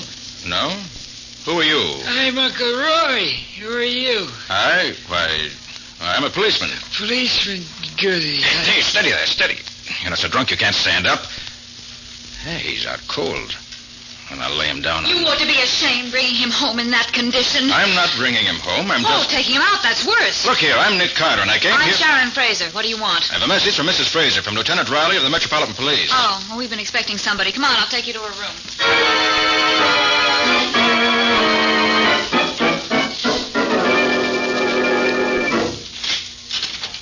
Dr. Gavin, this is Nick Carter. He wants to talk to Mother. Nothing exciting, I hope, Mr. Carter.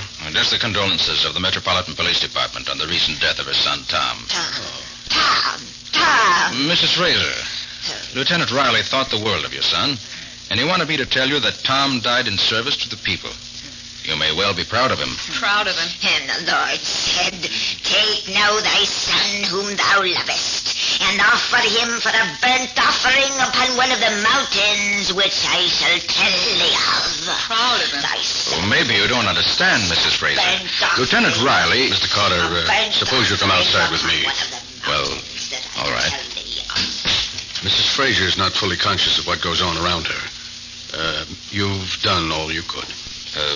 What was all that she was quoting from the Bible? In cases of this kind, it's not unusual for the patient to lean heavily on the Bible as a refuge from reality. But her son... Yes, I know, Mr. Carter. There's nothing to be done about it. All right, Doctor, whatever you say. Well, if you think I can do no good here, I'll just get back to the station. That would be best, I'm sure. And thank you for coming.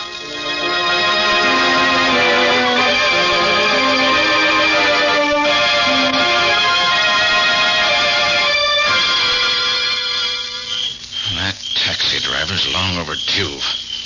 Wonder if he ever intended to come back. You waiting for somebody? Oh, yes. Say, what goes with the taxi service in this town? I'd like to get that train to Albany. It's already gone. You'll have to stay here tonight. No, thanks. I don't care for the atmosphere here. You feel it, too? I do. It's the most unpleasant feeling of hatred. Hatred that's monstrous and unnatural. Yeah, I know. I get a little uneasy here evenings myself. I'll be glad to have you... That's my sister. Mrs. Fraser? Yes. Well, come on. There's trouble up there, all right? Oh, you wicked. You tried to poison me. Here, what's all this? Get out of here. Mother's upset and there's no reason. Poison in my milk. You tried to kick me. Is her milk here? Yes, but it's... I'll have her analyzed. That milk's all right. I just brought it up. She hasn't even tasted it. And what made her think it was poison? You tell me. You're a detective, aren't you? Where did this milk come from? I got it out of the refrigerator. My brother Don was with me. He got a glass for himself and brought it upstairs. He stopped to talk to Mother while I changed my clothes. And where's your brother now? In his room, I suppose. Well, take me there at once. It's the next room to this. Look for yourself. I will. But, Sharon, come here. What's the matter? Your brother's dead, and he's been murdered.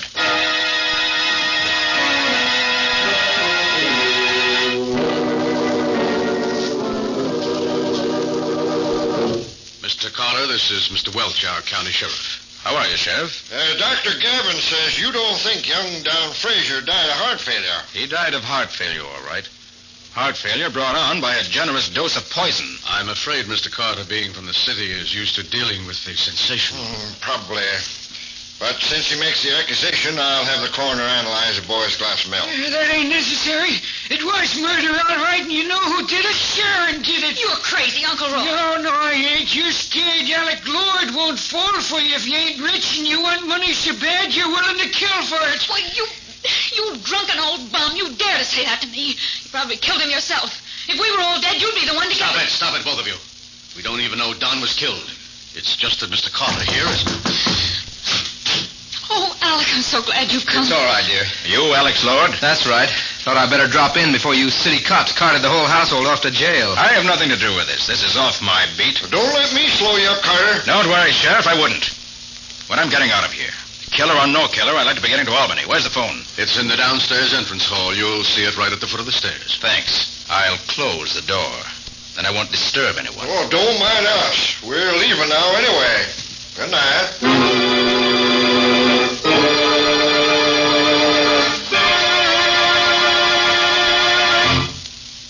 And you'll get me there in time for the 127 to Albany? All right, I'll be on the porch whenever you get here. And don't fail me now. I've had too much trouble finding someone to get me out of here to want you to slip up, too. Okay, goodbye. I don't know where I feel as if Lord, that was close.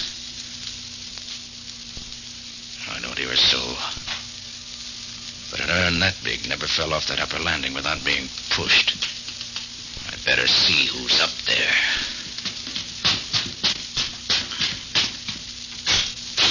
You get some transportation, Mr. Carter?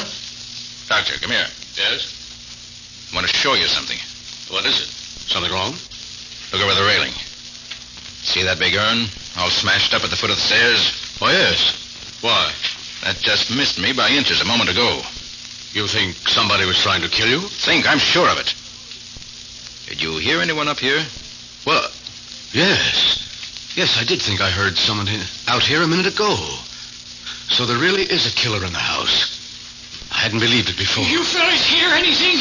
Why, no. Did you? Just thought I heard a crash. Well, you did.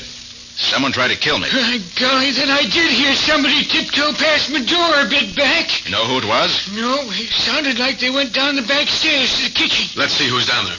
If anyone is, which I doubt. Come on.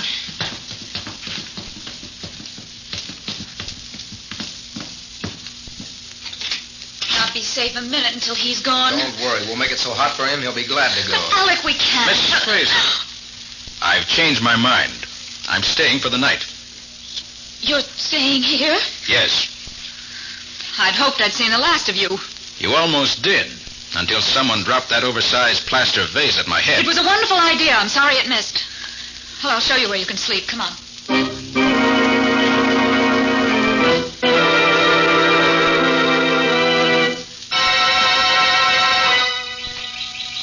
That sun feels good. Damp inside that old house. Well, 8 o'clock. Wonder what time they serve breakfast around here. Starting your snooping early, aren't you? Why, yes. Lovely morning for it. Out for a walk in the sunshine? Just out to get the mail, if you must know. I'll let you know if there's anything for you in the box. Thanks, but I'm not expecting anything. Oh, I'm happy to say nobody else thinks any more of you than I do. There's no mail. Downstairs, drop to the ground.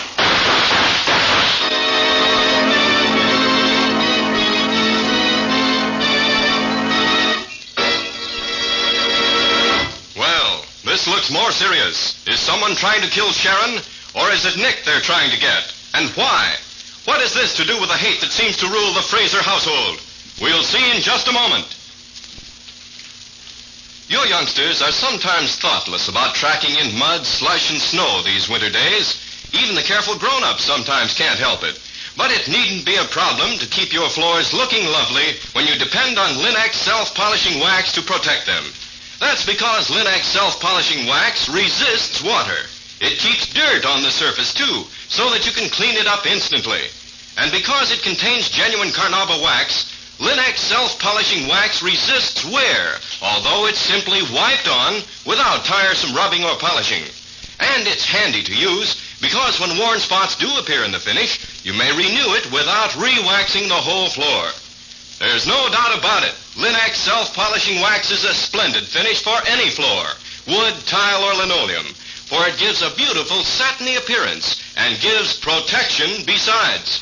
What's more, the underwriters' laboratories, whose seal is on every bottle, have proved that it's less slippery underfoot. Here's the modern shortcut to floor care. Linex, L-I-N-X, Linex self-polishing wax. Ask your dealer for it now. You'll find all three great Linex home brighteners and Chemtone, the miracle wall finish, at hardware, paint, and department stores everywhere.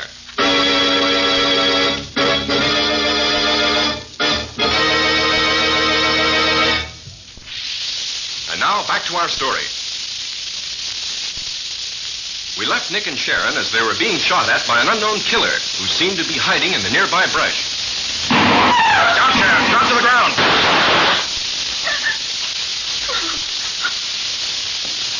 He's gone now.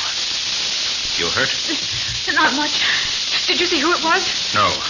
Saw the bushes move, that's all. That wasn't Peter Rabbit. Let me see that arm. It's nothing. Right. Just a bad scratch. You'll be all right. Here. Let me help you back to the house. Thanks. I feel a little fuzzy. I don't like being shot at. You're lucky his aim was no better. He might have killed you. I know. What's going on here? Did I hear shooting? You did. Take care, Sharon. I'm going to do some investigating.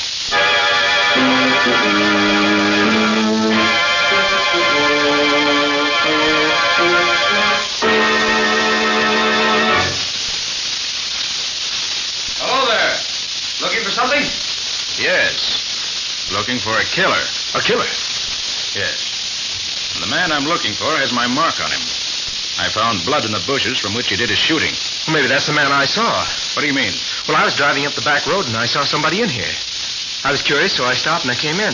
But I must have missed whoever it was. Well, there's no one here now, that's sure. So if your car is here, you can drive me back to the house. Well, of course. Car's right over there behind the tree. Oh, yes, I see it. Did the killer get anybody? No, he was a poor shot. But he intended murder, all right. Here we are. Climb in, Mr. Carter.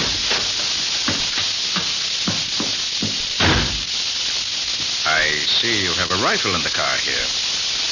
Why, yes. Mind if I look at it? Not at all. Nice little gun. Haven't had time to clean it, have you? I know. I was doing a bit of hunting this morning on the way out. I see. Let's be getting back, shall we?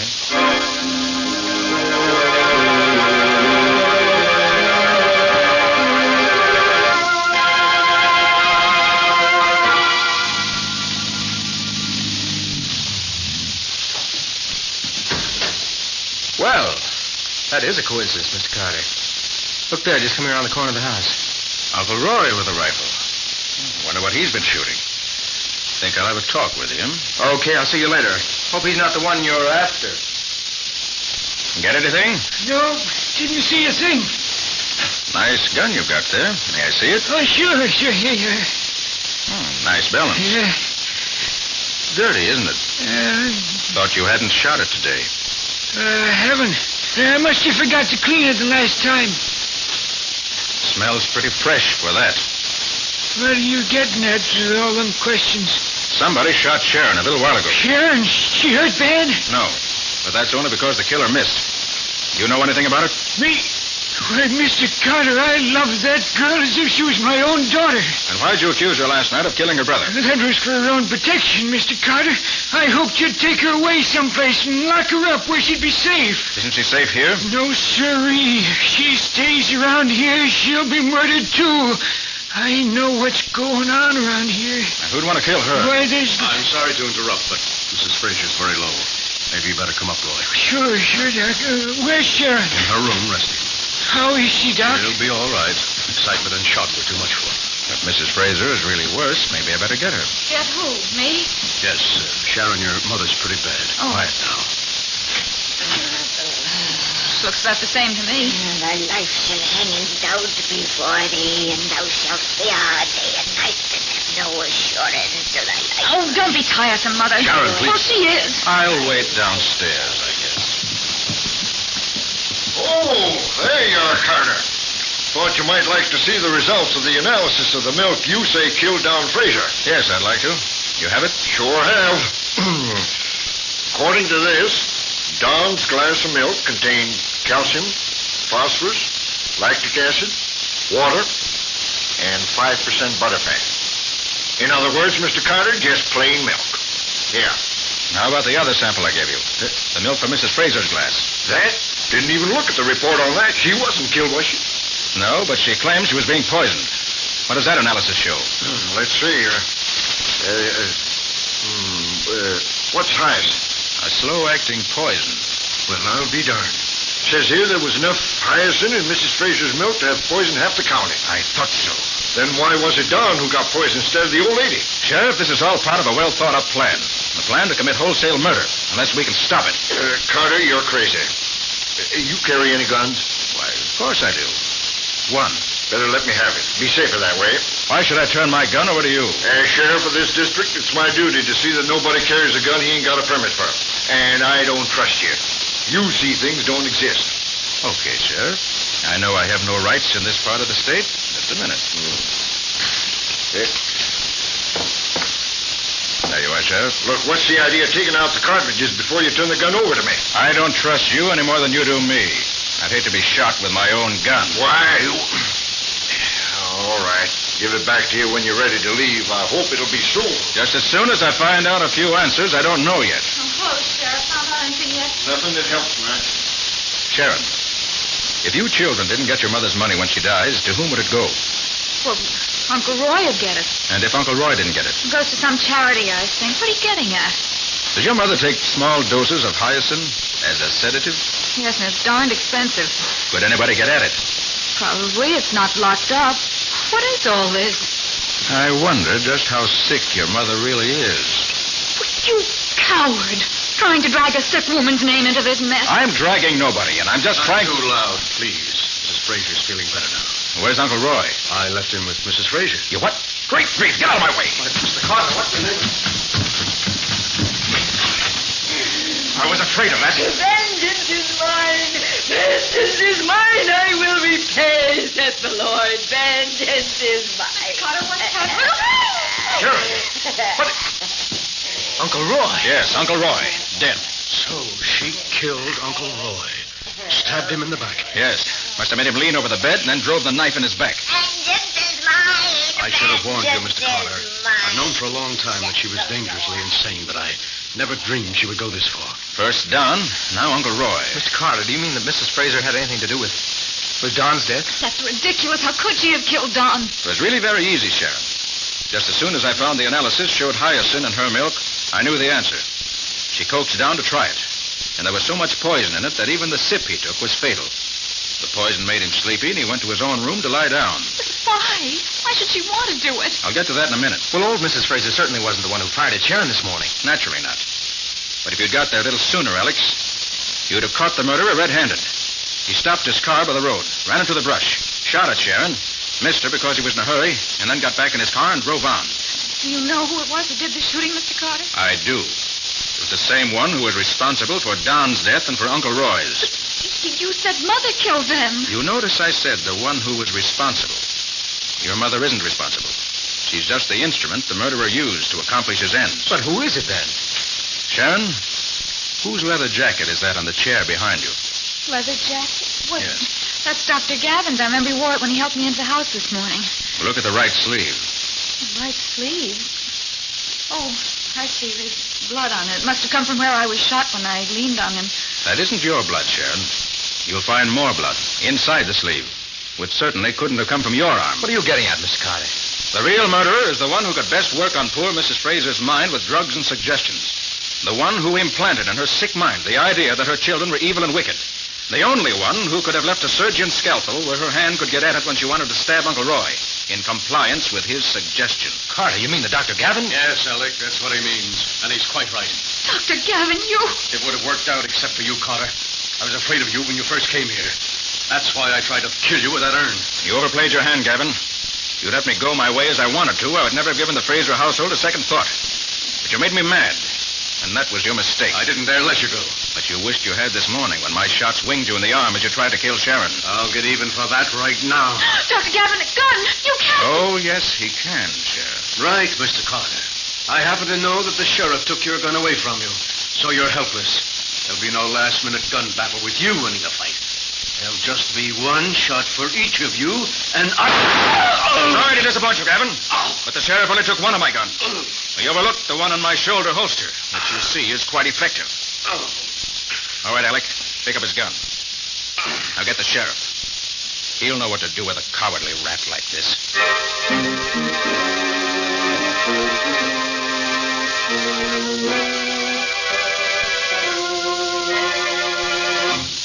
But I don't understand why Dr. Gavin wanted to get them all killed off. What did he hope to get out of it, Nick? Well, that was all brought out at the inquest, Patsy. Seems that this Gavin was an imposter. Never was a doctor. Got kicked out of medical school in his senior year for being mixed up in an illegal operation. He met old Mrs. Fraser a few years ago, and in some way convinced her that he was a great doctor. As far as I know, he had no other patients. He concentrated on her because he knew that she had over $1 million salted away. And he wanted it. But how could he hope to get it, Nick, even if he did kill off all the other heirs? Well, Patsy, remember I told you that after the children and Uncle Roy were killed, the money was to go to some charity? Yes, I remember that. Well, investigation showed that the charity that was to get the money was a phony outfit that Gavin had fixed up for the occasion. In other words, Gavin and the charity were one and the same thing, and existed only for the purpose of getting the Fraser million. That's a pretty clever setup at that. Yes, but Gavin forgot one thing, though. What was that? When he was whispering biblical quotations to the old lady, he should have remembered the one that goes, an eye for an eye, tooth for a tooth, a life for a life. Oh, I see what you mean. That's the one that applies to him right now. A life for a life. Too bad he missed that one. Well, how are you, Patsy? Any word from Nick? Oh, just a minute, Nick. Oh, hello, Lieutenant. I'm talking to Nick right now. Oh. Want to say hello to him? Well, sure. Why not? Nick? Yes? Lieutenant Riley just dropped in. He wants to say hello to you. Hold on. Nothing doing. That's one reason I came up here for a vacation, just so I wouldn't have to say hello to Riley. Oh, but Nick... Bye-bye, Patsy. See you when I get back. Well, he couldn't wait to talk to you, Lieutenant, but he said to give you his regards anyway.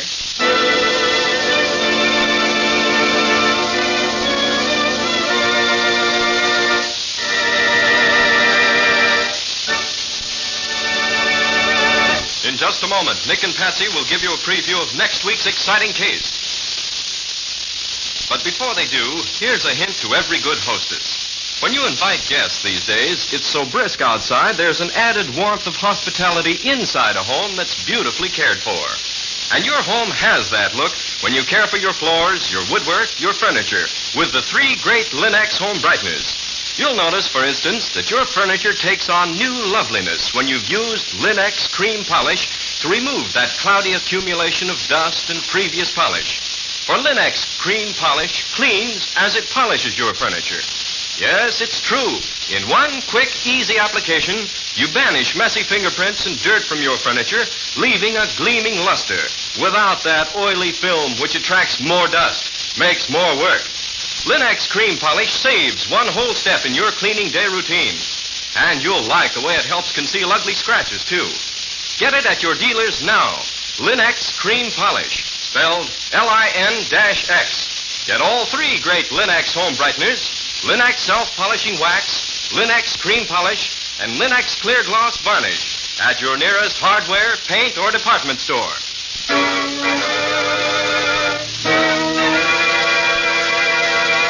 And now let's hear from Nick Carter himself.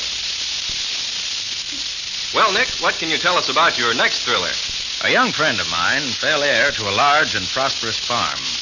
But the 3 members of the family who had owned the farm before him had all 3 died within a period of 4 years. Their deaths were also natural and so perfectly open and above board that he got suspicious. Everything looked too good. Well, that seems like a peculiar way to feel. Well, Ken, the peculiar part of it came in when we started our investigations and found he was right. And found it out only just in time to save the life of the young fellow himself.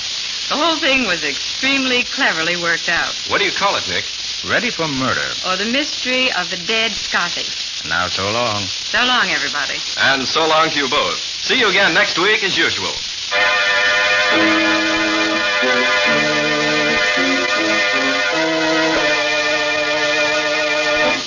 Next week at this same time, listen to another curious experience of Nick Carter, Master Detective, entitled Ready for Murder. Or Nick Carter and the Mystery of the Dead Scotty.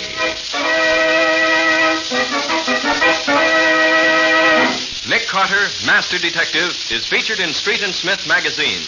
Lon Clark is starred as Nick with Helen Choate as Patsy. Original music is played by Lou White, and the programs are written and directed by Jock McGregor.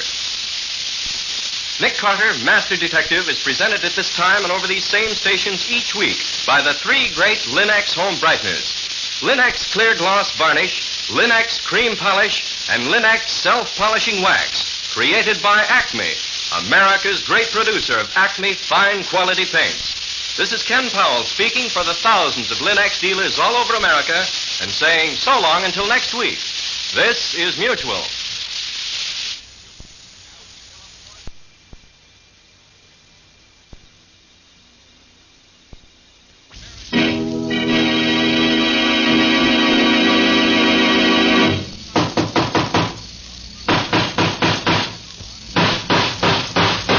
What's the matter? What is it? It's another case for Nick Carter, Master Detective.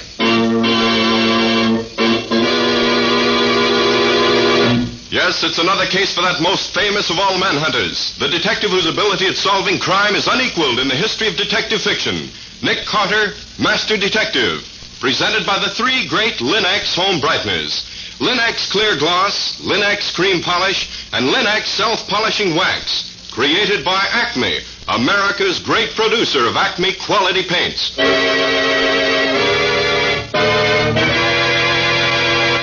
Today's curious adventure, Murder in a Decanter. Or Nick Carter and the mystery of the missing body. In just a moment, we'll hear how Nick Carter solved the mystery of the decanter murder. But first, I want to ask you something. Does your home have that inviting holiday look the whole year round? It can have. Yes, just as Chemtone, the miracle wall finish, has brought new beauty to your walls, so the 3 great Linux home brighteners will bring added loveliness to your floors, woodwork, and furniture. Linux self-polishing wax, which beautifies your floors with a satiny yet tough non-skid finish that resists wear, water, and dirt. Linux cream polish, which cleans as it polishes, leaving no oily film on your furniture. And Linux clear gloss varnish, the durable super varnish that dries to an elastic, transparent surface which protects all wood and linoleum in your home. You'll find the 3 great Linux home brighteners at your hardware, paint, or department store. Your headquarters also for Chemtone, the miracle wall finish.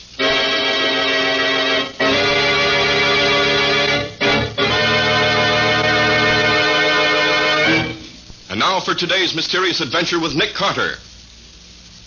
As our story opens, we find Nick and Patsy at a New Year's party talking to their host. I'm sorry, Mr. Carter, but the man I asked you here to meet has been unavoidably detained. You and he would have had a great deal in common, I know. Yes, Nick's been looking forward to it for a long time now, Mr. Cord. And I can keep looking forward to it for a while longer, I guess. Well, Mr. Carter, you'll probably find all kinds of people at my parties. I'll be seeing you. Well, there are certainly all kinds of people here, Patsy. But I can't see anyone I care about talking to. The trouble with you, Nick, is that all you think about is business. Well, true enough. But in my business, I meet people who are interesting and frequently intelligent, even if they are crooks. But here... There are probably interesting characters here if we only knew which ones they are. Yes. Now look at that man just coming into the room. If you can call him a man. Oh. Mackley, I believe his name is. Typical gigolo if I ever saw one. And he's not contented with drinking at the bar. He's carrying his own private decanter of whiskey right along with him. Yes, he's hardly an attractive type. To me, that is. I understand that he's considered very attractive by many women, however. Do you know him? No, but I know something about him. For one thing, I understand that he and our hostess are pretty thick. And that he... Uh-oh, he's coming over here. I hope he doesn't want to stick around. Having fun, Carter. Great party, isn't it? Yes, if you like it. Well, I've just been giving a bit of extra attention to our lovely hostess. She's almost out. Shouldn't drink so much, you know. The lovely Cynthia just can't take it, I'm afraid. Is she all right, Mr. Mackley? Oh, yes, practically speaking. I just left her on the divan in a small den upstairs. Gave her a little snifter and left her there to sleep it off. The small den? Yes, her upstairs library where she keeps her account books and whatever. Nice private little place to get rid of that too much, too fast feeling, you know. Yes, I see. That's why that whiskey decanter you're carrying around, I suppose, Mr. Mackley. Oh, yes. I can now put it back on the shelf behind the bar where it belongs. Cheerio. What an unpleasant creature. Yes. If Cynthia wants to two-time her husband for a thing like that, I certainly don't admire her taste. Well, I've had enough of this anytime you have, Nick. Shall we leave here? You're Mr. Carter, the detective, aren't you? Why, yes, I am. It must be thrilling to be a detective. Well, I suppose that's all in the point of view, Miss... Bentham, Carla Bentham. My brother's Wallace Bentham, Mr. Cord's private secretary. Oh, yes. Mr. Carter. Yes, Miss Bentham? Will you please help me find my brother? Find your brother? Why, what do you mean? I'm sure he's here in the house somewhere, but I can't find him. I'm really terribly worried. But why? He was to have taken me home an hour and a half ago, Mr. Carter, at 11 o'clock. We both work, and he knows I have to get up early for my job. But isn't it just possible he's simply forgotten it? He may be sitting in a corner somewhere with some Wallace fair young... isn't like that, Mr. Carter. I know he'd have met me unless something serious was detaining him. Quite frankly, Miss Bentham, I can't get very worried about your brother. He'll turn up, I'm sure. Mr. Carter, I've searched all over the house. He simply isn't around. You mean you've looked in every room in the house? Every room but one, literally. But the door of the small den on the second floor is locked. I couldn't get in there. So I don't know if he's there or not. Did you knock? Yes, and nobody answered. Nick, that's the room where Mr. Mackley said he left our hostess. Probably, Patsy. Well, she's practically out on her feet. It's funny the door should be locked, isn't it? Oh, I don't know. Mr. Carter, will you come up with me? I'm afraid. I don't know why. I just am. Well, go ahead, Nick. It won't take but just a few minutes. All right, Miss Bentham. It'll make you happier. Lead on, and we'll follow along.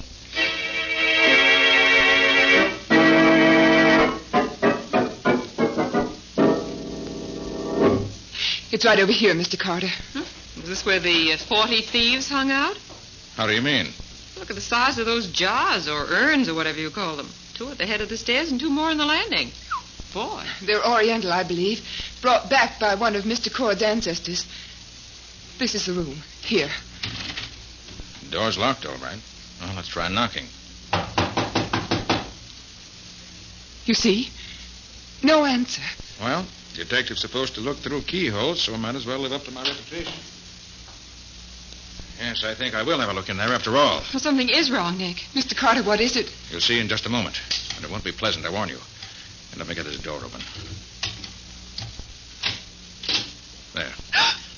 Nick, that's Mrs. Cord. That was Mrs. Cord. Oh, the whole top of her skull is smashed in. Oh, Nick. Wallace?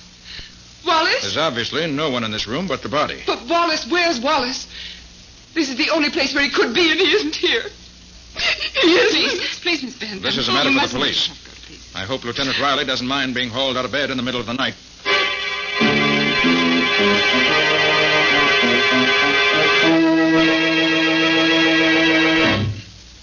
You sure nobody's touched anything since you found the body? Positive, Sergeant Kilroy. It's a wonder to me how we always find you on the scene of a killing whenever we get here. Lieutenant Riley lets you get away with murder. But now that he ain't here, you got me to deal with. And I ain't as soft in the head as he is, not where you're concerned. Sorry, I annoy you, Sergeant, but I just happen to be here. Yeah, I suppose so. Well, suppose you just happen to tell me what you found out so far. Always glad to help the police, Sergeant, when they need it, which is often enough generally. Now, look here. The body was just where you see it now, on the floor there. I could see it through the keyhole, which is why I opened the door in the first place. On the desk, you see 2 glasses and an empty bottle of Burgundy. And that's all. Where's the murder weapon? That you'll have to answer for yourself. I haven't found it anywhere. Got any suspects? Have you talked to Mackley yet? I have. He says he was up here in the den helping Mrs. Cord get over a bad spell. He says he gave her a shot of liquor and went downstairs again. That's all he knows. Puts him in a pretty tight spot, doesn't it? It might, except for a few facts you've overlooked. Such as what? Carla Bentham swears her brother must have been in this room. Says she searched the rest of the house and couldn't find him. Therefore, he was in here. Therefore, he killed Mrs. Cord and scrammed out of here with a murder weapon. It ain't here anywhere, so he must have taken it with him. Sure of that? Mrs. Cord was clubbed to death. There's nothing in any of these rooms that could have done the clubbing. Therefore, young Wallace and the weapon went out of here together. Kilroy, sounds like a pretty feeble story to me. You don't even know Wallace was in this room. He may have been outside on the grounds while his sister was looking for him. You think Mackley did it? I feel quite sure he didn't. His motive would have been to keep her alive rather than otherwise. He could get money and gifts out of her only as long as she was alive and healthy. No, I haven't found the murderer yet, and neither have you, Kilroy. Yeah? Well, how about this? Wallace Bentham ain't here now, is he? Apparently not. Then how did he get out of this place? He ain't in the house. He ain't anywhere on the grounds. My men know that now. And there's a wall around this place with only one gate. And the man at the gate says he ain't left here since he came in last night. Which means he sneaked away by somehow climbing over the wall. If that don't mean he's guilty, I'm a herring's uncle. You got any theory about what happened here? I got just one theory, and it's the right one. The servants told us there's been something going on between young Bentham and Mrs. Cord. Tonight, young Bentham found Mrs. Cord and Mackley having a drink in here. There's the 2 glasses and the empty Burgundy bottle. He was jealous, waited until Mackley had gone out, and clubbed her over the head in a jealous rage. Very simple when you put it that way. You got any better ideas? Until I have facts to go on, I don't have any ideas at all. Well, I think I'll be getting home if I can find Patsy. Good night, Lieutenant. Or should I say, Sergeant? That's all right, Carter. It'll be Lieutenant one of these days, and don't you forget it. And when it is, Carter, watch your step. I'll be happy to. So long.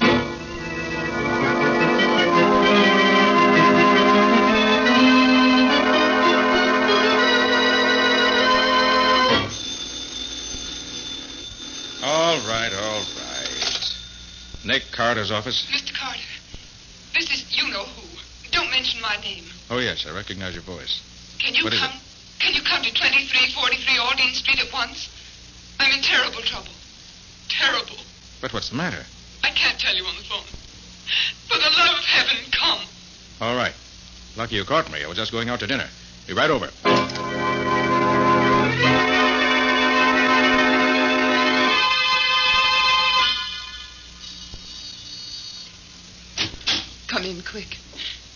Look, there. Why, that's Mackley. With the top of his head crushed in, too. Yes, there's what did it. Heavy glass bookend. I found him like that when I came home. You just got in when you phoned me? Yes. I opened my door, and there he was. Been dead less than an hour, I should say. Oh, what will the police say? And after what happened to Mrs. Cord last night? Yes, Sergeant Kilroy will undoubtedly have plenty to say. How do you suppose Mackley got in here? He may have picked the lock. Or Or what? my brother Wallace had the only other key to my apartment. If he were here and opened the door to find Mackley there instead of you, you might have swung with the bookend.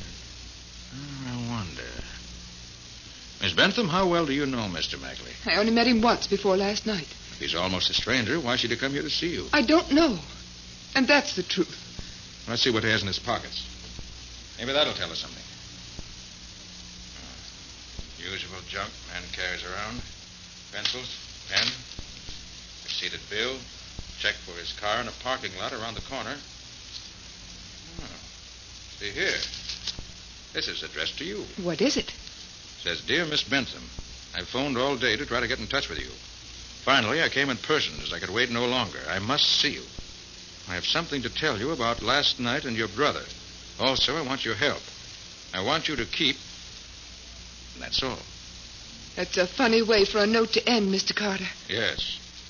That and the ragged way the note is folded makes it obvious. He was scribbling this note to you here at your table when something startled him and he crammed it in his pocket. And then he was killed. But who killed him and how did they get in here? See what's outside this window. Here's the answer. Marks of shoe nails in the windowsill. The flat roof only 6 feet below your window here. Looks as if somebody got out here. Probably the killer. May have heard your key in the lock and dashed out this way. Maybe I'm lucky he didn't wait and kill me, too. Miss Bentham, does your brother drink wine? You're thinking of the empty bottle and the 2 glasses in Mrs. Cord's room last night, I suppose. Yes. Yes, Wallace drinks only wine, nothing else. But what does that... Open up in the name of the law. The police. Open up, Carter. I know you're there, and the girl, too. Quiet. Let me handle this. Just a second. So, another killing, eh? And you are in on this, Carter. Last night I thought you weren't, but now I find you here with this girl and a dead man. What I told you last night was the truth, Kilroy. I know nothing about this except what you see here. Miss Bentham came home tonight and found Mackley dead. Sure, I know. Hold out your hands, Carter. What are you figuring on, Sergeant? What do you think? You're in this thing up to your neck. I'm taking you in and locking you up.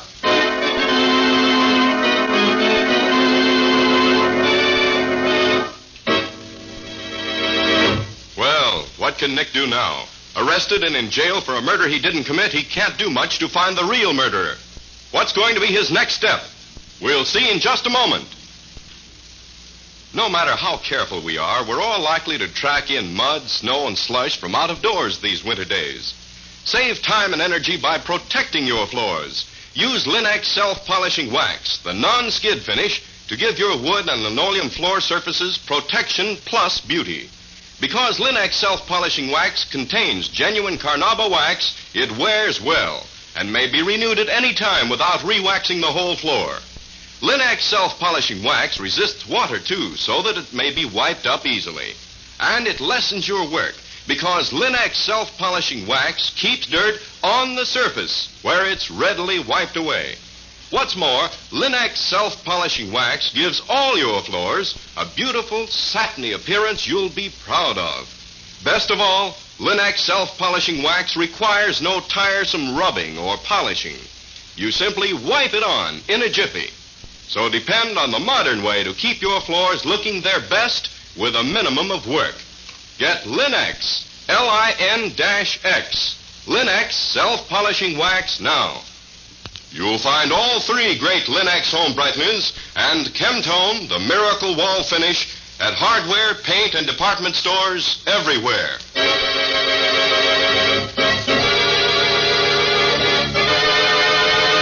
And now back to our story.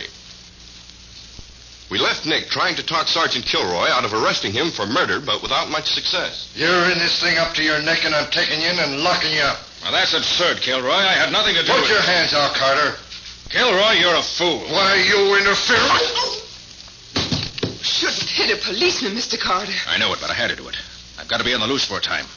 I'm just beginning to make sense out of this. Come on. Where? Gilroy was alone when he came up here, but he must have men downstairs. We have to get out of here before they come here looking for him. You got any money? Yes, some. Good. Go to a side street hotel somewhere and register under an assumed name. I'll be at the Green Hotel under the name of John Nicholas.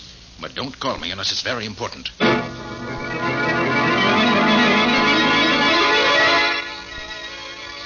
Casey's parking lot. Yes, this is the one. Will you get this car for me, please? Here's the check.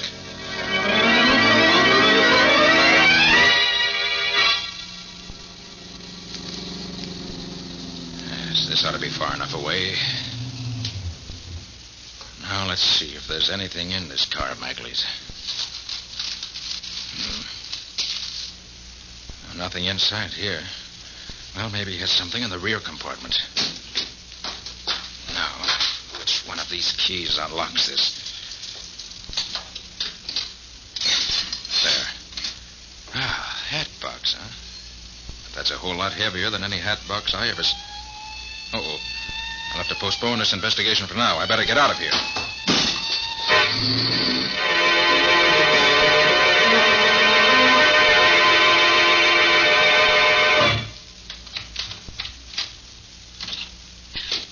Who's there? Oh, it's you, Nick. Yes. So long since you've used that private entrance of yours, I'd almost forgotten about it. It's been a long time, Patsy, since I've had to get into my office without anyone seeing me. What have you done now? Oh, Sergeant Kilroy and I had a little argument, and I won by a knockout. Oh, Nick, you didn't. I had to. It was Kilroy or me. So that's why those two cops have been hanging around out in front here for the last hour. What's going on? Plenty. Is that a hat box you have there? Yes, it belonged to Mackley. To Mackley? Yes. He was murdered in Carla Bentham's apartment earlier this evening. Oh? I'll tell you all about it later. Right now I want to find out why a hat box should be so heavy. Give me those scissors. Here you are. Now, snip here, snip there. The string is off. We lift the lid, and we find... lots of tissue paper. Hurry up, Nick. And under the tissue paper, we find a whiskey decanter. Oh, but that can't be whiskey in it. It's too red. You're right there. No, don't touch it, Patsy. Maybe fingerprints on it. Oh. Here, let me use my handkerchief. I'll take it out where I can see it better. Oh, that's a beautiful thing, Nick. Why, it's cut glass. Yes, but what's that in it? Smells like wine. Yes, it is wine. A sparkling burgundy, I should say, with no more sparkle left in it. That's a funny thing to do, put wine in a whiskey decanter. Yes, and I have a feeling I've seen this decanter before. Of course, Nick. Mackley had it at the Cord's party last night. Right, Patsy. He brought it downstairs and set it on the shelf of that little private bar. Brought it downstairs from the den where Mrs. Cord was murdered. Here, let me look at it again. Of course. That's why the wine was put in it. This was what killed Mrs. Cord, Patsy. What? Yes, see the blood right on the corner here? What? You can't see it with a decanter full of wine unless you look for it. And there are fingerprints on it, too. I can see them. Patsy, that's the answer. I don't get it, Nick. You will later. Right now, I've got to get over to the Green Hotel where I'm supposed to be registered as John Nicholas. I'll see you later. And take good care of that decanter.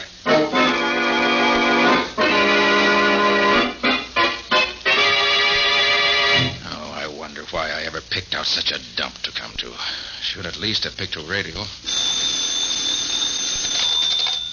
Yes? Can you come to see me again? Right away? What is it this time? Something special. Wallace is coming to see me, and I thought... Wallace? Your brother? Yes, and I thought he could get some advice from you. How do you know he's coming? He just phoned me. Said he'd be here in 5 minutes. But that's utterly and completely impossible. That's what he said. How do you know where to phone you? I guess he must have been near my hotel when I left and followed me here. Can you come? You bet I'll come. I wouldn't miss it. Where are you? The Marlow. Ask for Helen Laughlin. I'll be there in 10 minutes.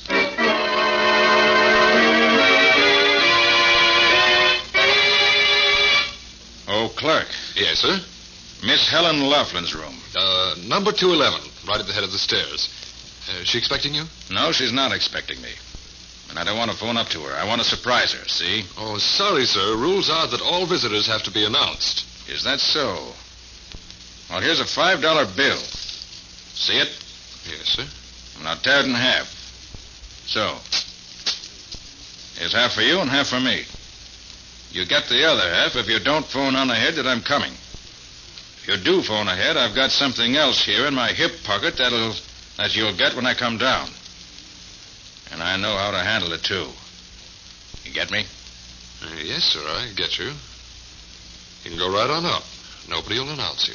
Okay. See you later.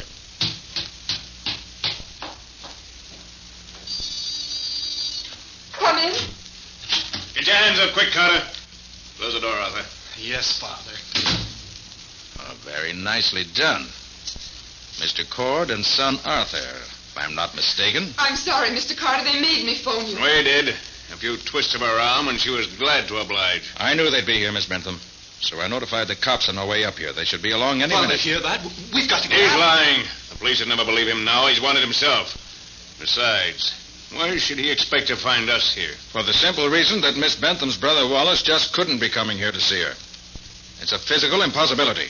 What do you mean by that? The dead can't walk. He's just talking, Carla. Come, Carter. Where's that decanter? Suppose I told you it was at headquarters. Fingerprints, blood and all. I wouldn't believe you. You couldn't know anything about it. It couldn't be much plainer. Blood in two places on the decanter. Where your wife was clubbed once, and the other place must have been where you clubbed Wallace. Oh, no. No. I'm sorry, Miss Bentham. These two killed your brothers who? Father, he knows. Just what do you know, Carter? Plenty. You caught Wallace and your wife together and killed them both by slugging them with a whiskey decanter. I imagine that Mackley was close enough to see you do it without being seen himself. Then you had the idea that if young Bentham disappeared, the police would blame the murder on him. So you and your precious son carried his body out and hid it. But while you were gone, Mackley got his big idea. Blackmail. Here in front of him was a decanter with blood and fingerprints on it. And you, Mr. Cord, were now a very rich man, having inherited your wife's fortune at her death. So Mackley got the decanter, poured out the whiskey, and filled it with the wine from the bottle on the desk. The blood didn't show up that way. Then he took it down to the bar, carrying it carefully so as to preserve the valuable fingerprints. Father, how can he know all this? Go on, Carter. Anything else? Plenty. Judging by the note we found on Mackley's body a while ago, he must have gone to Carla's apartment to let her in on the blackmailing scheme, too. Maybe he wanted to hide the decanter there for safety. But you trailed him there, Cord, and socked him with the bookend, figuring you don't hang any higher for 3 murders than for 2. But Carla came in just then, and you had to leave before you could search Mackley's body. Then I got into the case. You trailed me and saw me get hold of Mackley's car in which the decanter was hidden. Meanwhile, your sweet son trailed Carla here, and the rest was easy. Force her to call me and then force me to produce the incriminating decanter. You're a fool. Why should I kill my own wife? Because she had money and because you were broke. That and a jealous disposition are motive enough. Okay, so I killed her. Now I want that decanter. You'll call the messenger on that phone. Tell him where to bring it to you at once. If you don't, we'll start working on Carla again. Okay, Cord, you win. For Carla's sake, I'll do it. Let me have the phone. That's more like it, Carter. Call Cranston 1365. That's the nearest messenger office. Here, take the receiver. I'll dial it for you. Very well.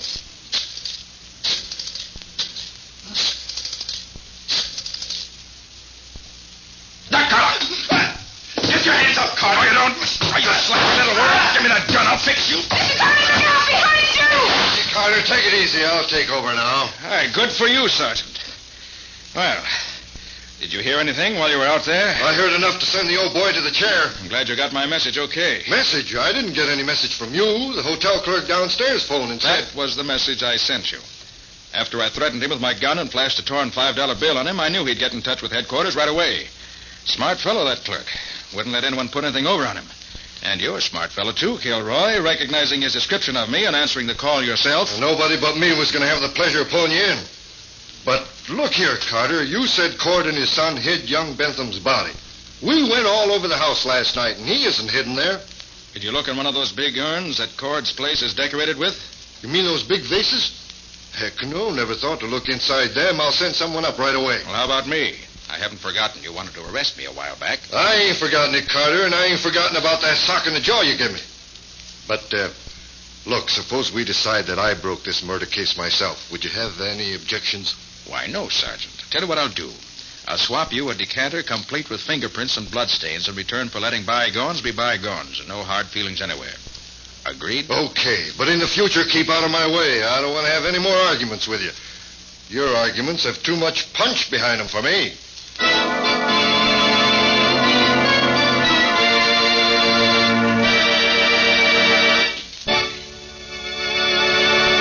In just a moment, Nick and Patsy will return with a preview of next week's exciting case. But before they do, here's a New Year's resolution for you, one you'll find it easy to keep. The resolution that this year you'll make your home a more pleasant, more inviting place to be. With the 3 great Linux home brighteners, it's always easy to keep your floors, furniture, and woodwork shining clean. Take Linux Cream Polish, for instance, which gives your furniture a handsome, lustrous look in half the time. Yes, it's true, for Linux Cream Polish cleans as it polishes, saving you one whole step in your cleaning day routine, and removing in one quick application the cloudy accumulation of dust and previous polish. Linux Cream Polish banishes messy fingerprints and helps conceal ugly scratches, too. And it leaves no oily film to attract more dust, to make more work. So be sure to ask your dealer for Linux Cream Polish. Get all 3 great Linux home brighteners. That's Linux, spelled Lin-X. You'll find them, Linux Self-Polishing Wax, Linux Cream Polish, and Linux Clear Gloss Varnish at your nearest hardware, paint, or department store. One other important reminder. This is the final week of the great 6th War Loan Drive. Make the world's safest investment now. Invest in victory, in post-war stability, in your own future security. Buy an extra war bond and make your idle dollars fighting dollars.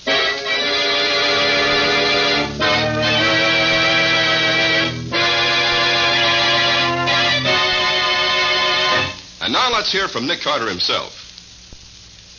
How are you going to start the new year off, Nick? Have you got a good story for us? Well, I think so, Ken. A friend of mine, a college professor, was shot in his own home just a few minutes before I got there to see him. The motive was not robbery, but we couldn't find any other motive either. And as Nick didn't take me with him on that trip, he didn't have the advantage of my experience and training as a super detective. Which was a great mistake, Patsy, as Nick undoubtedly found out. Another murder followed on the heels of the first, and a third victim was nearly added to the list. The said third victim being Nick himself. Yes, I came nearer the end that time than at any other in my life. What do you call it, Nick? I've called it Monkey Sees Murder. Or the mystery of the Peruvian red mark. Well, listen next week for further details. So long for now. I think you'd be interested to hear Nick Carter as the guest detective on the Quick as a Flash program this evening at 6 o'clock over most of these stations. Why not tune in? And now, so long. And so long to you both, Nick and Patsy. Be seeing you again next week.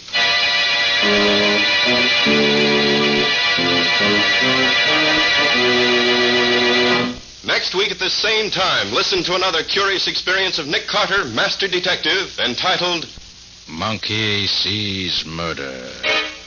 Or Nick Carter and the Mystery of the Peruvian Red Mark.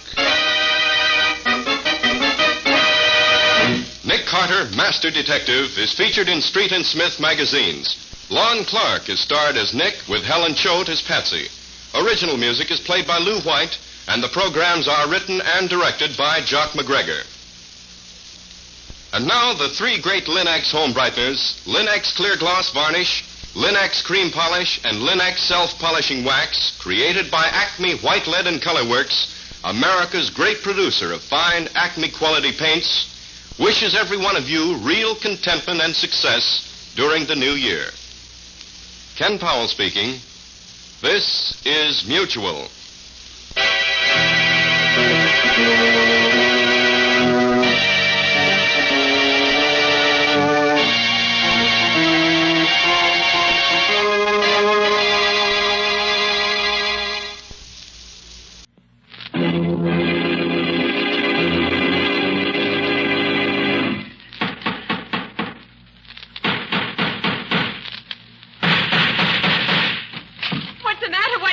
Another case for Nick Carter, Master Detective.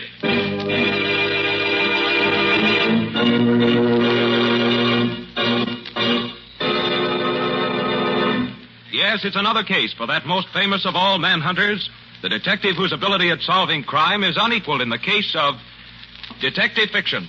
Nick Carter, Master Detective. Tonight's curious adventure, The Corpse in the Cab. Or Nick Carter and the Mystery of the Murder in the Park.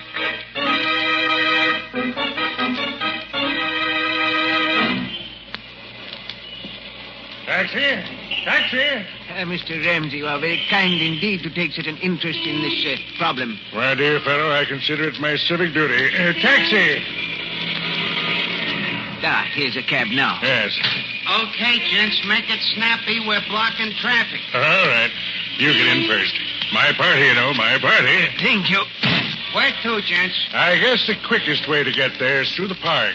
Yes, drive through the park. I'll tell you where to turn. Okay.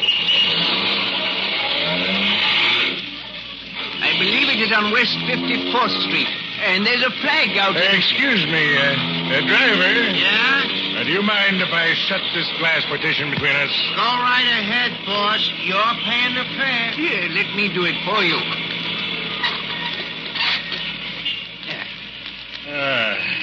Well, that's better. Nice winter evening. Stars twinkling. Ought to pick us up for the grim business ahead. Lucky thing I ran into you. Lucky thing.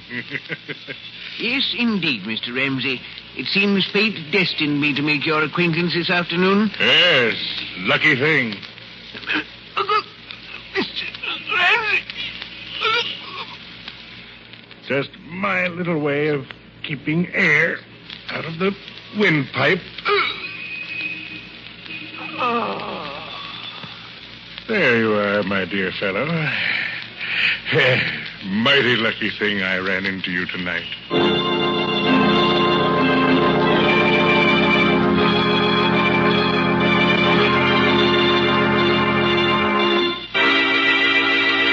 You gotta help me, Nick. You gotta. They'll slap me and stir. Now, take it easy, Shorty. Take it easy. Now, tell me again exactly what happened. Like I said, two guys hail my cab. One of them says to drive through the park. He'll tell me where to turn out. And when you get out of the park? The one guy opens the petition again and says to pull up. He's getting out. He tells me to drive the other guy to the precinct police station. And, Nick, if I hadn't looked around when I came to the intersection and seen what I seen, I'd have driven right up to the bull house with a dead body in my cab. Me, Shorty Bentano. You don't remember what the man looked like, Shorty? In the dark? I ain't got cat's eyes, Nick. Gee, what's that? You are jumpy. And just Patsy buzzing me in the talkback. Oh. Nick, in the inimitable words of Mr. Winchell, my stomach and my backbone are now a twosome.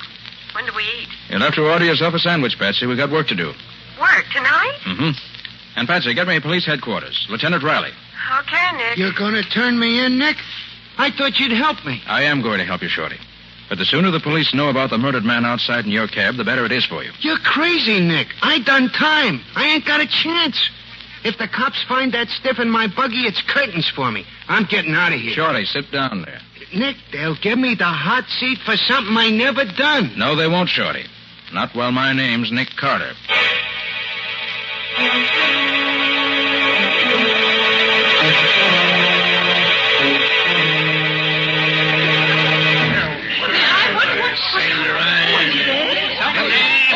Stand back. Just a little accident, that's all. Get back on the sidewalk, buddy. Nobody gets through here.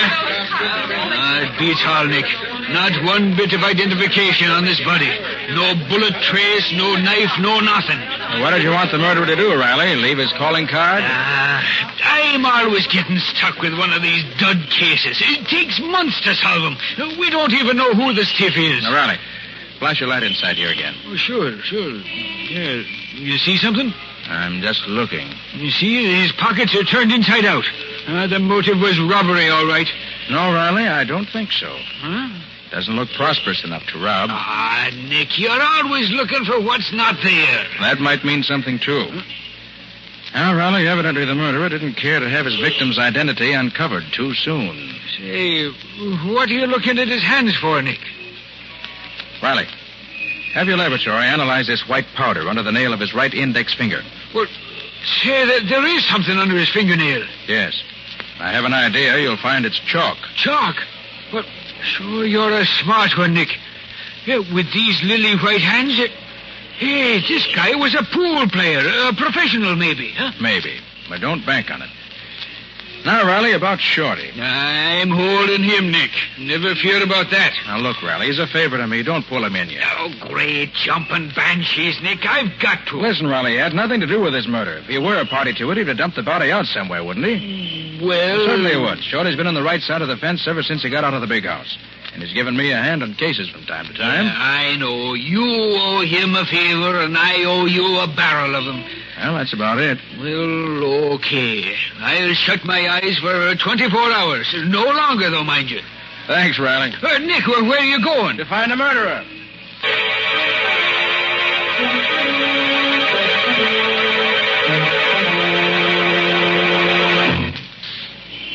Boy, this is some buggy you got here, Nick.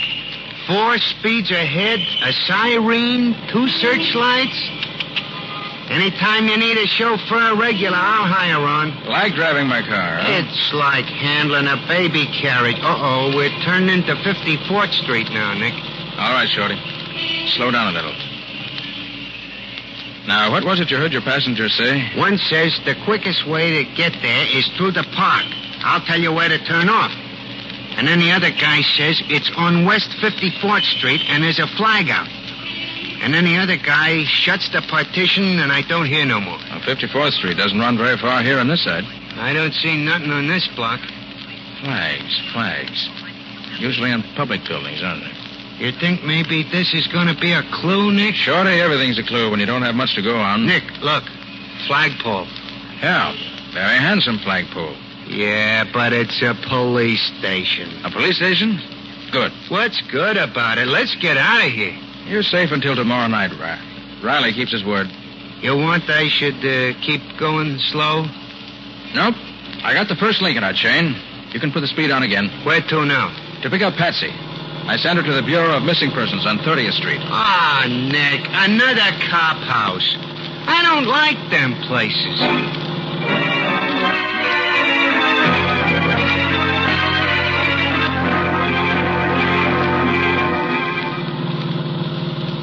George Day, 2345 Elmhurst Drive, occupation truck driver. When last seen was wearing gray coveralls. No, he's not the one. Gee, Nick, the guy ain't been missing long enough for anybody to get excited about it.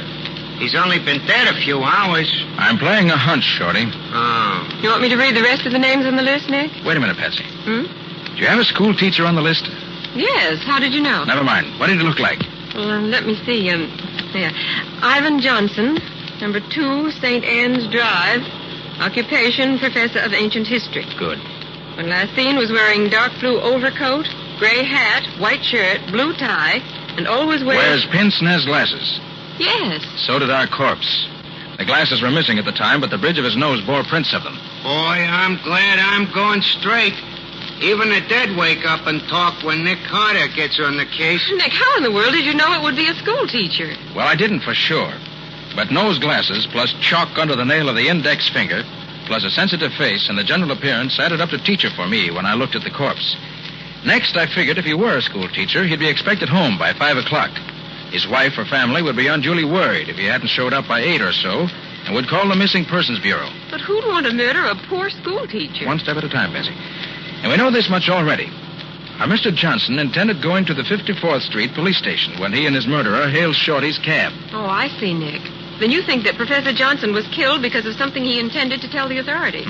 Simple the way he tells it, ain't it? 1, 2, 3. Yes, you're very clever, Mr. Carter. But don't you think maybe his wife could tell us what it was he was going to tell the cops? Perhaps he told her first. Yes, Patsy, that's just what I do think. What was his address? Just a minute. Yes, here it is. Number 2, St. Anne's Drive. Right. Okay, Shorty. Take us to number 2, St. Anne's Drive. And hurry.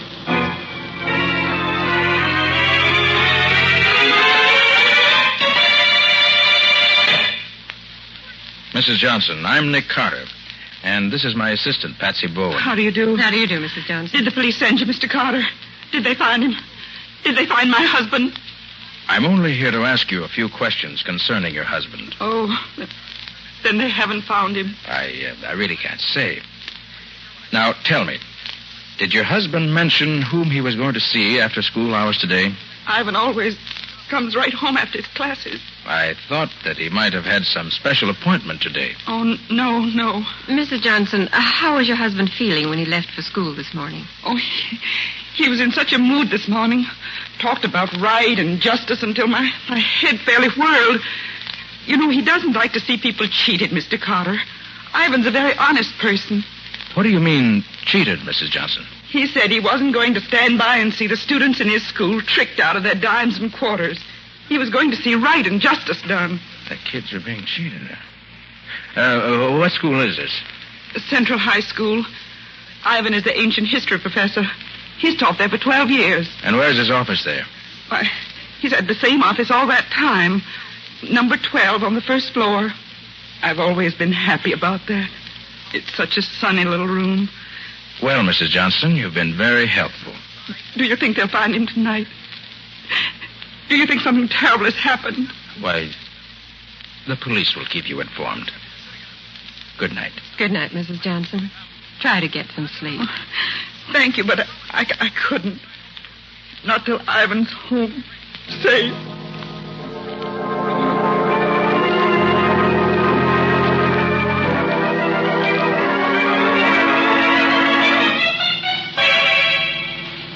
But, Nick, I thought you were going to the school where Professor Johnson taught. That's not over here in the West Side Business District. Glad to see you on your toes, Patsy, and working on all 4 cylinders. Nose to the grindstone, shoulder to the wheel, and all that. I'm proud of you. All right. But what are we doing over here? In just a moment, you'll see for yourself. This is the place, Nick. Right, Shorty. All right, come on, Patsy. Want me to go with you, Nick? No, you stay here and keep your eyes open. Okay, and good luck. Come on, Patsy. We still got a lot to do if we want to keep Shorty out of Lieutenant Riley's foul clutches. I'm glad they didn't lock the front door in this office building tonight. Hey, that's funny. There's no night watchman here. There usually is. Well, Patsy, never look a gift horse in the teeth. No watchman, no trouble. Hey, it's spooky in here. There's one little light in this whole foyer. Wish we'd brought Shorty in with us. He'll do us more good, keeping watch outside. You really think this is where Ivan Johnson was this afternoon? Well, we know Shorty picked him up in front of this building. And this is the only office building in this block. All the rest are warehouses. It's pretty deserted, if you ask me. Mm-hmm. And the elevators, of course, have stopped for the night. And this is a 10-story building.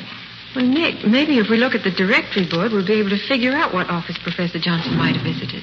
Well, that's what I'm hoping. Now, let's see.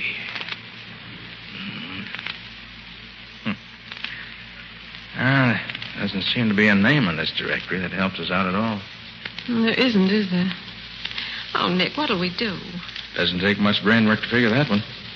Maybe we can tell if we have a look at the doors of the offices in this building.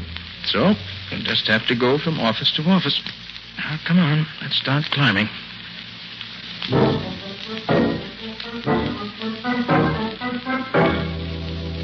There's nobody on this floor. All doctors and dentist offices.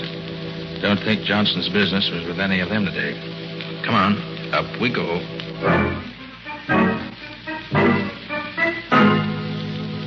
See anything on this floor, Nick?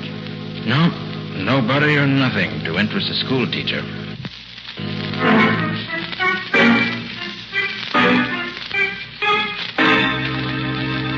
Nick, I don't think I can make another floor. You've got to, Patsy. We must cover every floor.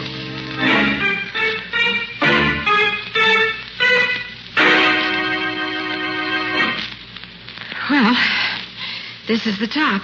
Yeah. And we don't know any more than we did before. Nick, this place is as empty as a number 2 ration book. We might as well... What is it? I thought I heard something. Nick, there's someone in that office. Yeah. And yet the lights are out. The name on the door says Gerald Ramsey, promotion counselor. Let's pay him a visit. Stay behind me now, to the left of my flash. All right. And who is flashing that pretty light in my office at this time of night? Mr. Ramsey? That's my name. And yours? Nick Carter. Surely you don't mean that you're Nick Carter, the great detective. That's who he is, Mr. Ramsey. Sorry to bother you, Mr. Ramsey, but my assistant and I were just having a look around this building. Oh, well, too bad the fuse is blown out of my office here. Or you could have a good look. Who are you after? You don't happen to know of any business in this building that might have dealings with a school teacher, do you? A school teacher? Mm-hmm. Let me see. A school teacher. Why, no, there is. I never heard of it. But then there's such a lot I never heard of. Uh-oh. Oh, you knocked over that whole stack of packages. Oh, I'm so sorry, Mr. Ramsey. I dropped my handkerchief, and I was leaning over to pick it up. Anything breakable in them? Oh, no. It's quite all right. Oh, thank goodness for that. Yes, just some things a friend of mine left here until he came back. Just leave them there. I'll take care of them. No, at least let me pick them up. No. Never mind. Just leave them there. They won't mind staying where they are for a while, I'm sure. Well, all right, if you say so. Yes, I do. So you can just run along and continue your search for whatever it was you were looking for. Good evening. Good evening. Now, Patsy, if you're okay, we better be on our way. Sorry we disturbed your reverie, Mr. Ramsey. Reverie. That's good. Really? He was an odd specimen. You think he knows anything, Nick? Well, if he does, he isn't talking. Come on. Oh, gosh, Nick, all that climbing up and downstairs just for nothing. I'm worn out. Maybe it wasn't all for nothing, Patsy. You mean you found a clue somewhere here? I don't mean anything, yet. Oh, but Nick. I hope you could still walk well enough to get down the 10 flights of stairs ahead of us, Patsy. I don't feel quite like carrying you just now. I guess I can make it under my own power. Where to now? Central High School. Time's a-wasting, and we still haven't uncovered a clue to the murder of the man in Shorty's cab.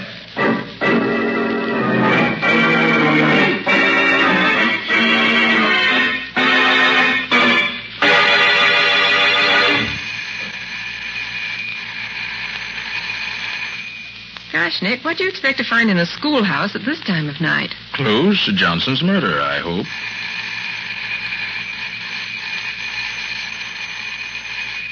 It's no use, Nick. The janitor's not here.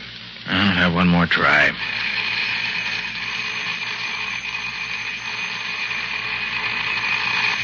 That racket should wake up the ghost of Hamlet.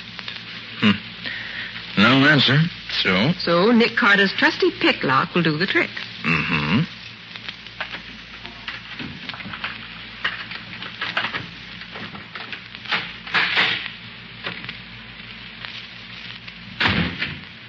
Oh, it's black as pitch in there. Stay right beside me. Seems to me I heard that one before tonight. And look, Nick. I barked my shins in the dark in that character's office. And so if you don't mind, this time I'd like to see where I'm going. Okay, Patsy. I'll use my flash and keep it down low. Shin height. No, that's better. Now, come on. Better hurry, or our friend Shorty's going to be sitting in the clink with a murder rap pinned on him. Okay. And she said his office was on the first floor, didn't she? Yes, number 12. All bright and sunny. Here we are, Nick, number 12. I wish it were bright and sunny in here now. This time we'll just dispense with the formalities of announcing ourselves. Well, the door's open, Nick. Yes, so it is. Come on. Snap on the light, Patsy. Switch is right behind you. Okay. Hey. Well, looks like somebody else has given Mr. Johnson's room a going-over. I'm afraid we got here too late. Papers all over the floor, window wide open. What do you suppose they were looking for? Same thing we are, Patsy. Clues. Except for a different reason. You think it was the murderer? Could be. Wow. What are you reading, Nick? This poster on the wall here. Oh. $1 buys a destroyer, high school students. Subscribe just $1 to the High School Victory League and help buy a destroyer. That's the second time tonight I've seen something like that. Oh, where's my hanky? Need any help? No, I've got one right here in my pocket. There. Hey, wait a minute. Where'd you get this? What? The sticker that came out of your pocket with a handkerchief. Well, I don't know, Nick. Why? Why?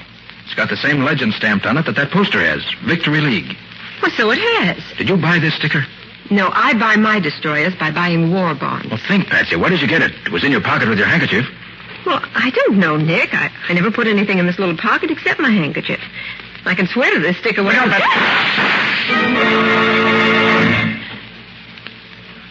See anybody? No. No, nobody here now. Are you okay, Patsy? Well, I guess so. What happened? I just happened to look up in time to see a man poking a gun through the open window. So that's why you pushed me out of the way so fast. Yes, there was no time to be polite. Oh, thanks, Nick. Did you recognize the man at the window? No. Too bad. But he got away. Gee, Nick, you certainly shot that light out fast. Well, if he can't see us, he can't shoot us. A very logical deduction, Mr. Carter. Hey, Patsy. Give me that sticker you picked up tonight. You think it means something to this case? You bet I do. I've just remembered where I've seen one like it. Where, Nick? Never mind now. Well, Patsy, this case is beginning to add up. If I'm not mistaken, the sticker splits it wide open. Come on. I've got a job for you to do, on your own, and right now. That means you've got a job that you're going to do on your own. Right. Now, this is the plan. And if it works, we'll nail our murderer red-handed.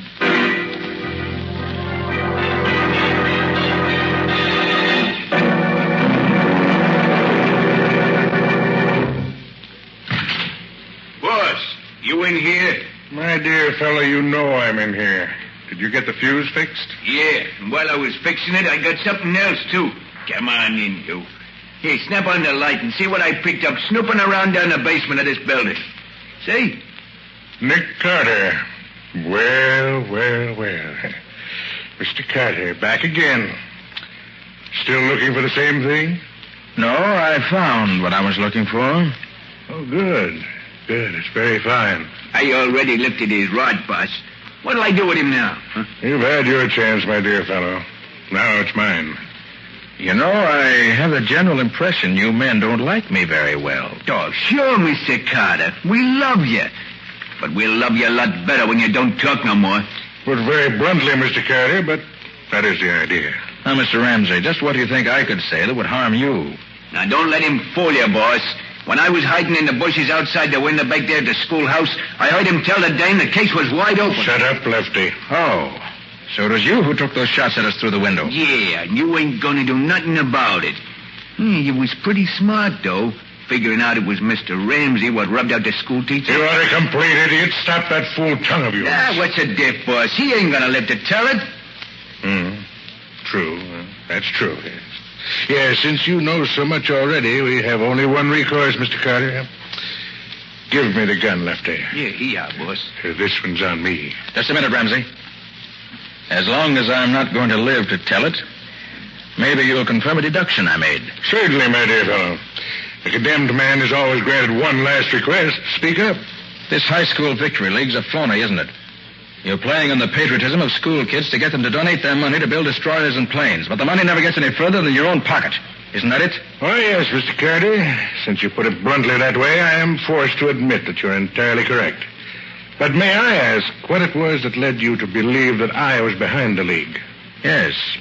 When I was at Professor Johnson's office, I saw a poster on the wall advertising your dirty league. Oh, please, Mr. Carter. I mean just that. Swindling high school students out of their few dollars in the name of a patriotism that you never knew the meaning of is about the lowest form of stealing that I know of. Boss, just let me take a poke at him, will you? No. We can afford to be good-natured. Mr. Carter hasn't much time left, you know. Do go on, Mr. Carter. As I said, I saw the poster on the wall advertising your dirty racket. And then Patsy found one of your stickers in her handkerchief where she'd picked it up off your floor. I recall then seeing that each of the packages she knocked over in here had a sample sticker pasted on it. It was easy enough then to put 2 and 2 together and get the required 4. It's too bad that your undoubted excellence in mathematics can't save you. And all because one little school teacher suspected his kids were being cheated. Poor Professor Johnson. It is too bad for him that I found him wandering around this building, looking for the offices of the High School Victory League. He told me he suspected it was a phony outfit, and he was going to see right and justice done. I offered to take him right to the police station, and I did. Although I wasn't with him when he got there. Very funny. Yes. Hurry up, boss. We got work to do. Yes. Well, Mr. Carter, this is it.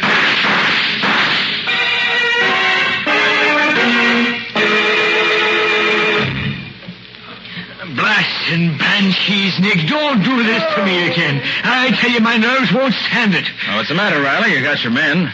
They're lying on the ground here, howling like stuck pigs. Yeah, sure, but what if I hadn't hit him when he aimed at you, Nick? What if I'd missed? Oh, Nick, your plan worked beautifully. The whole thing. Getting yourself found by Ramsey's henchmen and my getting Riley up here to hear the confession and everything? Yeah, Patsy, but don't run such a split-second chance of life and death again, Nick. My heart won't stand it. Well, it was worth it. Just to see Ramsey walk into the trap like a bear looking for honey. Hey, Nick. Oh, Shorty, come on in. Take a look at our handiwork. Gee, so that's the bum who tried to frame me to the hot seat. He'll be getting it himself before long, thanks to Nick Carter. Riley, I want to tell you something. Of all the criminals I've tracked down, catching Ramsey gave me the most pleasure. A fella like that, trading on the patriotism of school kids, is about the lowest rat in the world. Why, bad as the Nazis are, a guy like this is worse. You're right, Nick. You said it, Nick. Well, Riley, you've got all the evidence you need. The package of posters in the next room, the package of stickers here, and the confession. Right, Nick. We can take over from here. Thanks. Okay, Riley. So long. So long, Nick. So long, Patsy. So long, Lieutenant. Well, Patsy, come on. Chin up. Carry on and all that sort of thing. It's not my chin that's worrying me, Nick. It's having to walk down those 10 flights of stairs again. That'll be the 4th trip tonight. Why, Patsy. And at your age, too. Look, Nick, can't we just sit here on the top step for the next 6 hours? You think you'd be rested enough then to walk down the 10 flights? I think that by then the elevators will be running again. And what a wonderful invention the elevator is.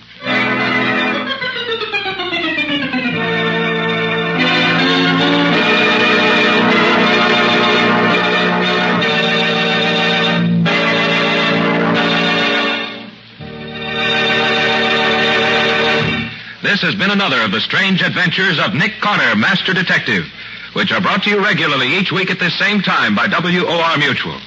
Now, tell us a little about next week's story, Nick. Well, next week's story includes rather more adventure than actual detecting. But if Nick hadn't been able to make the first few deductions that really started him off on the right track, there would have been no adventure. And there was adventure, and plenty of it. I came nearer to meeting my match when I met Dr. Donaldson than at any other time in my career. This Dr. Donaldson was a specialist in secret and dangerous poisons, and he tried one of them out on Nick. But in the end, I managed to get the better of him and solve a mystery that had the police completely stopped. We call it the empty coffin because it was an empty coffin that gave us the first clue. And it was 2 different doctors making out 2 separate death certificates for the same death that led to that first clue. Well, that's enough for now. Join us next week for the story of the empty coffin. So long. So long, folks. And so long to you, Nick and Patsy. Until next week.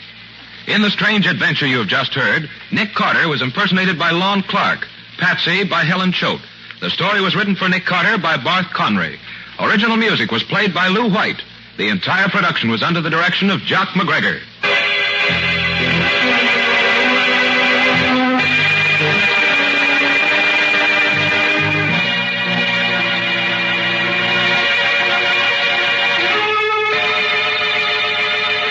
Next week at this same time, listen to another curious experience of Nick Carter entitled The Empty Coffin, or Nick Carter and the Mystery of the Doctor's Poison.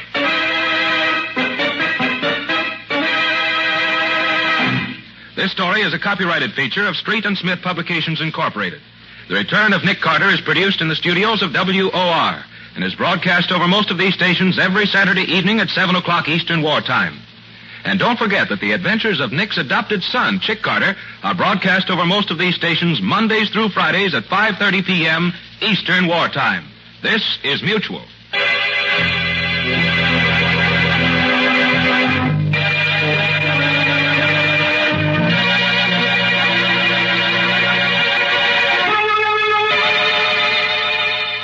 Willing accomplice, or Nick Carter and the mystery of the society burglar.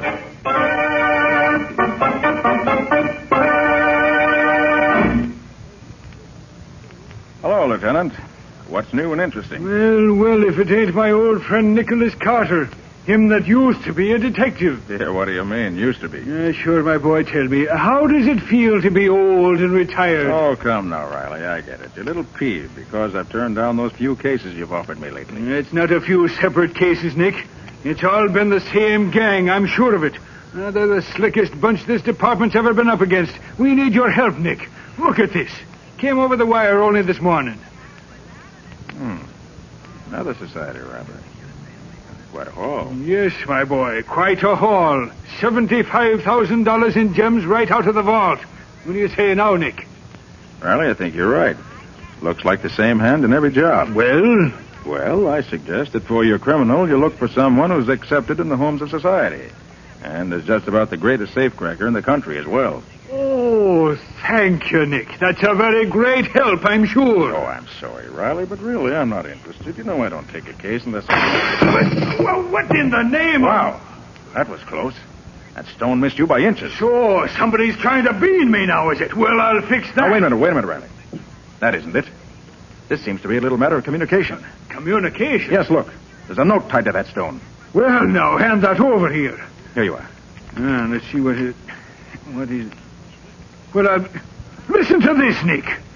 My dear Lieutenant Riley, since the jobs I have pulled off lately have so completely mystified your department, may I suggest that you call upon the services of your very good and able friend, Nicholas Carter. What's that? It won't help much, of course, but at least I'll then have an adversary more worthy of my talents. You see, I'm varying the pattern and going on to much bigger things. Today it has been the National Loan and Trust Company. It is not only theft, but murder as well. Well, Nick, what do you make of that? Very interesting. Interesting, is it? Why, the cheek of him. The National Loan and Trust Company, he says. And murder, he says. We're dealing with a conceited maniac. Give me that phone. I'm going to check up on this. Well, as it's now 5:30 on Saturday afternoon, Riley, I doubt that you'll find anyone at the bank. Excuse me, Lieutenant. Yeah? There's a lady and gentleman here to see you. They say it's most urgent. Well, what are you waiting for? Show 'em in. Yes, sir.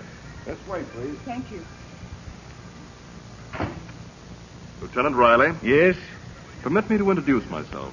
I'm Butler Pierce, and this is Miss Olive Belden, my fiancée. I'm pleased to make your acquaintance. Now, what can I be doing for you? You can help us find Miss Belden's father. He's missing. Oh, missing, huh? Yes, Lieutenant.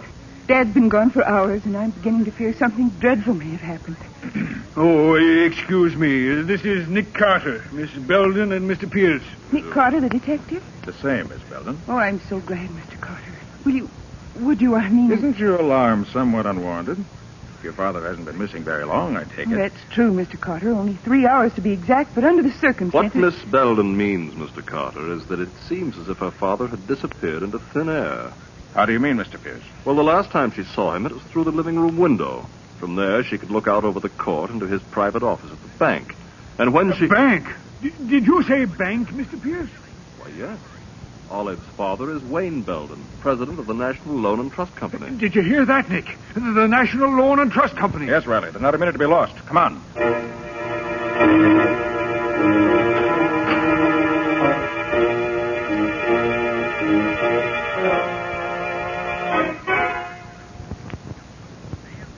Now, let me get this straight, Miss Belden. You say your father came into his private office here through that special passageway that leads from the house to the bank. That's right, Mr. Carter. Father often spent Saturday afternoons here writing letters. I see. And there was no one else in the bank at that time? No. This is Saturday, you know, and it was after banking hours, of course. When was the last time you saw your father? About 1 o'clock, Mr. Carter. He was sitting at his desk here writing a letter. But when I looked through the window again a few hours later, he wasn't there. You're sure he hadn't returned to the house? Positive. I'd have seen him. The passageway opens right into the living room where I was reading. Well, what happened when you looked for him and he wasn't there? Well, just about then, Mr. Pierce called on me. I told him about Father's absence, and we both went to look for him. I see. About what time was that? Oh, about 4 o'clock. Mm-hmm. And so you both went into the bank as soon as you missed your father? Yes. We found Mr. Belden's office just as you see it now. Then we looked all through the bank. There wasn't a sign of him anywhere. Now, wait a minute, all of you. What was to prevent Mr. Belden from walking right out the front door of the bank? As easy as that. Well, that's not very likely, Lieutenant.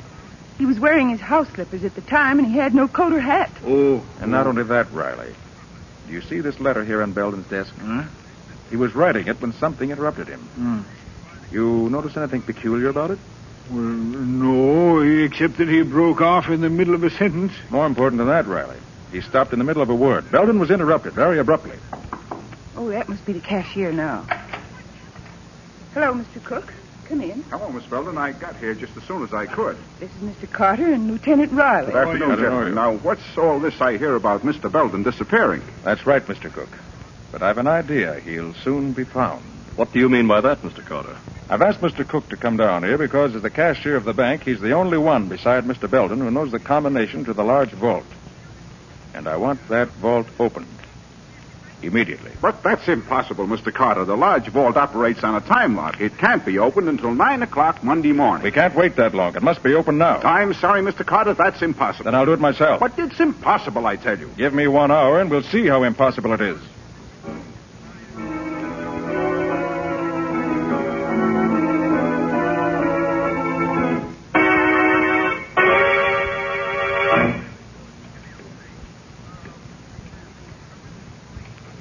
You don't seem to be having much luck, do you, Mr. Carter? Don't you worry about that, Mr. Pierce. I never saw the lock yet that could keep its secrets from Nick Carter very long. But not that kind of lock, Lieutenant. Why, there isn't anybody in the world that could... By heavens, he did it. There we are, gentlemen. I told you so, Pierce. Riley. Huh? Look there. Yeah, what is it, Nick? There in the corner. His father! Yes, Miss Belden. Your father's been murdered.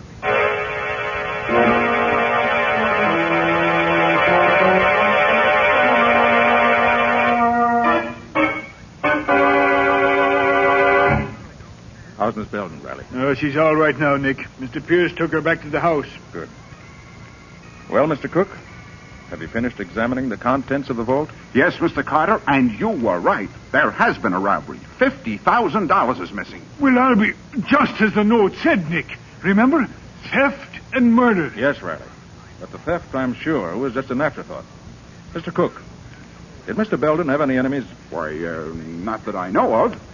What can you tell me about Mr. Pierce? What do you mean? Well, was he friendly with Mr. Belden? Oh, yes, quite. They were very good friends. They'd known each other for years. And was Mr. Pierce in the habit of visiting Mr. Belden in his office at the bank? Oh, yes, very often. He had an account here, rather large one, I might add. Mr. Pierce, you know, is a very wealthy man. Indeed. Yes, sir. Hey, what's that you've got in your hand there, Nick? Oh, this. It's part of a cufflink, Riley, with a very interesting stain on it. A fresh blood stain. Where'd you find it, Nick? In the dead man's hand. But there was no blood on the body. He was done in by a crack on the skull. There was no bleeding. Exactly, Riley. It's undoubtedly the murderer's own blood. Probably tore his hand on the broken edge of the cufflink in the scuffle. Do you want me for anything else, Mr. Carter? Oh, no, thank you, Mr. Cook. That'll be all. Well, good day. Good day, sir. Oh, Mr. Cook, one more thing. Yes? Tell me, is Mr. Pierce in the habit of wearing his gloves indoors? His gloves? Why, no, never. But, wait. Come to think of it, he was wearing them just now. Wasn't he? Yes, he was. Well, thank you, Mr. Cook. Thank you very much.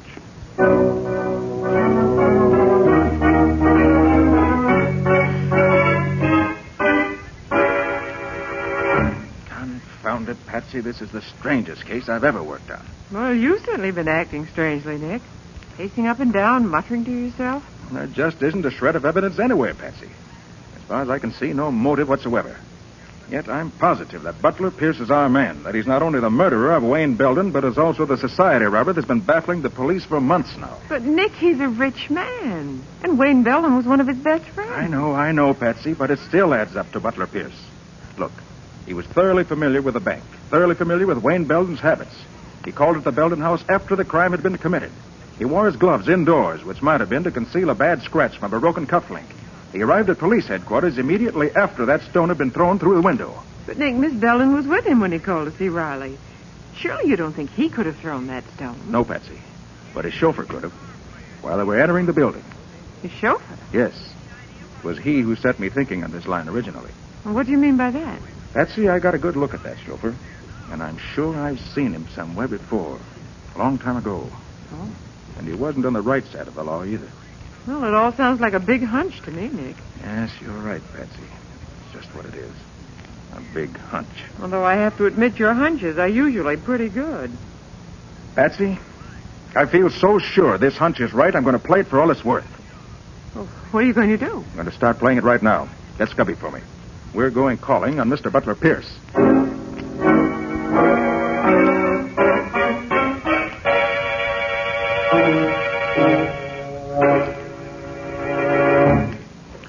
You're taking a long time opening that safe, Nick. Well, it's a tough baby, Scubby. But I've almost got it now. Well, I sure hope so, Nick. I don't think Mr. Pierce would like to come home and find us here in his library. Well, at this stage, I grant you, that would be a trifle embarrassing. But when I get through... Ah, I did it. Now, let's see what we have here. No, not there. Copy. Look at this.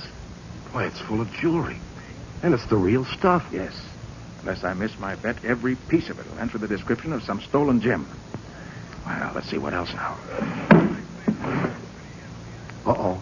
What's that, Nick? What does it look like? It looks like a package of bills. And all big ones, too. Exactly what it is, Scubby. Let's see how much. 5, 10. Boy, look at those $1,000 bills. 20,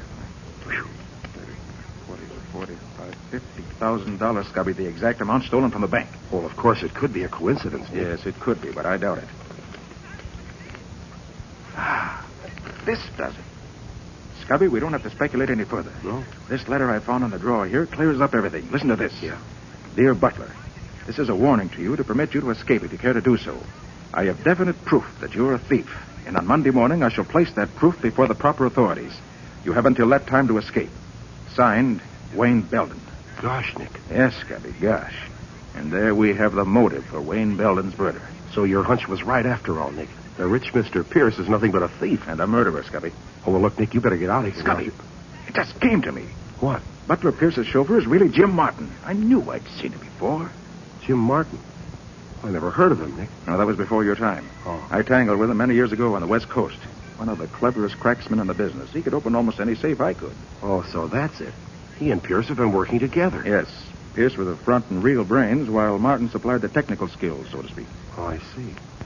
Well, what now, Nick? Scubby? Yeah. I want you to clear out of here quick.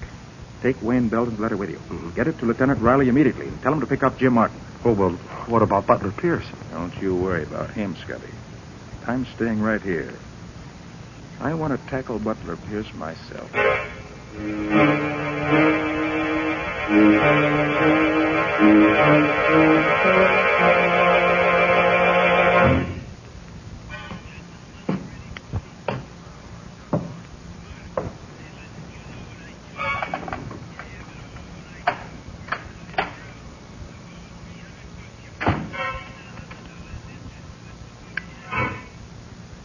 Good evening. Nick Carter. What are you doing in my house? Waiting for you, Mr. Pierce. What do you want? I want you to be reasonable and not make any fuss. This isn't a water pistol I've got in my hand. Have you gone mad? What in the world are you talking about? It's no go, Pierce. You can drop the act. I took the liberty of going through your safe. Oh, so that's it. You're pretty clever at getting into safes, aren't you? Yes. As good at it as your pal, Jim Martin. Oh, I see. Well, I guess I underrated you, Carter. No, Pierce. You overrated yourself. Perhaps. What's your next move? My next move is to turn over to the law a thief and a murderer. Turn around. Get your hands behind you. Uh-huh. So there is a scratch on your wrist, just as I expected. There. Guess those handcuffs ought to hold you for a while. Sit down on that chair. And stay there.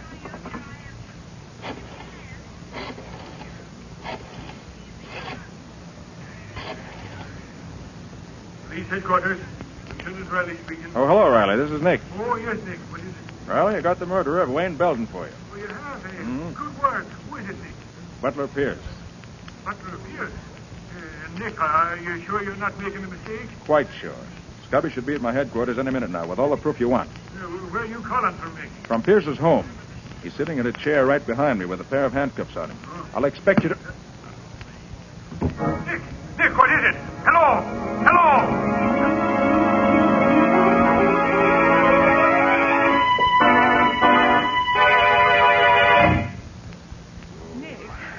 Oh, Nick, are you all right? He's coming to now, Patsy. How do you feel, Nick? Oh, I'm all right, I guess. Oh, brother, my head. Yeah, that was a nasty bump you got, my boy. Come on, I'll take it easy, Nick. Here, give me your hand. I'll help you. Up you go, Nick. Yeah, easy. All right, now. Can you stand up all right, boy? Yeah, I guess I'm okay now. What happened? Your guess is as good as mine, Patsy. All I know is that I had Butler Pierce in my hands, and now he's gone. No, that's too bad, Nick. Hey, look at the safe. It's empty. Well, naturally it would be. You couldn't leave all that evidence lying around. Well, it's a good thing we got that letter at least. Yes, but the important thing is to find Pierce. He must be pretty clever, Nick, getting away from you like that. Yes, Patsy. He's all of that and more. He got away this time, but I'll bring him to justice if it's the last thing I ever do.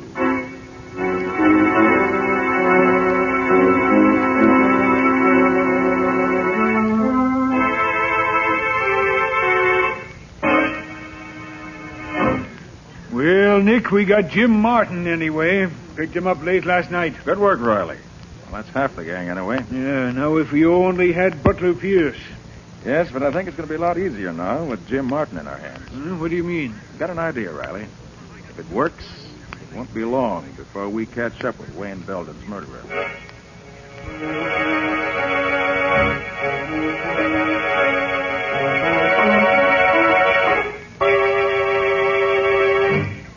Well, Martin, we meet again. Yeah. Been a long time, ain't it, Carter? Yes. But I never forget a face, Martin, no matter how much has been changed. I must say, though, that the doctor did a pretty good job on you, but it just isn't quite good enough. Yeah, you're a smart egg, all right. I guess the boss knows that by now. He's a pretty keen one himself, Martin. I had him, but he got away. Did, huh? Mm-hmm. Boy, he sure is a slick one. Oh, I thought when I had the cuffs on him. Say, you didn't make the mistake of trying to hold him with a pair of handcuffs, did you? Yes. Why? There ain't a pair made that could hold Butler Pierce. He's a regular whiz. Maybe so. Martin, you're in a pretty tough spot. Murder's serious business. Murder? Oh, no. You're barking up the wrong tree, Carter. I didn't have nothing to do with that. But you did open the vault at the bank. Sure. Like I done all the jobs for Pierce after he paid the way. But murder, that ain't my racket. Maybe not. But it'll go a lot easier with you, Martin, if you play ball. Meaning? You know where Pierce's hideout is. Sure. What about it? We want you to help us put the finger on him. Now, you ought to know me better than that, Carter. That's what I thought you'd say. I have a proposition for you, Martin. You help us track him down, we'll set you free. The answer is still the same. I'm no stool pigeon. Well, Martin, we're going to let you walk out of here anyway. What do you say to that? I say it won't work, Carter. What do you mean? Listen, I'm onto your game. You're going to set me loose so you can tail me. Ain't that it? Exactly. With a think coming. Because that's the last thing I'd ever do. And I'm telling you that right now. And yet, Martin, that's exactly what you're going to do. Lead us right to Butler Pierce. You must be off your nut. I wouldn't even try to go near him.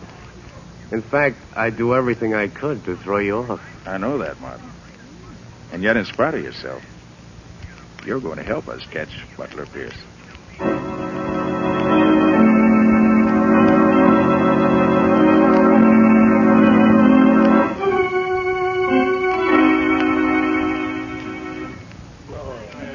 Clerk. Yes, sir? Any mail for me today? Name's Martin, James Martin. Just a minute, I'll see.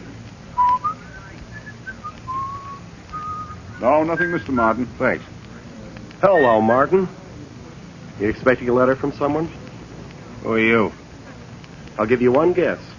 That ought to be enough. Oh, you must be the guy that's following me. One of the guys, Martin. I'm Scubby Wilson. I work with Nick Carter. Glad to see you. You know, I've been getting sort of anxious the last few days to know what you guys look like. Yes, I can understand that. Must have been quite a strain on you, knowing that you were being watched every minute of the day and not knowing who was doing the watching. Yeah, it was sort of getting me down a little. Well, that's what Mr. Carter was figuring on, I guess. Oh, yeah? Mm-hmm. A lot of good it's going to do him. You never know, Martin. Say, I can't figure this thing at all. Oh, you're not supposed to, Martin. No, you just keep on having a good time, that's all. You bet I will. And as for Nick Carter, you can tell him from me, whatever his scheme is, it ain't working, see? How do you know it isn't working? I haven't led you to Pierce yet, have I, pal? No, not yet. But you will. You're nuts, too. You're all nuts. Good night. Good night. Oh, but Martin, knowing Nick Carter as I do, I don't think we're the ones that are nuts.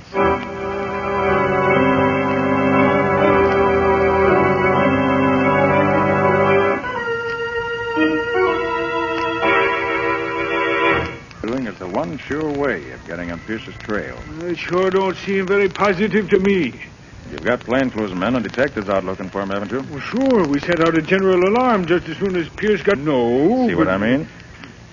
My way's slow, Riley, but it's sure. Well, Nick, all I can say is I wish I was as sure of that as you are. If we don't get Pierce this way, they're going to laugh me right out of the department. Using up valuable men and time, just keeping an eye on his counter that should be behind bars this very second. He will be, Riley.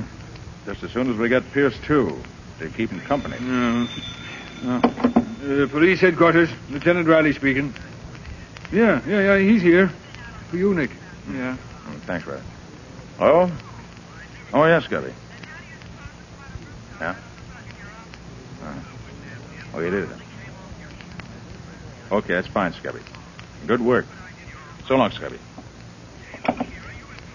Well, Riley, it looks like this is it. Yeah? What happened? Did Martin finally get in touch with Pierce?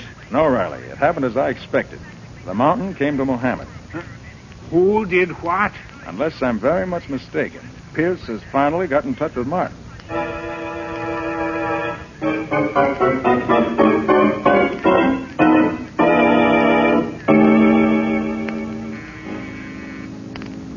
Oh, is it? It's me, Jim. Oh? Don't you recognize my voice? Hello, Jimmy. Wow. Who are you? May I come in? Look, lady, I'm afraid there's some mistake. You got the wrong party. There's no mistake, Martin. Holy Mac, it's you, Pierce. Yes, it's me. Gosh, boss, I've seen most of your disguises, but this beats them all. You really look like a woman. Thanks. Hey, you shouldn't have come here, though, boss. It's dangerous. Yes, Martin, very dangerous. For you? What do you mean, boss? I don't like a squealer, Martin. A squealer? Me? Hey, you got this all wrong. Have I? I never ratted on anyone, boss. I wouldn't start now. Not even to save your own neck? You were in this thing as deep as I, you know. Sure, I know that, but whatever gave you the idea I'd rat on you? What gave me the idea? Oh, I get it. You mean, why am I out of jail? Well, honest, boss, this wasn't my idea. Carter let me go. You see, he That's had enough, Martin. Think I'm a fool? Let you go, huh? Just like that. Well, I won't be so generous, stool pigeon. Hey, what are you doing, boss? No, you ain't gonna use that gat on me. Guess again, squealer. You're making a mistake, boss. Please, you gotta listen to me. Let me tell you how it happened. No, Martin, you listen to me and I'll tell you. Carter didn't have a thing on me. Not a thing, do you understand? Yeah, sure. Then he spotted your ugly mug and put two and two together. I didn't think anybody'd recognize that pan of yours anymore, but somehow Carter did. So he had you picked up. And what he got out of you must have been plenty. I swear to you. Shut up. Why else would Carter have let you go? I don't know. I'll tell you why. Because you spilled the works, Martin. Spilled the works and got your freedom for it. No, that ain't why they let me go. It was all a scheme they had. What are you talking about? Sure, boss. They told me they'd let me go if I steered them to the hideout. But I wouldn't do it. Not me. No, so they let you out anyway. Yeah, that's it. Okay, squealer, I've heard enough. No, boss, no.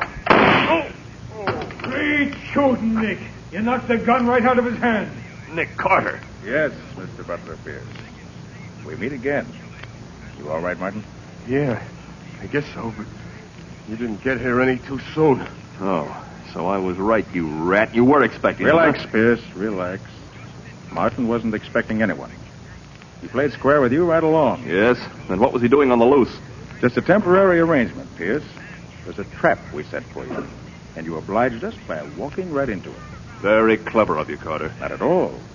You see, Mr. Pierce, I based my plan on the belief that at bottom you were not so clever. Really?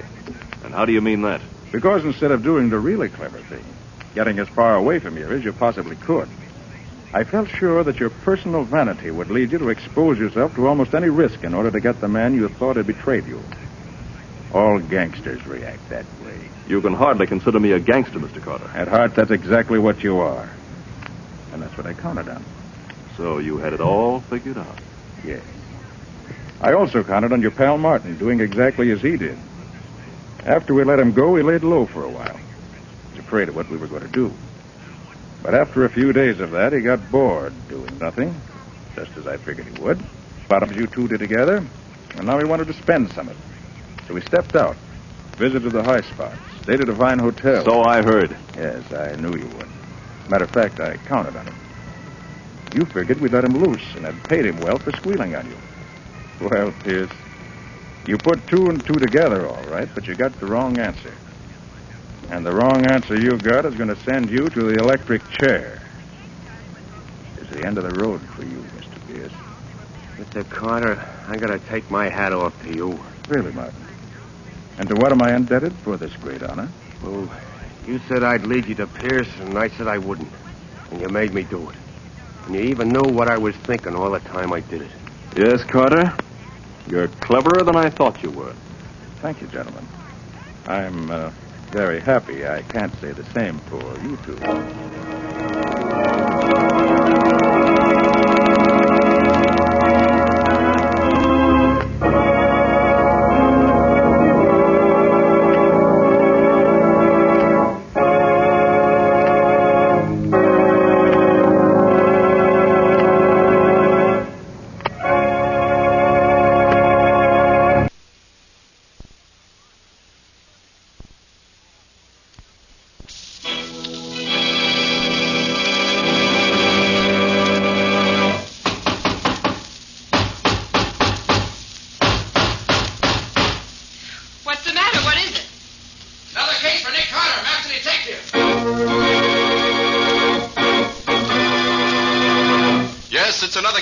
Most famous of all manhunters, the detective whose ability at solving crime is unequaled in the history of detective fiction. Nick Carter, Master Detective, presented by the 3 great Linux home brighteners. Linux Clear Gloss, Linux Cream Polish, and Linux Self-Polishing Wax. Created by Acme, America's great producer of Acme quality paints.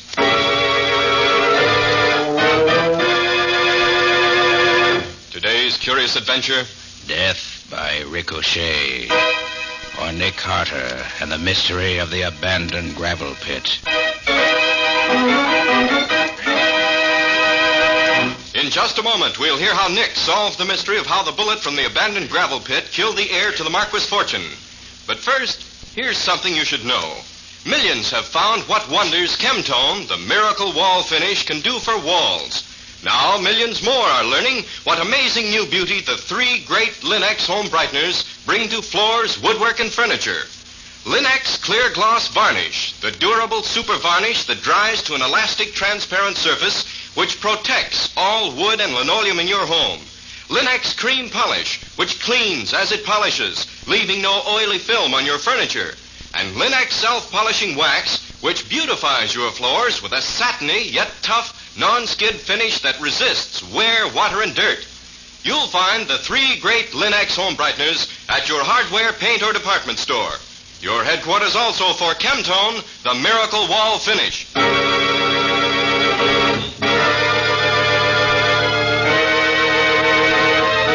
And now for today's mysterious adventure with Nick Carter. As we open our story, Nick is talking with a young friend of his whom Patsy has just brought in. But if it's not a criminal case, John, why come to me? Because it's the next thing to it, Nick. Well, all right. Let's hear it. Well, better take notes, Patsy, in case we want them later. Of course, Nick. Go ahead, Mr. Man. Nick, I killed a man this morning. What? Oh, it was an accident, of course, but he's dead just the same. Well, tell me about it. What happened? Well, I was shooting in the old gravel pit back of my place on the highway. I've been shooting there a lot, getting ready for the pistol meet that's coming up. Well, this morning I was practicing out there when one of my slugs hit something and ricocheted. I never dreamed that a ricochet could get out of the gravel pit, but this one did, and traveled as far as the Marquis estate. You mean the Clara Marquis estate? Yeah, that's right. And the man I killed was her son, Randolph. Well, that certainly ought to make front page copy. I should say so. Patsy, get me her file out of the file room. Coming right up, Nick. Now, John, where was Randolph when he was hit? At the back of the estate, helping one of his nephews rebuild the fence. The nephew, Dave Barton, said he heard the shot, and then the whine of the bullet, and then Randolph fell over. He died instantly. Here you are, Nick. Our file on Clara Marquis. Thanks, Patsy. Now, let's see. Lives in a rambling old red brick mansion a mile out of town along the highway. No servants. That's funny, with all her money. Relatives living with her take the place of servants. Her son, Randolph, acts as general handyman on the estate. She handles all business matters herself. Jolly old soul, I should say. No one ever accused old Clara Marcus of being jolly. I've tried to get better acquainted with her granddaughter, Teresa, but the old lady won't let me take her out or go there to see her. I only know Teresa from what little I've seen of her around town and the few times I've driven her home. Now that I've killed her father, I suppose I'll never see her again. Wouldn't be in love with her, would you? No. Do you think I can be sued for Randolph's death? What's the coroner's verdict, you know? Well, he told me he was going to report it was an accident. Now, John, how far is it from the gravel pit to where Randolph was killed? About a quarter mile. The Brundage place is in between. Old man Brundage was out picking berries in the back of his place. He says he heard the bullet whine over his head. I suppose there's no doubt about the time? No, the sheriff checked on that. Randolph was killed while I was shooting in the pit. No mistake about that. I see. Was the bullet identified as coming from your gun? Well, not exactly. It was too badly mutilated, the sheriff said, to be identified as having come from any particular gun. It was all flattened and twisted. Well, from what you tell me, John, it looks as if you're responsible, all right. For the funeral expenses and so on, at least. Well, I know that, Nick. I just want to be sure I don't get hooked for what money I've got saved by a damage suit later on. That's why I want you to investigate this for me right away. I want to have it proved an accident so that nothing can come up later to put me in the wrong more than I am now. Yes, I see what you mean, John. You want me to be sure that we know now all there is to know.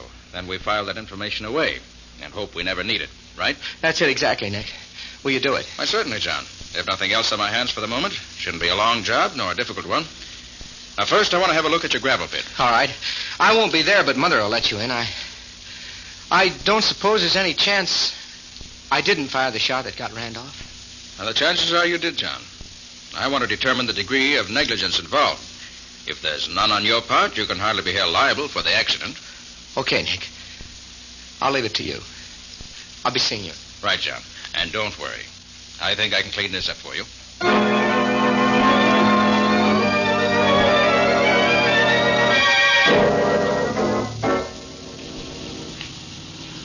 It doesn't seem possible that a .45 bullet could get out of that gravel pit.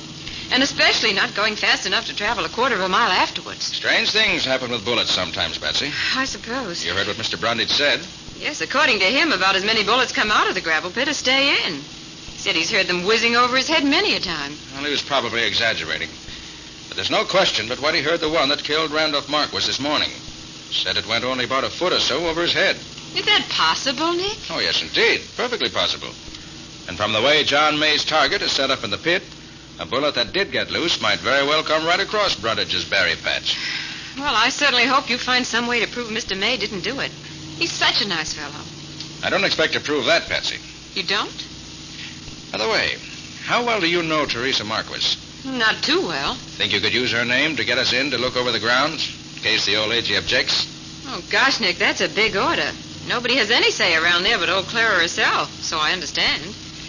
I'll try it. What can we lose? Atta girl. Let's attack them from all sides at once.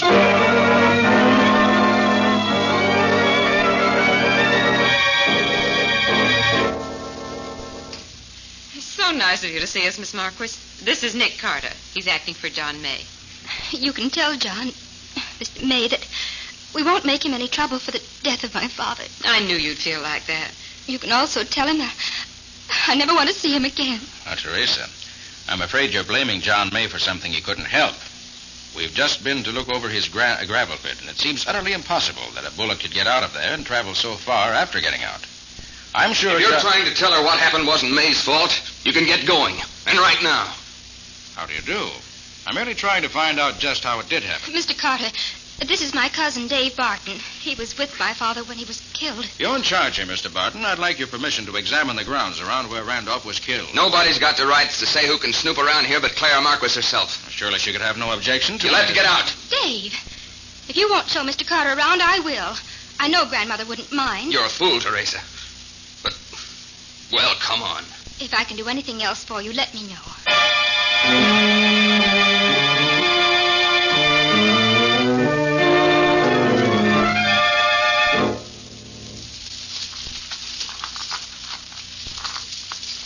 Putting up a new fence here, Brandy and I. We've been working out here for several days. We could hear young May shooting down in that pit of his all the time.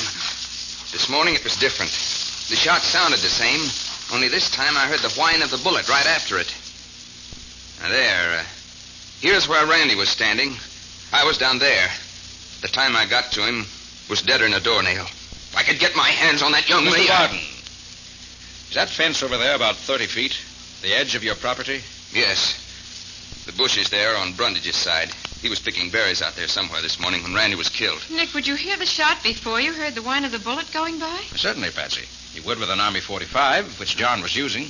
Because of the size of the bullet, its velocity is slower than that of sound, so you'll hear the report before you hear the bullet. Somewhat... Mr. Carter, Grandmother's very ill. We sent for the doctor, but she heard that you were here and for some strange reason wants to see you right now. Mrs. Marquis wants to see me? You sure? Very sure, Mr. Carter. She insisted. Can you come right away, please?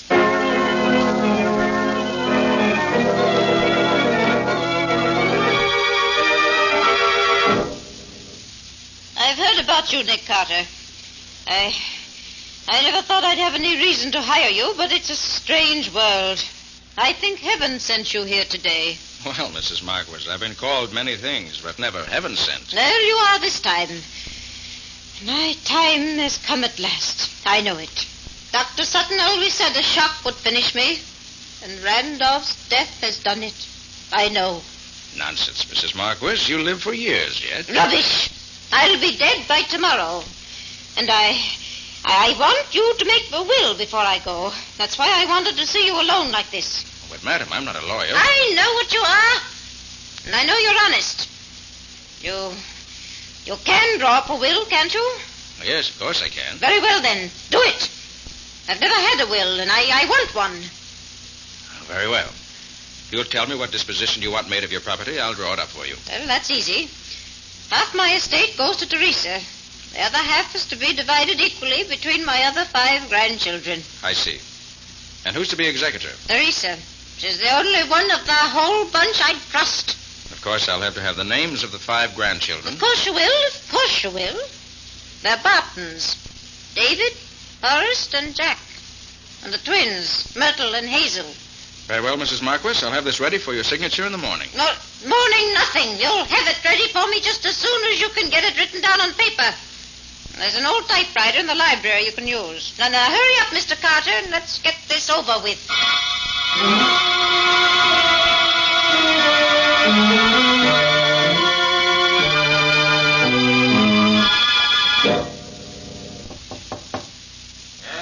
May I come in, Nick? Oh, yes, Patsy. I'm finished what I'm doing. You've been writing out the old lady's will? Why, what makes you think that? I can't think of any other reason why you should lock yourself up in this musty old library and spend an hour pounding on a typewriter. You're quite right, Patsy. But keep it to yourself. Does she take good care of Teresa? None of your business, my inquisitive young assistant. All right, suit yourself.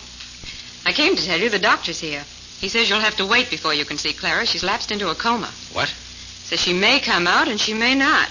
But if she does, her mind will be clear enough to sign the will, in case that was what you wanted. Oh, what a bunch of mind readers around here. Okay, I'll wait. Oh, by the way, Nick, we're invited to dine with the Bartons tonight. Oh, good. I'm getting hungry. You haven't seen the rest of them yet. Maybe you won't be so happy about it when you do. Why? You seen them? I'll say I have. Besides Dave Barton, the man we met when we first got here, there's Forrest. He's sort of a dope, apparently. And there's Jack, a rather good-looking kid of about 20. And, last but not least, there are the twins, Myrtle and Hazel. They cute? Cute. They're 30 if they're a day. They look 40 and act 50. They're a pair, no mistake. And incidentally, we're eating in the kitchen, if it interests you. Where we eat is secondary, Patsy. It's the eating part of it that really interests me. That kitchen is something, too. I just saw it. It's the most home-like part of the whole house. Cozy and comfortable. I don't think it's a bit bigger than Madison Square Garden. And with a shotgun behind the door to add just the right touch. Now, Patsy, I want you to take care of this will I've drawn up. The moment old Clara comes to, have her sign it. And if you're fond of Teresa, pray that the old lady does come to before she dies. All right, Nick, I'll take care of it. Good. Now I'm going to call John May and tell him to come here to the Marquis estate about 8 o'clock. Well, why do that, Nick? You may start something. Maybe, but I think it's the wise thing to do. I want you to find Teresa and persuade her to go and meet him in the drive when he blows his horn twice. Now, that's important. Okay, Nick. She's to meet him in the drive when he blows his horn twice.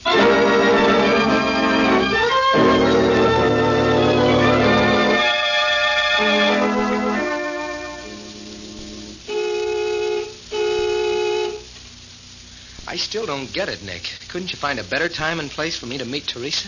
A better time, perhaps, but not a better place. John, I want you to take Teresa away from here.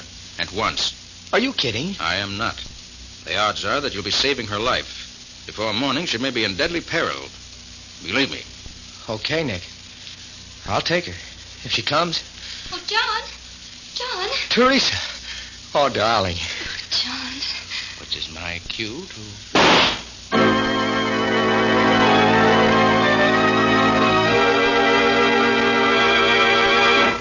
Early this morning, a shot rang out and Randolph Marquis fell dead. Once again, a shot has startled the Marquis household. Who is dead this time? And what will be its effect on Nick Carter and his attempts to learn the real facts behind Randolph's death? We'll see in just a moment.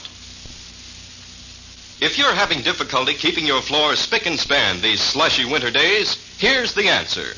You needn't have track-in trouble at your house, not when you use Linex Clear Gloss Varnish to protect your floors. You see, Linex Clear Gloss Varnish resists both water and dirt so that they're easily wiped away. And Linex Clear Gloss provides an elastic, durable finish that really wears, retaining its lustrous, transparent beauty for a long, long time. Yet it's easily brushed on, and it lessens your housework amazingly. Linex Clear Gloss even resists damage by hot grease, boiling water, fruit acids, perfume, and alcohol, making it the ideal protection for every wood and linoleum surface in your home. Yes, Linex Clear Gloss Varnish is the finest household protective finish you can buy. Depend on it, as so many wise homemakers do. Ask your dealer now for Linex, Lin-X, Linex Clear Gloss Varnish. You'll find all three great Linex home brighteners and Chemtone, the miracle wall finish, at hardware, paint, and department stores everywhere.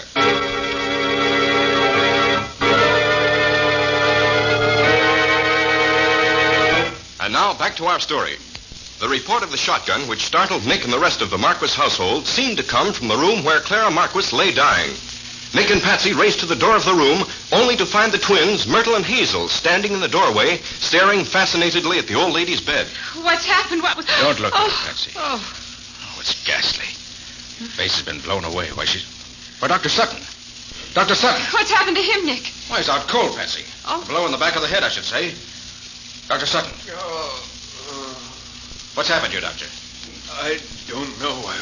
I was alone here with a patient. Something hit me. That's all I know. I don't even know where whoever hit me came from. Well, whoever hit you did for the old lady, all right. Did either of you girls see anything?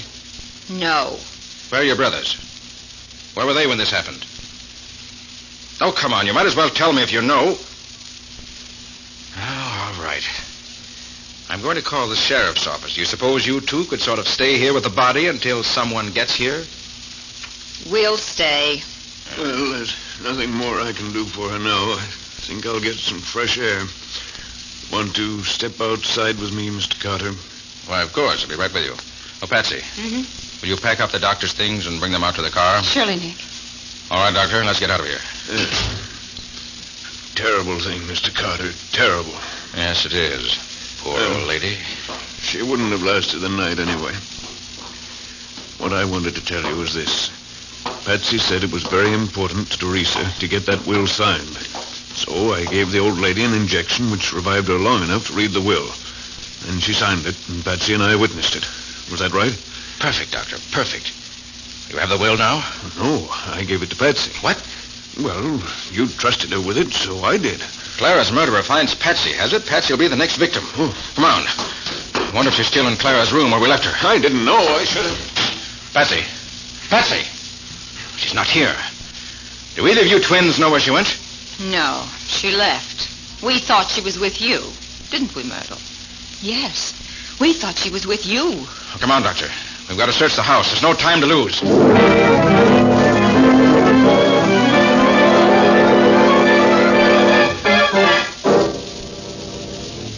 Well, Doctor, we've been through this house from cellar to attic. She's not here anywhere. I don't like it. How about the carriage house? There's a light upstairs there. Oh, yes, so there is. Well, let's have a look up there. Oh, that's funny. John May's car's still here. Yes. Didn't take Teresa away after all. I wonder why. Well, I hope we find Patsy up here. Merciful heavens. Barton, stop that. Let John alone. You keep out of this. This dirty murderer's getting what coming to him. The law won't do nothing to John May, but we will. Barton, if you touch him again, I'll shoot to kill. You wouldn't have the nerve. There's plenty of nerve for cowards like you. All right. You're on top for now. But we'll get him later. See if we don't. How do you two? Forrest and Jack, let Teresa go. All right. Take that gag out of her mouth. Be quick about it. Oh, Mr. Carter. Oh, thank heaven you've come. Oh, Doctor, you better have a look at May. He's pretty badly beaten up. Only thing holding him up are the ropes tying him to that post. Yes. He's in a pretty bad way. Dave must have hit John at least 20 times. What happened, Teresa? Well, they got John right after you left and made me come with them. They brought us up here and tied John to the post so that he couldn't defend himself. Then they gagged me. Hold on. You mean that all three of them, Forrest, Jake, and Dave, have been with you since right after I left you with John? Why, yes. Why? Has anything happened? I'll say there has. Take care of things, Doctor. I've got a job to do.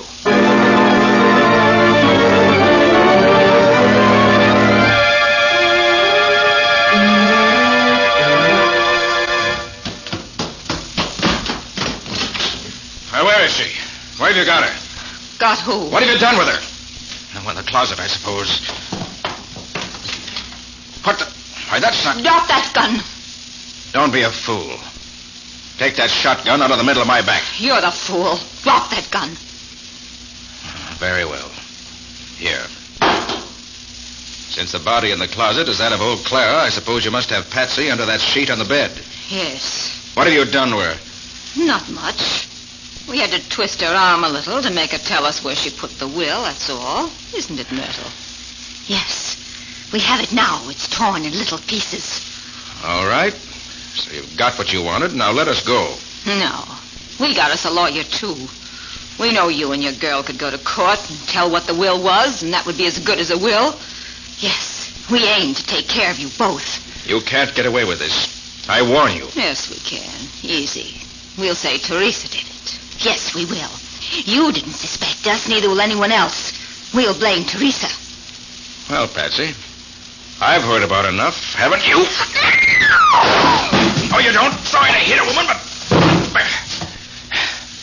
All right, Patsy. That takes care of the twins for now. Now, let's see what you look like under that sheet. Wait a minute. Wait till I get this gag out of your mouth. There. Oh, Nick, I thought you'd never get here. How'd you ever get away from that gun she was holding in your back? I've studied commando tactics, Patsy. One thing I learned was that if someone is holding a gun at your back, you can twist away from the gun faster than if someone can pull the trigger. Oh. Try it sometime. Thanks. I'll take your word for it gladly. So, with Hazel, or Myrtle, knocked cold from the recoil of that 10-gauge shotgun, and Myrtle, or Hazel, out cold from the sock on the jaw I was supposed to give her, we have peace. Temporarily. Peace. Blessed peace. Even temporary peace. I hope the sheriff gets here pretty soon now. I'd like to get rid of these two vipers. Viperesses, Nick. Viperesses. Before they try biting someone else.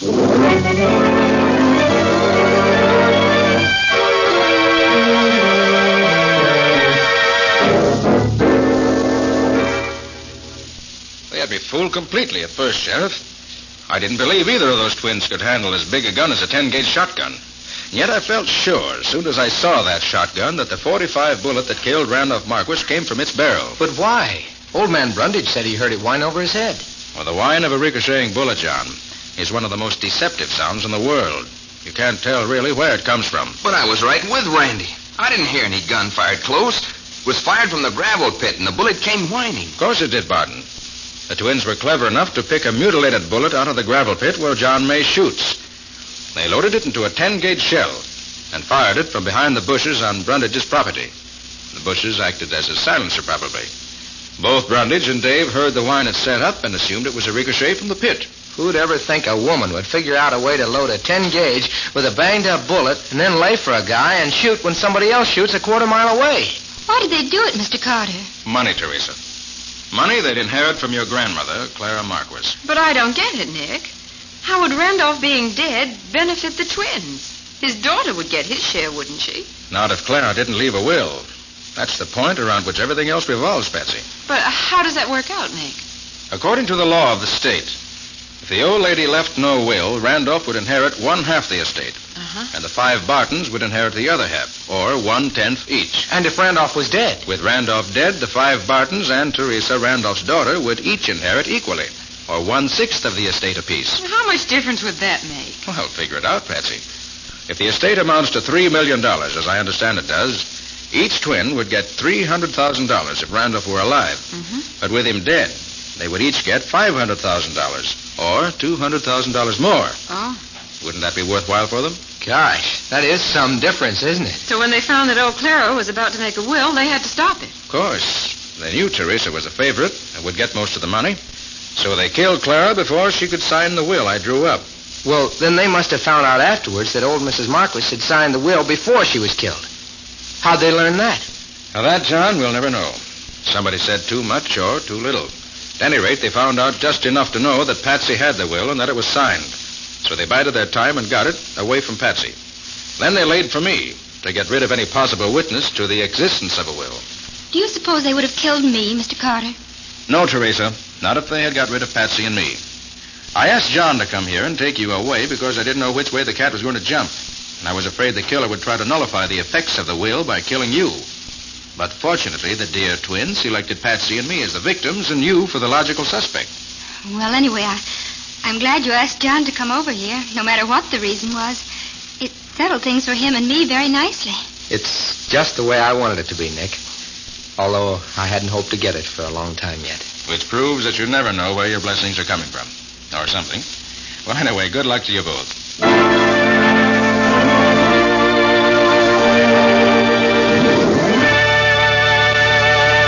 In just a moment, Nick and Patsy will bring you a preview of next week's exciting case.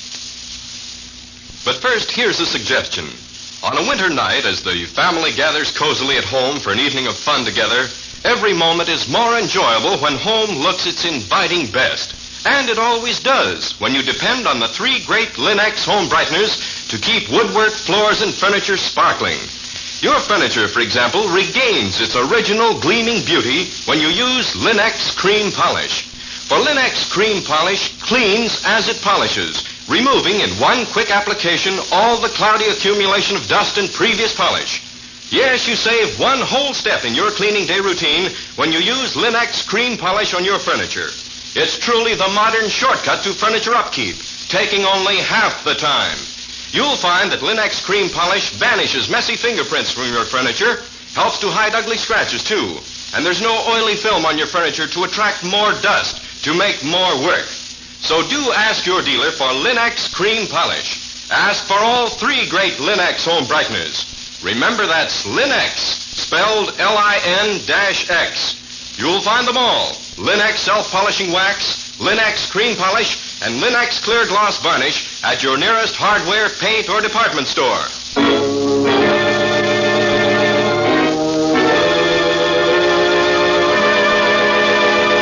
And now let's hear from Nick Carter himself. What about it, Nick? Have you an exciting story for next week?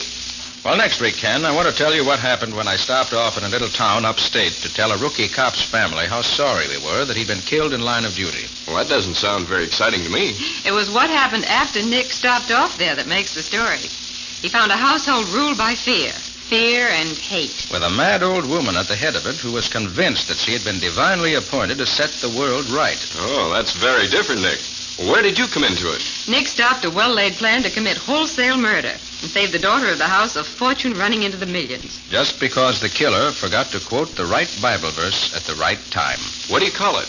An eye for an eye. Or the mystery of the upstate murders. And that's all for now. So long. So long, everybody. So long to you both, Nick and Patsy. We'll be seeing you again next week.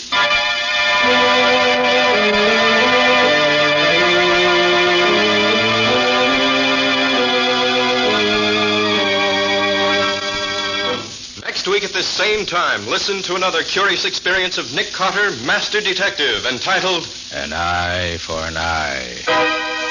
Or Nick Carter and the Mystery of the Upstate Murders.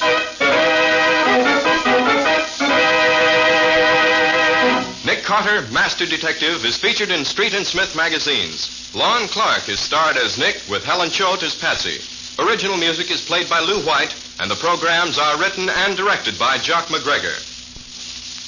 Nick Carter, Master Detective, is presented each week at this time and over these same stations by the three great Linex home brighteners. Linex Clear Gloss Varnish, Linex Cream Polish, and Linex Self-Polishing Wax, created by Acme, America's great producer of Acme fine quality paints. This is Ken Powell speaking for the thousands of Linex dealers all over America and saying so long until next week. This is Mutual.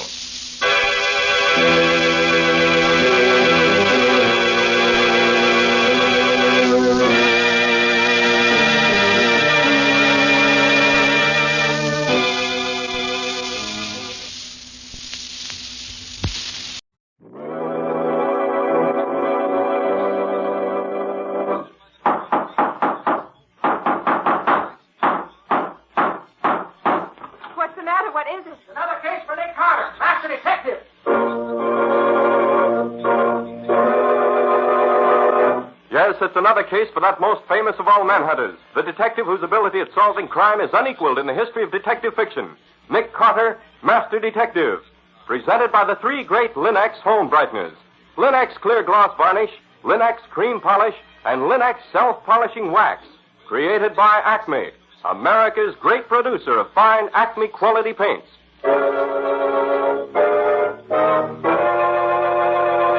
Today's curious adventure...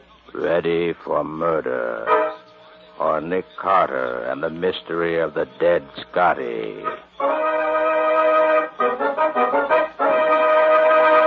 In just a moment, we'll hear how the dead Scotty dog helped Nick Carter solve the mystery of the Ames farm, and of how he saved from death the young heir to the estate who was ready for murder.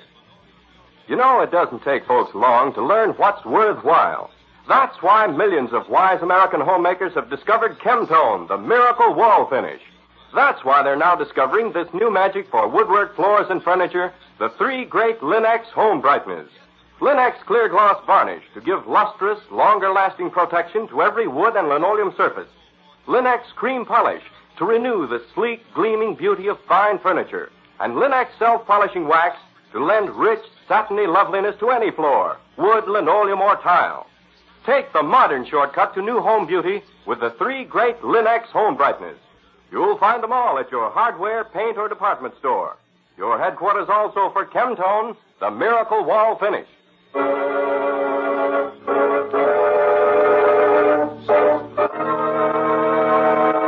And now for today's mysterious adventure with Nick Carter.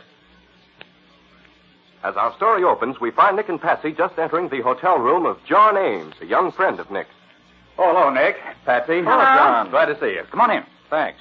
Good to see you again. Oh, Nick, look at that darling Scotty on the bed. Hey, Mac, get down off that bed. I look so cute there with his head on the pillow. I've never been able to break McTavish of the habit. Oh, by the way, this is Chief Danis of the local police. Nick Carter and Patsy Bowen, Chief. How do you do, Carter? Well, let's get down to business. Chief Danis and I have just come from my Aunt Mary's funeral, as you know. The coroner's verdict was that Aunt Mary killed herself with aconite. But I don't believe it. Why not, John? First, because she wasn't the suicide kind. Second, because if she'd wanted to kill herself, she would have used poison she was more familiar with. She was a gardener, knew all about nicotine sulfate and arsenic and so on. Well, nothing very positive there. Well, Mr. Carter, how about this? Since John's grandfather, old Henry Ames, passed on at the age of 83 4 years ago, 3 of the heirs have died. Typhoid killed Frank last year. Phil was shot in a hunting accident 2 years ago. And now Mary dies of aconite poisoning. But the Purcells keep right on running the farm, the way they always have. Who are the Purcells?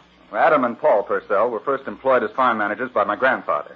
Each successive owner since then has kept them on. So far, everything seems quite open and above board. Yes, but each time one of the last 3 Ameses has died, the word murder has been whispered all over town. But why? I don't get it. Well, just a feeling, no proof at all, but the rumor persists that the Purcells know more about than they can let on. And as a medical student, I can say that the chances of 3 healthy people dying off like that, one after another, purely as a coincidence, is less than 1 in 100. Is there any question about your grandfather's death being natural? Well, no, none at all. And how about Phil? He shot himself in the chest while out hunting with the Purcells. And it was his gun, with only his fingerprints on it. I see. And how about Frank's death? Died in bed of nut typhoid. Nothing to show it wasn't on the level? Not a thing, Mr. Carter. Uh-huh. Well, now tell me about your Aunt Mary's death. Anything wrong there? Well, nothing you can put your finger on. Oh, here are the facts.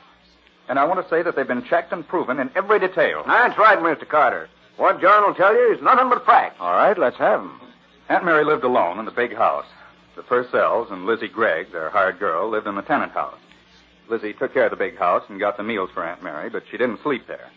Well, this particular morning, Lizzie walked over to the big house at 7 in the morning, called my aunt, got no answer, and investigated.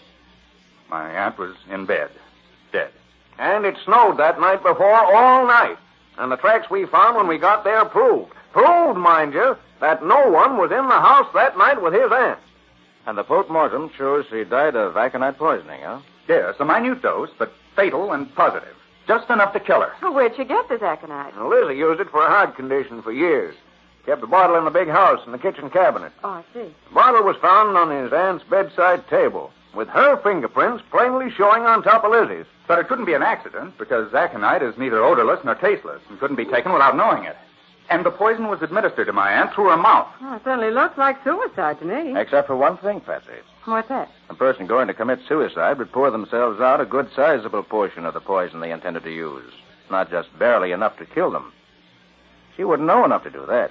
If she didn't leave any suicide note, either. But if it wasn't suicide, and if she couldn't have taken it by accident, and if nobody could have forced it on her without her knowing it was being done, where does that leave you? Exactly, Patsy. It proves just one thing in my mind. It proves a cold-blooded, deliberate murder, carefully planned and executed. I don't know how it was done, but it was. The same goes for Phil's death and Frank's. And I'll bet the Purcells are the murderers or the accomplices. They stand to gain a nice income from the farm, which goes to them if the last heir dies. They've been planning this for years. They planned it so carefully that the evidence proves them not guilty every time. Adam Purcell, where did you come from? I knocked, but there was so much talk and nobody heard me. So I come in. John, I heard what you said. Well, I meant it, every word. How do you happen to be here, Purcell? I heard John was coming down here to meet Chief Dennis and you, Mr. Carter. I guessed why, so I followed him. To spy on me? No, young man, not to spy, to resign. Paul and Lizzie are against the idea. I'm the elder brother, and what I say goes. You mean you'll all move off the farm? Just that, and right now. Mr. Purcell, I meant every word I said just now, and I'm not taking back a word of it. But you can't resign, and I can't let you go. No. Why not? Because if they go now, it means either they're quitting under fire, or I'm afraid to live on the farm with them. Besides, I need farm managers, and the Purcells are the best managers I know. I think you're right, John. Well, how do you feel about it, Mr. Purcell? I don't know. But I guess I can stand it if he can. All right. We'll put the food on your table, clean your house, run your farm. But that's all. We won't have nothing to do with you, nor you with us. I understand, and I agree. I'll be getting along. Hey, quiet, Mac, and get down off my bed. Come on, get down. You going back to the farm tonight, Mr. Ames? Yes, especially in view of what just happened. You still think Purcell's guilty? Yes, I do. Adam wanted to resign either because he was afraid or because he wanted to establish an alibi. Because if I should be killed while the Purcells weren't living on the farm, they'd be cleared of all the deaths. No. I'm going back there and prove that the Purcells actually did what I think they did.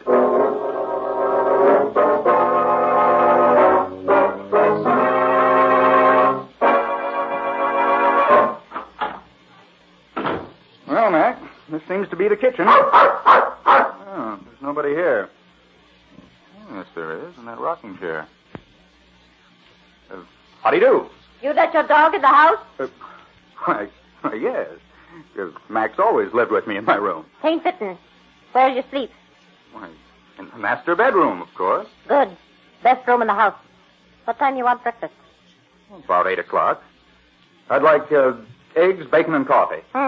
You set the time, young man. I'll furnish the meals. Good night. Well, yes, Mac, that was probably Lizzie. Well, if that's the way they want it, okay. Come on, let's have a look at our house.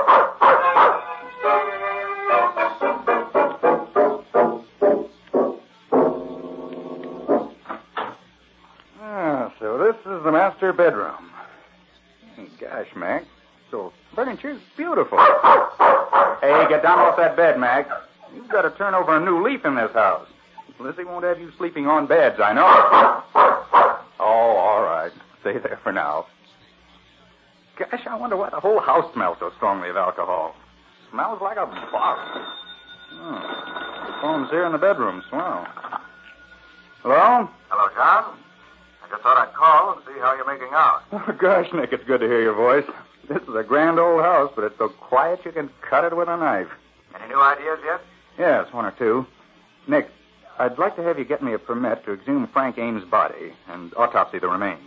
If arsenical poisoning was wrongly diagnosed as typhoid, that can still be checked. All right, John. I'll bring the permit out with me when I come tomorrow. Oh, by the way, if the Purcells were to inherit the farm, where would Lizzie come in? She wouldn't. She has no interest in it at all. She wouldn't get to touch a dollar of it. Why? Oh, just wondered. I understand Lizzie and Paul were talking of getting married about 5 years ago, but nothing came of it. I see. Well, all right, John. I'll see you about 11 in the morning. Good night. Good night, Nick. Well, come on, Mac. You'll have to get off the bed now because I'm getting in it myself.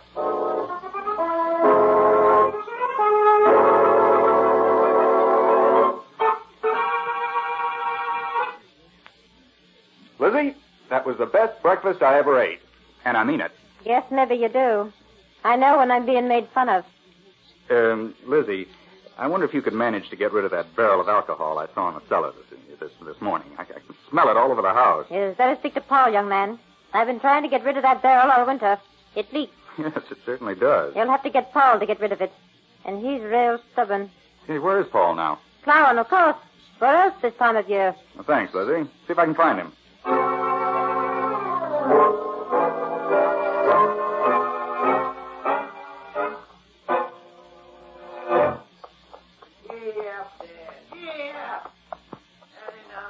Paul, would you come over here a minute, please? Whoa there, whoa! What you want? I'm powerful busy, young man. I want to see where Phil was killed. Oh, right over there it was. We was after grouse. I climbed through the wire here, and he went over the fence there. Shoved his gun through ahead of him. Stock hit that rock, and bang, got him in the chest. I see. Thanks. You mind if I get back to my plowing? We're behind now. No, not at all. You and Adam certainly keep this place in beautiful shape. We aim to. All run down when Adam and me was hired, but now everything's up to snuff. And no Ames ever put his hand to it yet. Oh, I think I'll roam around and see what there is to see. Haven't been here since I was a kid. Come on, Mac.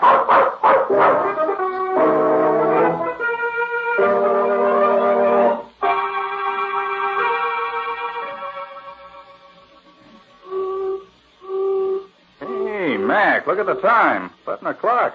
Must be Nick blowing for us. Come on. We'll go back through the cattle lane. Ought to be the quickest way to the house. Oh, gosh, this cattle lane's a beautiful job. Almost 200 yards straight from the barn out to the fields where the cows are put out to pasture. Fenced on both sides with 5 strands of barbed wire. Oh, each one of them as tight as a banjo string. That, Mac, is a model fence if I ever saw one. Yes, Mac, I see him. It's Nick, all right. Oh, he's got Patsy with him. Watch out! Watch out, Johnny! Under the fence, guy, quick! I'll have to go over the top if I can jump that high.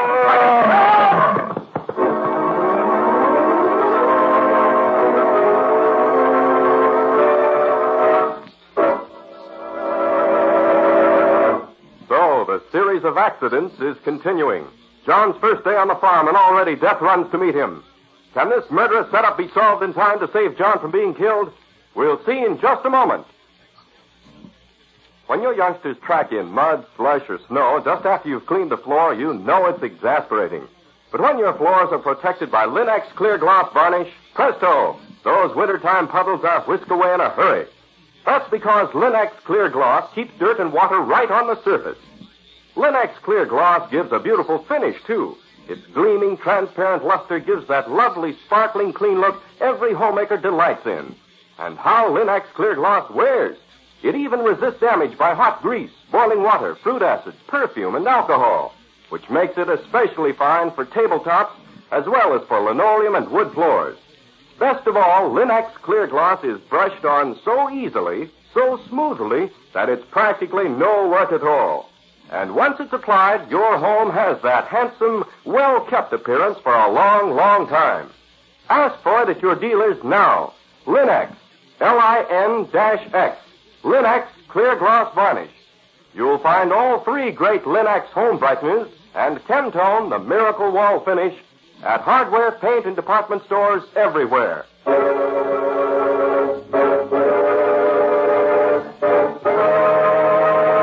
And now back to our story.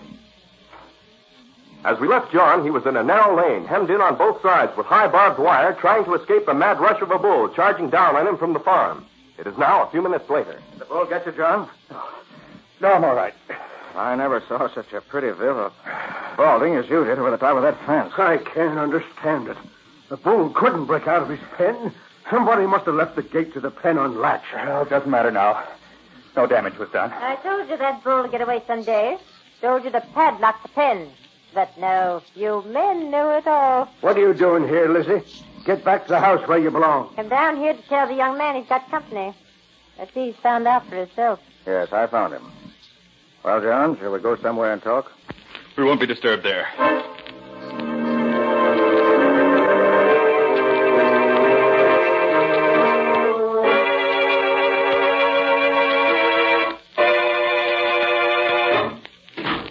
Nobody will bother us here, Nick. Good. Well, first, John, I got the permit to exhume your uncle's body. I brought the undertaker along to dig it up and take it back to town. Good. Second, I got hold of your Uncle Phil's shotgun, the one that killed him. I examined it pretty closely. Find anything interesting? I did. I found evidence that seems to bear out your feeling that his death may not have been the accident they claim it was. Well, this house reeks of alcohol, doesn't it? Yes, there's a barrel of the stuff in the cellar. For some reason, it smells up the whole place. Come in. Young man, you leave this farm tonight. Otherwise, you're going to get yourself killed. Killed? By whom? Maybe I don't know, and maybe I do. I seen the hand and the arm that pushed the bolt on the bullpen gate open. That bull was loose deliberate. Well, if you know who did it, you ought to speak up to prevent further tragedy. I only recognized the sleeve of the shirt. It was Toromite. But they could have got their shirts mixed up, so I ain't saying. Now you heed what I tell you, young man. Get out. And get quick. Oh. Wish she could have been more positive in her identification.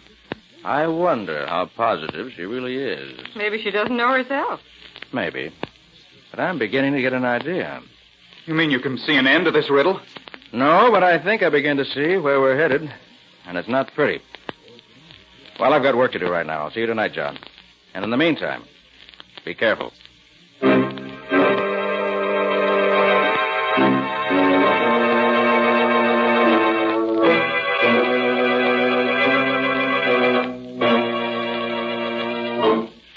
Hello? Nick Carter speaking. Hello, Nick.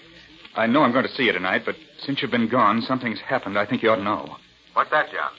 Both Adam and Paul have come to me secretly at different times, and each one has told me that he saw his brother unlatch the gate to the bull's pen. You mean they each accuse the other? Yes, Nick. Well, very interesting. Oh, by the way, John, an autopsy on your Uncle Frank's body shows arsenical poison in fatal quantities. No question but what it was murder. But who did it, Nick? Who did it? And suppose you get all 3 of the first cells in the big house at 10 in the morning. I'll need until then to clean up the details. Tell them I found out something conclusive. But don't tell them what. May make one of them come through with a confession, maybe. All right, Nick. 10 in the morning. Right, John. And watch yourself tonight.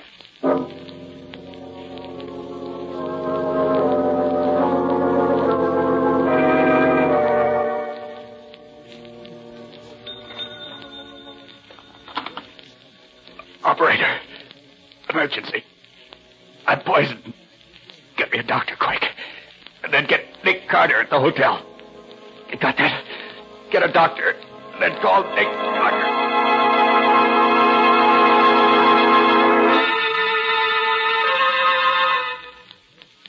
Seems as if you and Nick got here awful fast, Patsy. Well, Nick's in a hurry. He doesn't waste any time getting places. You know what you were poisoned with, John? Yes, it was aconite, all right. I know that. I can't figure out how I got it. Your pulse is very low. We've got to make it pick up. Do you know how? Of course she does. Patsy's practically a full-fledged nurse. Well, it's lucky. There's nobody here on the farm I can trust. Here, drink this, John. It'll stimulate your heart. And you better walk up and down. I just heard on the extension phone that John was poisoned. Is that true? It's true, all right. You only know what you heard on the phone? Why, sure. What else? How is he? We don't know yet. Oh, I'd rather taken the poison in my own stomach than he should get it. I never dreamed of any killing or knowed any was being done. Nick, will you get me? Adam, come quick. It's Hey, Paul. what? He's took poison, too. He's hardly breathing. Adam. Paul, too? Paul poisoned? Adam, Paul's dying. If you could let me have some of that stuff you're using for John, ma'am, I'll go tend to Paul. Why, of course. Here you are. Adam. Come in, Lizzie. Come in. Paul must have poisoned you and himself, John. That's the only answer. And that means Paul did all those other things, too. But I took nothing since dinner. That was much too long ago to have waited all this time to take effect. It isn't possible. I've eaten nothing and drunk nothing since 7 o'clock. It's 2:40 in the morning now. Then what in the world could...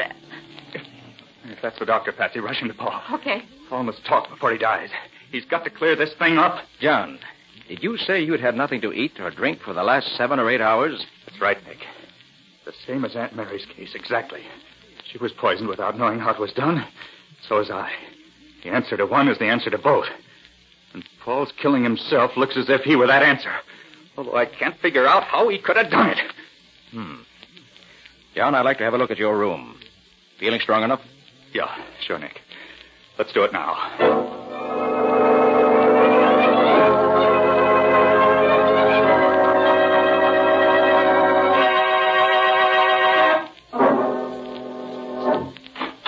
Nick, do you think that...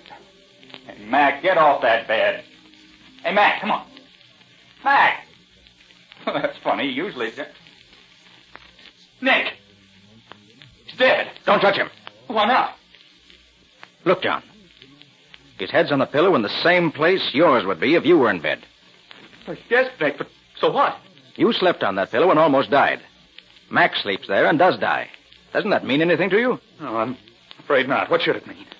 Aconite was poured on the pillowcase before you went to bed. What? Remember, aconite is so powerful it can be absorbed through the skin, particularly the thin, damp mucous membrane of the lips. That's right, Nick. A person sleeping on that pillow with aconite spilled on it had poisoned himself in a couple of hours. Because you were restless, you got up before the dose was fatal. But Mac, with his very bad habit of sleeping on your pillow and sleeping very soundly, slept there once too often. But, Nick, why didn't I smell it? What does aconite smell like? Well, alcohol. Right. Oh, of course, the house reeks of alcohol. Naturally, I'd never smell it. That alcohol smell is part of the plot, John. But who, Nick?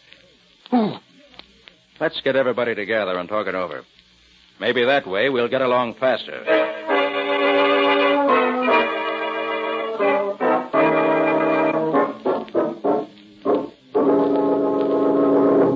So up to now, we've got this much settled.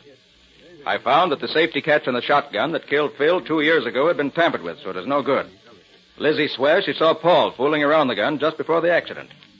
An autopsy proved that Frank was killed by a mixture of arsenic and boron, which Lizzie and Adam both say Paul was trying out as a new spray for bean beetles. The bull was let out of his pen on purpose, unquestionably to kill John Ames. Lizzie says she recognized the torn sleeve of Paul's shirt on the arm she saw slip the latch. Adam agrees with her. Unfortunately, Paul died without saying anything, so we don't know his side of the story. But we do know he told John that Adam did it. I don't need to hear no more, Mr. Carter. I'm packing up and getting out of here now, tonight. I'll help you pack, Adam. I know where your things are. I ain't leaving you. You ain't a Purcell, Lizzie. It ain't fair to ask you to share my troubles. But I want to, Adam. I've always looked after you. You think I'm going to stop now? Lizzie, you're real kind, but I can't allow it. I can take care of myself. Adam, if I were you, I wouldn't refuse Lizzie like that. Huh? She's in love with you. She ain't neither. Lizzie's an old maid. That's where you're wrong. And that's where everybody went wrong. Lizzie is in love with you. That's how all this came to happen. Oh, Nick, you aren't making any sense now. Yes, I am, Patsy. Lizzie hated Paul for not marrying her that time they were engaged. Now she's grown to love Adam, and she wanted him to have the farm because she thought that was what he wanted more than anything else in the world. So she tried to kill off the heirs, one after another, and throw the blame on Paul. But the safety catch on Phil's gun. The poison that killed Frank. Oh, John, any farm woman knows enough to do those things, and she killed your Aunt Mary the same way she tried to kill you. No trace of aconite was found on your aunt's pillow because Lizzie changed the pillowcase before calling for help. She'd have changed yours, too, if things had gone right, but she didn't have time. And every once in a while, she spilled a little alcohol out of the barrel in the cellar to keep the house smelling of it. But that's not proof, Nick. No, it isn't. But I'm willing to bet that if you look, you'll find she just changed Paul's pillowcase. And I don't doubt you'll find that pillowcase still smelling of aconite somewhere in the house where the Purcells live. And that will be proof. You don't need to look. Of course I done it. All of it. Just like you say. It was easy. You're all so dumb. Just like old men. Never thought a woman could do anything for you but cook and sew. Letting the bull out of his pen. You couldn't have done that. Oh, couldn't I? Look at my hands. They look just like a man's. I put one of Paul's shirts under my skirt when I went out to the barn and slipped it over my arm when I opened the bolt. Nobody knowed it was me. Even them who saw me do it didn't know. How did you know, Nick? It had to be that way. There was no other answer that would fit all the facts as I gathered them in. The exact method used and the motive behind it were the things I had to find out before I could act. Lizzie almost beat me to it this last time. I didn't think she was ready to act so quickly. Gosh, Nick. I hate to think of having to turn her over to the police. Since I've been here, I've grown fond of Lizzie. You won't have to feel sorry for me, young man.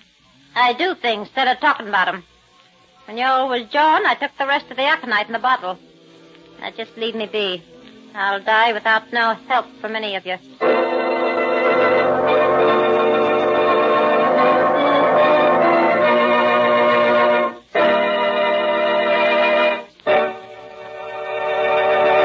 In just a moment, Nick and Patsy will bring you a preview of next week's exciting case.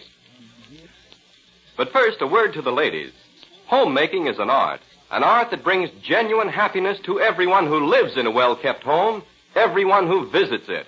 It's a real achievement to keep your home attractive. So it's worthwhile to know how much help the three great Linex home brighteners can give you. Linex Cream Polish, for instance, restores the original shining beauty of your fine furniture, disposes of blurry fingerprints almost by magic, gets rid of that cloudy film left by dust and old polish. Linex Cream Polish helps hide ugly scratches, too. Yet it takes only one quick application, because Linex Cream Polish actually cleans your furniture as it polishes, leaving it spick and span, bringing out the true beauty of the wood. What's more, Linex Cream Polish dries to a hard surface without oiliness to attract more dust. Ask your dealer for the modern furniture polish which cleans as it polishes, saving one whole step in your cleaning routine. Ask him for Linex Cream Polish for fine furniture. You'll find all three great Linex home brighteners, Linex self-polishing wax, Linex clear gloss varnish, and Linex Cream Polish at your nearest hardware, paint, or department store.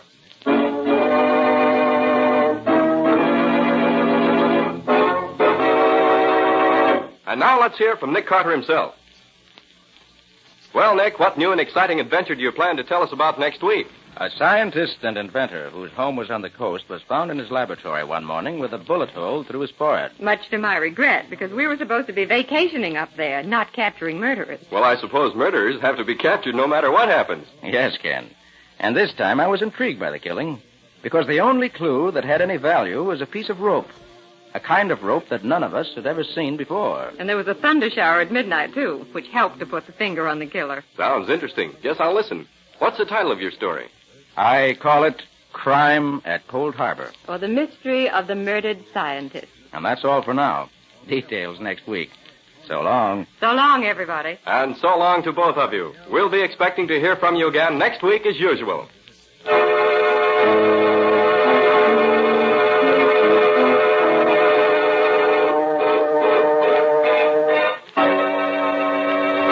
Next week at this same time, listen to another curious experience of Nick Carter, Master Detective, entitled Crime at Cold Harbor, or Nick Carter and the Mystery of the Murdered Scientist.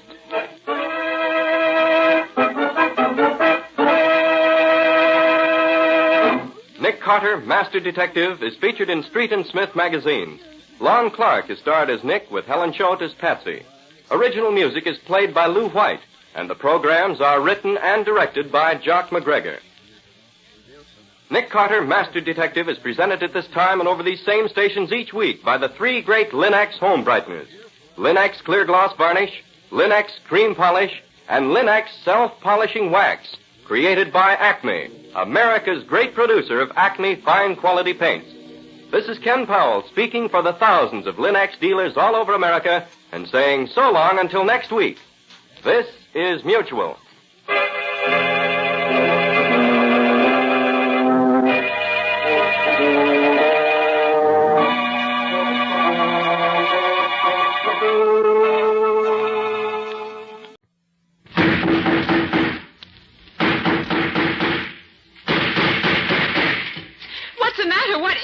Another case for Nick Carter, Master Detective.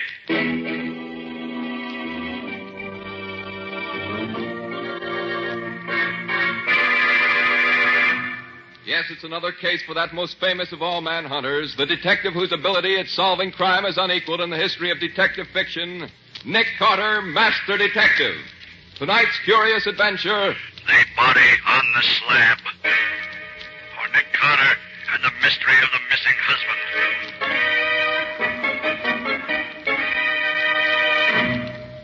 But, Mrs. Wallace, people disappear every day in a big city like this. Such things are really no concern of mine. They're a matter for the police. But, Mr. Carter, it isn't just anybody who's disappeared. It's my husband. I'll pay you anything to find him. Well, I suppose it can do no harm to listen to the story. All right, Mr. Burnett. Where was the last place you saw him? In a sort of saloon gambling house on West Street, down by the waterfront. A two-story house, very run down. Wait a minute, Burnett. That wouldn't be the place that's run by a one-legged soldier they call Bill. Oh, so you know it, do you? Certainly do. By reputation, at least. Here. I want you to look at this picture. You recognize it? Yes, that's the place I'm talking about. I thought so. Mrs. Wallace, I'll take the case. Oh, Mr. Carter, I knew you would. Yes, I have a score to settle with that old rat with a wooden leg, and this may be my chance to do it. All right, Mr. Bennett. Let me have all the details. Well, Vernon, that's Vernon Wallace, my friend, Vernon and I had been making a night of it, and we ended up at this Bill's place. How did you happen to go there? Well, Vernon had heard that it was a great place for a fast poker game, and he was determined to try it. I'd heard it was a pretty tough place, and I attempted to talk him out of it, but I couldn't do it. So about 1:30 or 2 o'clock this morning, we went down there. We were the only ones there.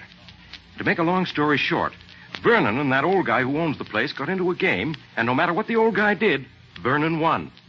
I was afraid for him in a dive like that, and I tried to get him to quit and go home with me. But he refused. He told me to get out and leave him alone. And Vernon hasn't been home since then. And he hasn't been seen anywhere since then. I'm afraid that he never left that place alive. Well, I see. The place to start looking for clues is certainly the Old Soldier's Tavern. I'm going down there tonight. I know enough tricks with cards so that I can be sure of winning. And maybe old Pegleg will try to treat me as he treated Vernon Wallace.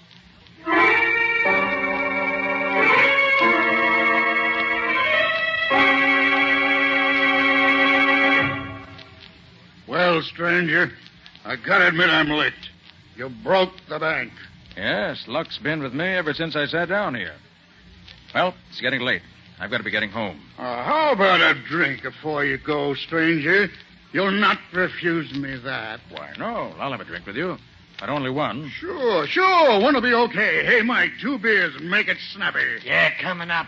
You won all my money tonight, stranger, but I don't harbor no ill feelings. Nice of you. You won fair and square, and that's all there is to it. Here's your beers.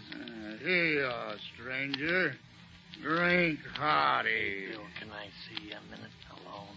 Sure, Mike. Excuse me, stranger. I'll be back before you can shake a stick. Well, that's all right. I'll enjoy my drink while you're gone.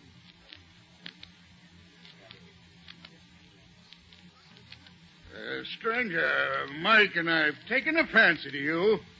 We don't want no harm to come to you. Look, why don't you stay here all night? Mike's got an extra bed upstairs he'd be glad to let you have. Then tomorrow you can go home and nobody'll bother you. Well, if you let me pay for the use of the room and bed, I believe I will stay. Good, you're a smart man, but we couldn't take no money for doing you a favor. Here, Mike, show the gentleman his room. Yeah, sure. Will you follow me, mister? Sure. Go ahead. I want to get to bed. I'm tired all of a sudden. Give me your arm, mister. No. I'm all right. I don't need any help. Well, I'll come along just to be sociable. I don't want to be sociable. I just want to go to sleep for this one. Well, here's your room, mister. I'll leave a candle on the table for you. Okay. Thanks very much. Good night, sir. There you are, stranger. Sleep tight. Yeah. We'll see you later. Yeah, we'll see you later. Yeah, I'll see you later. Good night. I gotta go to sleep. I'm awful tired.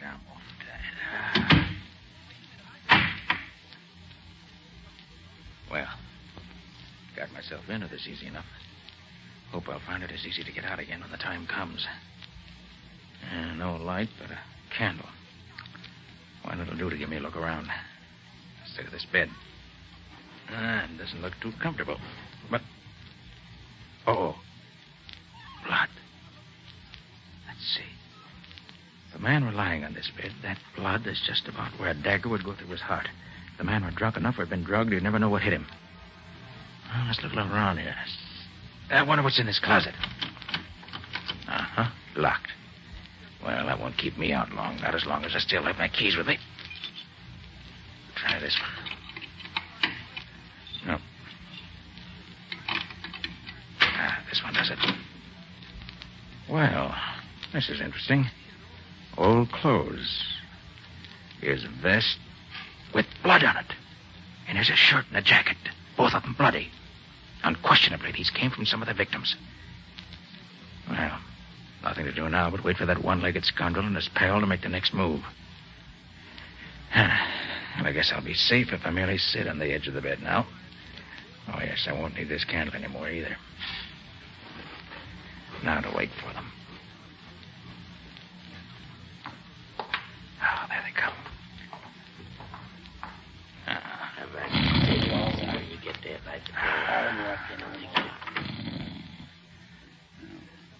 He's asleep, all right. I can hear him snoring. Well, with the slug I put in his big, it'd have to be either sleeping or dead. All right. Easy does it. Is he still asleep? Yeah. You hold this light while I... Get your hands up, both of you. Well, I'll be... And drop that knife you got in your hand, Bill.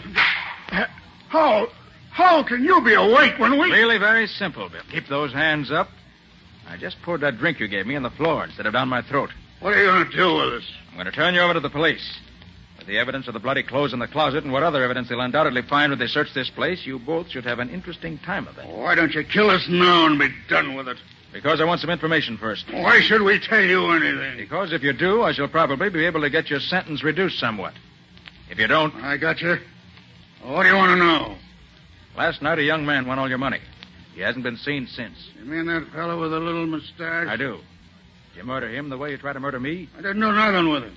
Maybe I wanted to, but I didn't. Isn't it a fact that this chap's friend tried to get him to leave you and go home? Yeah. And when he wouldn't go, the friend finally went off without him? No, that's a lie. They left here together. What? You trying to tell me one of them didn't leave before the other? No, they went out together. You know where they went? How should I know? There was a taxi waiting right outside the door here. Seemed to be waiting for them to come out. Then the guy with the money gets inside, and his friend sits in front with the driver. Oh, his friend sat in front of the driver, huh? But you know that cab if you saw it again? Sure, it had a big dent in the back of the body.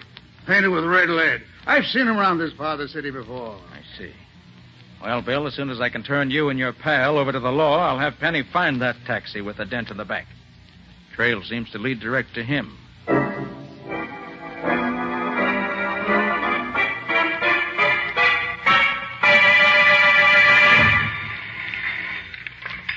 Nick Carter's office. Oh, hello, Patsy. Is Penny there yet? Penny? Who's Penny? Oh, I forgot, Patsy. You were away yesterday when all this happened. Scubby got a rush assignment to cover the Balkan campaign for his paper, and I had to leave in a boat till it sailed last night. Scubby gone without saying goodbye to me? Well, he couldn't, Patsy. You weren't here. He asked me to do it for him. Oh, Nick, I'm going to miss Scubby. Of course, Patsy. We'll both miss him.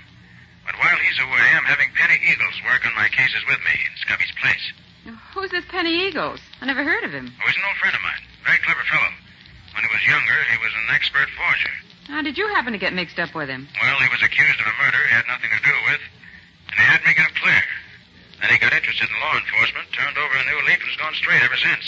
You'll like him, Patsy. I hope so. Well, she'll be in a minute now. As soon as he shows up, have him call me at Shermore 3-1222. Shermore 3-1222. Right. I'll wait here for his call.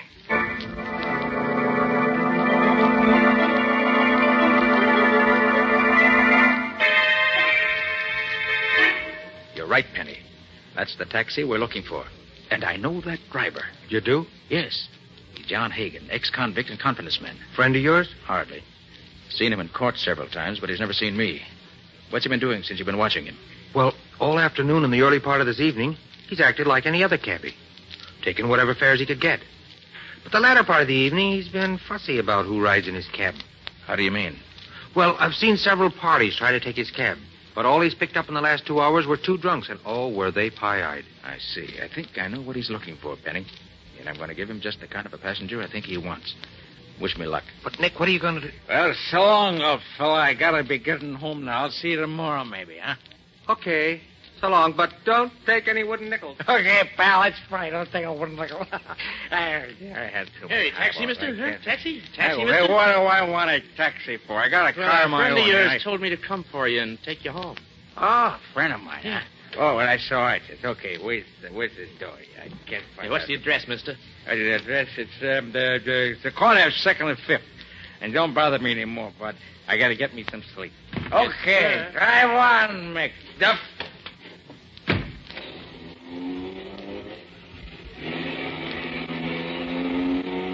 And now where? I'll wager it won't be towards 2nd and 5th. Wait a minute. What's that smell? Perfume? No. That's ether. So that's the stunt. He picks up drunks who are too far gone to know what's happening, then doses them with just enough ether to put them soundly asleep. Well, it won't happen to me. If I open one of these windows a little bit, that'll keep the air clear. There. Now, Mr. Hagen, the next move is up to you.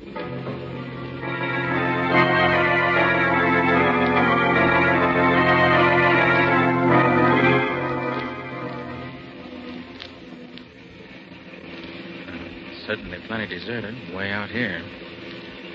Wonder how much further we're going. And I better get this window shut again so he won't suspect anything.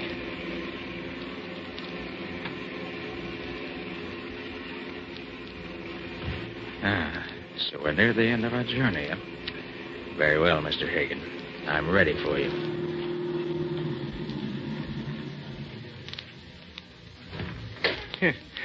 Sleeping like a babe, ain't you? Well, let's see what you got in your pockets. Then I'll dump Make you out. a move, Hagen, and I'll blow your brains out. Who the deuce are you? I'm a detective. See this? Oh. Well, what you want with me? I wanted to find out what your scheme was, and I found out. Now I want you to tell me about the man you picked up at Peg Leg Bill's Tavern down on West Street last night about 3 o'clock. Well, I don't know nothing about it. Oh, no? Look, you waited for him outside of Bill's place. He rode in back, and his companion rode up front with you. During the ride, you gave him ether through that devilish device you've rigged up in this taxi of yours and made him unconscious. Yeah, if you know all that, why do you ask me, huh? Because there are 2 things I don't know. And if you want to avoid further trouble, my friend, you'll tell me. Now, first, who was the man who rode up front with you? I don't know. No? No. Oh, well, I've done a few odd jobs for him in the past, but... Yeah, I don't know his name. They call him the captain. He made a deal with me early last night to be outside of Bill's place about 2:30 this morning. Can you describe him? He's sort of an ordinary guy. About my size, maybe. Well, he's kind of good looking if he didn't have a hunk out of one ear. Burnett. Now, what did you do with the man who was in the back? After I quieted him, we took him to a friend of the captain's, other side of town. What was the address to which you took the body? Hey, there wasn't no body. He was just as alive as you or me. Well, we took him to 14 Wanton Place. Left him there. All right. Get back in your cab and drive me to 2nd and 5th. And I'm through with you, unless you've lied to me. If you have, keep out of my way, or you'll go to jail for life.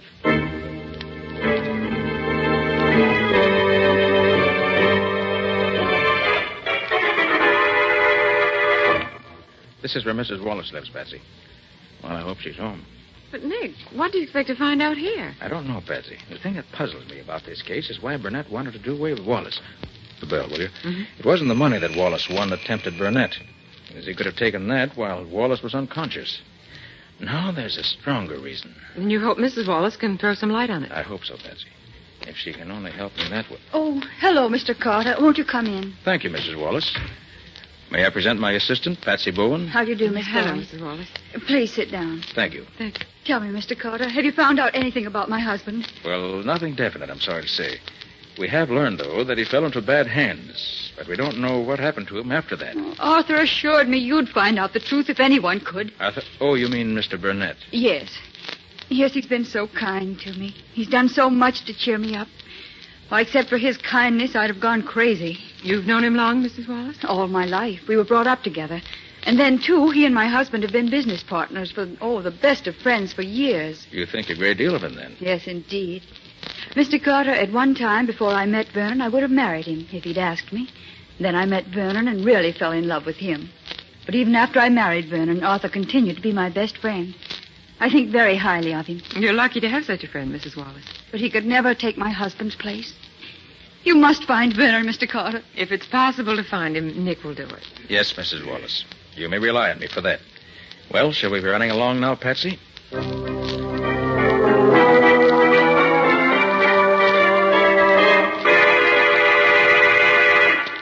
Where did you say you're calling from, Penny? I'm at a pay station near the house where Hagen left Wallace that night. It's owned by a queer old character they call the Weasel. He works in a crematory about a mile down the road. I see. Well, Hagen's story seems to be straight enough. A couple of guys in a saloon near here says they saw the Weasel and another guy carrying a man-sized bundle into the Weasel's place about daybreak a couple of mornings ago. And it hasn't come out again, as far as I can find out. Or did you learn anything about the firm of Wallace and Burnett? Yeah, I picked up a lot of rumors, Nick, but not many facts. Here's how it goes. Burnett ruins the firm and throws the blame on Wallace. And those who know don't think that Burnett lost much money when the firm failed, but Wallace did. So I was right. What else? Well, Burnett was the one who started Wallace gambling and drinking. Wallace is a nice guy, but he seems to be the weak sister. But nobody seems to know what Burnett's got against him. Well, by putting together what Mrs. Wallace told us and what you've learned, Penny, I think I begin to see the answer. I think that... Hold it, Nick. The guy who looks like Burnett is going into the Weasel's place. Good. Don't let him get away from you, Penny. I'll meet you there as soon as I can.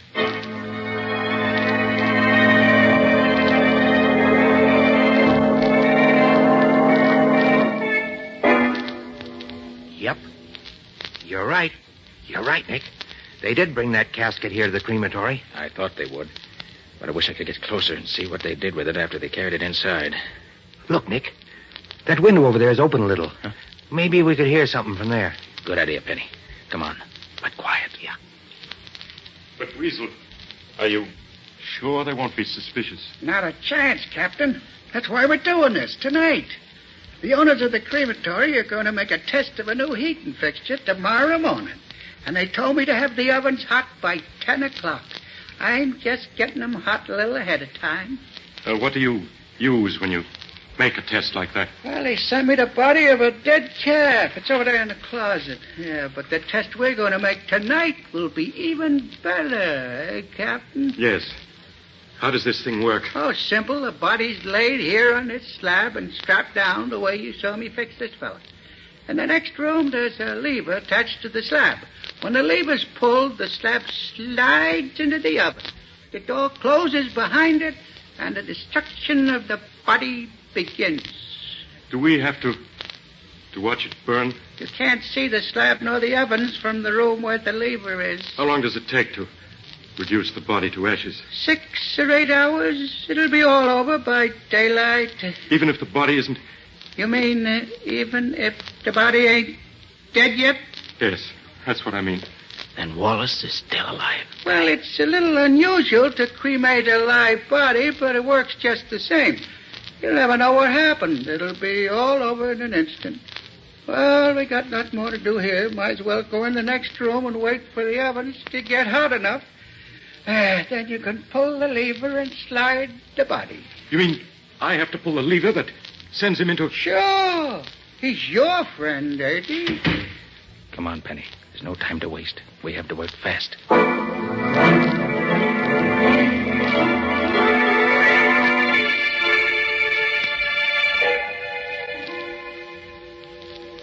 Mr. Burnett to see you, Nick. Oh, yes. Come in, Mr. Burnett. I just want to take enough of your time to tell you that Vernon Wallace's body was found last night. Really? Where was it? Floating in the river. Mrs. Wallace has identified it by a ring and certain other articles found on the body. Must have been a terrible blow to her. She's badly broken up, naturally. But I hope to be able to console her, in part at least, for her great loss. I'm sure you will. Will this repay you for your trouble? Oh, amply, Mr. Burnett. And thank you. Good. Good day, Mr. Carter. Good day, Mr. Burnett. But if you think I'm going to drop this case now, Mr. Burnett, you're crazy.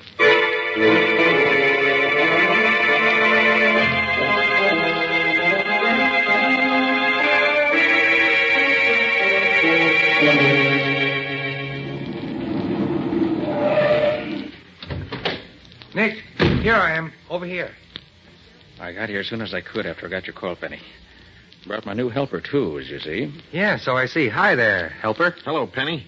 I hope I'm going to be able to help you and Nick. You'll do all right. Now, in this case. Now, what's the dope, Penny? Well, a couple of hours ago, a taxi pulls up in front of Mrs. Wallace's house. The driver goes into the house.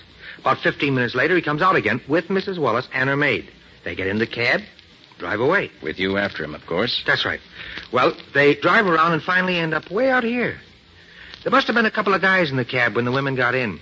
Because when they got out there, they were both gagged and their hands were tied behind them. Well, they took them in the old house. I found a phone to call you. Did they hurt them? Well, not so far as I could tell. Gee, I wish I could see what they're doing now. I hope they're all right. Oh, Millie, this is terrible. My mouth is still sore from that dirty old cloth they used for a gag. Where do you suppose we are? Oh, I don't know, Mrs. Wallace. I've never been this far from town before. Could you see anything out of the window? Oh, nothing I recognize. Oh, I should have known better than to be fooled by such a simple trick.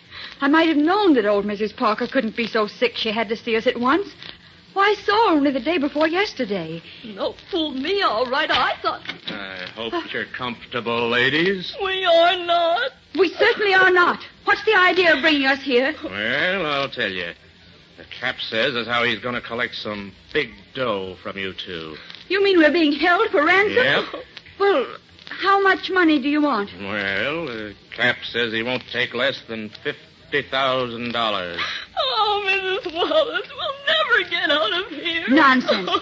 He must be insane to expect me to pay him that amount of money. Well, he says he won't take a cent less. Well, he won't get it. Never. And he's a dangerous man.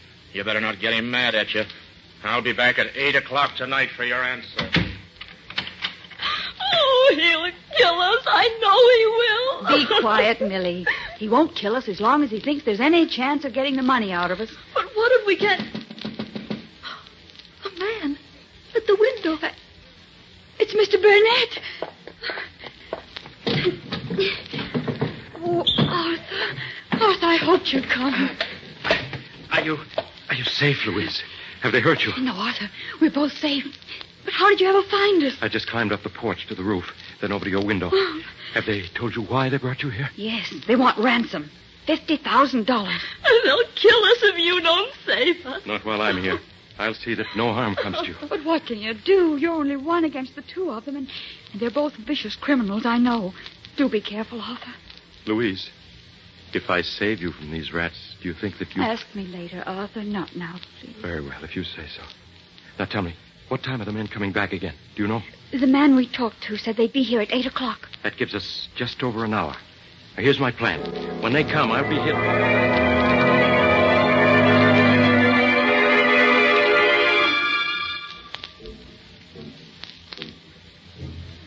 Now, you each know what you're supposed to do, don't you? Sure, Nicky, sure. You know, this ought to be fun. I haven't played cops and robbers since I was a kid. Same here. This should be good. Well, I hope you two aren't disappointed. But you can't tell about these things. So watch your step, both of you.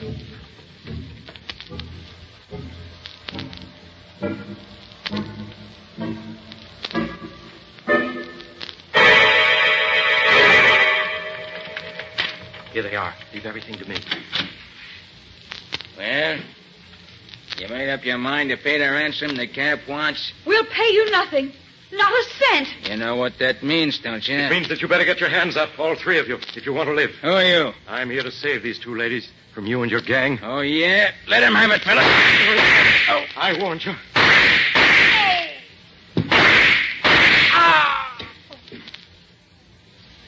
Arthur, you've killed them all. It's their own fault. I warned them. Oh, you are wonderful, Arthur. Arthur, are you hurt? No, Louise, dear. Fortune was with me. I'm not even scratched. Oh, Mr. Burnett, I never in my whole life saw anyone so brave as you. Any man would be brave when defending the woman he loves. Please, Arthur, you promised. I'm sorry. I'll take you home now. Just let me drag these bodies out of the way, and I'll... Not yet, you won't. You can't. What's the matter with you men? What's the idea? Shut up, you. Arthur, are you hurt? Mrs. Wallace, the time has come to explain a great many things. First, let me remove this beard. There. You recognize me now, don't you? Mr. Carter. Nick Carter. But Mr. Carter, what are you doing to Arthur? Mr. Burnett. I'll answer that later. First, I want you to meet my assistant, Penny Eagles. Your assistant? Sure. How are you? The other man is an old friend of yours, Mrs. Wallace. An old friend of mine? Mm-hmm. Well, I'm sure I don't Perhaps know. if you took off his makeup, you might recognize him. There. You know me now? Vernon. Oh, Vernon. Louise, my darling. But Vernon, Arthur told me that you... That I was dead? Oh, yes. Arthur Burnett told you a great many things that were not true. But Vernon, he showed me your ring, your lodge pin. He said he took them off of your dead body that the police found in the river. Burnett took those articles from your husband's body, right enough, Mrs. Wallace. But it was while your husband was still alive. And it's no fault of his that I'm not dead now. You don't mean that Arthur... That's exactly what I do mean. He's been lying to you for years, Mrs. Wallace. It was he who ruined your husband's business and caused him to lose so much of his money. It was he who first induced your husband to drink and gamble. And it was he who was responsible for your husband's disappearance a few days ago. But that's a lie. Oh, no, it isn't. As a matter of fact, Louise, dear, if Mr. Carter hadn't fooled him by putting a dead calf in my place on that crematory slab, Arthur Burnett would have been my murderer. Oh, no. No, that can't be true. Furthermore, it was Burnett who arranged for your kidnapping this afternoon. Oh, but... He did it so that he could suddenly appear and rescue you from the members of the kidnap gang, who were in reality men in his employ. But why should he do all these horrible things? Because he's been in love with you ever since he first met you. And ever since your marriage to Wallace, he's been insanely jealous of him. Everything Burnett's done has been to make you despise your husband and turn instead to him. That's a lie, Carter. Oh, no, it isn't, Burnett. I can easily prove it. Penny, let me have the gun with which Burnett shot us during the battle a few minutes ago. Sure, Nick. Here you are. Thanks. Now, look here, Mrs. Wallace. This pistol has 8 shells in it. Burnett fired 5 shots at us, but there are still 3 shells left. And here they are. Why, those are blanks. They couldn't hurt anybody. Exactly, Mrs. Wallace. And the shells in the pistols that his men were to use in the fights were blanks also. And if I were a beautiful woman in distress and a man came to my rescue with his pistol loaded with blanks, I think I should find it extremely difficult to believe that he was being on the level with me.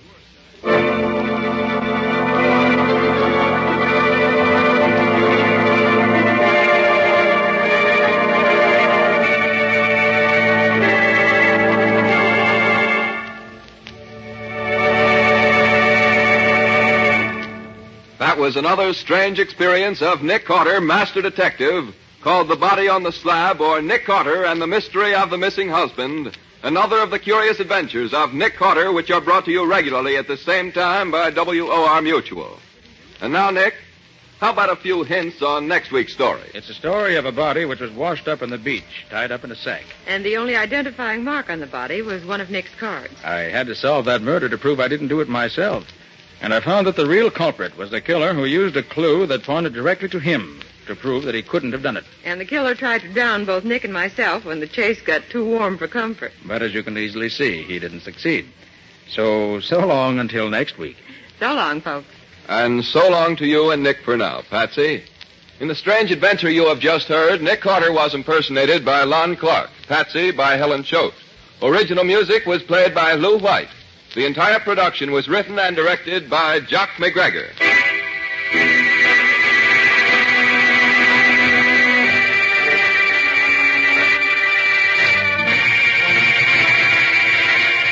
Next week at the same time, listen to another curious adventure of Nick Carter entitled The Drug Ring Murdered. For Nick Carter and the Mystery of the Left-Handed Killer.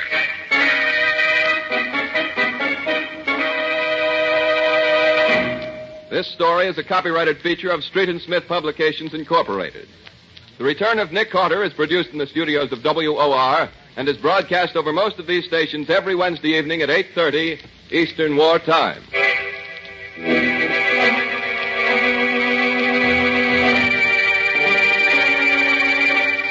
This is Mutual.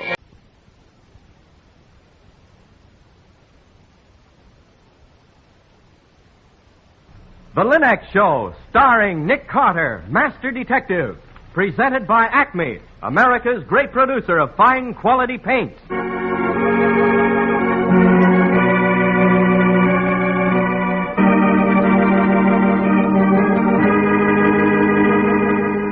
This is the story of a man known the world over as one of the most daring and resourceful characters in the history of detective fiction. A man whose name has become a symbol of the triumph of right and justice over the sinister forces of crime and lawlessness. A man recognized as one of the great masters of deduction. Nick Carter, Master Detective.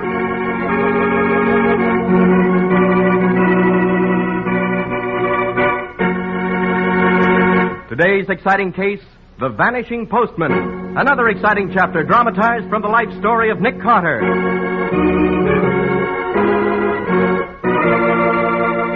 In just a moment, we'll hear how Nick Carter investigated a baffling 7-year-old crime and solved a murder through the eyes of a blind man. There's no time of year when a busy homemaker needs cool, leisurely relaxation more than during the summer months. And you can have that kind of relaxation when you do your homemaking the easy Linux way. Just follow the example of wise American homemakers everywhere who have learned the magic shortcut to household care. Those 3 great Linux home brighteners. Linux Clear Gloss, the modern brush-on finish, Linux Cream Polish for fine furniture, and Linux Self-Polishing Wax, the amazing new quick-drying wax product. Start now to enjoy extra relaxation every day. Enjoy that added leisure in a home that's sparkling with bright new beauty. Just ask your hardware, paint, or department store for the 3 great Linux home brighteners and save time the easy Linux way.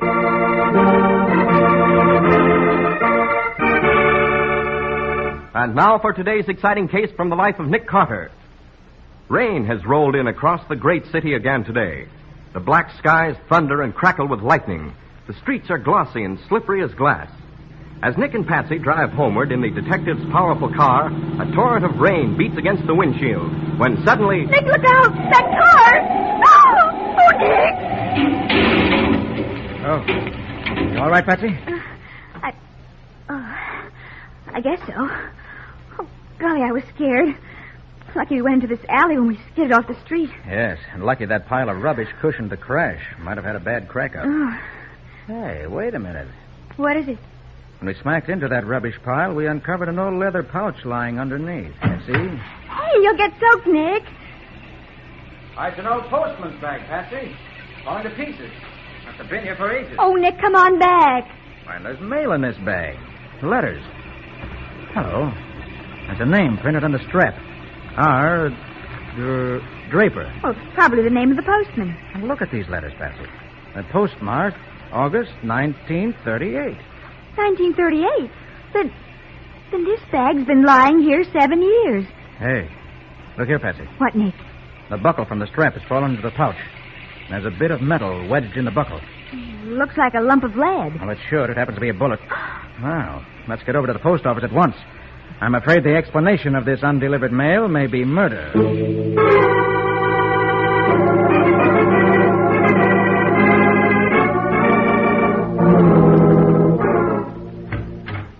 Patsy, mystery. I found that postman Robert Draper vanished 7 years ago, and that the police and postal authorities believe him to be guilty of theft because a registered parcel containing $10,000 in securities also vanished at the same time. Oh, Nick, he stole them? Theft can't account for that bullet we found wedged in the buckle in the pouch, Patsy. Oh, no, I suppose not. For 7 years, Robert Draper stood convicted of theft. Well, I'm going to find out whether he's guilty. But how are you going to dig up evidence on a case that happened 7 years ago? I'm going to get special permission from the postmaster to deliver this mail that should have been delivered 7 years ago.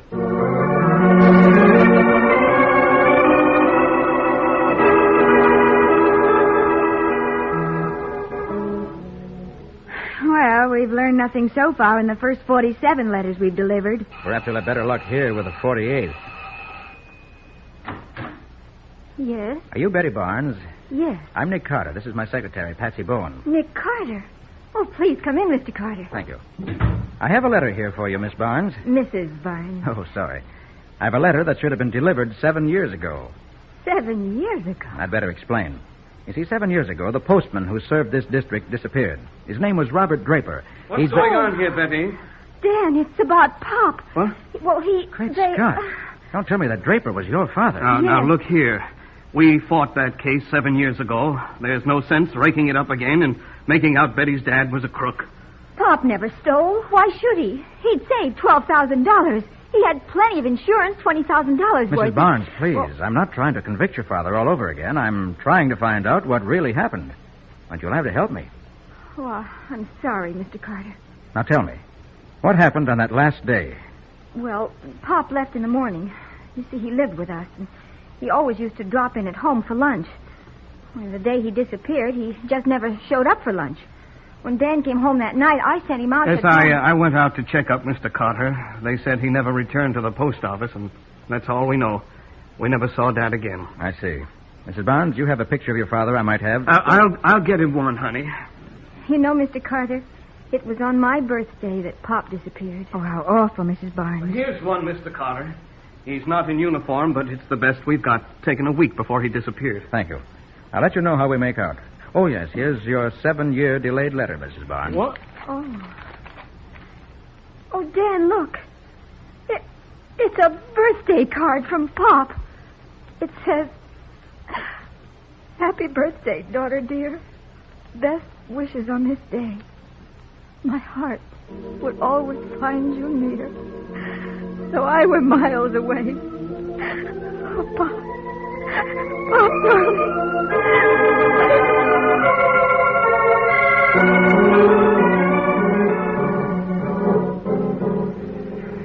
But, Nick, we've delivered 17 letters since we left Mrs. Barnes. Not one of them knew a thing. It's all right, Patsy. We're not doing badly at all. We've got a picture of Draper, and we know he had no motive for stealing those securities. Somebody else in this trail of letters will help us along further. Well, this one's for Ben Kramer, care of Kramer's Garage, 118 Land Street. Now, this is it. Let's go in. Mm-hmm.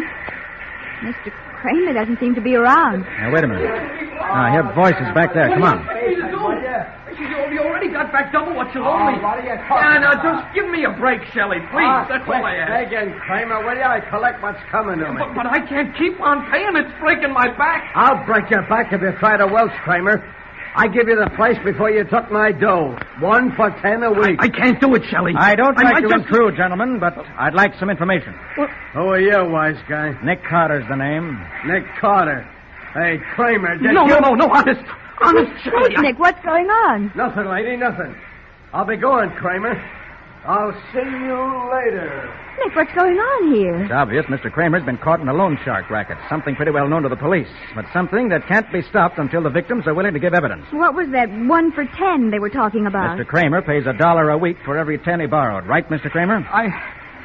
I don't want to talk about it, Mr. Carter. It ain't safe. If I could only just lay my hands on $1,500 and get out from under. Mr. Kramer, we've got a letter for you. Huh? It's 7 years old. 7 years?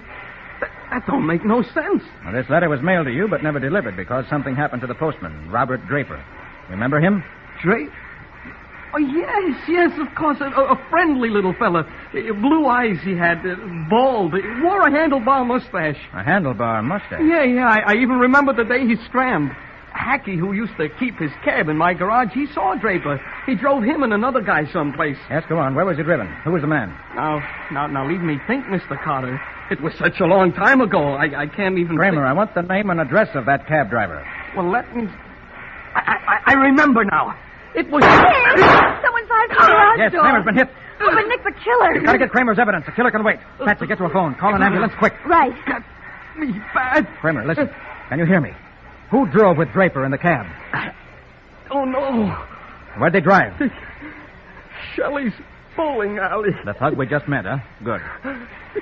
Carter, do me a favor. Anything you say, Kramer. That 7-year-old letter. Read it to me. Certainly. Mr. Ben Kramer, dear sir, we are happy to inform you that your contribution has won second prize in our slogan contest. Enclosed, please find money orders totaling $1,500. $1,500? Why, that's just what Mr. Kramer needs to pay off. Mr. Kramer doesn't need any money anymore, Patsy. Oh. He's dead.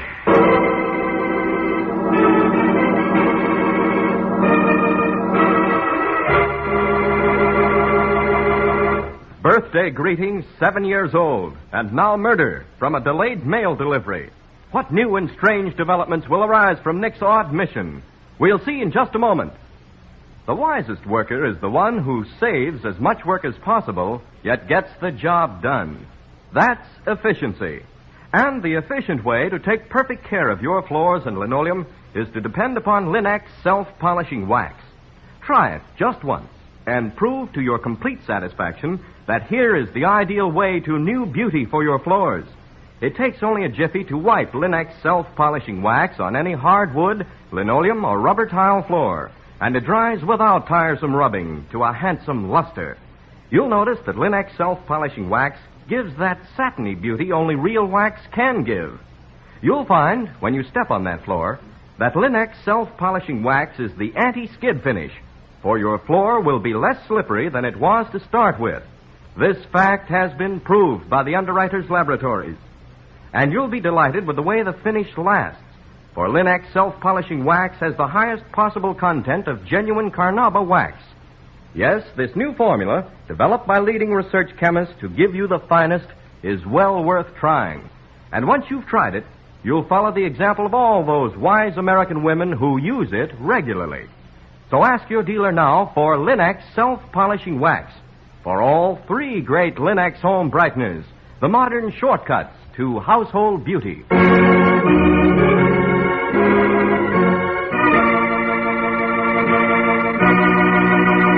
And now back to our story. Investigating the strange disappearance of Robert Draper, postman, accused of absconding with registered securities he was carrying, Nick and Patsy pick up the trail of the old mystery by delivering mail found in the postman's abandoned pouch. Now we find them in the street after the sudden murder of one of their witnesses. What do we do now, Nick? Wait for the homicide squad to arrive? Oh, no. Sergeant Matheson will only hold us up, call us material witnesses and all that. Now, I want to get on with the case. At the Shelley bowling alleys? No, not yet, Patsy. We haven't enough evidence for a direct frontal attack on Mr. Shelley. Oh. Let's get on to the mail delivery. There are more clues waiting for us to pick them up. Who's next? A postcard addressed to Mr. Parker Flint, Homewood House. Homewood House, huh? Mm-hmm. That's the exclusive apartment house in the corner facing the river. Uh-huh. Come on. Let's see what Mr. Flint can tell us.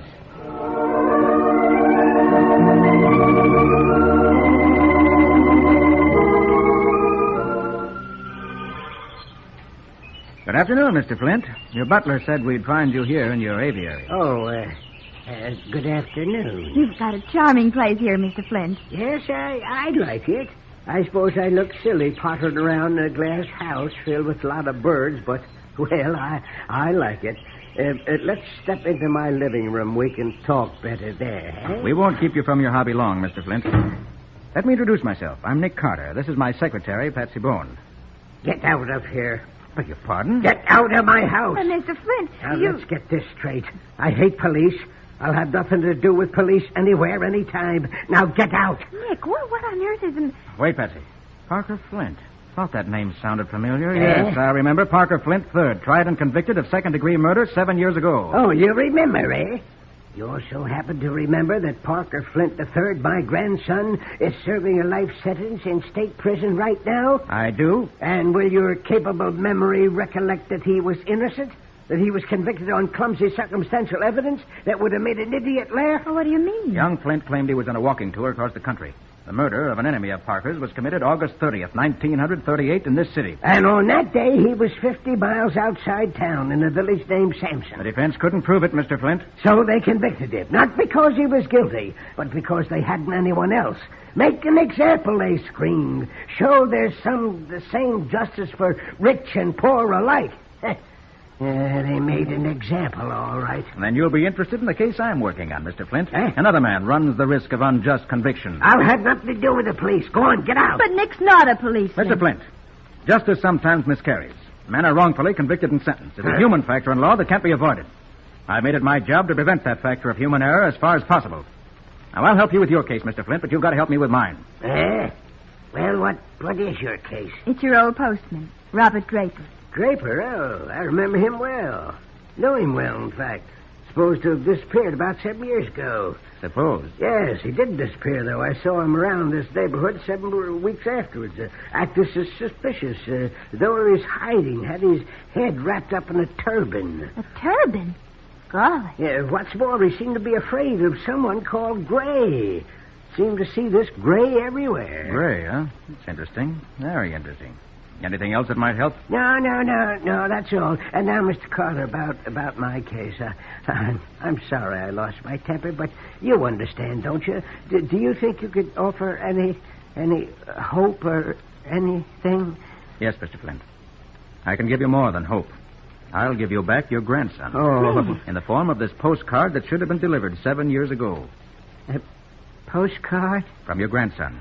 Sent from the village of Sampson, New York, postmarked August 30th, 1938. Oh, which proves he was where he claimed he was. Heaven. Congratulations, Mr. Flint. This is the one piece of evidence that'll free him. Yeah.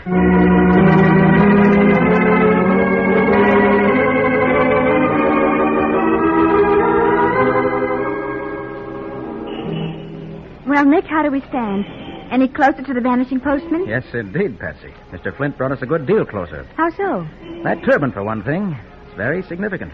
And Draper's fear of someone called Gray, even more so. But we haven't come across anyone named Gray so far. Now, hold everything, Patsy. Here's our next stop. Residence of Miss Jennifer West. Miss West's got a 7-year-old package coming to her. Well, let's hope we can trade it for information.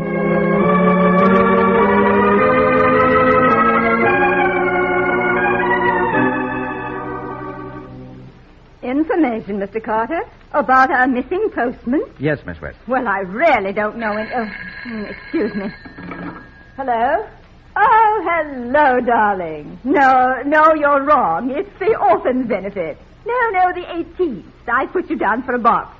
No, certainly you can't get out of it, dear. It's a worthy cause. Yes. All right, bye. Now, let's see, where were we? You were going to tell us what you remember about Mr. Draper's disappearance. Oh, but I don't know anything. I don't even remember him. Well, here's a photograph of him. No, I'm sorry. It isn't a bit familiar. But I have such a miserable memory for faces. And in my work these days, I see so many. Day in and day out. Child Welfare Association, the canteen, the city hospital. City hospital. Oh, I met the most interesting man there yesterday. He was in the psychiatric wing, room 325. But, Miss West, and with the strangest disease. Monochromatism, they call it. And he's so cheerful about it. Monochromatism? Oh, it's a technical name for blindness of some kind. Such a nice man. His name was Gray. Gray? Oh, Nick. I heard, Patsy. Thanks a million for your help, Miss West. And here's your reward. This long overdue package. 7 years overdue. Why, that's Gary Horton's handwriting. Oh, once upon a time, Miss Byrne, I thought Gary and I might... Oh, well, you understand. Yes, Miss West. But he's so very shy, and I... Oh, look, my dear. It's flowers. Artificial flowers. No, they're not artificial. That's a bouquet of Live Forever flowers, and they're from Gary. Oh, here's a card. Dearest Jen, I've been wanting to ask you this for a long time. Never had the courage. Now I have. Will you... Oh, Miss West, it's a proposal. 7 years ago. And he never knew I hadn't received. He thought my silence meant... Oh, excuse me, please. Let's get out of here, Patsy. I've an idea that for the first time today, Miss West's phone is going to hear her say yes.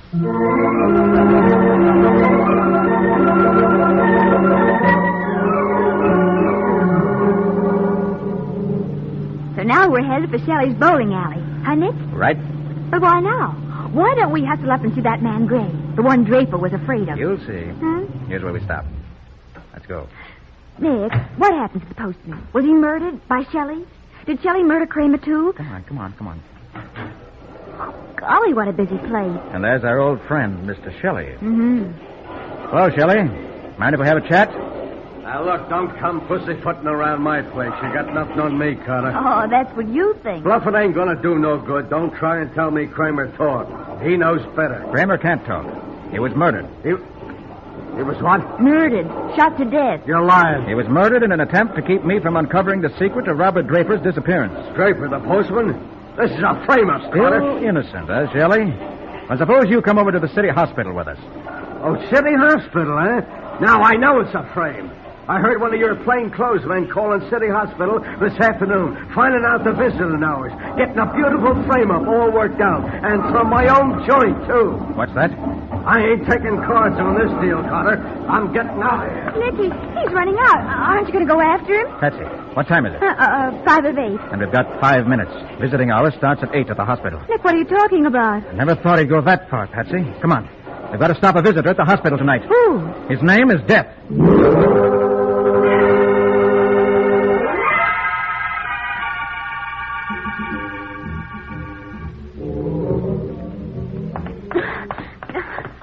Not so fast, Nick. You can stop and rest. I've got to keep going. Well, I'll stick it out. Where are we headed? To the east wing of the hospital. Psychiatry. What time is it? 2 minutes after 8. We may have enough time then. Nick, we're going to see that man Gray, aren't we? Yes. Miss West said he was in room 325. Well, this is 315. 317. 319. Here we are, 325. Yes, it says on the card, monochromatic blindness. You can read shock the card later, Patsy. Inside, hurry. Hey, pitch dark in here. Careful, Patsy. I just bumped into one of those rolling tables. Where's the light, Nick? Get down, Patsy. It's a killer. Get out of the way. Where's that rolling table? Here goes, Patsy. Oh, you got it, Nick. I heard the gun drop. It's only the beginning, Patsy, but the beginning of the end for I found you, huh? Oh, Nick, careful. No, you don't, mister. Oh, no. At least not without a gun. Oh, no. Now, now, lie still. Patsy, Yes, Nick. try and find the light. Probably alongside the door. Well, yeah, I've got it. Nick, you're sitting on Dan Barnes. Right, Patsy. Dan Barnes, Robert Draper's son-in-law. Barnes is a thief who robbed Robert Draper's mailbag of $10,000 worth of securities 7 years ago. It was Barnes who took for himself the $12,000 which Draper had saved up before he disappeared. And it was Barnes who hoped to collect $20,000 more in life insurance if Draper stayed lost 7 full years so he could be declared legally dead. But that man in the bed, that's not the same man as in our picture. Well, nevertheless, Patsy, that unconscious gentleman, a near victim of suffocation at the hands of Dan Barnes, is our long-lost postman, Mr. Robert Draper.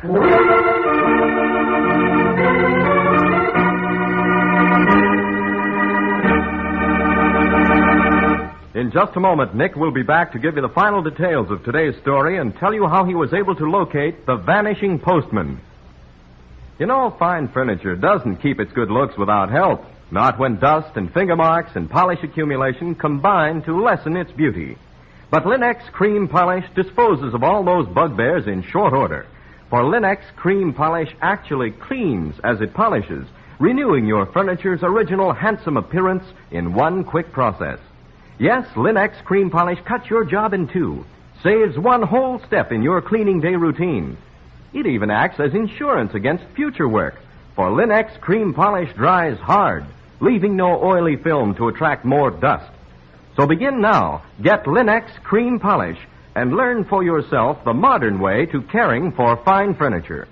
You'll find all 3 great Linex home brighteners, Linex Cream Polish, Linex Self-Polishing Wax, and Linex Clear Gloss, the longer-lasting brush-on finish, at hardware, paint, and department stores everywhere.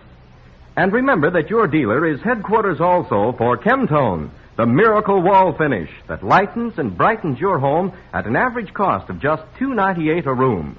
Chemtone covers in 1 coat, dries in 1 hour.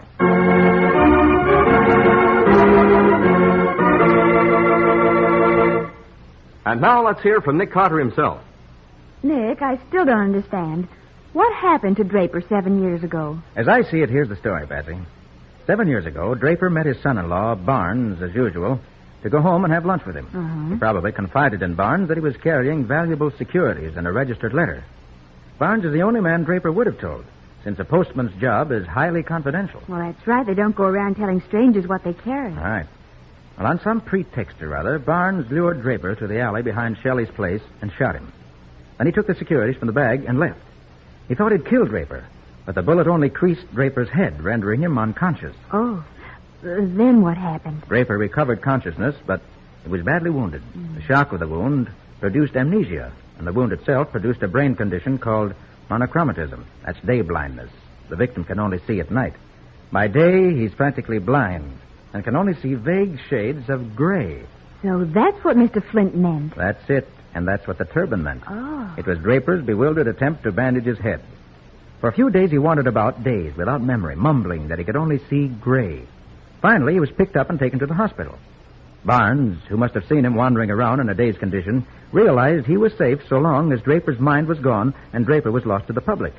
So he decided to let matters ride and wait. And then we came into the case.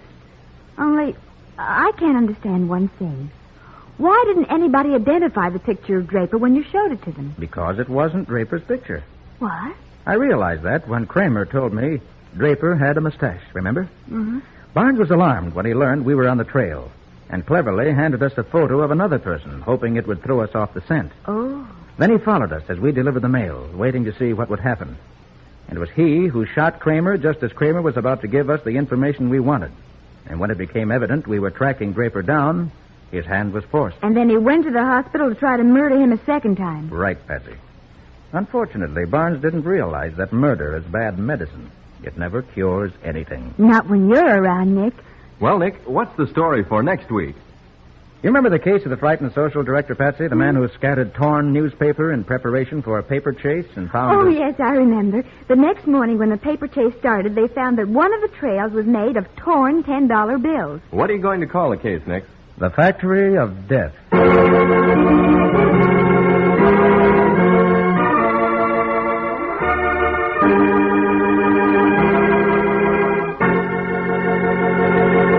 And now a final word from Nick Carter. And a very important word, too, Ken.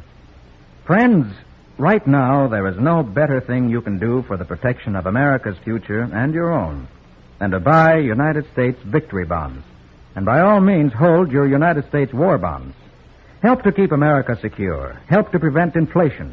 Help in the transition from wartime to peacetime by buying and keeping your war bonds until they mature. And by buying those all-important victory bonds now. Nick Carter, Master Detective, which is produced and directed by Jock McGregor, is copyrighted by Street and Smith Publications, Incorporated. Lon Clark is starred as Nick. Charlotte Manson plays Patsy. Original music is played by George Wright. Script is by Alfred Bester, and any resemblance in these programs to actual persons, living or dead, is purely coincidental.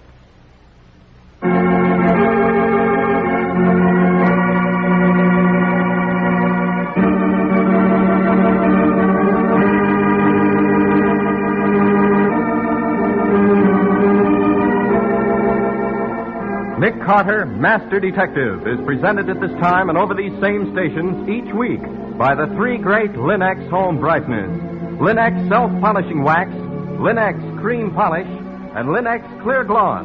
Created by Acme, America's great producer of Acme fine quality paints. This is Ken Powell speaking for the thousands of Linex dealers all over America and saying so long until next week.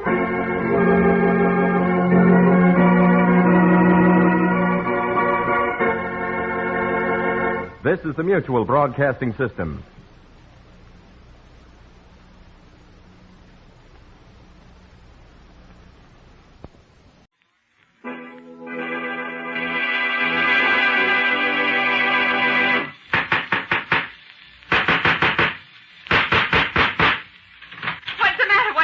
Another case for Nick Carter, Master Detective.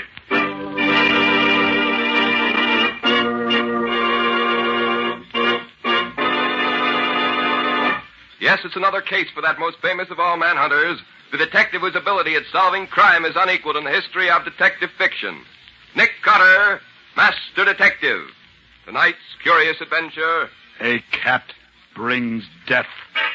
For Nick Carter and the mystery of the missing Persian.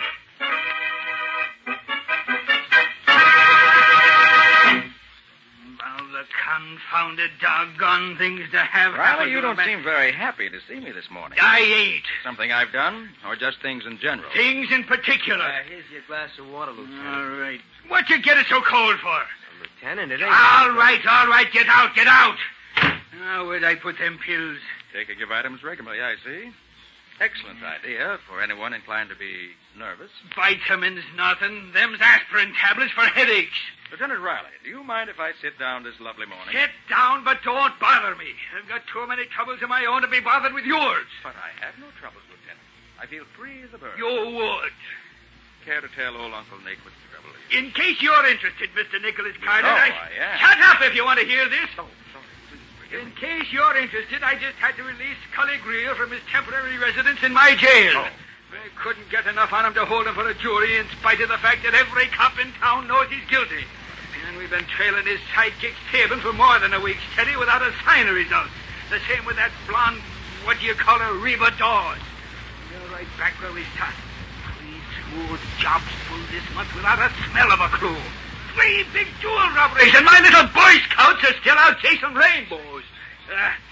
You know, Riley, I haven't been following this case very closely, but I have a hunch. Hunch? You can't hold a crook on a hunch. There's been enough high-class sparkles lifted around here in the last 30 days to stock a pawn shop, and we can't put a finger on nobody. Now, you got a hunch. You can't Riley, I know. You can't hold a crook on a hunch. You got to pin something on him and make it stick. I've heard you say that before. Well, it's true. Why, Nick, I ain't even had... Lieutenant. All right. Lieutenant Riley, Police Headquarters. This is Commissioner Clark, Riley. Oh, yes, sir, Commissioner. Now, look, if somebody doesn't turn up something on these jewel robberies pretty quick now, there's going to be some changes around here. We've been working hard on it, Commissioner, and I ain't hardly been home long enough to eat, sir. That's a fact, sir. The trouble with you, Riley, is in your head, not in your stomach. Maybe we need some new blood in that department. Oh, now, Commissioner, we can't find clues when there ain't none to find. We're doing all we can. You'll have to do better. I expect results within 48 hours. Goodbye. Goodbye, Commissioner. I take it that was the commissioner. You take it... Oh, look, Nick, couldn't you go someplace else for a while? Why, Riley, your lack of hospitality amazes me. I only came down to... Yeah. The buzzer, Lieutenant. All right. Well, what is it now? More trouble? There's a woman out here demanding to see you. And I mean demanding. I ain't receiving visitors today. You'd better be. It's Mrs. Dudley Banks herself. Mrs. Dudley Banks? You know, the commissioner's favorite aunt. I know who she is. What does she want? Some more contributions She for says she's been robbed, Lieutenant. Robbed? Oh, don't tell me we got another case to break. I can't stand much more of it. All right, send her in. You know, Riley, I remember reading recently that Mrs. Dudley Banks had the finest collection of rubies in the country. Oh, no, Nick. Not rubies. You don't suppose that Mrs. Dudley Banks, Lieutenant Riley. Lieutenant Riley, I have come to you personally to report a most distressing thing. I've been robbed in broad daylight and under the most distressing circumstances. You've been robbed? I most certainly have, and I shall expect you to take immediate action. Now, you can depend on us, Mrs. Dudley Banks. You know, just what was the nature of your loss? My cat. Your cat? You said your cat? Precisely, my cat. A lemon-colored Persian of the female sex. She's known as Fluffy. She disappeared from my upstairs living room sometime this morning. Well, isn't it just possible that the cat just strayed off the premises like... Fluffy was stolen, of that I am certain. She's not given to wandering away. Yes, of course, ma'am. Well, what do you expect me to do? Do? Why do you suppose I came down here for sympathy? Well, I expect you to recover the animal, apprehend the criminal, and punish him. Oh, sure. I shall be home after 4 o'clock. At that time, you will be at liberty to inspect the premises. You have my address, of course. Good day. Cat. A Persian cat. Of all the confounded nonsense! But Riley, think how lucky you are that it wasn't her rubies. Lucky, you call it. Well, Lieutenant, what are you going to do about this, pardon my pun, catastrophe? Do about it? As if I didn't have enough troubles now. That old Cluck may be the commissioner's favorite aunt, but if she thinks I'm going to assign anybody to round up a stray cat, she's a lot... You know, Riley, this case interests me. What? Yes. Why, a case like this might develop some startling angles before we get through with it. Oh, Nick, quit your kidding. No, really, Riley, I'm serious. This, I feel sure, is a case worthy of my talents. It'll be a pleasure for me to turn from the pursuit of murderers and other such small-time criminals to the really important work of discovering who walked off with the lovely feline pet of Mrs. Dudley Banks. Are you kidding, Nick? Definitely not, Riley. At 4 o'clock this afternoon, I shall ring Mrs. Dudley Banks' bell, wipe my feet on a doormat, hand my hat to the butler, and see what I can uncover about the mystery of the missing Persian. Oh! So long, Lieutenant.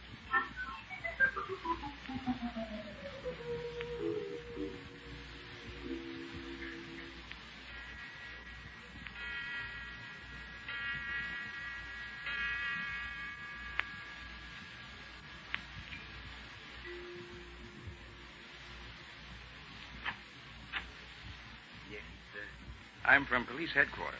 Lieutenant Riley sent me to investigate the loss of Mrs. Dudley Banks' cat. Oh, yes, sir. Mrs. Dudley Banks is expecting you. Come in, please. Thank you. This way, please. Mrs. Dudley Banks is in her sitting room. Thank you. A police person, madam. A police person? Yes, madam. About the cat, madam. Oh, yes, of course. Come in. That will be all, Carrington. My name is Carter, Mrs. Dudley Banks. Lieutenant Riley sent me here to see if I can find your cat. To see if you can find her, you must find her. Oh, that's what I mean, madam. Now, will you please tell me what you know about her disappearance? There's very little to tell. I was obliged to be absent from the house this morning for about 2 hours. I left my poor Fluffy right here in her own little basket. It's that one there with the pink ribbons on it. Yes. Now, who was here in the house while you were gone? My butler and my maid were both here, but neither of them paid the slightest attention to poor Fluffy. It was not until I myself returned at noon that she was missing. She was a lemon-yellow-colored Persian, I believe. Yes, a beautiful little creature.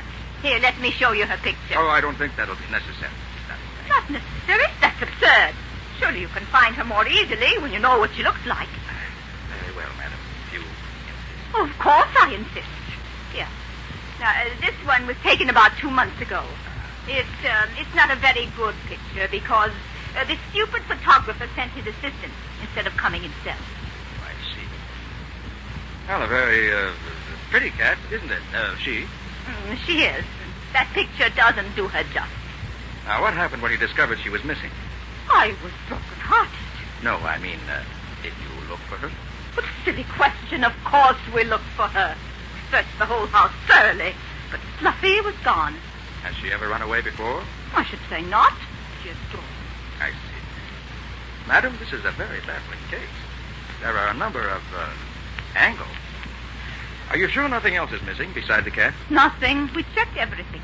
And there were no visitors this morning while you were out? No one. No one except the young woman from the ladies' auxiliary, of course. Ah. What did you come here for? Every Wednesday afternoon, my friends and I meet here to roll bandages. This young woman comes the day before to bring us the materials. She's been coming here regularly? Every week. Do you know her name? I believe this young lady's name is Miss Conroy. She took over the job only last week. Oh. She hasn't been here before last week. No, another girl did it before that. But why are you asking all these questions about her? Surely you can't think she had anything to do with it. You never can be sure, madam. Sweet girl. A blonde with beautiful green eyes, just like my poor dear Fluffy. Yes. Thank you, Mrs. Dudley Banks. I'll be getting back to headquarters now. You mean you solved the mystery of dear Fluffy's disappearance? Perhaps. Will you have your butler show me out, please? Yes, of course. Carrington. Yes, madam. Show Mr. Carter out. Yes, madam. This way, sir. Good day, Mrs. Dudley Banks. Thank you, Carrington. Not at all, sir. Good day. Very interesting. This may produce results after all.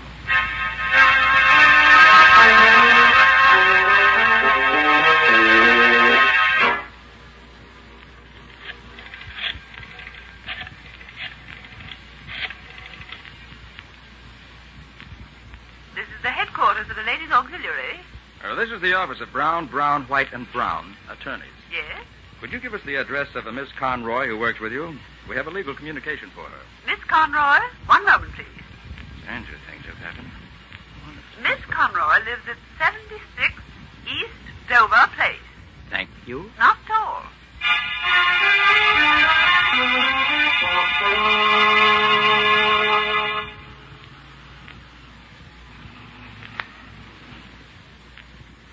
Driver, why are you stopping here? Well, this is the address you give me, mister. This is 76 East Dover Place? Well, it's as near as I can get to it.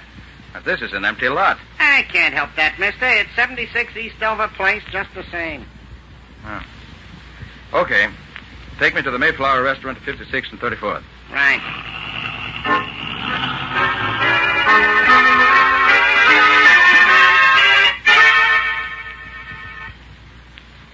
You're a little early, early for dinner tonight, Mr. Carter. Nobody gets in here before 6 generally. Now, never mind, Katie. Bring me a nice, thick slab of roast beef. Oh, you're just fooling, Mr. Carter. This is Meatless Tuesday. Oh, yes, so it is, Katie. I never seem to remember that. Well, what's on the menu? Here, you can look for yourself. If you had to buy meat for a family the way I do, you'd remember. It's a job getting things these days. Yeah, I suppose it is. Why, just this afternoon, before I come to work, I went to the butcher shop to get some liver. My husband calls it cat food, but he eats it just the same. Well, I got some, and a nice piece it was, too, but I had to fight for it. Fight for it? Yeah, blonde little chick tried to get it away from me. Last piece there was, but I got it. I slapped her face, too, I did. And she didn't want it for herself at all. Wanted it for a cat, imagine. For a cat? What kind of cat? What's the difference what kind of a cat it was? The idea of hard-working folks having to go without so some cat can eat the best there is. This blonde, she wouldn't be young and pretty, would he? Lives in the neighborhood, maybe? Oh, she's pretty to look at, but the language she used, it'll make your hair curl. Yeah, she lives around here. I seen her going in and out of the Mecca apartments across the park. She's a movie actress, maybe. Mecca apartments, huh? Mm-hmm. Well, I wonder if she's home now. Here, don't you want any dinner? I thought you'd come in here to eat. Oh, sorry, Katie. I'll be back later. Right now I have to follow a hunch and see a girl about a cat. So long.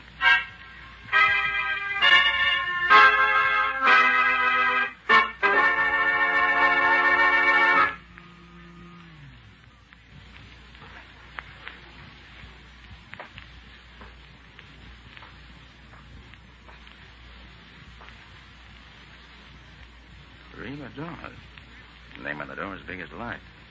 Hey, that's the young lady Riley's been trying to pin something on for the past few weeks, if I recall correctly. Well, Nick, let's see what happens.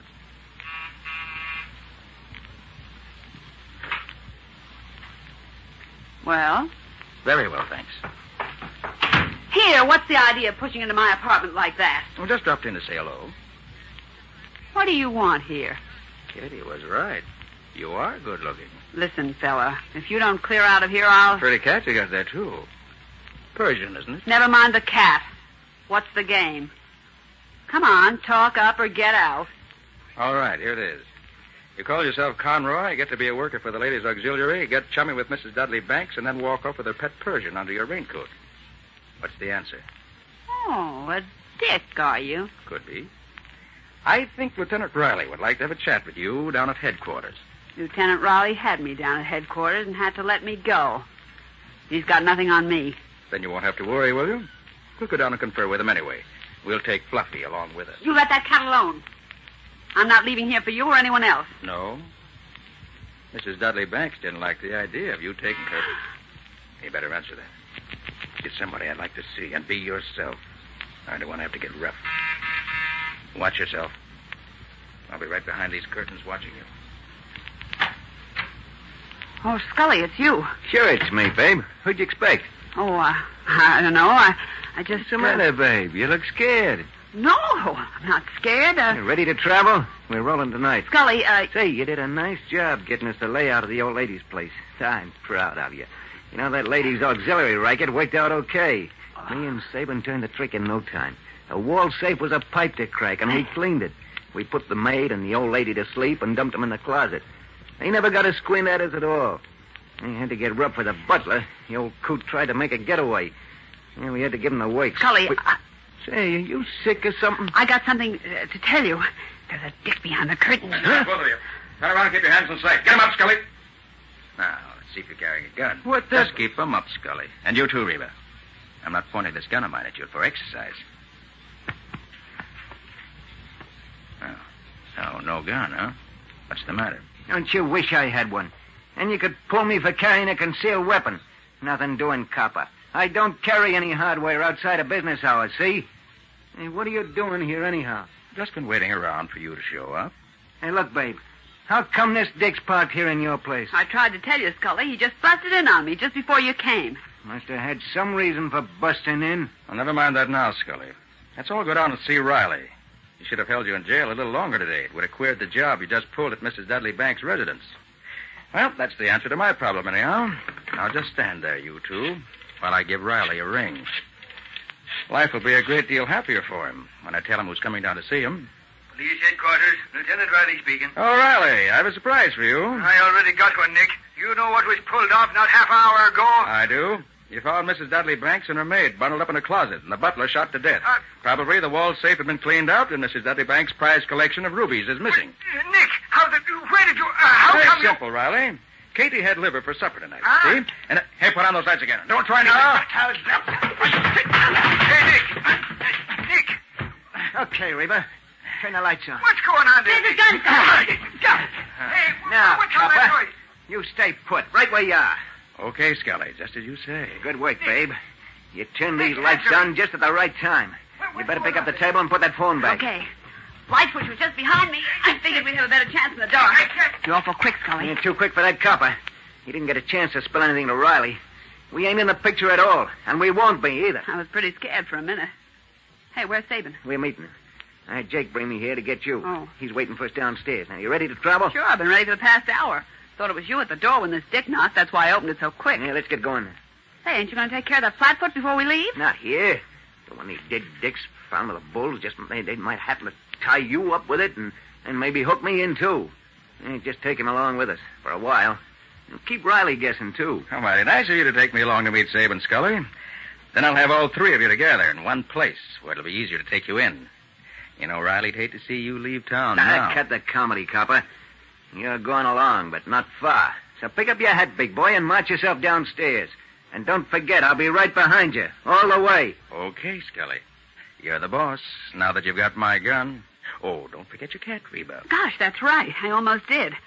Come on, Fluffy. Hey, where'd that thing come from? It's mine. Isn't she a dear? Picked her up today. Just couldn't resist her. You gonna drag that along with you? Sure, I can't leave her behind. She won't be any trouble. Okay, let's get going. I don't want to keep Jake waiting.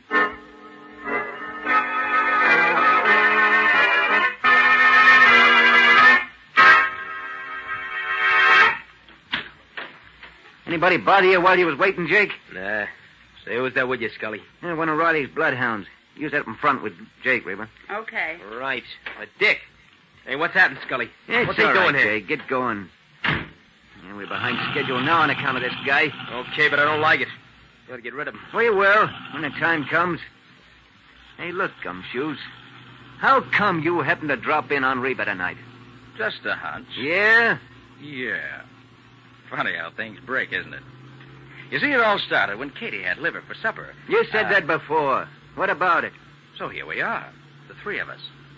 Funny, isn't it? Yeah, I can't stop laughing. What's so funny, Scully? Ask that Dick. He knows the answers. I'll tell you when the time comes. But first, let's find Sabin.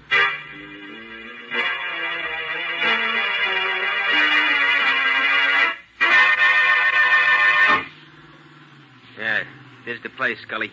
The garage here. Yeah, pull right inside. Sabin will be waiting there for us. Right. That you, Scully? Yeah. Hey, where you been? If we don't get upstate before morning, we're going to be... Hey, who's that with you? Keep your shirt on and close the garage doors before some fool cop shows up and begins asking questions. Yeah, okay.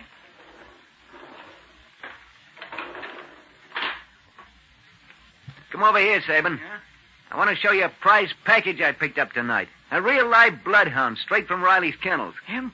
How'd he get into the picture? Walked in on his own 2 feet. Well, he won't go out that way. They'll have to carry him when we get through with him. Yeah, that's what I've been telling him. But it don't seem to worry him none. What's the use of worrying? I can't do anything about it. Yet. Not yet or ever, Copper. You're a dead duck. Hey, give Jake the gun, Scully. He can stay here and hold it on the gumshoe. You and Reba come into the house with me a minute. Okay, Sabin. Here, Jake. Keep this pointed at that Dick's heart. Yeah. I had to laugh when I think it's his own gun that's keeping him quiet. He'll keep quiet, all right. Or something's going to happen to him. Hey, how long are you going to be gone? Just a couple of minutes. We'll be right back. Everything's all set to go as soon as we finish what we got to do. Okay, but don't forget we got a long way to go yet tonight. We ain't forgot. You just keep your eye on the copper till we get back. It's a pleasure. Hey, can I knock him off? Not yet. Wait till we get a ways out of town. Then you can finish him any way you like. Hear that, copper? You and me is going to have fun. I don't like cops, and I'm going to take it all out on you. I'm sure that'll be great fun. Yeah? You won't think so. Hey, Dick, don't start moving. Stay where you are on that back seat now. One more move and I'll plug you. Scully said not to shoot, Jake. There might be cops around. You come any closer, I'll let you have it, cops or no cops. Remember, Jake, cops. I warn you. I've been... You must have a gun of your own somewhere, haven't you? Yeah, there it is. Now, my friend, to feel a little better, I'll just put this piece of wire around your wrists. And around your ankles. And slip this rag in your mouth. Tie it back here. There. Now, don't think you'll bother me any. And I'm going to have my hands full in a few minutes. I'm going to take you and your 3 pals back to Riley. Now, I'll just go over here and stand behind this door. And when they come back, I'll be a one-man welcoming party. Okay. Come on, you lugs. I'm waiting. Well, Mr. Copper, you're about to take your last ride. I hope you... Sabin, look. What is it? Jake's out cold. It's broken loose. Look out! Up with your hands, all of you. Hey, where'd Drop you those get it? bags and get your hands no, in the you air. don't. Maybe fast, Sabin, but not that fast. Hey, don't shoot. You know I ain't got no gun. Just have another look to make sure. Now, you're clean.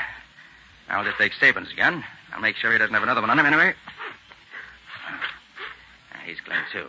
I'll keep those hands where I can see them, Reba. Just want to get a handkerchief out of my handbag. All right, but no tricks. Can't a girl use her own handkerchief when she has to blow? Sorry to have to sock you in the jaw, lady. Suppose I might have known you'd have a gun in your handbag. All right, you two. Pick her up and put her in the back of the car, and then get in yourself. Scully, you drive. Sabin, you sit in back with Reba and me. Just push Jake over, Scully. He won't bother you. All right, get going. Okay. Then we'll all drive down and surprise Lieutenant Riley. Won't that be fun?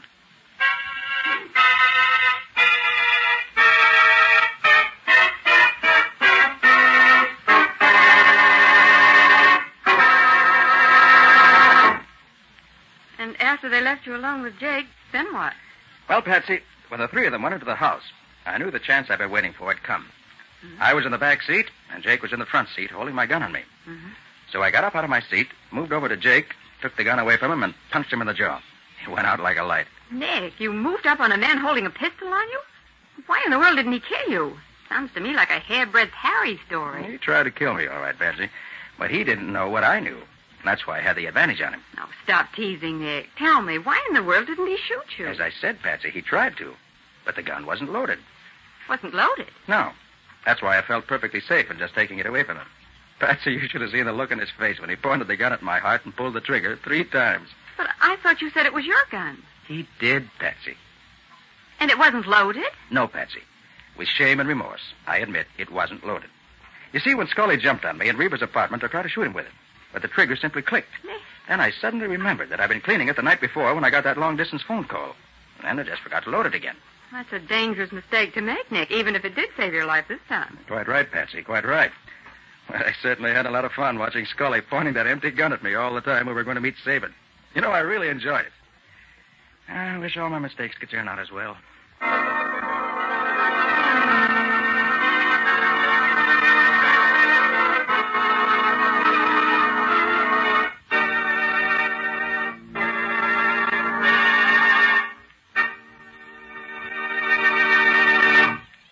This has been another of the strange adventures of Nick Carter, Master Detective, which are brought to you regularly by WOR Mutual. Well, Nick, what's next week's story going to be about? Before I tell you that, John, there's something else I want to say. Something very special. And this is addressed to you, our audience. We've been with you every week for the past year now, bringing you the strange and exciting adventures of Nick Carter. And now I'm very happy to be able to announce that beginning next Monday, April 17th, we're going to have the pleasure of being with you 5 times a week. 5 quarter hours a week, Mondays through Fridays at 9:15 p.m. Eastern Wartime, over most of these stations. And I assure you that we're looking forward to these meetings with you very eagerly. So remember, we won't be back Saturday nights anymore. But we will be here every evening, Monday through Friday, at 9:15 Eastern Wartime, beginning this coming Monday, April 17th. And we hope you'll be with us as regularly in the future as you have been in the past. Gee, Nick, that's swell, isn't it? 5 times a week. And do we have a lot of exciting stories to tell? Oh, you bet we do, Patsy. A lot of really exciting cases. And I think we'll start next Monday with a story which I call Kidnapped for Sale. Or the mystery of the missing babies. Have you heard of the latest racket?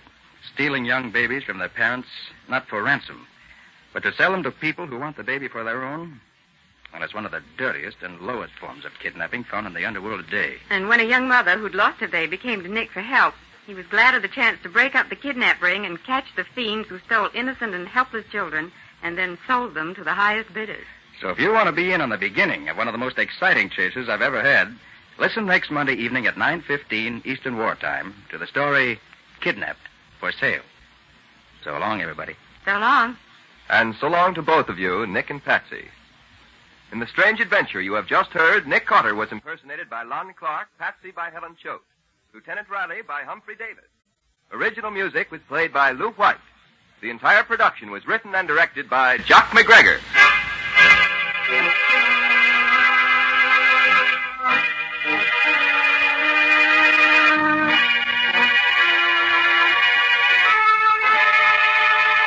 Next Monday evening at 9:15 Eastern Wartime, listen to the beginning of another curious experience of Nick Carter entitled Kidnapped for Sale, or Nick Carter and the Mystery of the Missing Babies.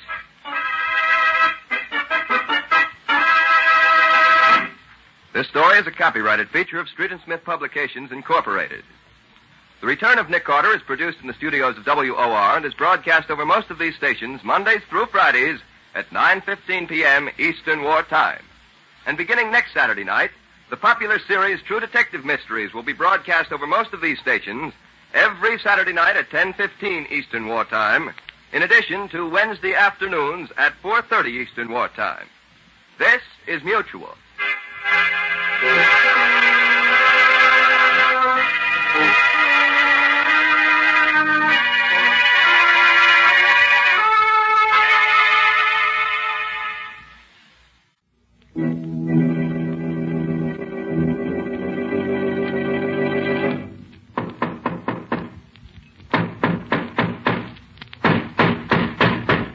What's the matter? What is it? Another case for Nick Carter, master detective.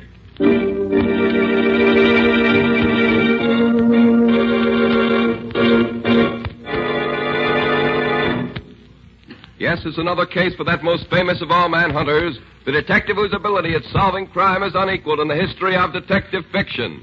Nick Carter, Master Detective. Tonight's curious adventure, Death in the Pines, or Nick Carter and the Mystery of the Murdered Driver.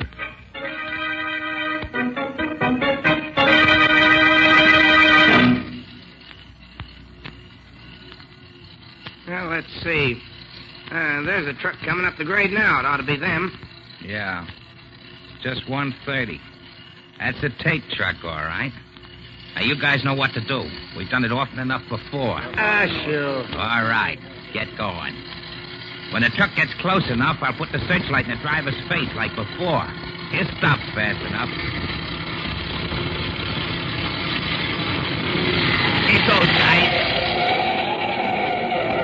Hey, what the blazes goes on here? What's the big idea? Get those hands up, wise guy, and get down out of that cab. You guys can't get away with Shut this. up. You want to stay alive, get down out of that cab and keep quiet. And bring your helper down with you. You're a bunch of crooks. Don't. They got us. There ain't nothing we can do. Okay, boys, get busy. Get up on that truck and get that stuff dumped out in the road. Okay, Shake it up, boys. We want to get out of here. Hey, keep your boys moving, Jake. We got another one to take care of yet. Hey, I know that voice. So you're the guy who's in back of all this hijacking. Now I know Do you. you? Well, I hope you try it. Oh! What's the idea? What'd you have to kill him for? Shut up, punk. You don't want to get bumped off, too. But you didn't have to kill him. Shut up. Hey, that changes our plans a little, Jake. Get your men down off the truck. Pick these two stiffs up and put them back in the cab of the truck. Then put a hole in the gas tank and touch a match to it. Okay, boys, come on down. There won't be much left for the cops to work on when they get here, which is all right with me. I don't like to see them get killed, but when they know too much, it's the only way.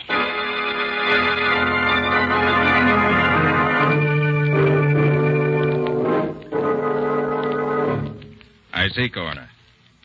Yes, thanks very much. Yes, thanks. So long. Might as well let me know the worst, Mr. Carter. After what I've been through, a little more or less doesn't matter. Mr. Tate, I'm sorry to have to tell you this, but your driver wasn't burned to death. He was shot. Murdered before the truck was set on fire. Yeah, I was afraid of that. Regan was my oldest and best driver. Been with me for 10 years. You're having trouble with racketeers? Yes, have been for the past year. How do they work? Well, I operate about 40 trucks, hauling vegetables and green stuff from South Jersey to the New York markets. It has to be done at night, so we get to the New York market before morning. About a year ago, somebody called me on the phone and said he represented a protective agency. And he'd like to sell me protection at $25 a truck. $25 a truck? Well, that's pretty steep, isn't it? It's exorbitant. I told him I wouldn't pay it. So what happened? 2 days later, one of my trucks was stopped and the drivers were beaten. The produce was dumped and destroyed. The next day, the guy called again. I told him I wouldn't pay. Did you try getting protection from the state troopers? Sure I did. And they did what they could. Whenever a trooper followed one of the trucks, or when one of their men rode on the truck as a helper, these trucks were never bothered. But the other trucks, it was the same old story. I see. Well, how do you account for the fact that the trucks with the troopers on them were never touched? I don't know. Unless the hijackers had spies at the loading points to watch if the trucks had their regular crews. And what was the outcome this time? In the end, I had to agree to pay the $25. And then, for 6 months, there was no more trouble. A week ago, this same guy called and said the ante had been raised from $25 to $40 a truck. $40? I told him I couldn't pay that because I didn't make that much. And you know what happened last night. Yes, I know. Well, are you going to try to keep writing the stuff through? If you can help me, I will. I'll do it. And to begin with, I'd like to put my assistant, Patsy Bowen, in your office as a typist. Sure. Maybe she can learn something that will start us off in the right direction.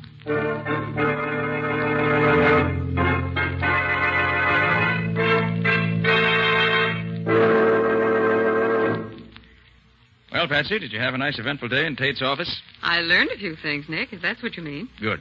Let's have them. Mr. Tate makes up the daily schedule of operations based on the orders he receives.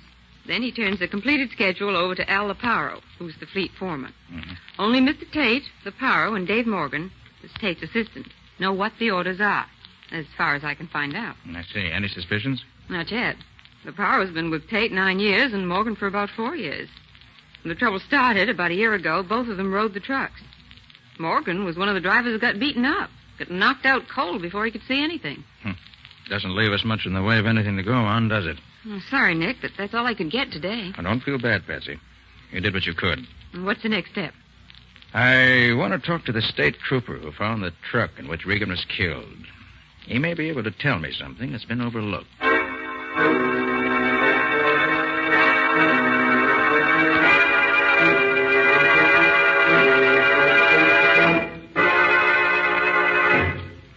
You say you read my report, Mr. Carter. I don't know that I can tell you anything else. Were you on the state police force when Tate started having his trouble about a year ago? Yes, I was. Well, that business of the hijackers never picking on a truck guarded by state troopers needs explaining. Could there have been any leak from this end? Absolutely not.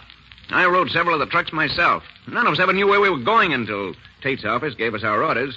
Then we went out on the road just as soon as we got those orders. Good. Then the leak must be on Tate's end. Now, the next thing. Your report gives the impression that the thug simply stopped Tate's truck, killed the driver in cold blood, and then burned the truck for good measure. Was that your personal impression? Well, no. Ah. When I first got there, I was suspicious because the truck hadn't gone off the road or collided with anything that would cause a fire or a wreck.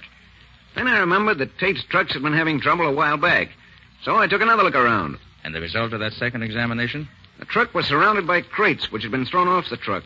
Crates that were smashed and broken, but not burned. Now, if the hijackers were going to burn the truck, why bother to throw all those crates off the truck first? It just didn't make sense. That's what I wanted to know. I'd say the gang started out to do the usual job, smashing the cargo and manhandling the crew. But then something happened. Something that made them switch their tactics. And they did something they'd never done before. They killed the driver. Yeah, that explanation would fit the facts as I saw them. But what do you suppose caused the change in plan? Well, I could make a guess, maybe. Tate told me that Regan was his oldest driver. Yeah? Now, somebody in Tate's outfit must be in league with the hijackers. That's the only way they could know as much as they do. I believe that Regan recognized one of Tate's men in the Highgate gang. Sure. And that fits right in with the idea that somebody in Tate's outfit was crossing him. Yes, Mr. Carter, I believe you've hit something.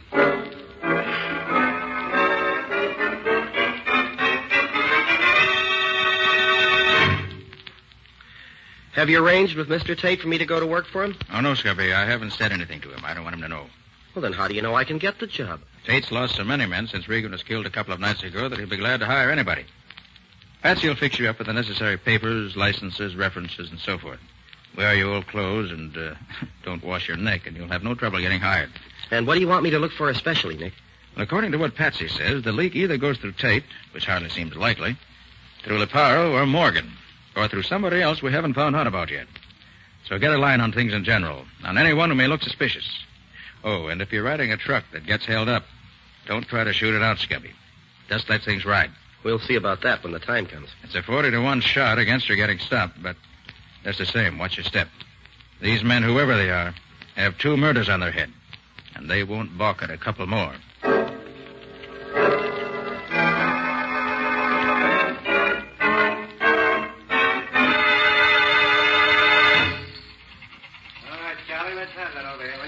Men looking for jobs, line up over here.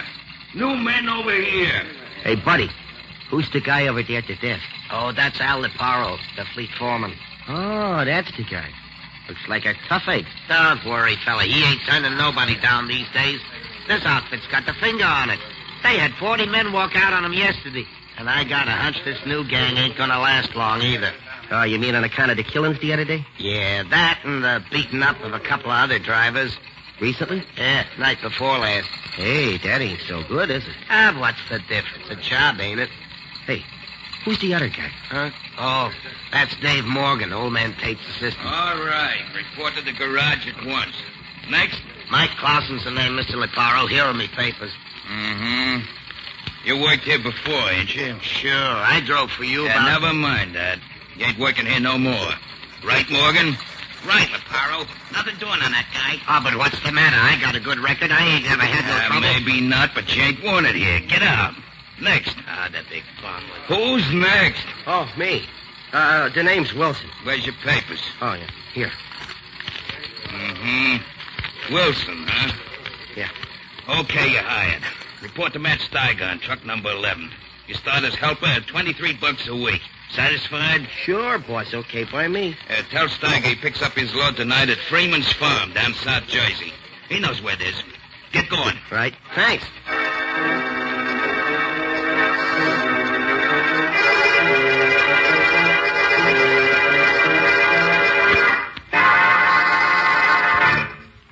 So they took you on, did they, Scubby? I thought they would. Yes. I'm phoning from a lunchroom where I just ate. Anything happened yet? Well, just before they gave me a job, an old-timer named Mike Clausen was turned down. He used to work for Tate years ago. But Leparo wouldn't take him back. I see. Maybe they didn't want to take on anyone who ever worked there before, or who has been there for long. Well, maybe it doesn't mean anything, Nick, but it looks as if the... What's the trouble, Scubby? I'm not sure, Nick. But I just realized the guy in the booth next to me here isn't saying a word. He went into his booth as I came into this one. But he hasn't dialed a number or said anything yet. Looks as if somebody's onto you already. Any idea who it could be? No idea at all. Oh, but how could anybody know about me so soon? There's always the chance that somebody's recognized you. Well, keep your eyes open, Scubby. Don't start anything. Any orders? No. Let me know at once if anything worthwhile happens. And good luck to you. Thanks. Hey, what are you going to be doing? I have several lines of investigation that I want to follow up here in the city. There are certain angles of this case that I want to clear up here before I do anything else. So long, Scubby. See you soon. I hope.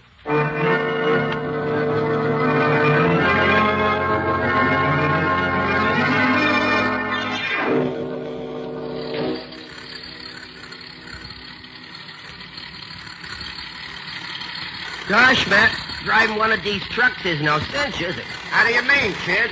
Well, I've been driving a truck around in the city, and it ain't been like this at all. We spent the afternoon loading the stuff on the truck. Now we got to spend all night riding it back to town. You don't like it, huh? I'm beginning to think it wasn't such a bright idea, hiring on with this Tate outfit. Especially with a chance of getting beat up throwing in free. Ah, cheer up. You might ride for weeks and never...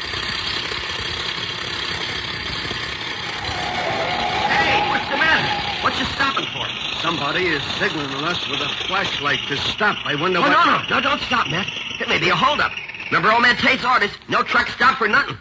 Oh, it's the state troopers. Nothing to worry about.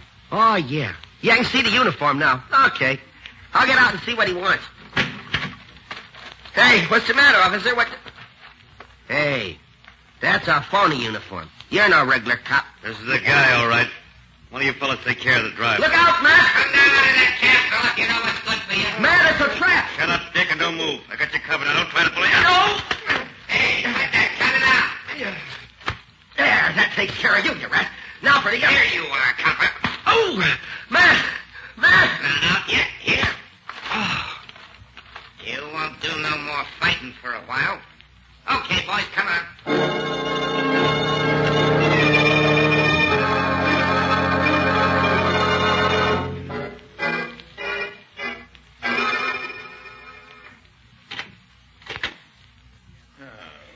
Gosh, I'm tired, Patsy. I've done more of my own leg work today than I've done in years. I almost wish I'd kept Scubby here to do the walking around. Going out on the truck myself. Did you find out anything, Nick? Yes, Patsy, I think so. But I can't be sure for a little while yet. Not until I get some more answers to some of the thousands of questions I've asked today. There have been several messages for you. I think this is probably the only one that's really important. Yeah. Oh, thanks. I thought so. He's trying to borrow money.